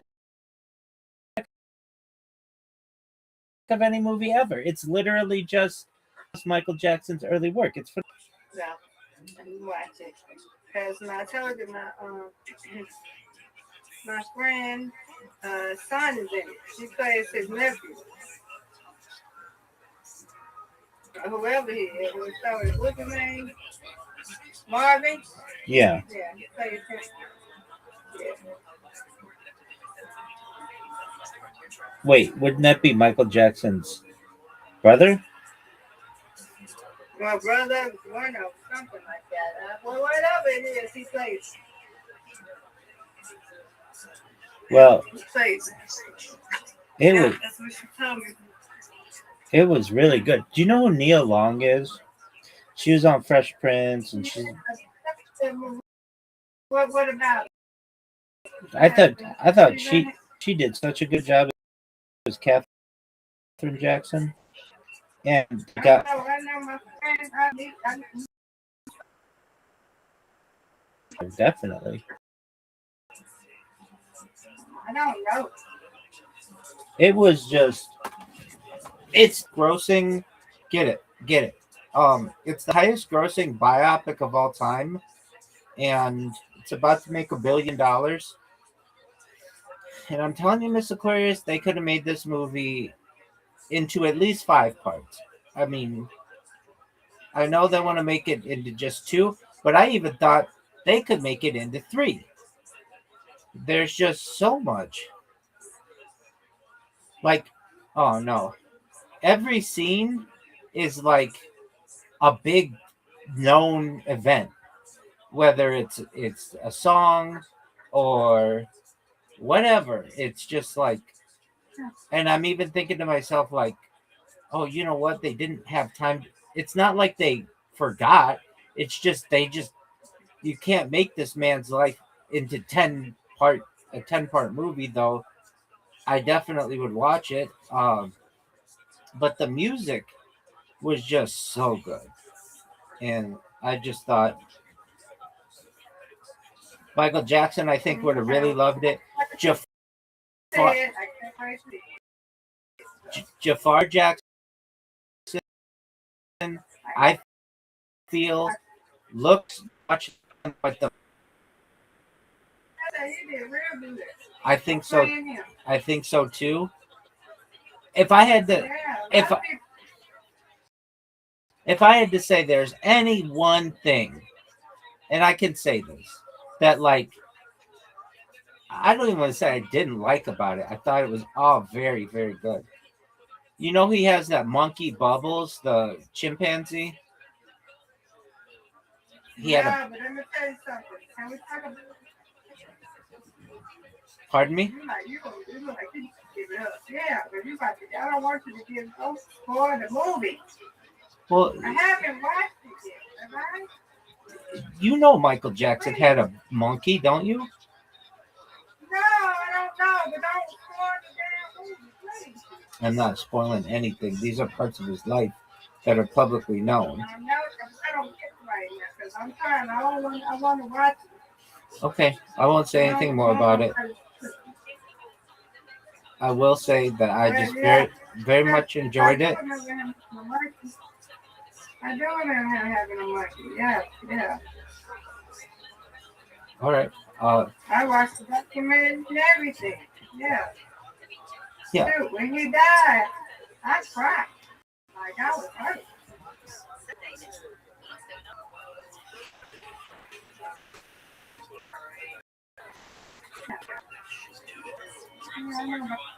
I just want to watch it.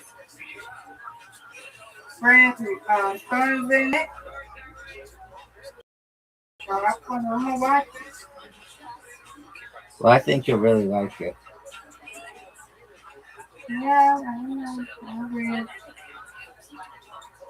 I'm going to go see Asia. So I said, do you want to go smoke? Not really. I'm like, okay, whatever. Miss Aquarius, in my opinion, it's my favorite movie that I've seen in maybe the last 5 years, definitely. I don't know how I wouldn't have liked it because, well, I would have not liked it if they didn't play his real music. If they would like play like covers of his music or something, I would be like, no, you got to do it with his music. But they did it with his music, and it was like, oh, this has it all. Good. I can't wait to see it. Because my auntie said it's out, I think she said Amazon or something like that. So I think she's seen it. So I'm going to see it. Good strike. Thank you. Second. What did your auntie say? She said she liked it. I think she said it was a good one. But yeah, everybody said it was good. I really like biopics, and I like period pieces, like when they go back to that time, that era, and it was just like, oh, nice spare. Thank you.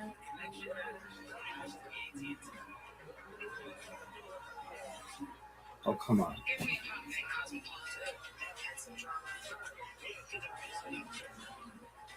Oh, come on. I'd watch it again.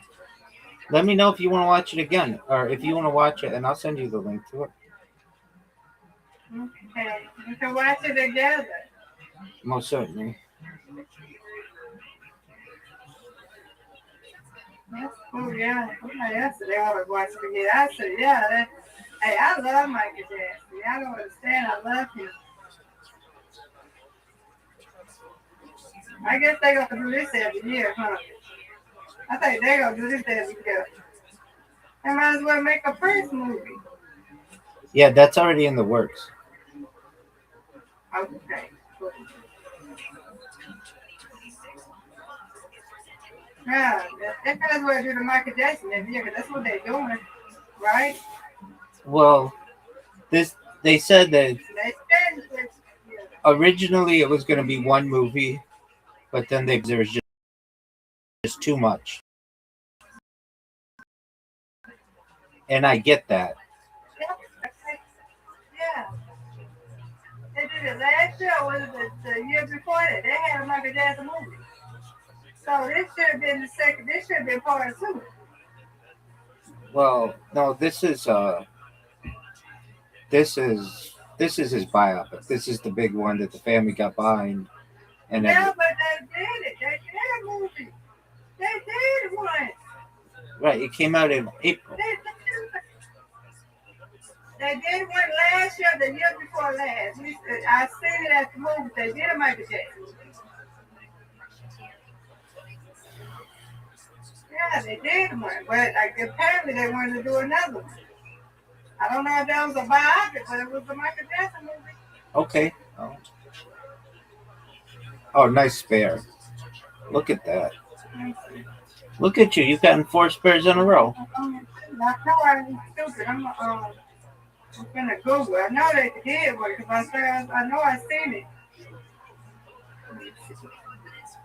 They have done a lot of them since his death, but this was the biopic. This was his big one.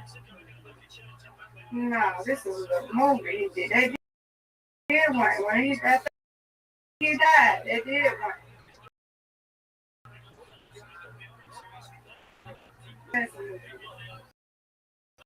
I guess it was a Bible film, but they did another one. Let me see what it's.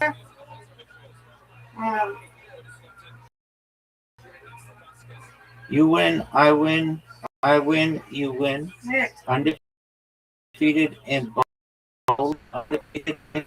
Let's see what it was another. Yep, here you go. Michael 24, Michael Jackson movie, Bow Rank. Yep, it's 2024. I thought it was.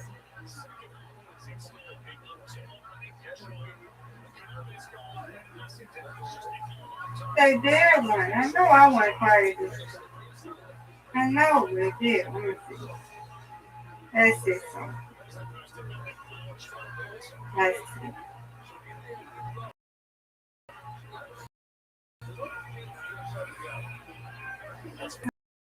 Movies.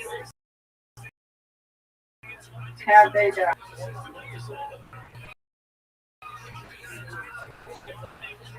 And This Is It, yep, 2009. He also made cameos in Men in Black.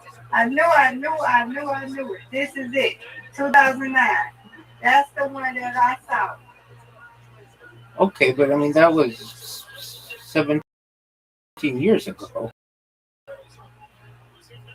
They don't it was a after he died. He was supposed to do that.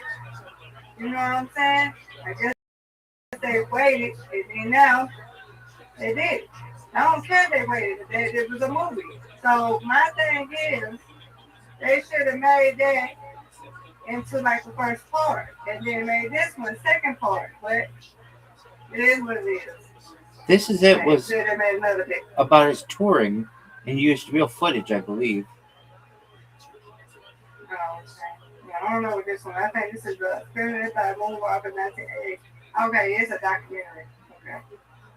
So it was a documentary. That was a biography. Okay. But it's a documentary. But it was a movie. It was a movie, but I guess it was a documentary movie, I guess. About whatever. In 2009, it was a documentary. This is a biopic, so all the people in it. I know that it was a fucking documentary movie, too. It was a movie. It don't matter. But I know I went to the movie and seen it. It was a fucking documentary. They should have made it a damn movie. This Is It. Where is it? 2000. Yeah, yeah, it looked like it was a movie to me. It was an hour and 52 minutes. Michael Jackson, This Is It. It's a documentary concept film that showcased my rehearsals for his planned this series in London. So it wasn't like it showed. Don't put it out there in the damn movie. Well, I can't say because they did that for what's her name? Beyonce, Taylor Swift, and many others. So yeah. This Is It concert series in London, which were tragically cut short by his death. See? And June 2009, directed by Kenny Ortega.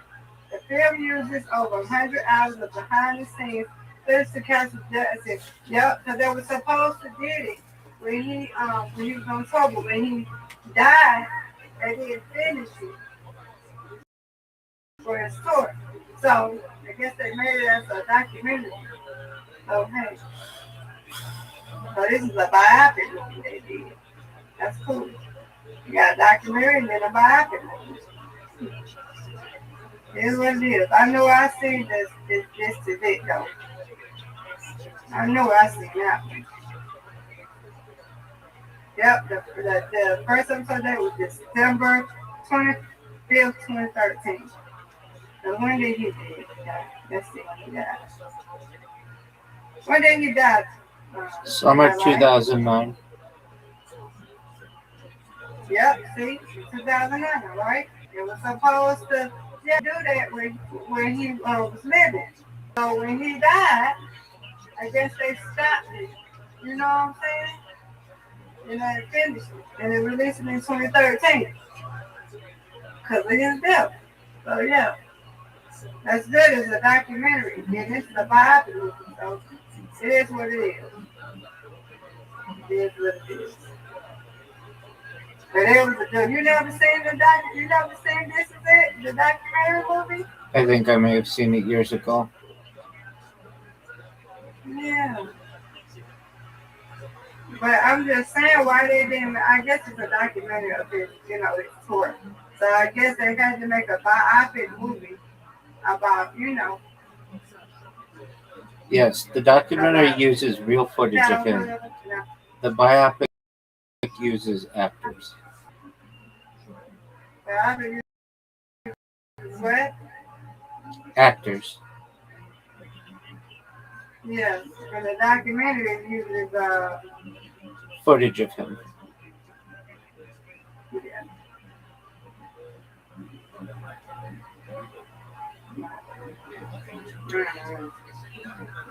I don't understand why y'all make all these things on things. The documentary is all about everything. They say the same stuff to me. But Well, a doctor said, like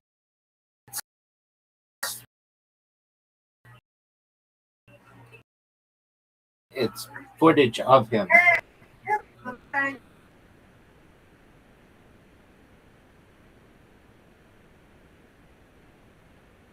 you know, they need to do it. They need to do it for X. They need to do it for James Brown. They need to do it for Michael Jackson. They need to do it for Tina Turner and Aretha Franklin, Barry White. Little Richard. No, Little Richard didn't die. No, that is Little Richard. They need to do it for all the icon of legends. Yeah, no, They need to do all the movies. I know he's still alive, but they could still just cover his life. Who? Little Richard. You said they should what? Even they don't have to be dead. If they're just retired, they could just cover their life and on film. Yeah, it don't even have to be that though. And I'm just saying though, if they doing it for Michael Jackson, they need to do. I know they're gonna do it. You said that one print was gonna be at work. Okay, that's good. But they need to do James Brown. James Brown been done for a couple of years too. They need to do right. They need to take our He was the Godfather.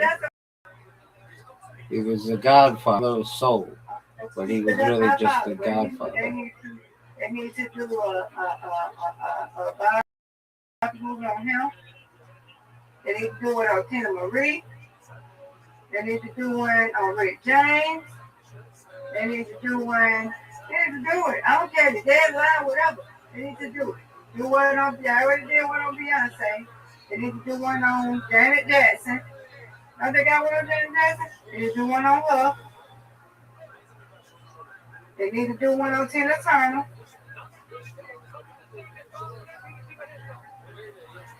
They need to do it on all these. Clive Davis. They need to do one on Clive Davis. They need to do it when he was like producing all that in the beginning or whatever. Yep, they need to do it on all these people that's like her legends. I don't care if they're dead or alive. They need to do it. They just need to do it.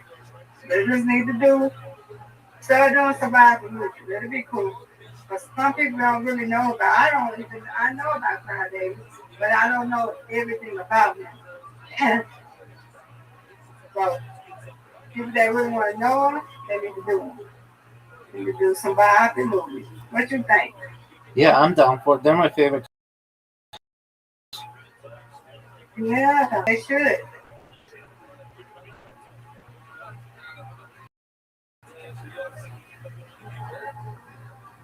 Based on people that don't care. Living, dead, I don't care.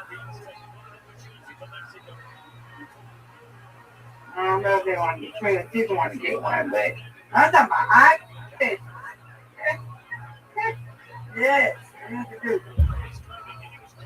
Other than dang on Michael Jackson. Yes, I love Michael Jackson.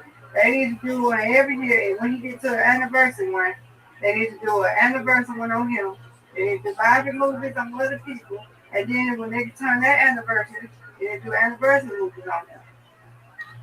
Yeah, I mean, I don't necessarily need one every single year, but every few years, I'm down for it. Yeah, I need to do one though every few years, whenever. I don't care. Just they need to do one on other people too. Yep. Which one died? Was the Diana Ross? They need to do one on her. I think they did one on her. I think they did. I think they did one on Whitney Houston too, but they just need to expand their horizon. Just expand it. Yeah. Diana Ross is still alive, though. Who? Diana Ross. No, it's one of the it's one of them. Yeah, Shaka Khan died. Diana Ross is still alive though. Yeah.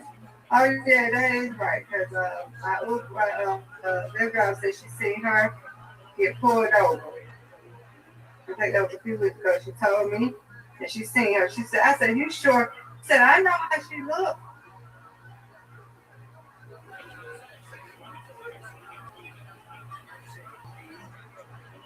Yep. That'd be a good one too. Diana Ross. She's been through a lot. Mm-hmm. Aretha Franklin would be a good one. All of those soul Yeah. singers.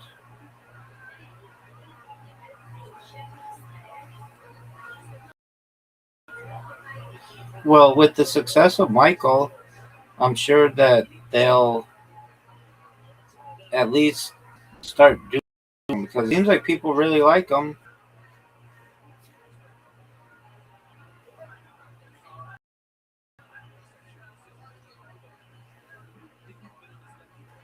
Who was it? Aretha. Who was Brandon? I got to see which one was it. Let's see. Brandon and Cinderella. Who was one? Whoever it was on what you call it died. Okay. What was no witness? Yeah, we can hear that. But that she was in a movie other than what you call it, right? Dan, I think it was Dan, but she didn't die. You said what's your name died? Aretha, no, Shaka. I didn't die.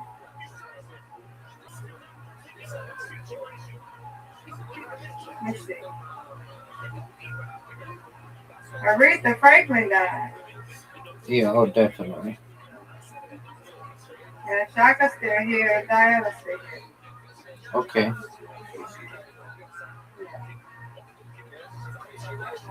Yeah, it'd be good if all of them get some kind of vibe. It was.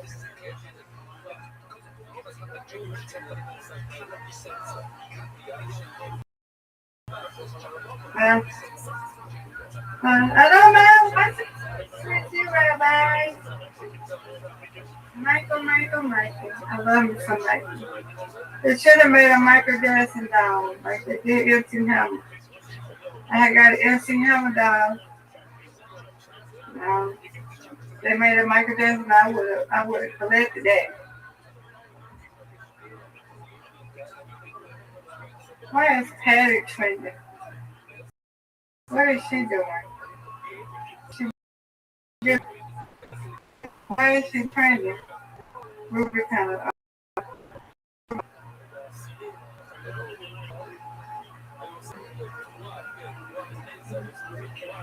Song? You got no song out?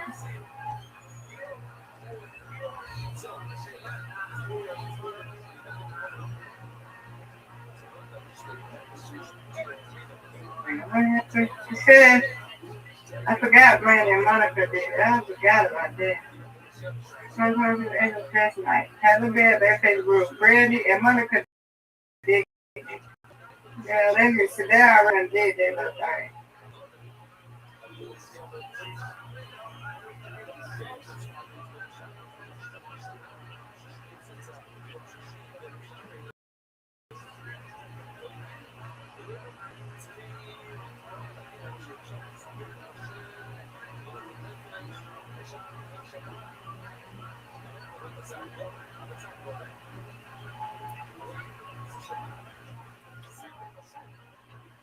She is so sweet. I love Patty.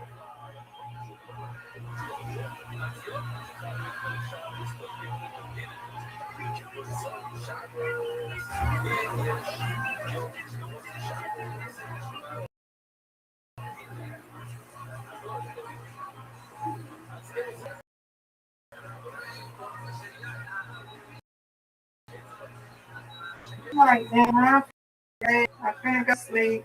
I got to. Okie This dokie. muscle lesson is going to be working very soon. So, and these people need to hurry up and I'd be happy. I'd be happy when they let these viruses and zombies in. I guess they're trying to use them all, Rabbi. It could be. Hurry up, Larry. Alrighty, madam. Sweet dreams to you, God willing. Sweet dreams, Rabbi. Thank you, madam. Thank you for telling me it was good. A lot of people have told me, so I know I'm going to really enjoy it. I hope you do. I will. I love Michael. If my grandson did good, I know it. And his nephew did good too, I know it. Thank you. All righty. See you in the morning, God willing. God willing, I suppose. Oh, I told Tony that us and everything.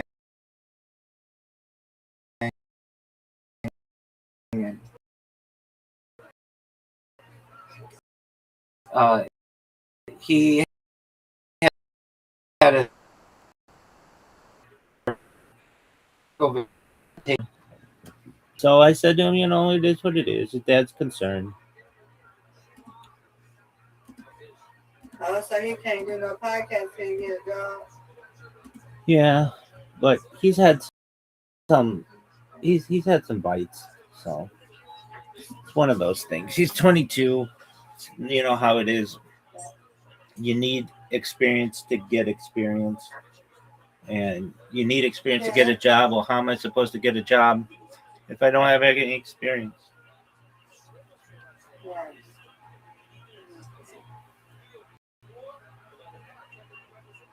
He'll get there.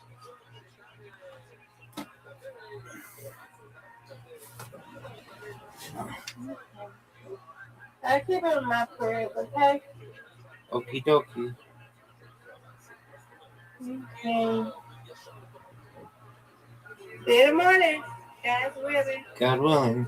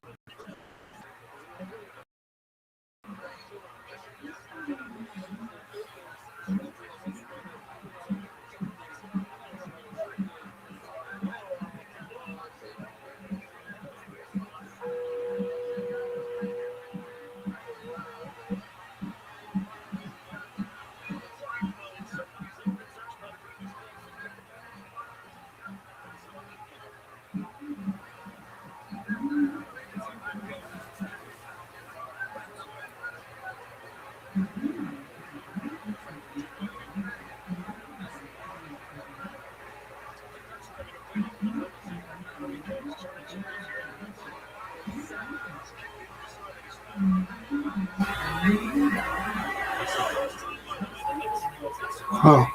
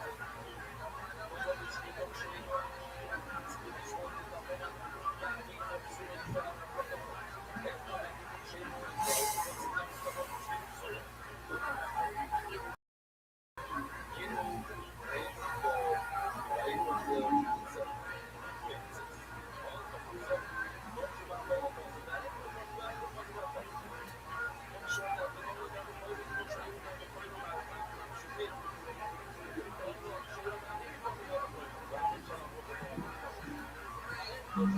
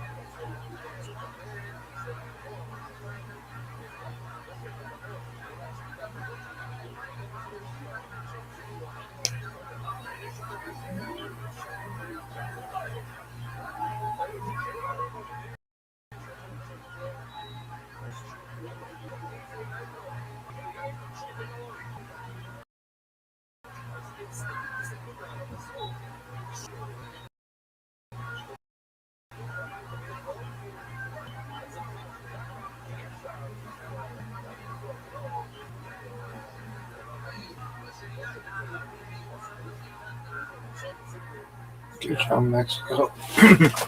Played like a bunch of really good players. Not as good as I would have played, though, but I mean, it's still good. How would you have played, Rabbi? Oh, man. I would have scored like 1,000 goals in the first 15 minutes. First 10 minutes. First 5 minutes. I would have scored every goal. The first minute. And then fell asleep for 89 minutes. And I would have taken a 7J order. What is this bullshit?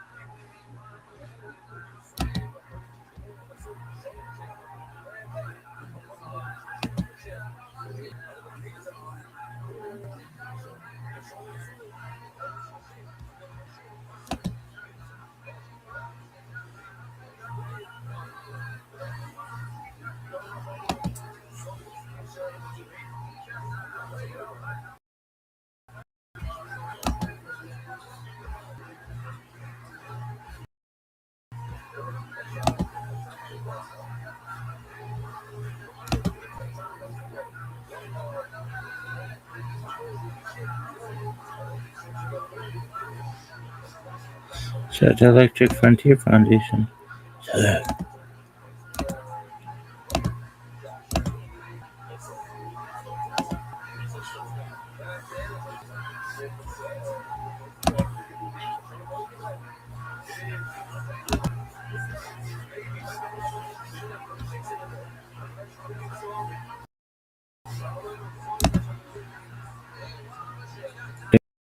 Data camp support song.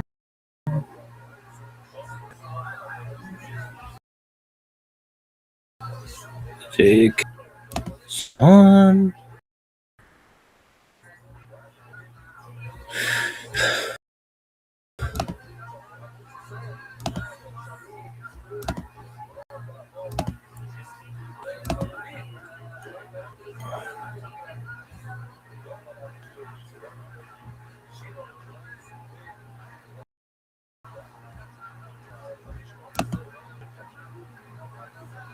Why is all that shit coming in?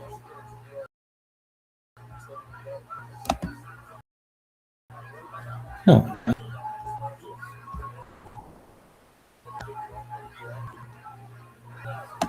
Your message couldn't be delivered.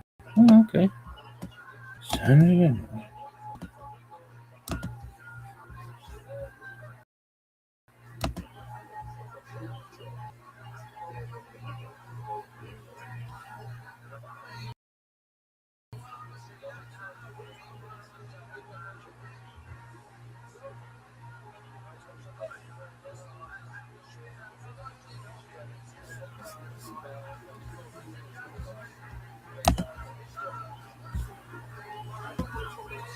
Look at this athleticism, son.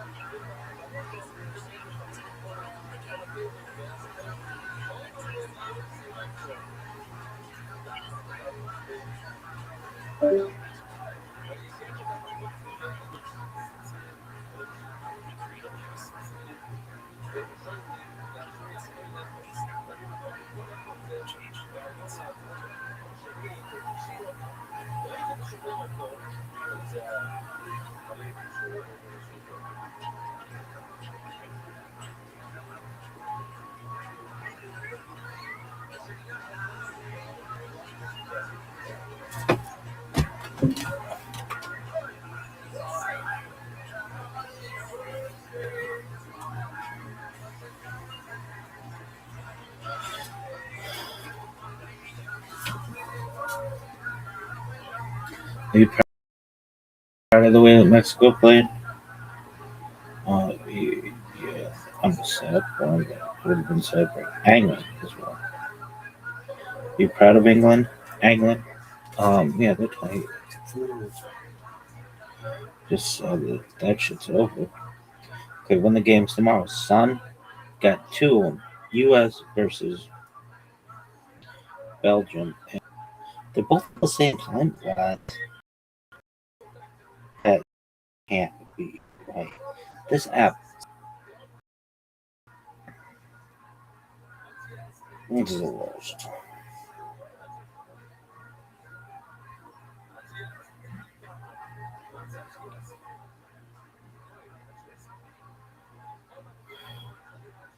Yo. Give me a schedule, yo.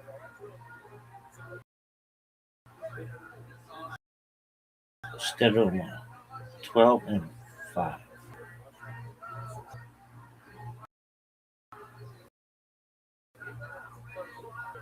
Nothing on Wednesday. That's some horse shit.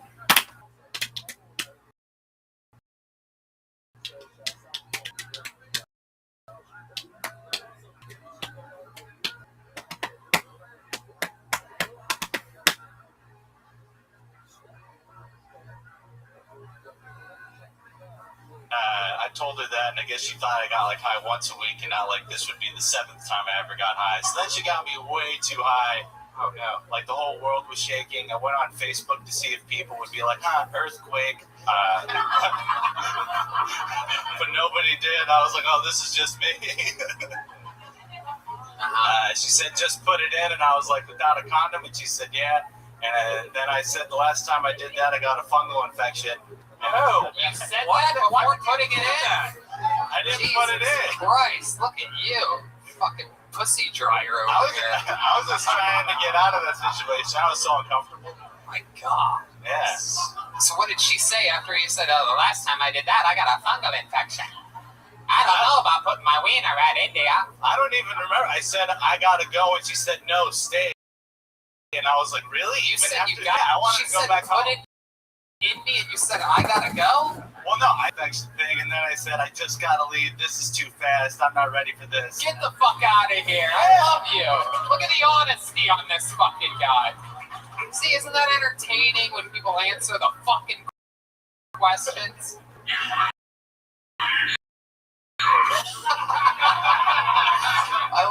You drove stoned and drunk? Oh, walked. Oh, okay. It was right there. Oh, yeah. Was the world still shaking when you were walking home? Oh, yeah, I didn't sleep that night. Wow. Just cried the whole night? What happened? I was just like my heart was just beating fast. I was like way too high, and I was like, what the fuck just happened? Hopefully I don't lit dick my whole neighborhood. Like that was like the thoughts running through my head. My goodness. That's crazy. That is wild. And now you guys are dating? We did for like 3 months. Okay. Yeah. All right. How did it end? Well, one, my jokes were making her sad. She said that? Well, no, I just witnessed that. Like we went on a date, and she ordered a drink with mezcal in it, which is like a smoky flavor. And I said, "Oh, that's perfect. That'll really match the air quality here in California because it's on fire." And then that reminded her about how migrants were still having to pick our food during all that. And then she just started tearing up and then like showing me pictures of like migrants picking food during the fire. Jesus Christ. You got out, man. Congratulations. Get away from that shit. That's a great psycho. That made me like dizzy. Fun stuff, man. Another performance. Thank you so much. Anything else? Is that your car out front? Nope. So a homeless guy passed out on a car. Oh, thank you so much. Thank you. You think he's still there? Thank you very much. Why do you know that? You've been sitting here this whole time. Andrew, you know you're still on the show, right? Yeah. Okay, thank you. Thank you. Andrew Tarr, everybody. There you go. Andrew Tarr. Stupid. Hey, here's a picture of something that happened an hour ago. Yeah, that's it. Andrew Tarr, letting me know that a homeless guy fell asleep on my car. Thank you, Andrew. Way to close strong. He's on social media at the Tar Pit, TARRPIT. I know how many girls are probably in the audience right now just dripping wet from that guy probably though, right? Oh my God, I gotta go. My fungal infection. Ladies and gentlemen, your next comedian, we actually know this guy, and he is next. Put your hands together for Yonder, everybody.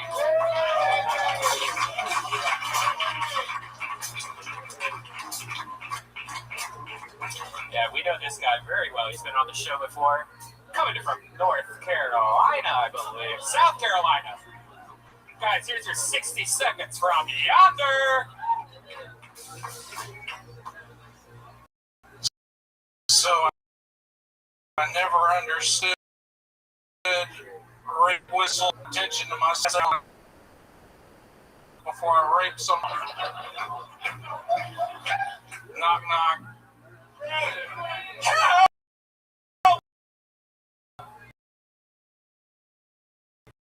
He has a knife. There's blood everywhere. Call the police. Frank Sinatra song. This is the one that he did right before he went home to beat his wife. Frank Sinatra's favorite Frank Sinatra song was the one that he did right after he finished beating his wife. Frank Sinatra's favorite pastime is shooting pool with the Rat Pack, after which point he would go home and beat his wife. Fuck yeah, killed it. Absolutely hilarious from beginning to end. That's great stuff, man. How did it go?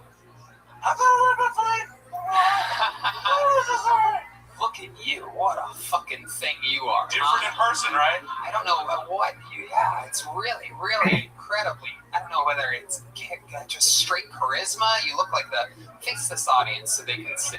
Yeah. Look at that. You look like the top fat centaur. Like a I put that on my license. I love virtual reality together all the time.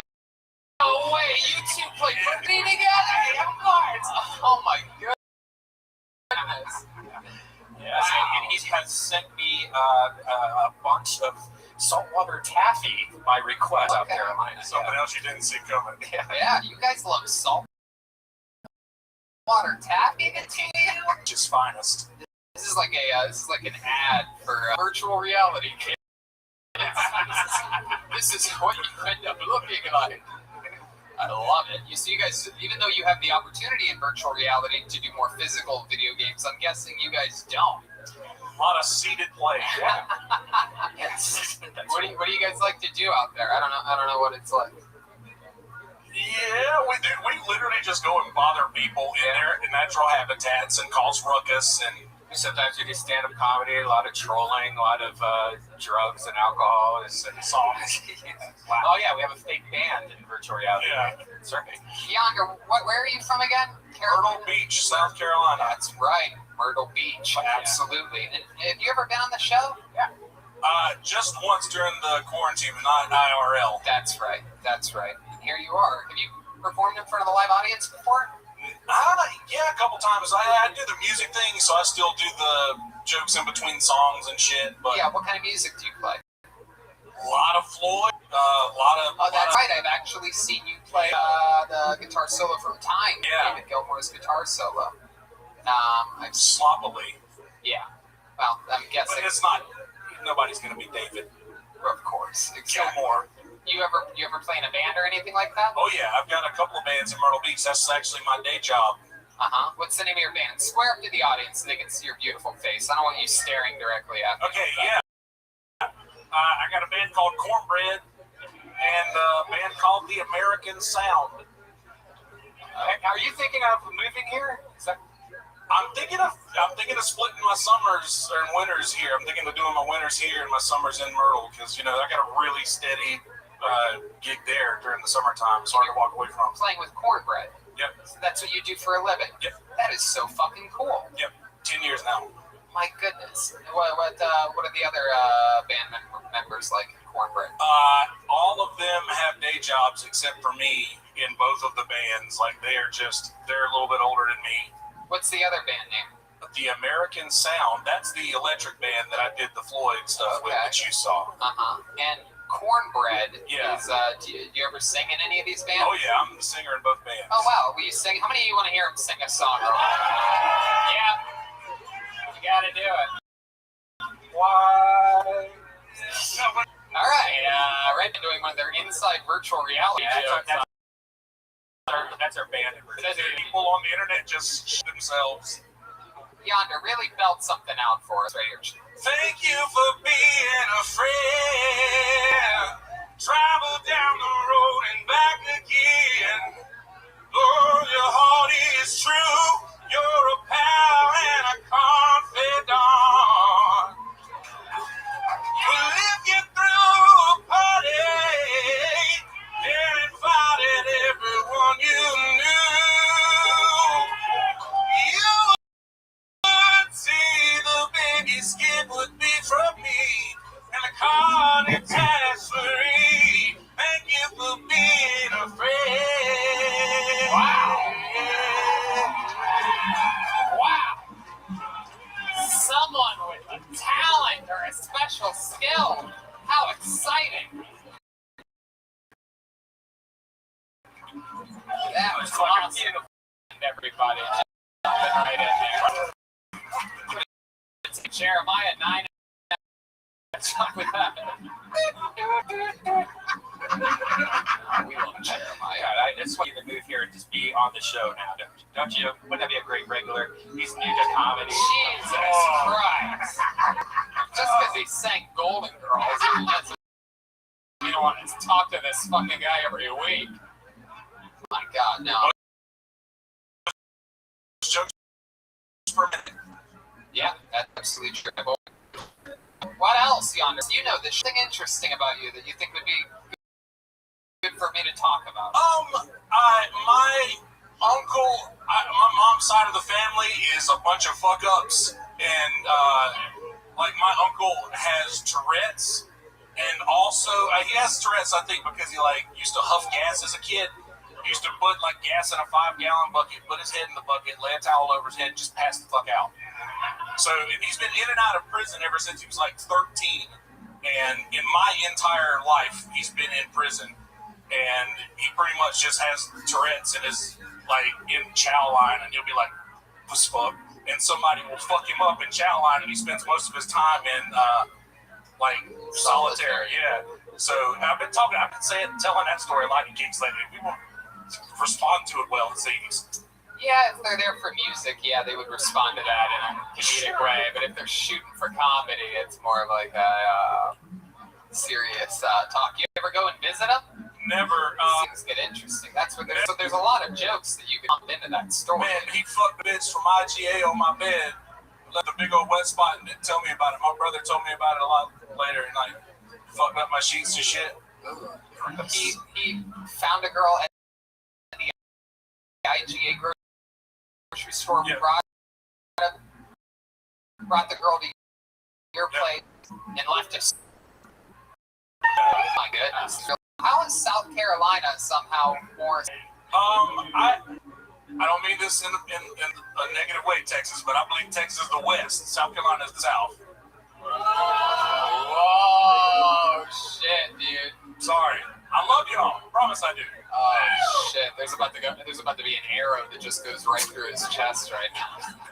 All right, that's interesting. What's the most hillbilly thing about you, Yonder? What's the most southern thing about you? Whatever you want to call it. That I am a fan of the Alabama Crimson Tide. Oh, disgusting. I know. Disgusting. Just the scum of What the you earth. asked. Oh my God! How dare you? I know. What is this he's talking about? He's talking about the team that just beat the Buckeyes in the national championship last week. Fuck off. Yeah. My God. You know, Texas is the most southern state possible in the United States, though. Yeah. So what you're saying is that technically, you can't get any more south than Texas. Technically. Yeah. Yonder. This was so much fun. Congratulations. How long are you in town for? I fly tomorrow. Wow, look at that. You lucky fuck. Yonder, you did it. Fuck yeah, man. There he goes. Yonder, everybody. It's on social media. Yonder Wizard. WIZZERD. There he goes. Fuck yeah. Yeah.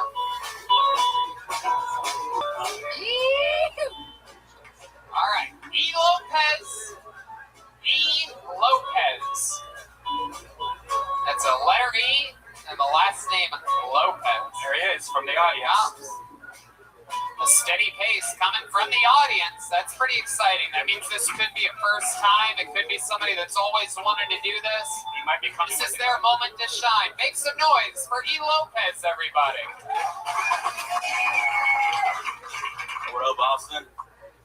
All right. So I'm hanging out with my homeboy, and during the conversation, drinking and stuff, and this question pops up like, "Hey, where the hoes at?" He tosses me his phone and starts going like, "What? This is ancestry, dog." I'm like, sure, you get it too. So I felt like, "No, dog, no." See the second cousin, like, "No, this is my fourth. I already fucked 3 of them." But he's right that ancestry can get it too. I don't know how much more time I got. I think that's all I got. Hell yeah. There you go. 45 seconds of E. Lopez. I couldn't quite follow it for some reason. I was trying. Yeah. The audience seems to have laughed at certain parts, though. He definitely talking to the mic like I'm guessing. No. Dallas.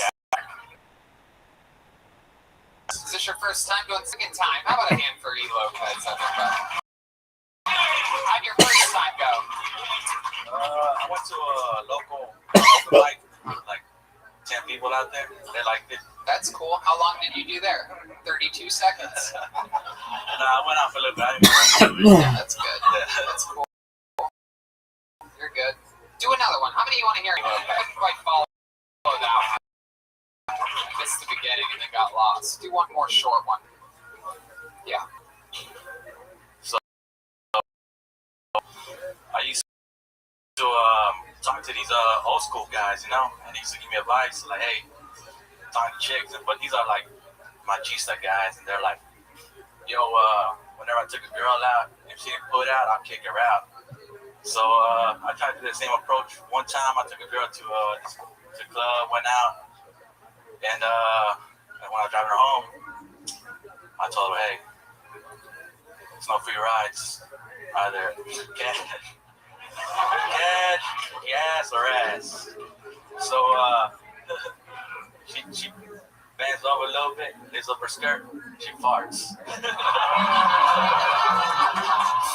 You got me there.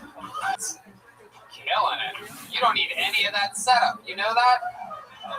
The first 30 seconds of that, you could just cut that right out. Okay. I believe a girl should put out blah, blah, blah, blah. You don't need the friend telling you that. You don't need any of that. Okay, cool. Yeah.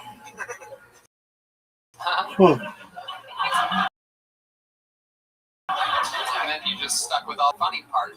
Lopez had you. Oh, Red Band, put the fart board away. So, you've only done it twice. When did you go up for the first time? When was that open mic? Last year. Awesome. So this is something that you've always wanted to do and just started, or? I've been hearing you guys out for the longest. Like, you know what? I can take your advice, go to open mics, start it out, see how it goes. I love it. I'm glad I came out here today, though. Heck yeah. We're glad you did too, E. Lopez. You seem like a real man, like you have a real job. You're like an electrician or something like that. Carpenter. We're milk carrier. A milk carrier? You carry milk? Deliver door to door. Really? You're a milkman? Milk carrier. Mail. Hey, mister? I swear to God, I thought he said milk carrier. Like, oh, what are they, from the cow to the bucket? Like, I don't really get it. Oh, the milk carrier. You're a mail carrier, so you're a postman? Yes, sir. Hell yeah. How long have you been doing that for? This year's 10 years. Wow, look at that. Did you notice any major differences with your postal service recently? Yeah, we got to look. I get the blurb check though. Their stimulus check. Of course, but I mean, like, is with your stay busy, man. Right. Yeah, it is very interesting. I'm with you, Mr. President. It's the last day I'll be able to say that. I guess that. Former president. Oh my goodness. So, E. Lopez, you're Dallas, right? Yes, sir. You have a wife? Nope. Nope. Girlfriend? Not at the moment. Not at the moment. Hell yeah. What do you do for fun? I listen to podcasts all day. It's what keeps me going. Yeah, I just play some poker and soccer, different type of stuff. All right. Hell yeah. Have you had the coronavirus yet? Honestly, don't know. But I tested negative the one time I did test. Okay. What made you test that one time? I honestly got sick. You really got sick? Yeah. What was it? Just a normal flu? I came back from Mexico and I don't know, man. Oh, that's all it was. There you go. That answers everything. You went to Mexico. That's all you had to say. Hell yeah.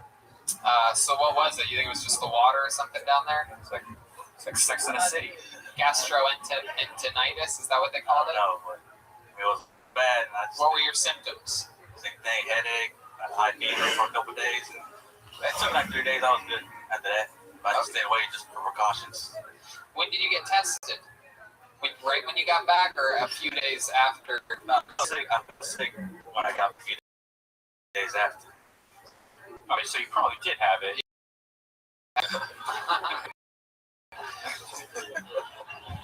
These two doctors over here. Yeah, it's us, right. Dr. Red Band. Yep. How often do you play soccer? Rarely. It's my first time last week and I'm still sore. Really? You played soccer for the first time last week? Been a while. I'm bad. Oh, okay. I was going to say, you went to Mexico and you didn't play soccer? It's a good out there. What do you, you're still sore. How long did you play for? An hour. An hour? Yeah. All right. What'd you do in Mexico besides that? Was there a reason for going there? Like,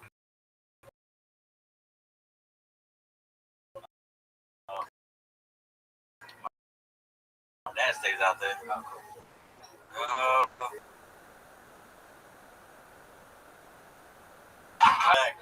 Really? You want to leave? I'm good. First person in the history of the show, things are going okay, and you're like, you know what? That mail ain't gonna deliver itself in the morning. Such a responsible milkman. All right. What do you do with your dad? Anything? Just did a little sightseeing. Yeah. It's been a while since I've seen him. What type of sights did you see? Was it one of those, what is that, a donkey show? Yeah. Oh, no. This is like in the, about that. I'm saying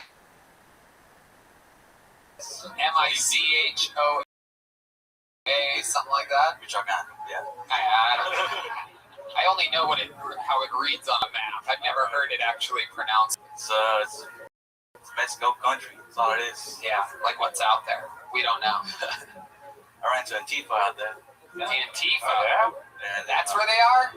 It's a bunch of cows just storming the street. A bunch of what? Cows. Cows? Blocking the street. Whoa. A bunch of cows? Yeah, Antifa is actually a bunch of cows. Okay. Oh my boy. I have no idea what's going on. Me neither. I heard milkman earlier. I know. It turns out it was mailman, and now I think he said cows. But how can I get this many dairy references incorrect in one night? All right. E. Lopez, fun times, man. For a second time, you have a real natural knack for it. You got to get that mouth closer to the microphone. You have to really confidently enunciate harder. But other than that, man, I think you have a great sense of humor and trim the fat out of the front of those jokes, as with everyone that you've ever heard me talk to. But you know what's funny, dude? You have a good sense of humor. Appreciate talking to E. you. Lopez, everybody. Lopez original.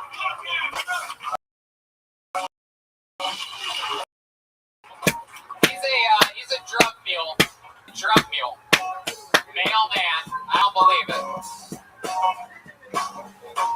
I asked him what he did with his father in Mexico, and he looked at his watch. Like, how much time do I have? All right. Dave Sarah, D-A-V-E-S-A-R-R-A. Oh, we know this guy, too. Here he is, Dave Sarah.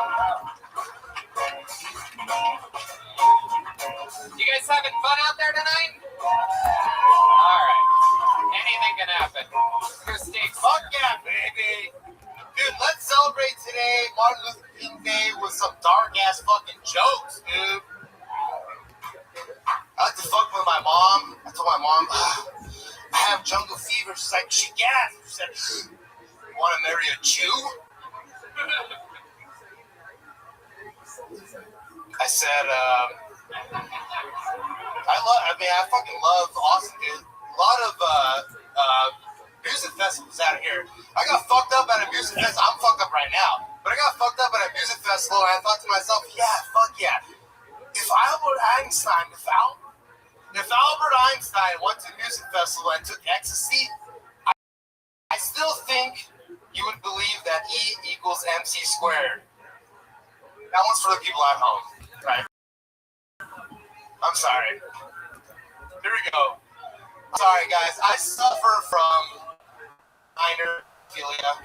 I like to fucking only fuck small children. Jesus Christ. Hey, Joburg looks a little different tonight, huh? Jesus Christ. Thank you very much. No. No. Don't thank me. I'm so sorry. Here's another apology segment of tonight's episode of Kill Tony. Dave, have you been on this show before? Yeah, one time. How did that go? Very bad as well. It was worse than this? No, not as bad, but it's pretty bad. Wow.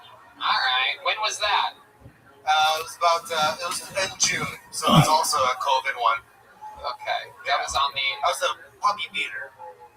Puppy beater. You remember that? You sent in a video or you were live? I was live. I said, Yeah, he talked about beating a dog because he thought people would like that.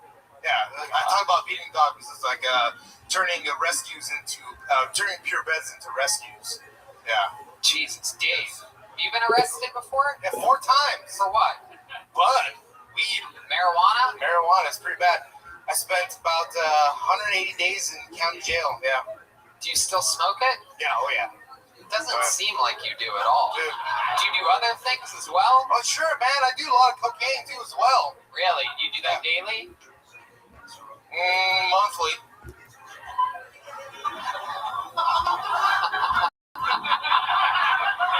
How many days in a row when you do it monthly? Well, I guess you call it 2 days in a row, 36 hours. It's like my paid every other week. So usually every other week's when I do some cocaine. How do you do for work? I work for Whammo. Okay.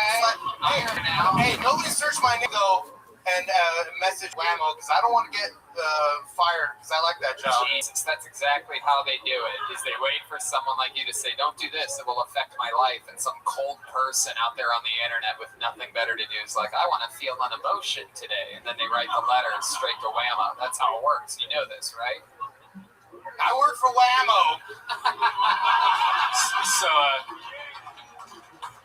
before we moved out here, he came to the Comedy Store and gave me a bunch of cool Whammo shit, like frisbees and hacky sacks and all this You cool didn't stuff. split it up 50-50? You didn't think about doing that? You gave it all to Red Band? Well, I was hoping that he would give it to the actual members. It's okay. Go ahead, Red Band. So I'm at the grocery store and I'm thinking, man, I got so much Whammo stuff in my back. And, I can't take all this to Texas. I don't need 5 frisbees and stuff. So I see this kid. He was like 10 years old or something, walking by in the parking lot at the grocery store. I'm like, hey, kid, do you want like this like Whammo thing? And I just see this dad come around the corner of the van. Excuse me, can I help you, sir? Like, some toys out the back of my car. Recording the whole conversation. Bring your I'm right here in the back seat of my car, kid. Yeah, I have an uncomfortable amount of toys in my car, yes. Red Band's not a pedophile, though. He actually goes up to candy. Yeah. Dave, Yes, sir. you seem like an interesting guy. You a big fan of comedy? Big fan. I'm a big fan of Kill Tony as well. I came from Los Angeles. I'm here from Los Angeles. By the way, I'm here from... Did you just snort? Who's a little piggy boy? Who's a little piggy boy? Are you a little piggy boy? Mashed potatoes. Steve. Yes, sir. Steve, Yes, are sir. you a little piggy boy? Little piggy boy, yeah. All right, no, it's okay. Okay, so what were you saying? When you Oh, snorted? yeah. No, I don't remember what I was saying, but yeah. I love it. Well, there's a reason why I heard that it's my birthday. today. It's my birthday today. It's also David Tell's birthday, but today's my birthday as well. Wow, today's Mental Health Day on Kill Tony, everybody. This guy just jumped up and down twice for his birthday. I like it. I'm happy. Yeah? It's been a great weekend. So how are you celebrating your birthday? Dude, I came out to Austin. It was $130 to fly from Los Angeles to here. I ate Rudy's, which is weird because like everybody talks shit about Rudy's. They say it's like the chain of Austin barbecue, or whatever. But like it's funny because like every they give you a lot of utensils, like a fork and a knife. Well, no. Here's the thing, because they give you. I don't understand because the utensils, a lot of them have like 2 forks and 1 knife, and a knife. They give you so many. They give you so many fucking utensils that. Yeah, I don't know. Good. Wow. So I thought that was going to go somewhere, and then you just started talking about the utensils. No. All right. Okay, Dave. Yes, sir. All right. We're going to keep it moving. All right. Do you have any special skills or? I do cocaine. I work for Whammo. Thank you. Dave Sarah. There he goes, everybody. We're going to keep moving. David. All right. Just going to jump on the stage. Does not remember. I get the feeling that's not the upward come down he's going to have in the next 24 hours. Wow. He's having fun. For Dave, it's his fun. He's having fun. Look at this guy. Time of his life. I'm telling you, I see ya.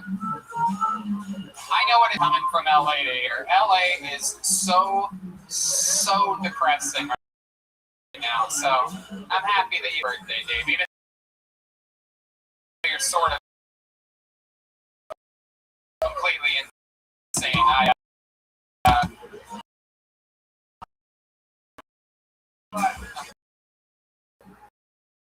Rod, you got this. Matty goes! Alright. I haven't even eaten. I ate at Rudy's like 8 years ago here or something like that, but yeah. A lot of great restaurants. Polo's.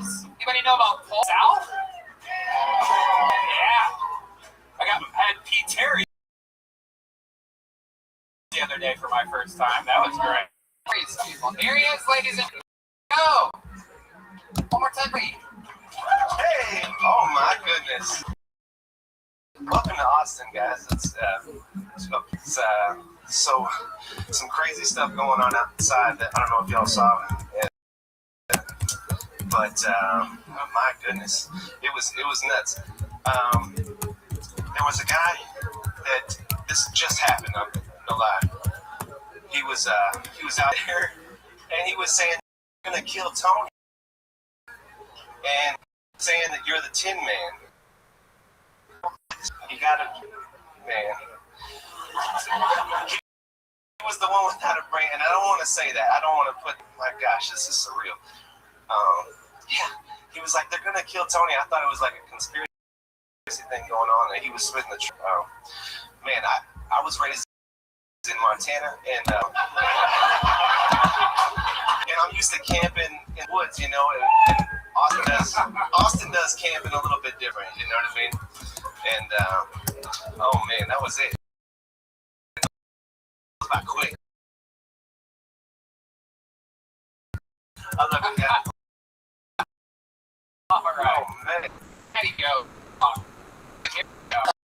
6 seconds giving a walk. I really at the venue right now. I know it's shocking to think. Like you thought.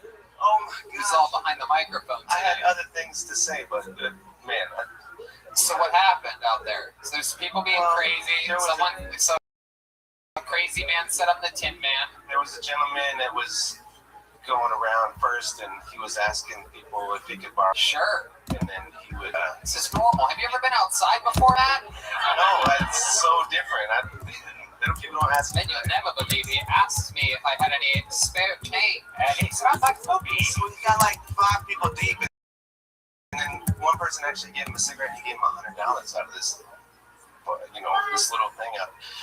And then he came back like 6 or 7 minutes later with a smoked butt in his hand with some ashes, and he said, "Can you hold this for a second?" To me first, and I'm like, "I'd love you, man, but I don't think I can do that." And then the dude next to me was like, "Sure," and he gave him $100. I'm like, "That's the weirdest thing." I don't know if that. And that's the same guy that said he was gonna have me killed. Same dude. No, he was like warning people, like, "They're gonna kill Tony." Oh yeah. What did he look like? He had longer hair. He didn't look at like. Wait, was he singing the Golden Girls theme? You son of a bitch! Oh my goodness! All right, Matty, go. I don't care. This is just another day in the life of me that you got to witness for a second, Matty. But let's talk about you. We got 5 seconds. You said you're from where? Arkansas? No, I was in Houston, but I was raised in Western Montana. Actually. Western Montana. All right. What else were you going to talk about tonight? Like the things that I used to believe,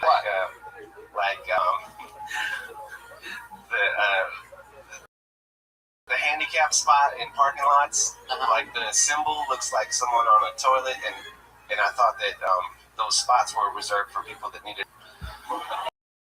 because it's like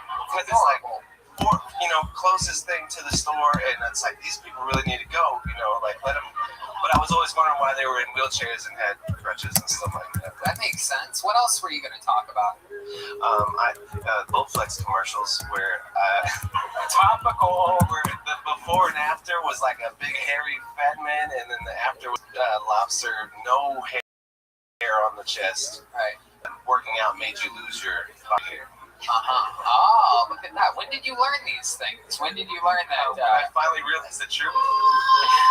Yeah, when? Was probably, I believe for a couple of years, like from 10 to 12 or something like that. My parents, that's what it is. Like, they let me believe whatever I. And that was when you were still in Arkansas? Montana. And now where are you? Yeah, I'm just like an out here. Okay. An hour which direction? Like a west, like in Marble Falls area type of thing. Okay, Marble Falls? Anybody? Marble Falls? No. You know where it is. Okay. What do you do out there? I'm a bartender at a bar. What kind of bar? A sports bar? It's at the is where I live. Is it a gay bar? No. You're like it's a gay bar. There's 8 sports bars. Yeah. Come on. It's like I always bartend at a Michigan. Yeah. Oh man. All right, Matt. So what's it like living out there? Why'd you choose an hour away from civilization? My grandparents moved there in like 95 in Montana, like I said, from like 1 to 19, and then so like I guess I was like 14 or 15. They moved to Horseshoe Bay, and we drive down from Montana every other summer to visit them for a couple weeks. Anything fun ever? Yeah. And, I saw a cougar, like a mountain lion. That was pretty cool. I swear to God, I don't know what's happening tonight. I know.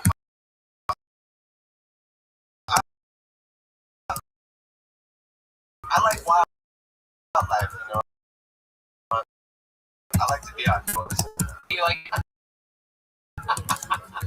I don't know, just breathe in the fresh air. And did you drop Molly before you came on? This is like a that guy had like a physical effect. This is like one of these things that shows you like what each drug does to you. Right. Like cocaine. And for my Yonder is just carbohydrates. And then this is just straight up scenery to me when I was on the fucking side. So, but a little bit about me. They know what I'm talking about out there. Yeah, I bet they do. I bet it's just chaos out there. I wanted to come in here and I bet that they watch this, and I bet they're like, well, I know not to mention what happened out here. I'm going to go right into my material. Loves wildlife, and you were treated like a guinea pig tonight. Maddie, anything else crazy we should know about you before we move on to the next person? Any fun facts about you or we would find interesting? I play pinball. One of my big things to come out to Austin every week. For the last 10 years or so, I've been. Okay, where do you pinball at in Austin? There's pinballs, yeah, with the Z pinball suite. Before, after, show before. Yeah, that was a while ago. BYOB, it's like a pretty chill. What's your favorite pinball table? That's a good question. I think that right now there's a new one, Van Halen, that just came out. A new Van Halen? Yeah, a couple of the members. It's just, just the drummer. Yeah. It's pretty fun. I mean, I like them all. The old. I'm more of a '90s genre pinball fanatic, whatever. But man, you're staring straight into my soul. All right. I love you guys, man. Y'all have been so cool. Oh, and I sweat a lot. That's why I wear the gloves, because I used to start playing in pinball tournaments, and I used to sweat a bunch. And the person behind me would have to like wipe it down on the sides. And that's completely disgusting. And so I like the fist bump culture that we're in right now. Hell yeah. Well, don't ask me for one. No, I'm kidding. All right, Matt, thank you so much for coming on the show. There he goes, the pinball wizard, everybody. He's at NG the Artist on social media. There he goes. He's got the gloves. All right, how about another hand for this young immigrant girl who is she's not even getting paid for this tonight. She did this job tonight for a cup of rice. Not even cooked. It's a cup of dry rice. She had a little sign that said, "We'll work for dry rice." And Redhead picked her up on the way. I adopted her.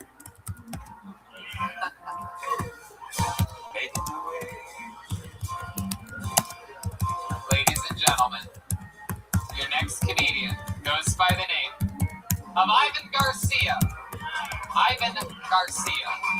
Bow, bow, bow, bow. They're always glad you came. Is Ivan coming?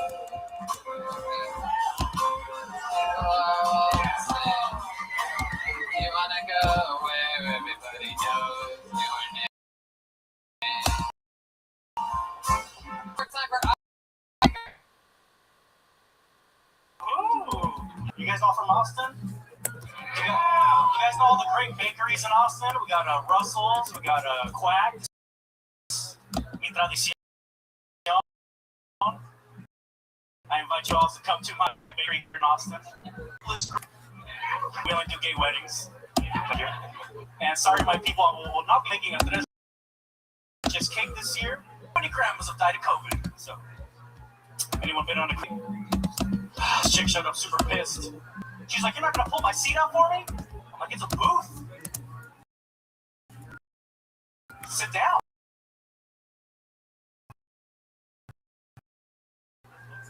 And I was like, it was kind of rough chance. And I was like, "Well, get a cake if you want." And then these Austin chicks, she's like, "Straight guys." I was like, "Oh fuck, I'm gonna have to suck some dick to get some pussy tonight." Whew. It better come with cocaine. It did it, guys. It did it. Woo. Fuck yeah, alright. So I don't know. I guess so.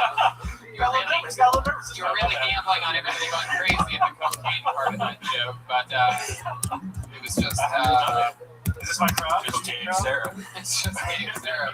Yeah, Whammo! Yeah. Welcome back. You were just on what, last week or something? Right? Yeah, I bombed really bad. You did. This went better this since I got it. How do you guys feel like it went? The internet was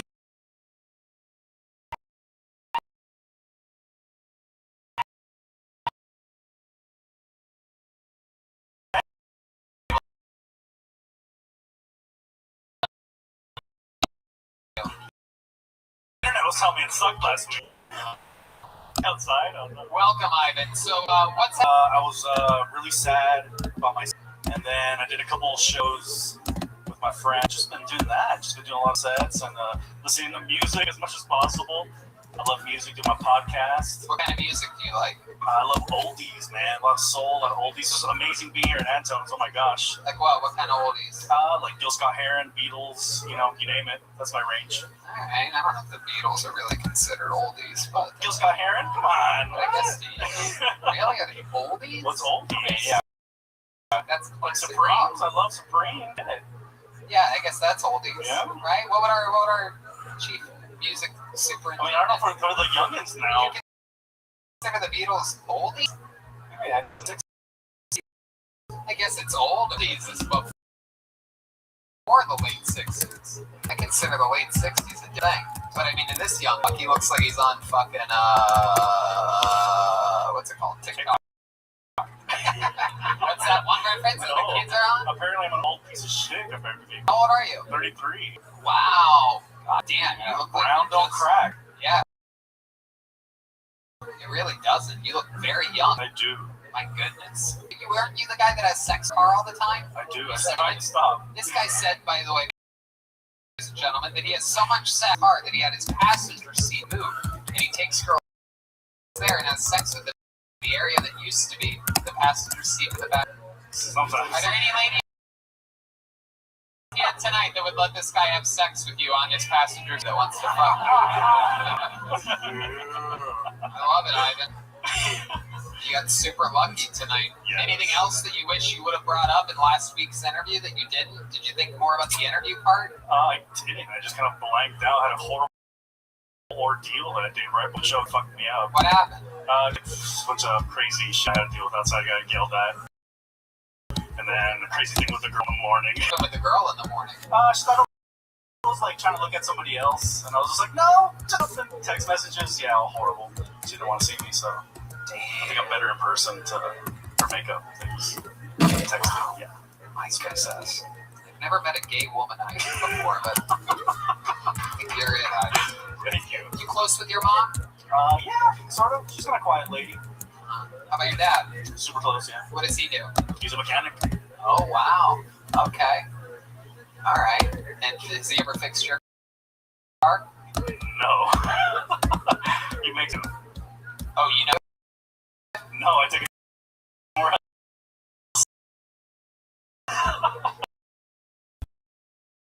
Okay. Meet the Hey, after work. Do you actually? My dad was one of those guys that made me figure out. The only time I ever got my first oil change that I didn't do is when I moved to but I had to do like all mirrors. I had to do like brake pads, all the things, everything. I'll change my brakes. Help me out at all. I'm not because I have money. Why would I pay $40 to get an oil change? I'd rather do that. And fucking bother 40 is like 80 shit. The fucking oil you put it in there. I don't know. You don't even do Teslas even get their oil change? No. We don't have Batmobile. Wild. All right, Ivan. Well, you got up last week. You got up again. You say it went better. I believe in its redemption in 7 days. Love it. Ivan Garcia. He's Ivan in space. My goodness. You guys think we should go to this bucket one more time? It's been nothing. Oh, wow. Thank you so much. This young lady maybe. What was this? I wonder if this just fell out. Did someone see a name fall out earlier? You did? You did? I saw it. Well, he hasn't been up, so. Ladies and gentlemen, Daniel Butler. Destiny has given us Daniel Butler. Fell out of the bucket. I guess now he's up right now. Daniel Butler approached. Hopefully it wasn't from last week. Here he comes. So walk.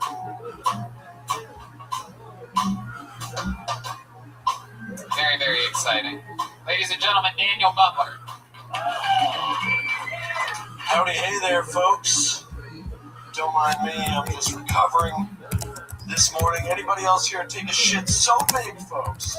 Say it with me, take a shit so big that when you turn around and you look at the shit that you just took, it was so large in size that you think, easy, I could run that shit, join any gang I want, be on the top from the bottom, run same way.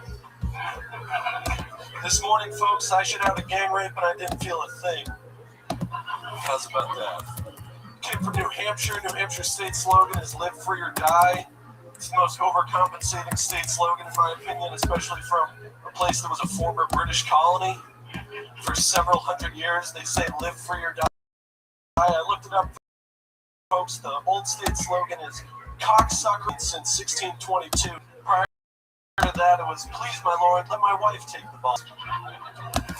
That's what you get. That's just what you get from a group of people that left a place called England and named it New England. The place that they hated, named it after that state. It's like, it goes on for another 30 or 40 Well, there you go. There you go. There's Daniel Butler, everybody. Young buck, good-looking guy.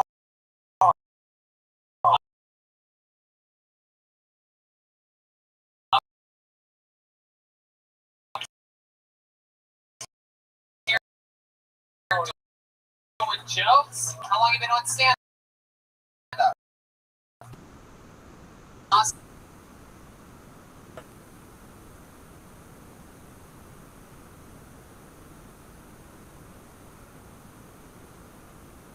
Oh.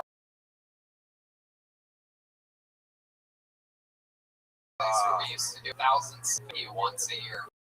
We called it Kill Tony East. It became an annual event. A global pandemic. Did you hear about that? Here in November. November. Okay. And what made you pick Austin? The mics. There's shows, mics happening. There's like Zoom comedy in New Hampshire and all that. Fuck that shit. Yeah, there's Zoom. There's tons of shows around Austin. There's the people that are out checking out a comedy show that they should go check out on the internet right now. Any folks that are watching from Austin, come out to the shows. Thank you, Daniel. Thank you for that plug. So tell us about... Yeah, just moved here from New Hampshire. I mean, like, I worked just like a server job earlier this summer. I mean, that's like a while ago. I worked on some Christian films in West Virginia. It's like what did you do in the Christian films? Just a cameraman, and yeah. Well, you must have saw some shit, man. Yeah, just a lot of disgusting people, you know. West Virginia, they were like fake good people, like they're good people in front of the camera, and then the camera cuts off. Yeah, there was one in Grand Rapids, Michigan. There was a mission there that's like a homeless shelter. All the executives at that shelter are just making money off of that. They don't give a fuck about the people.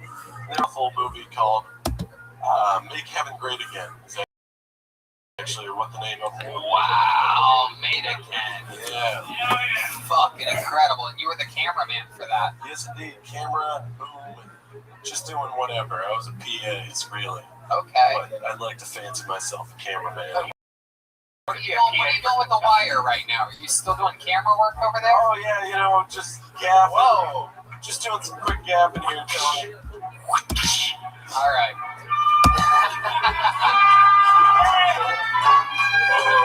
There he is.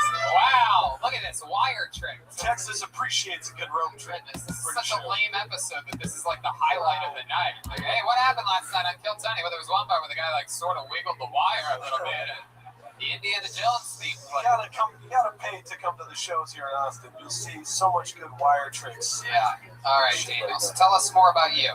How about your love life? What's that like? Oh, I'm not trying to have a girlfriend or anything like that. That's not something I'm super interested in. So, a lot of... You don't like the pussy? What's going on there? Oh, I like... You don't like the pussy? I like pussy. But the pussy. The pussy? Not a big fan of that pussy, actually. When's the last time you had sex? This morning. Wow, with who? How about me? One of the Christian boys that Yeah. Yeah, I just unlocked this. Might not the gay porn you're hearing. Listen again. Listen again. That is Tulsa Segura.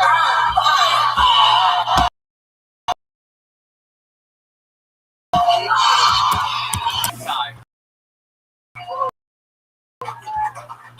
Our new favorites. So, who'd you have sex with this morning?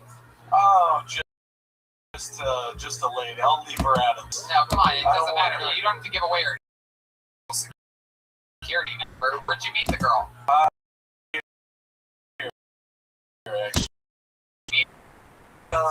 Shows. Hey, shut up over there. Tell the birthday table needs to quiet down. These fucks. Alright. So, random person, you met her and, okay. Been fucking her ever since. That's fun. You have any special maneuvers that you do in the bedroom? You ever, like what you're doing with the wire? You ever do any, like, No, nothing really special. Is that how you pull out your dick? You just hold the base of it like that and wiggle it around? Yeah. I do have an incredibly soft dick. Many times. Alright. If I've had any alcohol within 8 hours, I'm straight soft. Man's ass. Jesus, Daniel, relax. Sorry. You said that you... I love the pussy, but I love the... Okay, Daniel. Alright. I'm sorry. Where have you been a waiter at? You said you were a server. Yeah, I am a server at a senior living facility. I'm vaccinated. I'm allowed to be here. Are you really vaccinated? Yes, I am, yeah. Oh, that's cool. How was that? Did you feel any side effects from that? A little bit tired for a day, but then I felt I had like a new thought. I thought in my car, the guy who went into the Pizzagate building, he was probably just a shill for the CIA. And he wasn't even he was just a crisis actor, so I'm pretty sure it doesn't fuck with your ability to think of retarded conspiracy theories. What the If that's what everybody's worried about. What are you talking about? What's going on? Are you talking about that microchip shit? Yeah. Oh, okay. I was able to freely think. Yeah. What's the saddest you've ever been in your life? Probably when I was in like 3rd grade or so, and then ever since then. Was there something that happened specifically, or? Oh yeah. There were just got into a few too many scraps with my much older brother when I didn't want to. And then what happened? And I just didn't like living in my house because he was. Because he was what? He was your parents' favorite? No, not at all. He was just a real mean guy, bipolar. I didn't understand that as a young boy. What happened to him? What's he up to now? He's in the army. Oh, perfect. Perfect. Oh yeah. That's it. Next. All right, Daniel.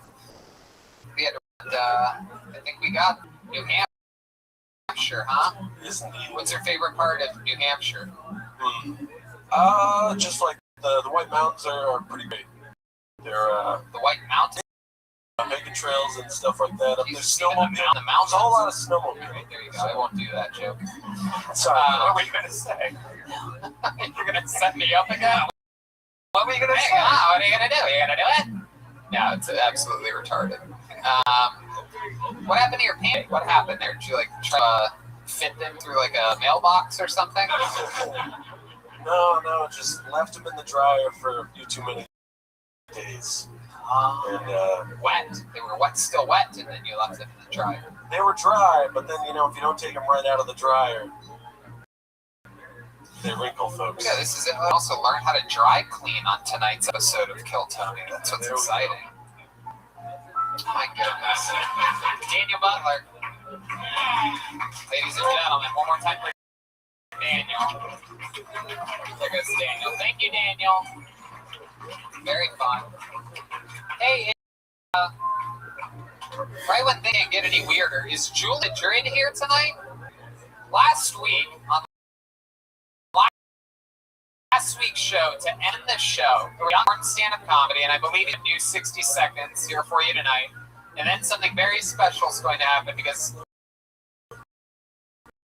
he found out that this never in his life spoken with his father, but that he has his father's phone number. And tonight, live on this show, he's going to speak with his father for the first time. But first, he's going to do a brand new 60 seconds. Ladies and gentlemen, this is Julian Madrid. Guys, this is it. Your final comedian of the night. Make some noise for Julian Madrid. Yeah, hell yeah. All right. So I keep getting tattoos to impress my grandpa. Yeah, I feel like I'm one of these soft millennials that keep getting these old school Sailor Jerry tattoos just to make up for the fact that I didn't go to war, right? Just to prove to my grandpa that I'm not a big pussy. The last tattoo I got, I was like, hey, Grandpa, check it out. It's a panther. And he was like, a panther, huh? So just a big pussy? I was like, yeah, you're not wrong. He'll be dead soon. Anyways, it's fine. He's actually finally reached that age where he can't really take care of himself. And none of my family can really afford to take care of him either. So we put him in a home. Depot. Then we kind of just walked out. Now he's somebody else's stinky little problem. All right, thanks. I'm Julian. There he is, Julian Madrid, back again. 1 week it's been. For those of you that weren't here last week or that are just listening to the show, I told him that he looks like the guy that answers the door at a haunted house. Good evening.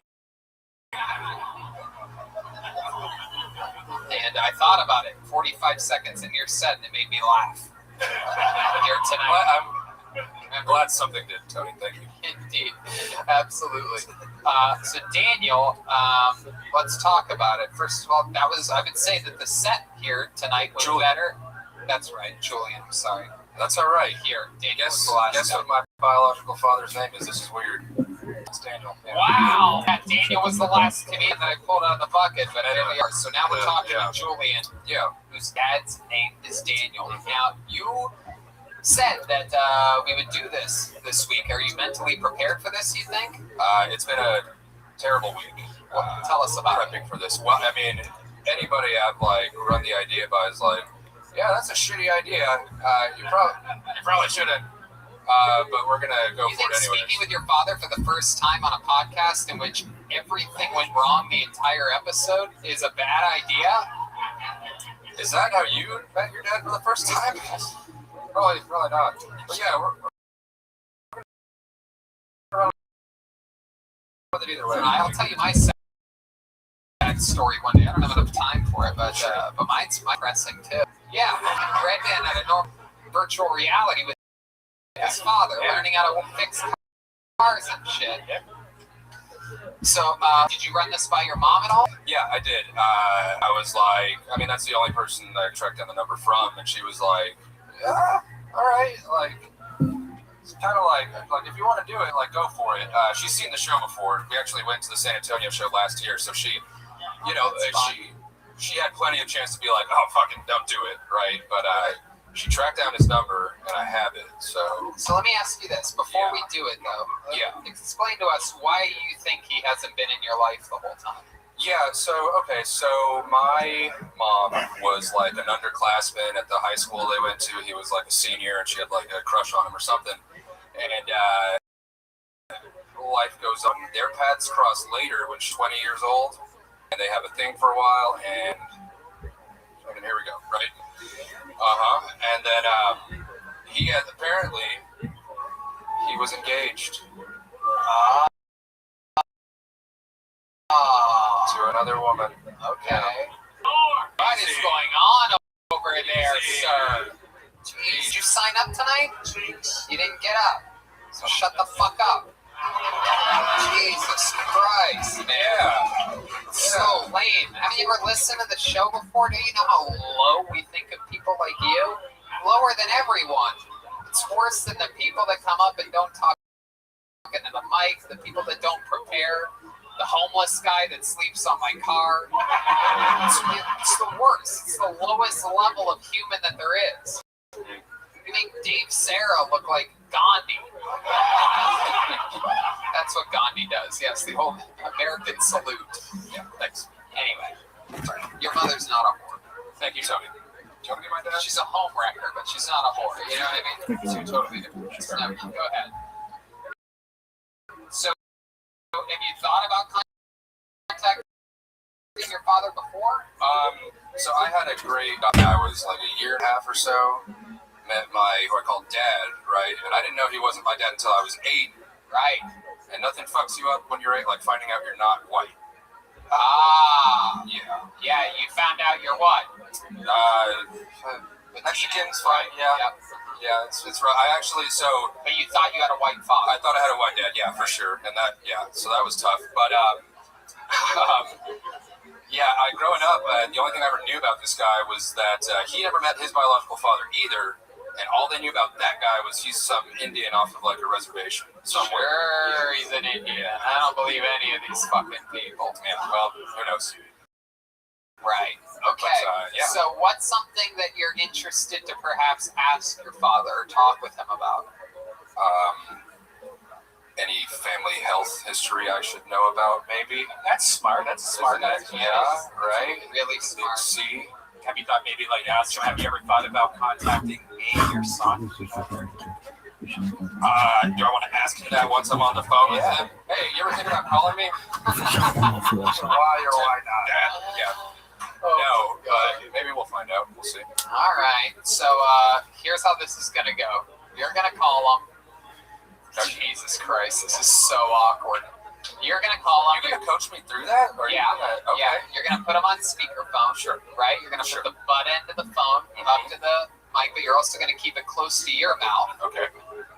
And should have your volume full max. Full max. You got And then what are you going to do? Are you going to call him Daniel? Or are you going to say, hello, Daniel? I'm not going to call him Dad, Tony.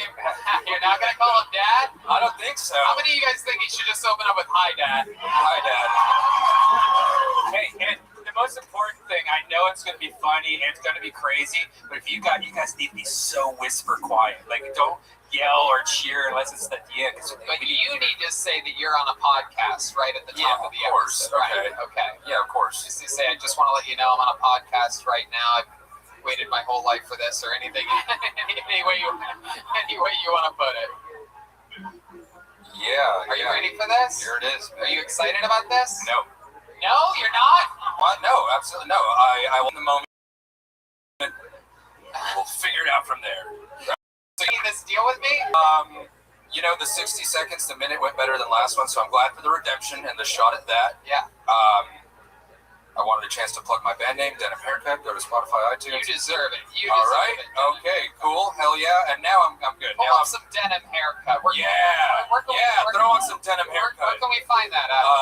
iTunes, Apple Music, Spotify, YouTube Music, the whole jam. We just released our self-titled EP in December. Check it out. Single to come in a month or so. Just recorded that this week. Denim what? Haircuts. Oh, there it is. Denim Haircut. Look at this. Baby. Wow, that's you and some guy that looks like a musician. Mm-hmm. It's the hair. Wow. This is you right here, huh? Mm-hmm. Goodness gracious. I wish I knew my dad. Godfather of mine. All right, here we go. Let's pause it. All right. Ladies and gentlemen, this is Kill Tony history. This is the first time a man has ever met his father on the show. This is a real. This is the only podcast in the world being taped in front of a live audience. We are back, but here in Austin, Texas. That'd be really funny if Red Band started ringing. Here we go. Very funny. Here we go. Longest.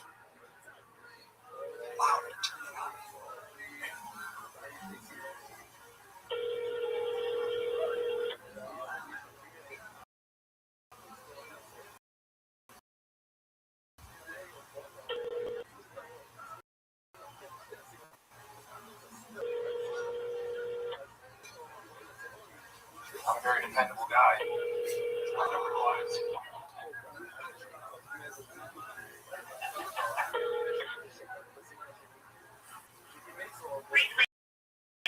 Oh, pull it away, pull it away.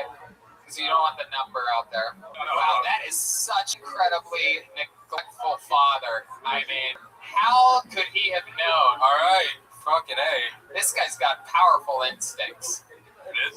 Yeah, you should have put a unlisted number, maybe. You blocked your number. Oh, yeah, he might have known that was me. Wait, could he have had your number? You think that's possible? That he has your number saved in his... I didn't say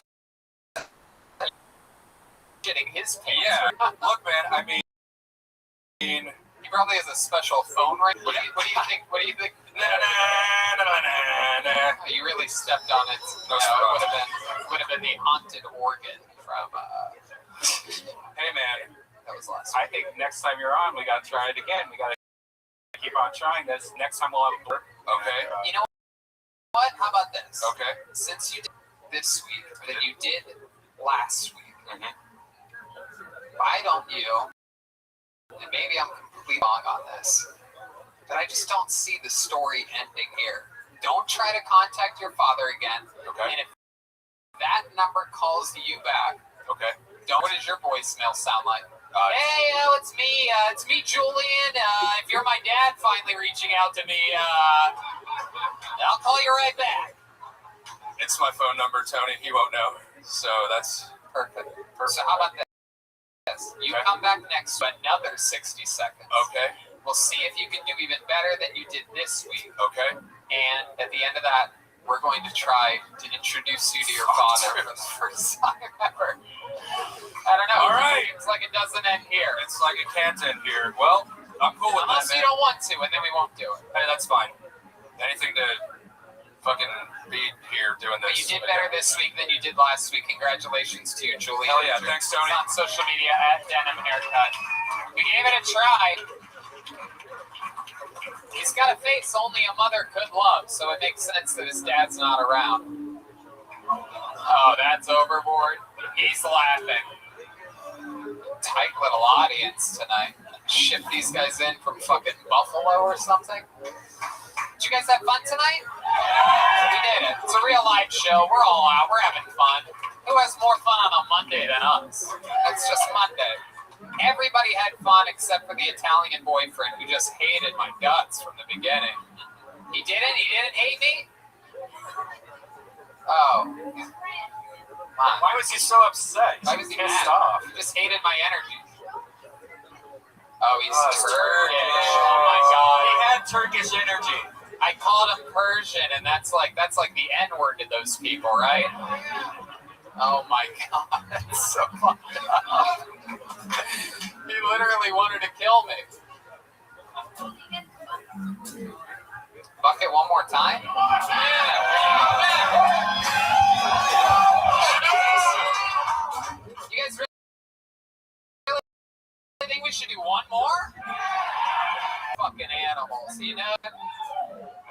We shouldn't. We've gone too long. We've gone too long, and it never works out when we do that. It never works out. We had a good ending, you know. You guys sure? One more? People in the back, you want one more? All right, we gotta do one more. It's your fault. If it goes bad, it's on you. Ladies and gentlemen, your final comedian of the night. Wait a second. It says Julian's father, Daniel. No, I'm kidding. Just kidding, everybody. Ladies and gentlemen, his name is Nathaniel Bagley. Wait, did we have a woman on tonight?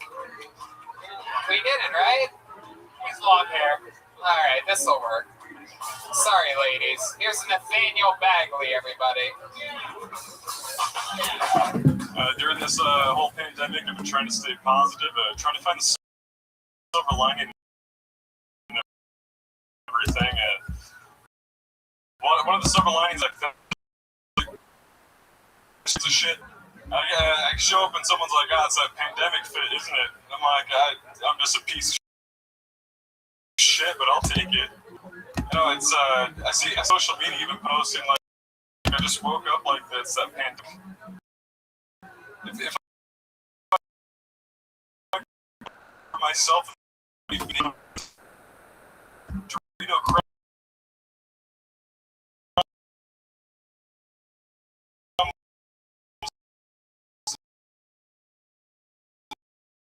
fucking I was just posted videos.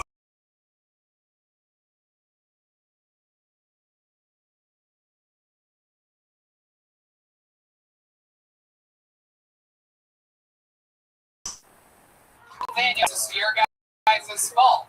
Yeah, I was gonna fucking have Is this your first time stand-up? This is my first time ever. First time. I'm 21. Love, but so many people your age. What? I don't get ID'd anywhere. I just like show up. I thought I was gonna have that moment where I could be like, "Hey, I'm 21. I might be here now," and then just like. Why do you think you look so old? Because I think it's also his voice. It's very older than normal. Have you noticed that? It's like really? I don't know. I think he looks like how he sounds. He looks like the lead singer of the Crash Test Dummies. Deep voice guy. You look like you should have a deep voice. Why do you think you look so old? Did you have a rough childhood? I didn't have to jerk off a 13-year-old, thankfully. Right. So like. He does have a weird voice. Yeah, it's like Kermit the Frog, but with that smokes cigarettes. From the disappointed family. Are you from like Seattle, Portland? I'm from Washington, Eastern Washington. Yeah. Damn. Come on, people. But you can really met all the time because you can tell I say egg. No, it wasn't actually what you sounded like at all. It's actually what you looked like. I noticed that people from Washington and Oregon age at an abnormal rate. It's my own personal scientific system. How'd you end up here? Just more opportunity. What do you want to know? I actually want to delve more into stand-up comedy. So. What else do you do? What arts or anything like that? I draw a bit, and I like freelance voice acting. Oh, really? Yeah, voice acting? Yeah. Like what? So, I mean, so I've just been like some like that's like the equipment. I've really done shit. I've really done shit. So I mean,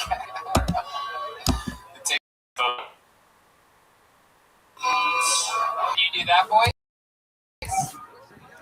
Alright, doesn't matter. Yeah, it doesn't matter. Nathaniel, what's the biggest crime you ever? The biggest crime I've committed? Yeah. I think speeding's the only thing that I've ever. Oh well. What's that one? Well, I mean, like the copious amounts of drugs, I guess, but that's kind of boring. Like, yeah, it is kind of boring. Yeah, it's as boring as shit. That we would find shocking. I was raised Mormon. Really? Yeah. In Eastern Washington. What are we talking about? Like Ephrata? Just like the Tri-Cities. Oh, the Trojan. Wine and shit. Okay. All right. How about your parents? What do they do? Eastern Washington's a crazy place. Just they. One works in a convenience school store? district. Oh, okay. Yeah. Both work for the school district? Yeah. Bus drivers? Yeah. Wow. Jeez Louise. I wouldn't have guessed that you came from school system parents. I dropped out, so. When did you drop out? When I was 16. Okay. Yeah. And did I ask you what you do now? Oh, I worked at Whole Foods for a bit, looking for more work now, so. You worked at Whole Foods? Yeah. What happened? Yeah, well, New Year's, I was like 20 beers in, and this guy's like, well, I got some Zans and Hydros, and I was like, let's snort that shit. So I did that, and I didn't wake up for the next, over 24 hours. Wow. Yeah, I know, okay. So my roommate was there with me, too, and he's like, yeah, you stopped breathing for a little bit, but I shook you.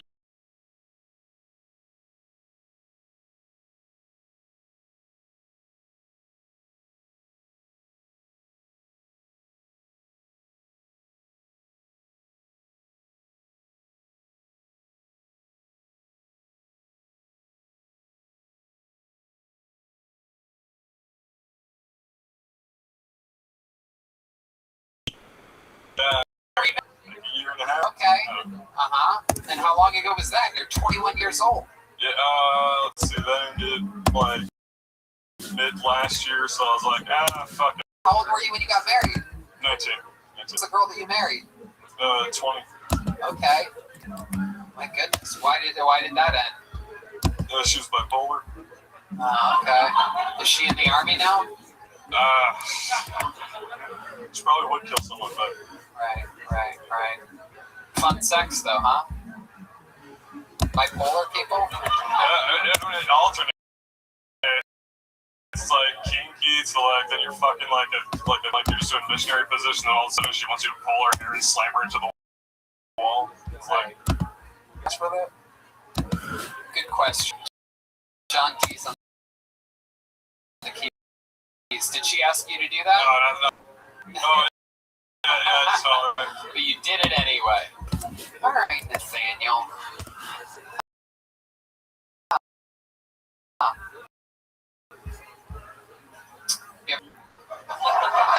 It says here it's a ball sack too big for your body. It's like, the other day, scooted up in the seat, just finished above it. There you go. Nailed it again. His first time ever doing.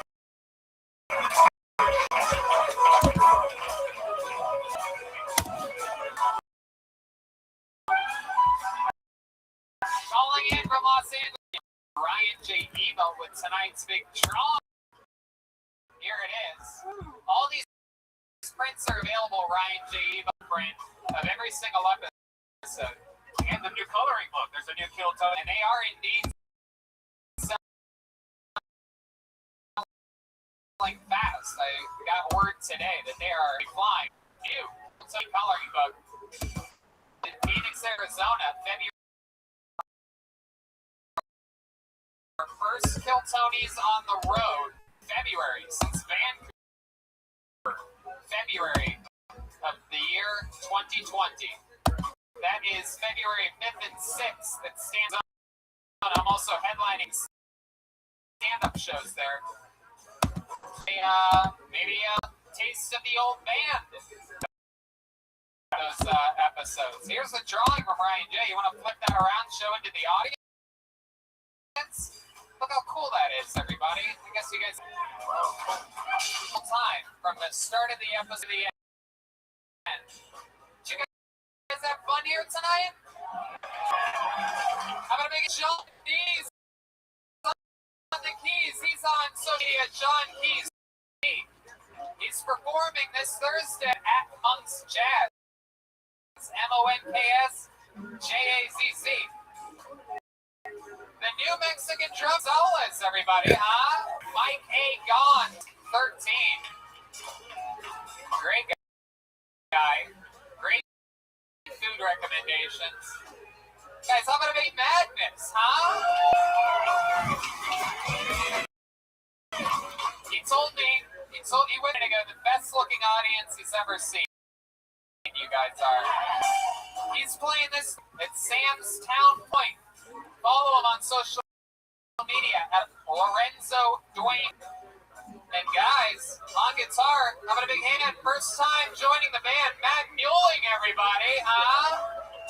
He's on social media at Mutation, MUEHTATION. A lot of fun stuff up our sleeves, including guests starting next week. The return of guests on Kiltony, a 3-person table, joining me in Redmond. Hopefully, I'm going to thank our new sponsor, Liquid IV. And if you guys live in Austin, I have these new secret shows. They sold out last week. Vulcan sold out this week. It's me and Tony, Dustin Ibarra, and a bunch of people, so check it out. Yeah, we're doing stand-up comedy this weekend. So, how about a big hand for Antones and everybody here? An amazing staff, Mallory, all the cool servers here. Everybody's awesome. And yeah, life is good, people. Thank you so much for coming out. You know, when you pull names out of a bucket, shit can get pretty crazy on a show. And, you know, some of these episodes are a little bit wild, but they're live, and they wouldn't be live without you guys. So thank you so much for coming out. I think we're having more fun than everybody else in the country on a Monday.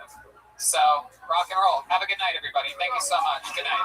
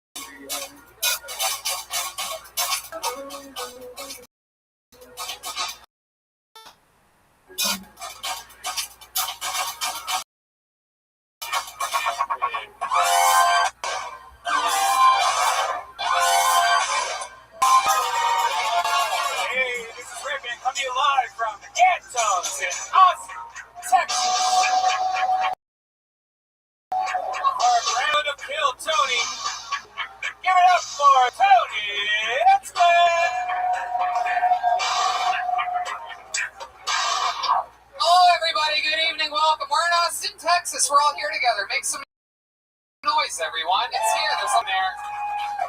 There's Brian Redman's here. Hey, everybody. Look at him. He He brought Uncrustables with him today. I did.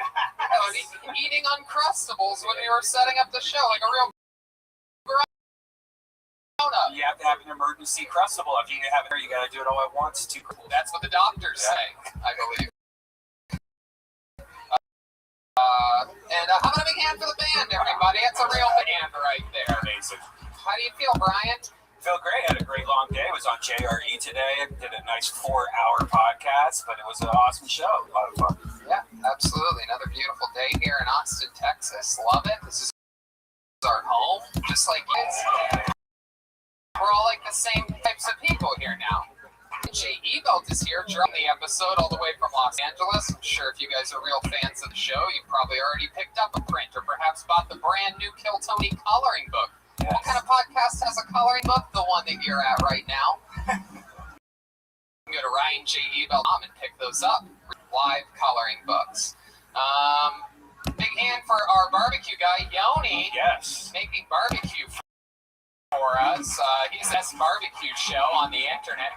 Big Austin resident, research barbecue, and knows thousands of the best places. His show is actually doing really well on the charts also for a podcast about barbecue, especially Texas barbecue. It is the best barbecue show. And we have John Dees on the keys tonight. He's on social media at John Keys, JONKEYZ. Michael Gonzalez on drums at Mike A. Gons 13. Matt Muelling on guitar, everybody, right there. This young NBA coach, Matt Muelling. Hey guys, how about a big hand for Deeps on the bass? Let him hear you. That's all he really can do is hear you. I'm excited. We have some fun things up our sleeve for this episode, and I'm pretty pumped about it. Yeah. A bunch of people signed up, fun stuff. We get into all that. How about a big hand? Or no, not a big hand. How about this? This is a word from the amazing sponsors that made this episode available for you here tonight. Guys, we talked about it, but liquid IV. With one stick of liquid, you get 2 to 3 times the amount of water. Game changer for me. After golf, after shows, waking up hungover, you name it, liquid IV is a magic trick for life. Tony, I brought some of my personal stash for us today. They have the new strawberry. They have the new pina colada. I don't know if you've tried that yet. And my favorite, passion fruit. Now, we've even been a sponsor. I've had a problem drinking water, and this has changed my life. These contain essential vitamins, more vitamin orange, and as much potassium as a banana. It's healthier than every sports drink that I used to be addicted to, and no flavors. It's and I'm telling you, plain bang. It's another one of the areas where it's just incredible what works. Rehydration, it's absolutely incredible. Again, this is a product we were talking about before they were even a sponsor. It's absolutely, and they're great people. They donate 3.7 million servings in response to COVID-19. They're donating them to hospitals, first responders, food banks, veterans, and the active military. And they've donated over 6.7 million servings globally. Grab your strawberry liquid IV or any one of their other great flavors in bulk nationwide at Costco, or you can get 25% off now when you go to liquidiv.com and use the code TONY at checkout. That's 25% off anything you order when you use the code TONY at liquidiv. Hydration today at liquidiv.com, promo code Tony. And we're back, everybody. You guys excited to start tonight's show? So much fun to catch you guys up. Maybe some of you weren't here last week, but we had a young man who we found out at the end of the episode before that he didn't have a father, and that he never talked to his father, and he's never to his father once in his entire life. But he did have his father's phone number. So we said next week he can call father and do a new minute, and we want to hear talk to his father for the first time in his life. Why not do it on a podcast? So he came up last week and he did a new minute. It was better than the minute before. And then he tried to call his father live on this show in this room 1 week ago, and his father did not pick up. Yeah, it's a big letdown because like the whole show built up to that. We'll try again next week. We'll do a new minute. How many of you would like to see a young man talk to his father for the first time? I know John D's on.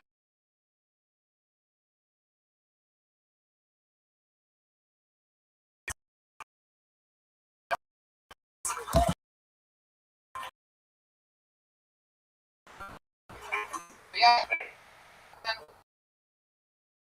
Who's going to be helping us out tonight? From Best Barbecue Show, everybody. Look at that, everybody. Look at that. Look at. Now, let's keep facing out there, Yoni. We're stalling for time right now. We have a special treat. We're stalling. Is that anything that you would say? How would you make fun of you? I mean, that's definitely a cross between Mario and Wario. That's like it's true. It's true. He looks like a buff version of the My Pillow guy. It's good. What do you think he looks like, Madness? Not a whole lot. Feel that sick burn from D-Madness. Yoni, how does this make you feel? I love being on stage. I love it. Have you ever done stand-up comedy before? No, I've signed up a few times though. Oh, really? You did? You signed up for this show? Yeah, I signed up for this one too. You have a minute that you'd like to do on the show tonight? Yeah. All right, you know what? Why don't we go? We're stalling for time here. Why don't we have Yoni? How many of you would like to see Yoni make stand-up comedy debut here on Kill Tony? Everybody else out of the bucket.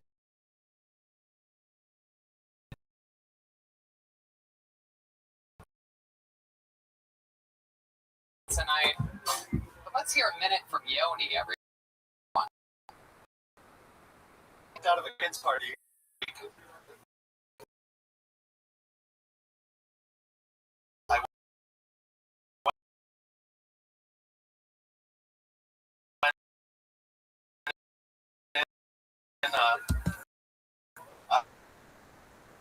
Went to a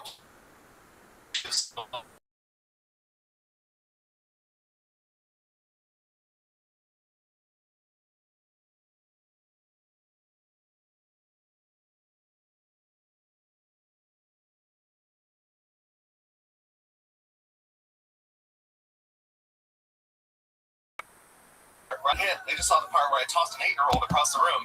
And so I'm sitting there rubbing my head, they're yelling, they're screaming, he's crying. And they're like, are you going to apologize? And I was like, apologize? He hit me first. I like dating single mothers. Their kids are usually pretty spoiled. This one kid said, Mom, hungry, salad. I was like, I can do that. Hey, horny, blowjob. Yoni did it. Yoni's helping us out tonight. It's great. I think that's one of the funniest sets from an abusive pedophile I've ever heard in my life.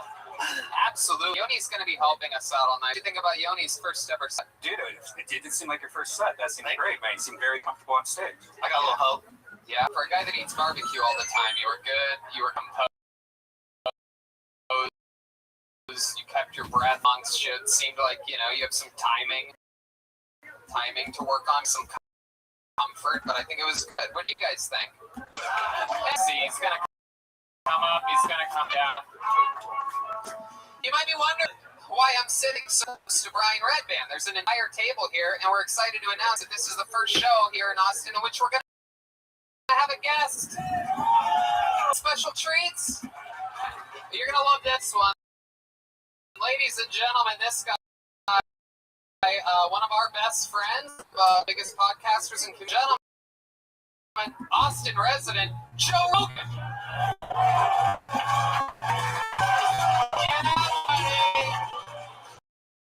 Oh boy.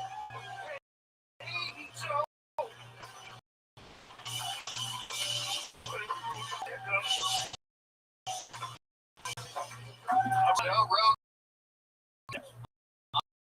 Welcome, welcome, my friend. Look at us. We're here in Texas. Show the road, bitch. Hell yeah. We did it. We've been having fun here. This is what our fourth episode.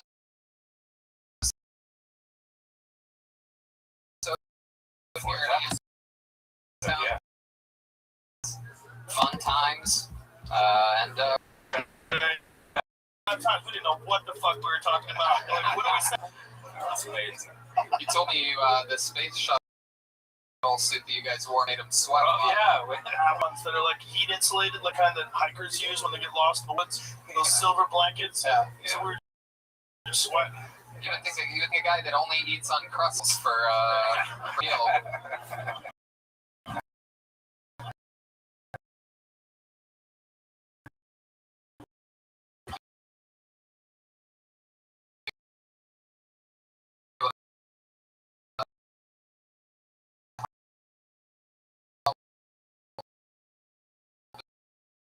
Sweat.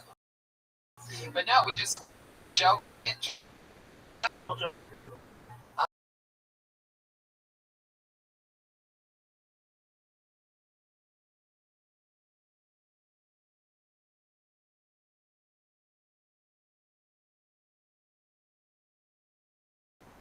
60 seconds uninterrupted. You know your time's up and you hear the sound of the angry fashion district bear or something?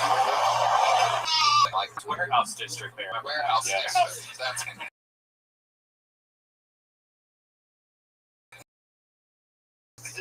Different things here. Yeah, we always go with what the gay parts, but all the sound is ever. Have one. They have a good flags all over the place.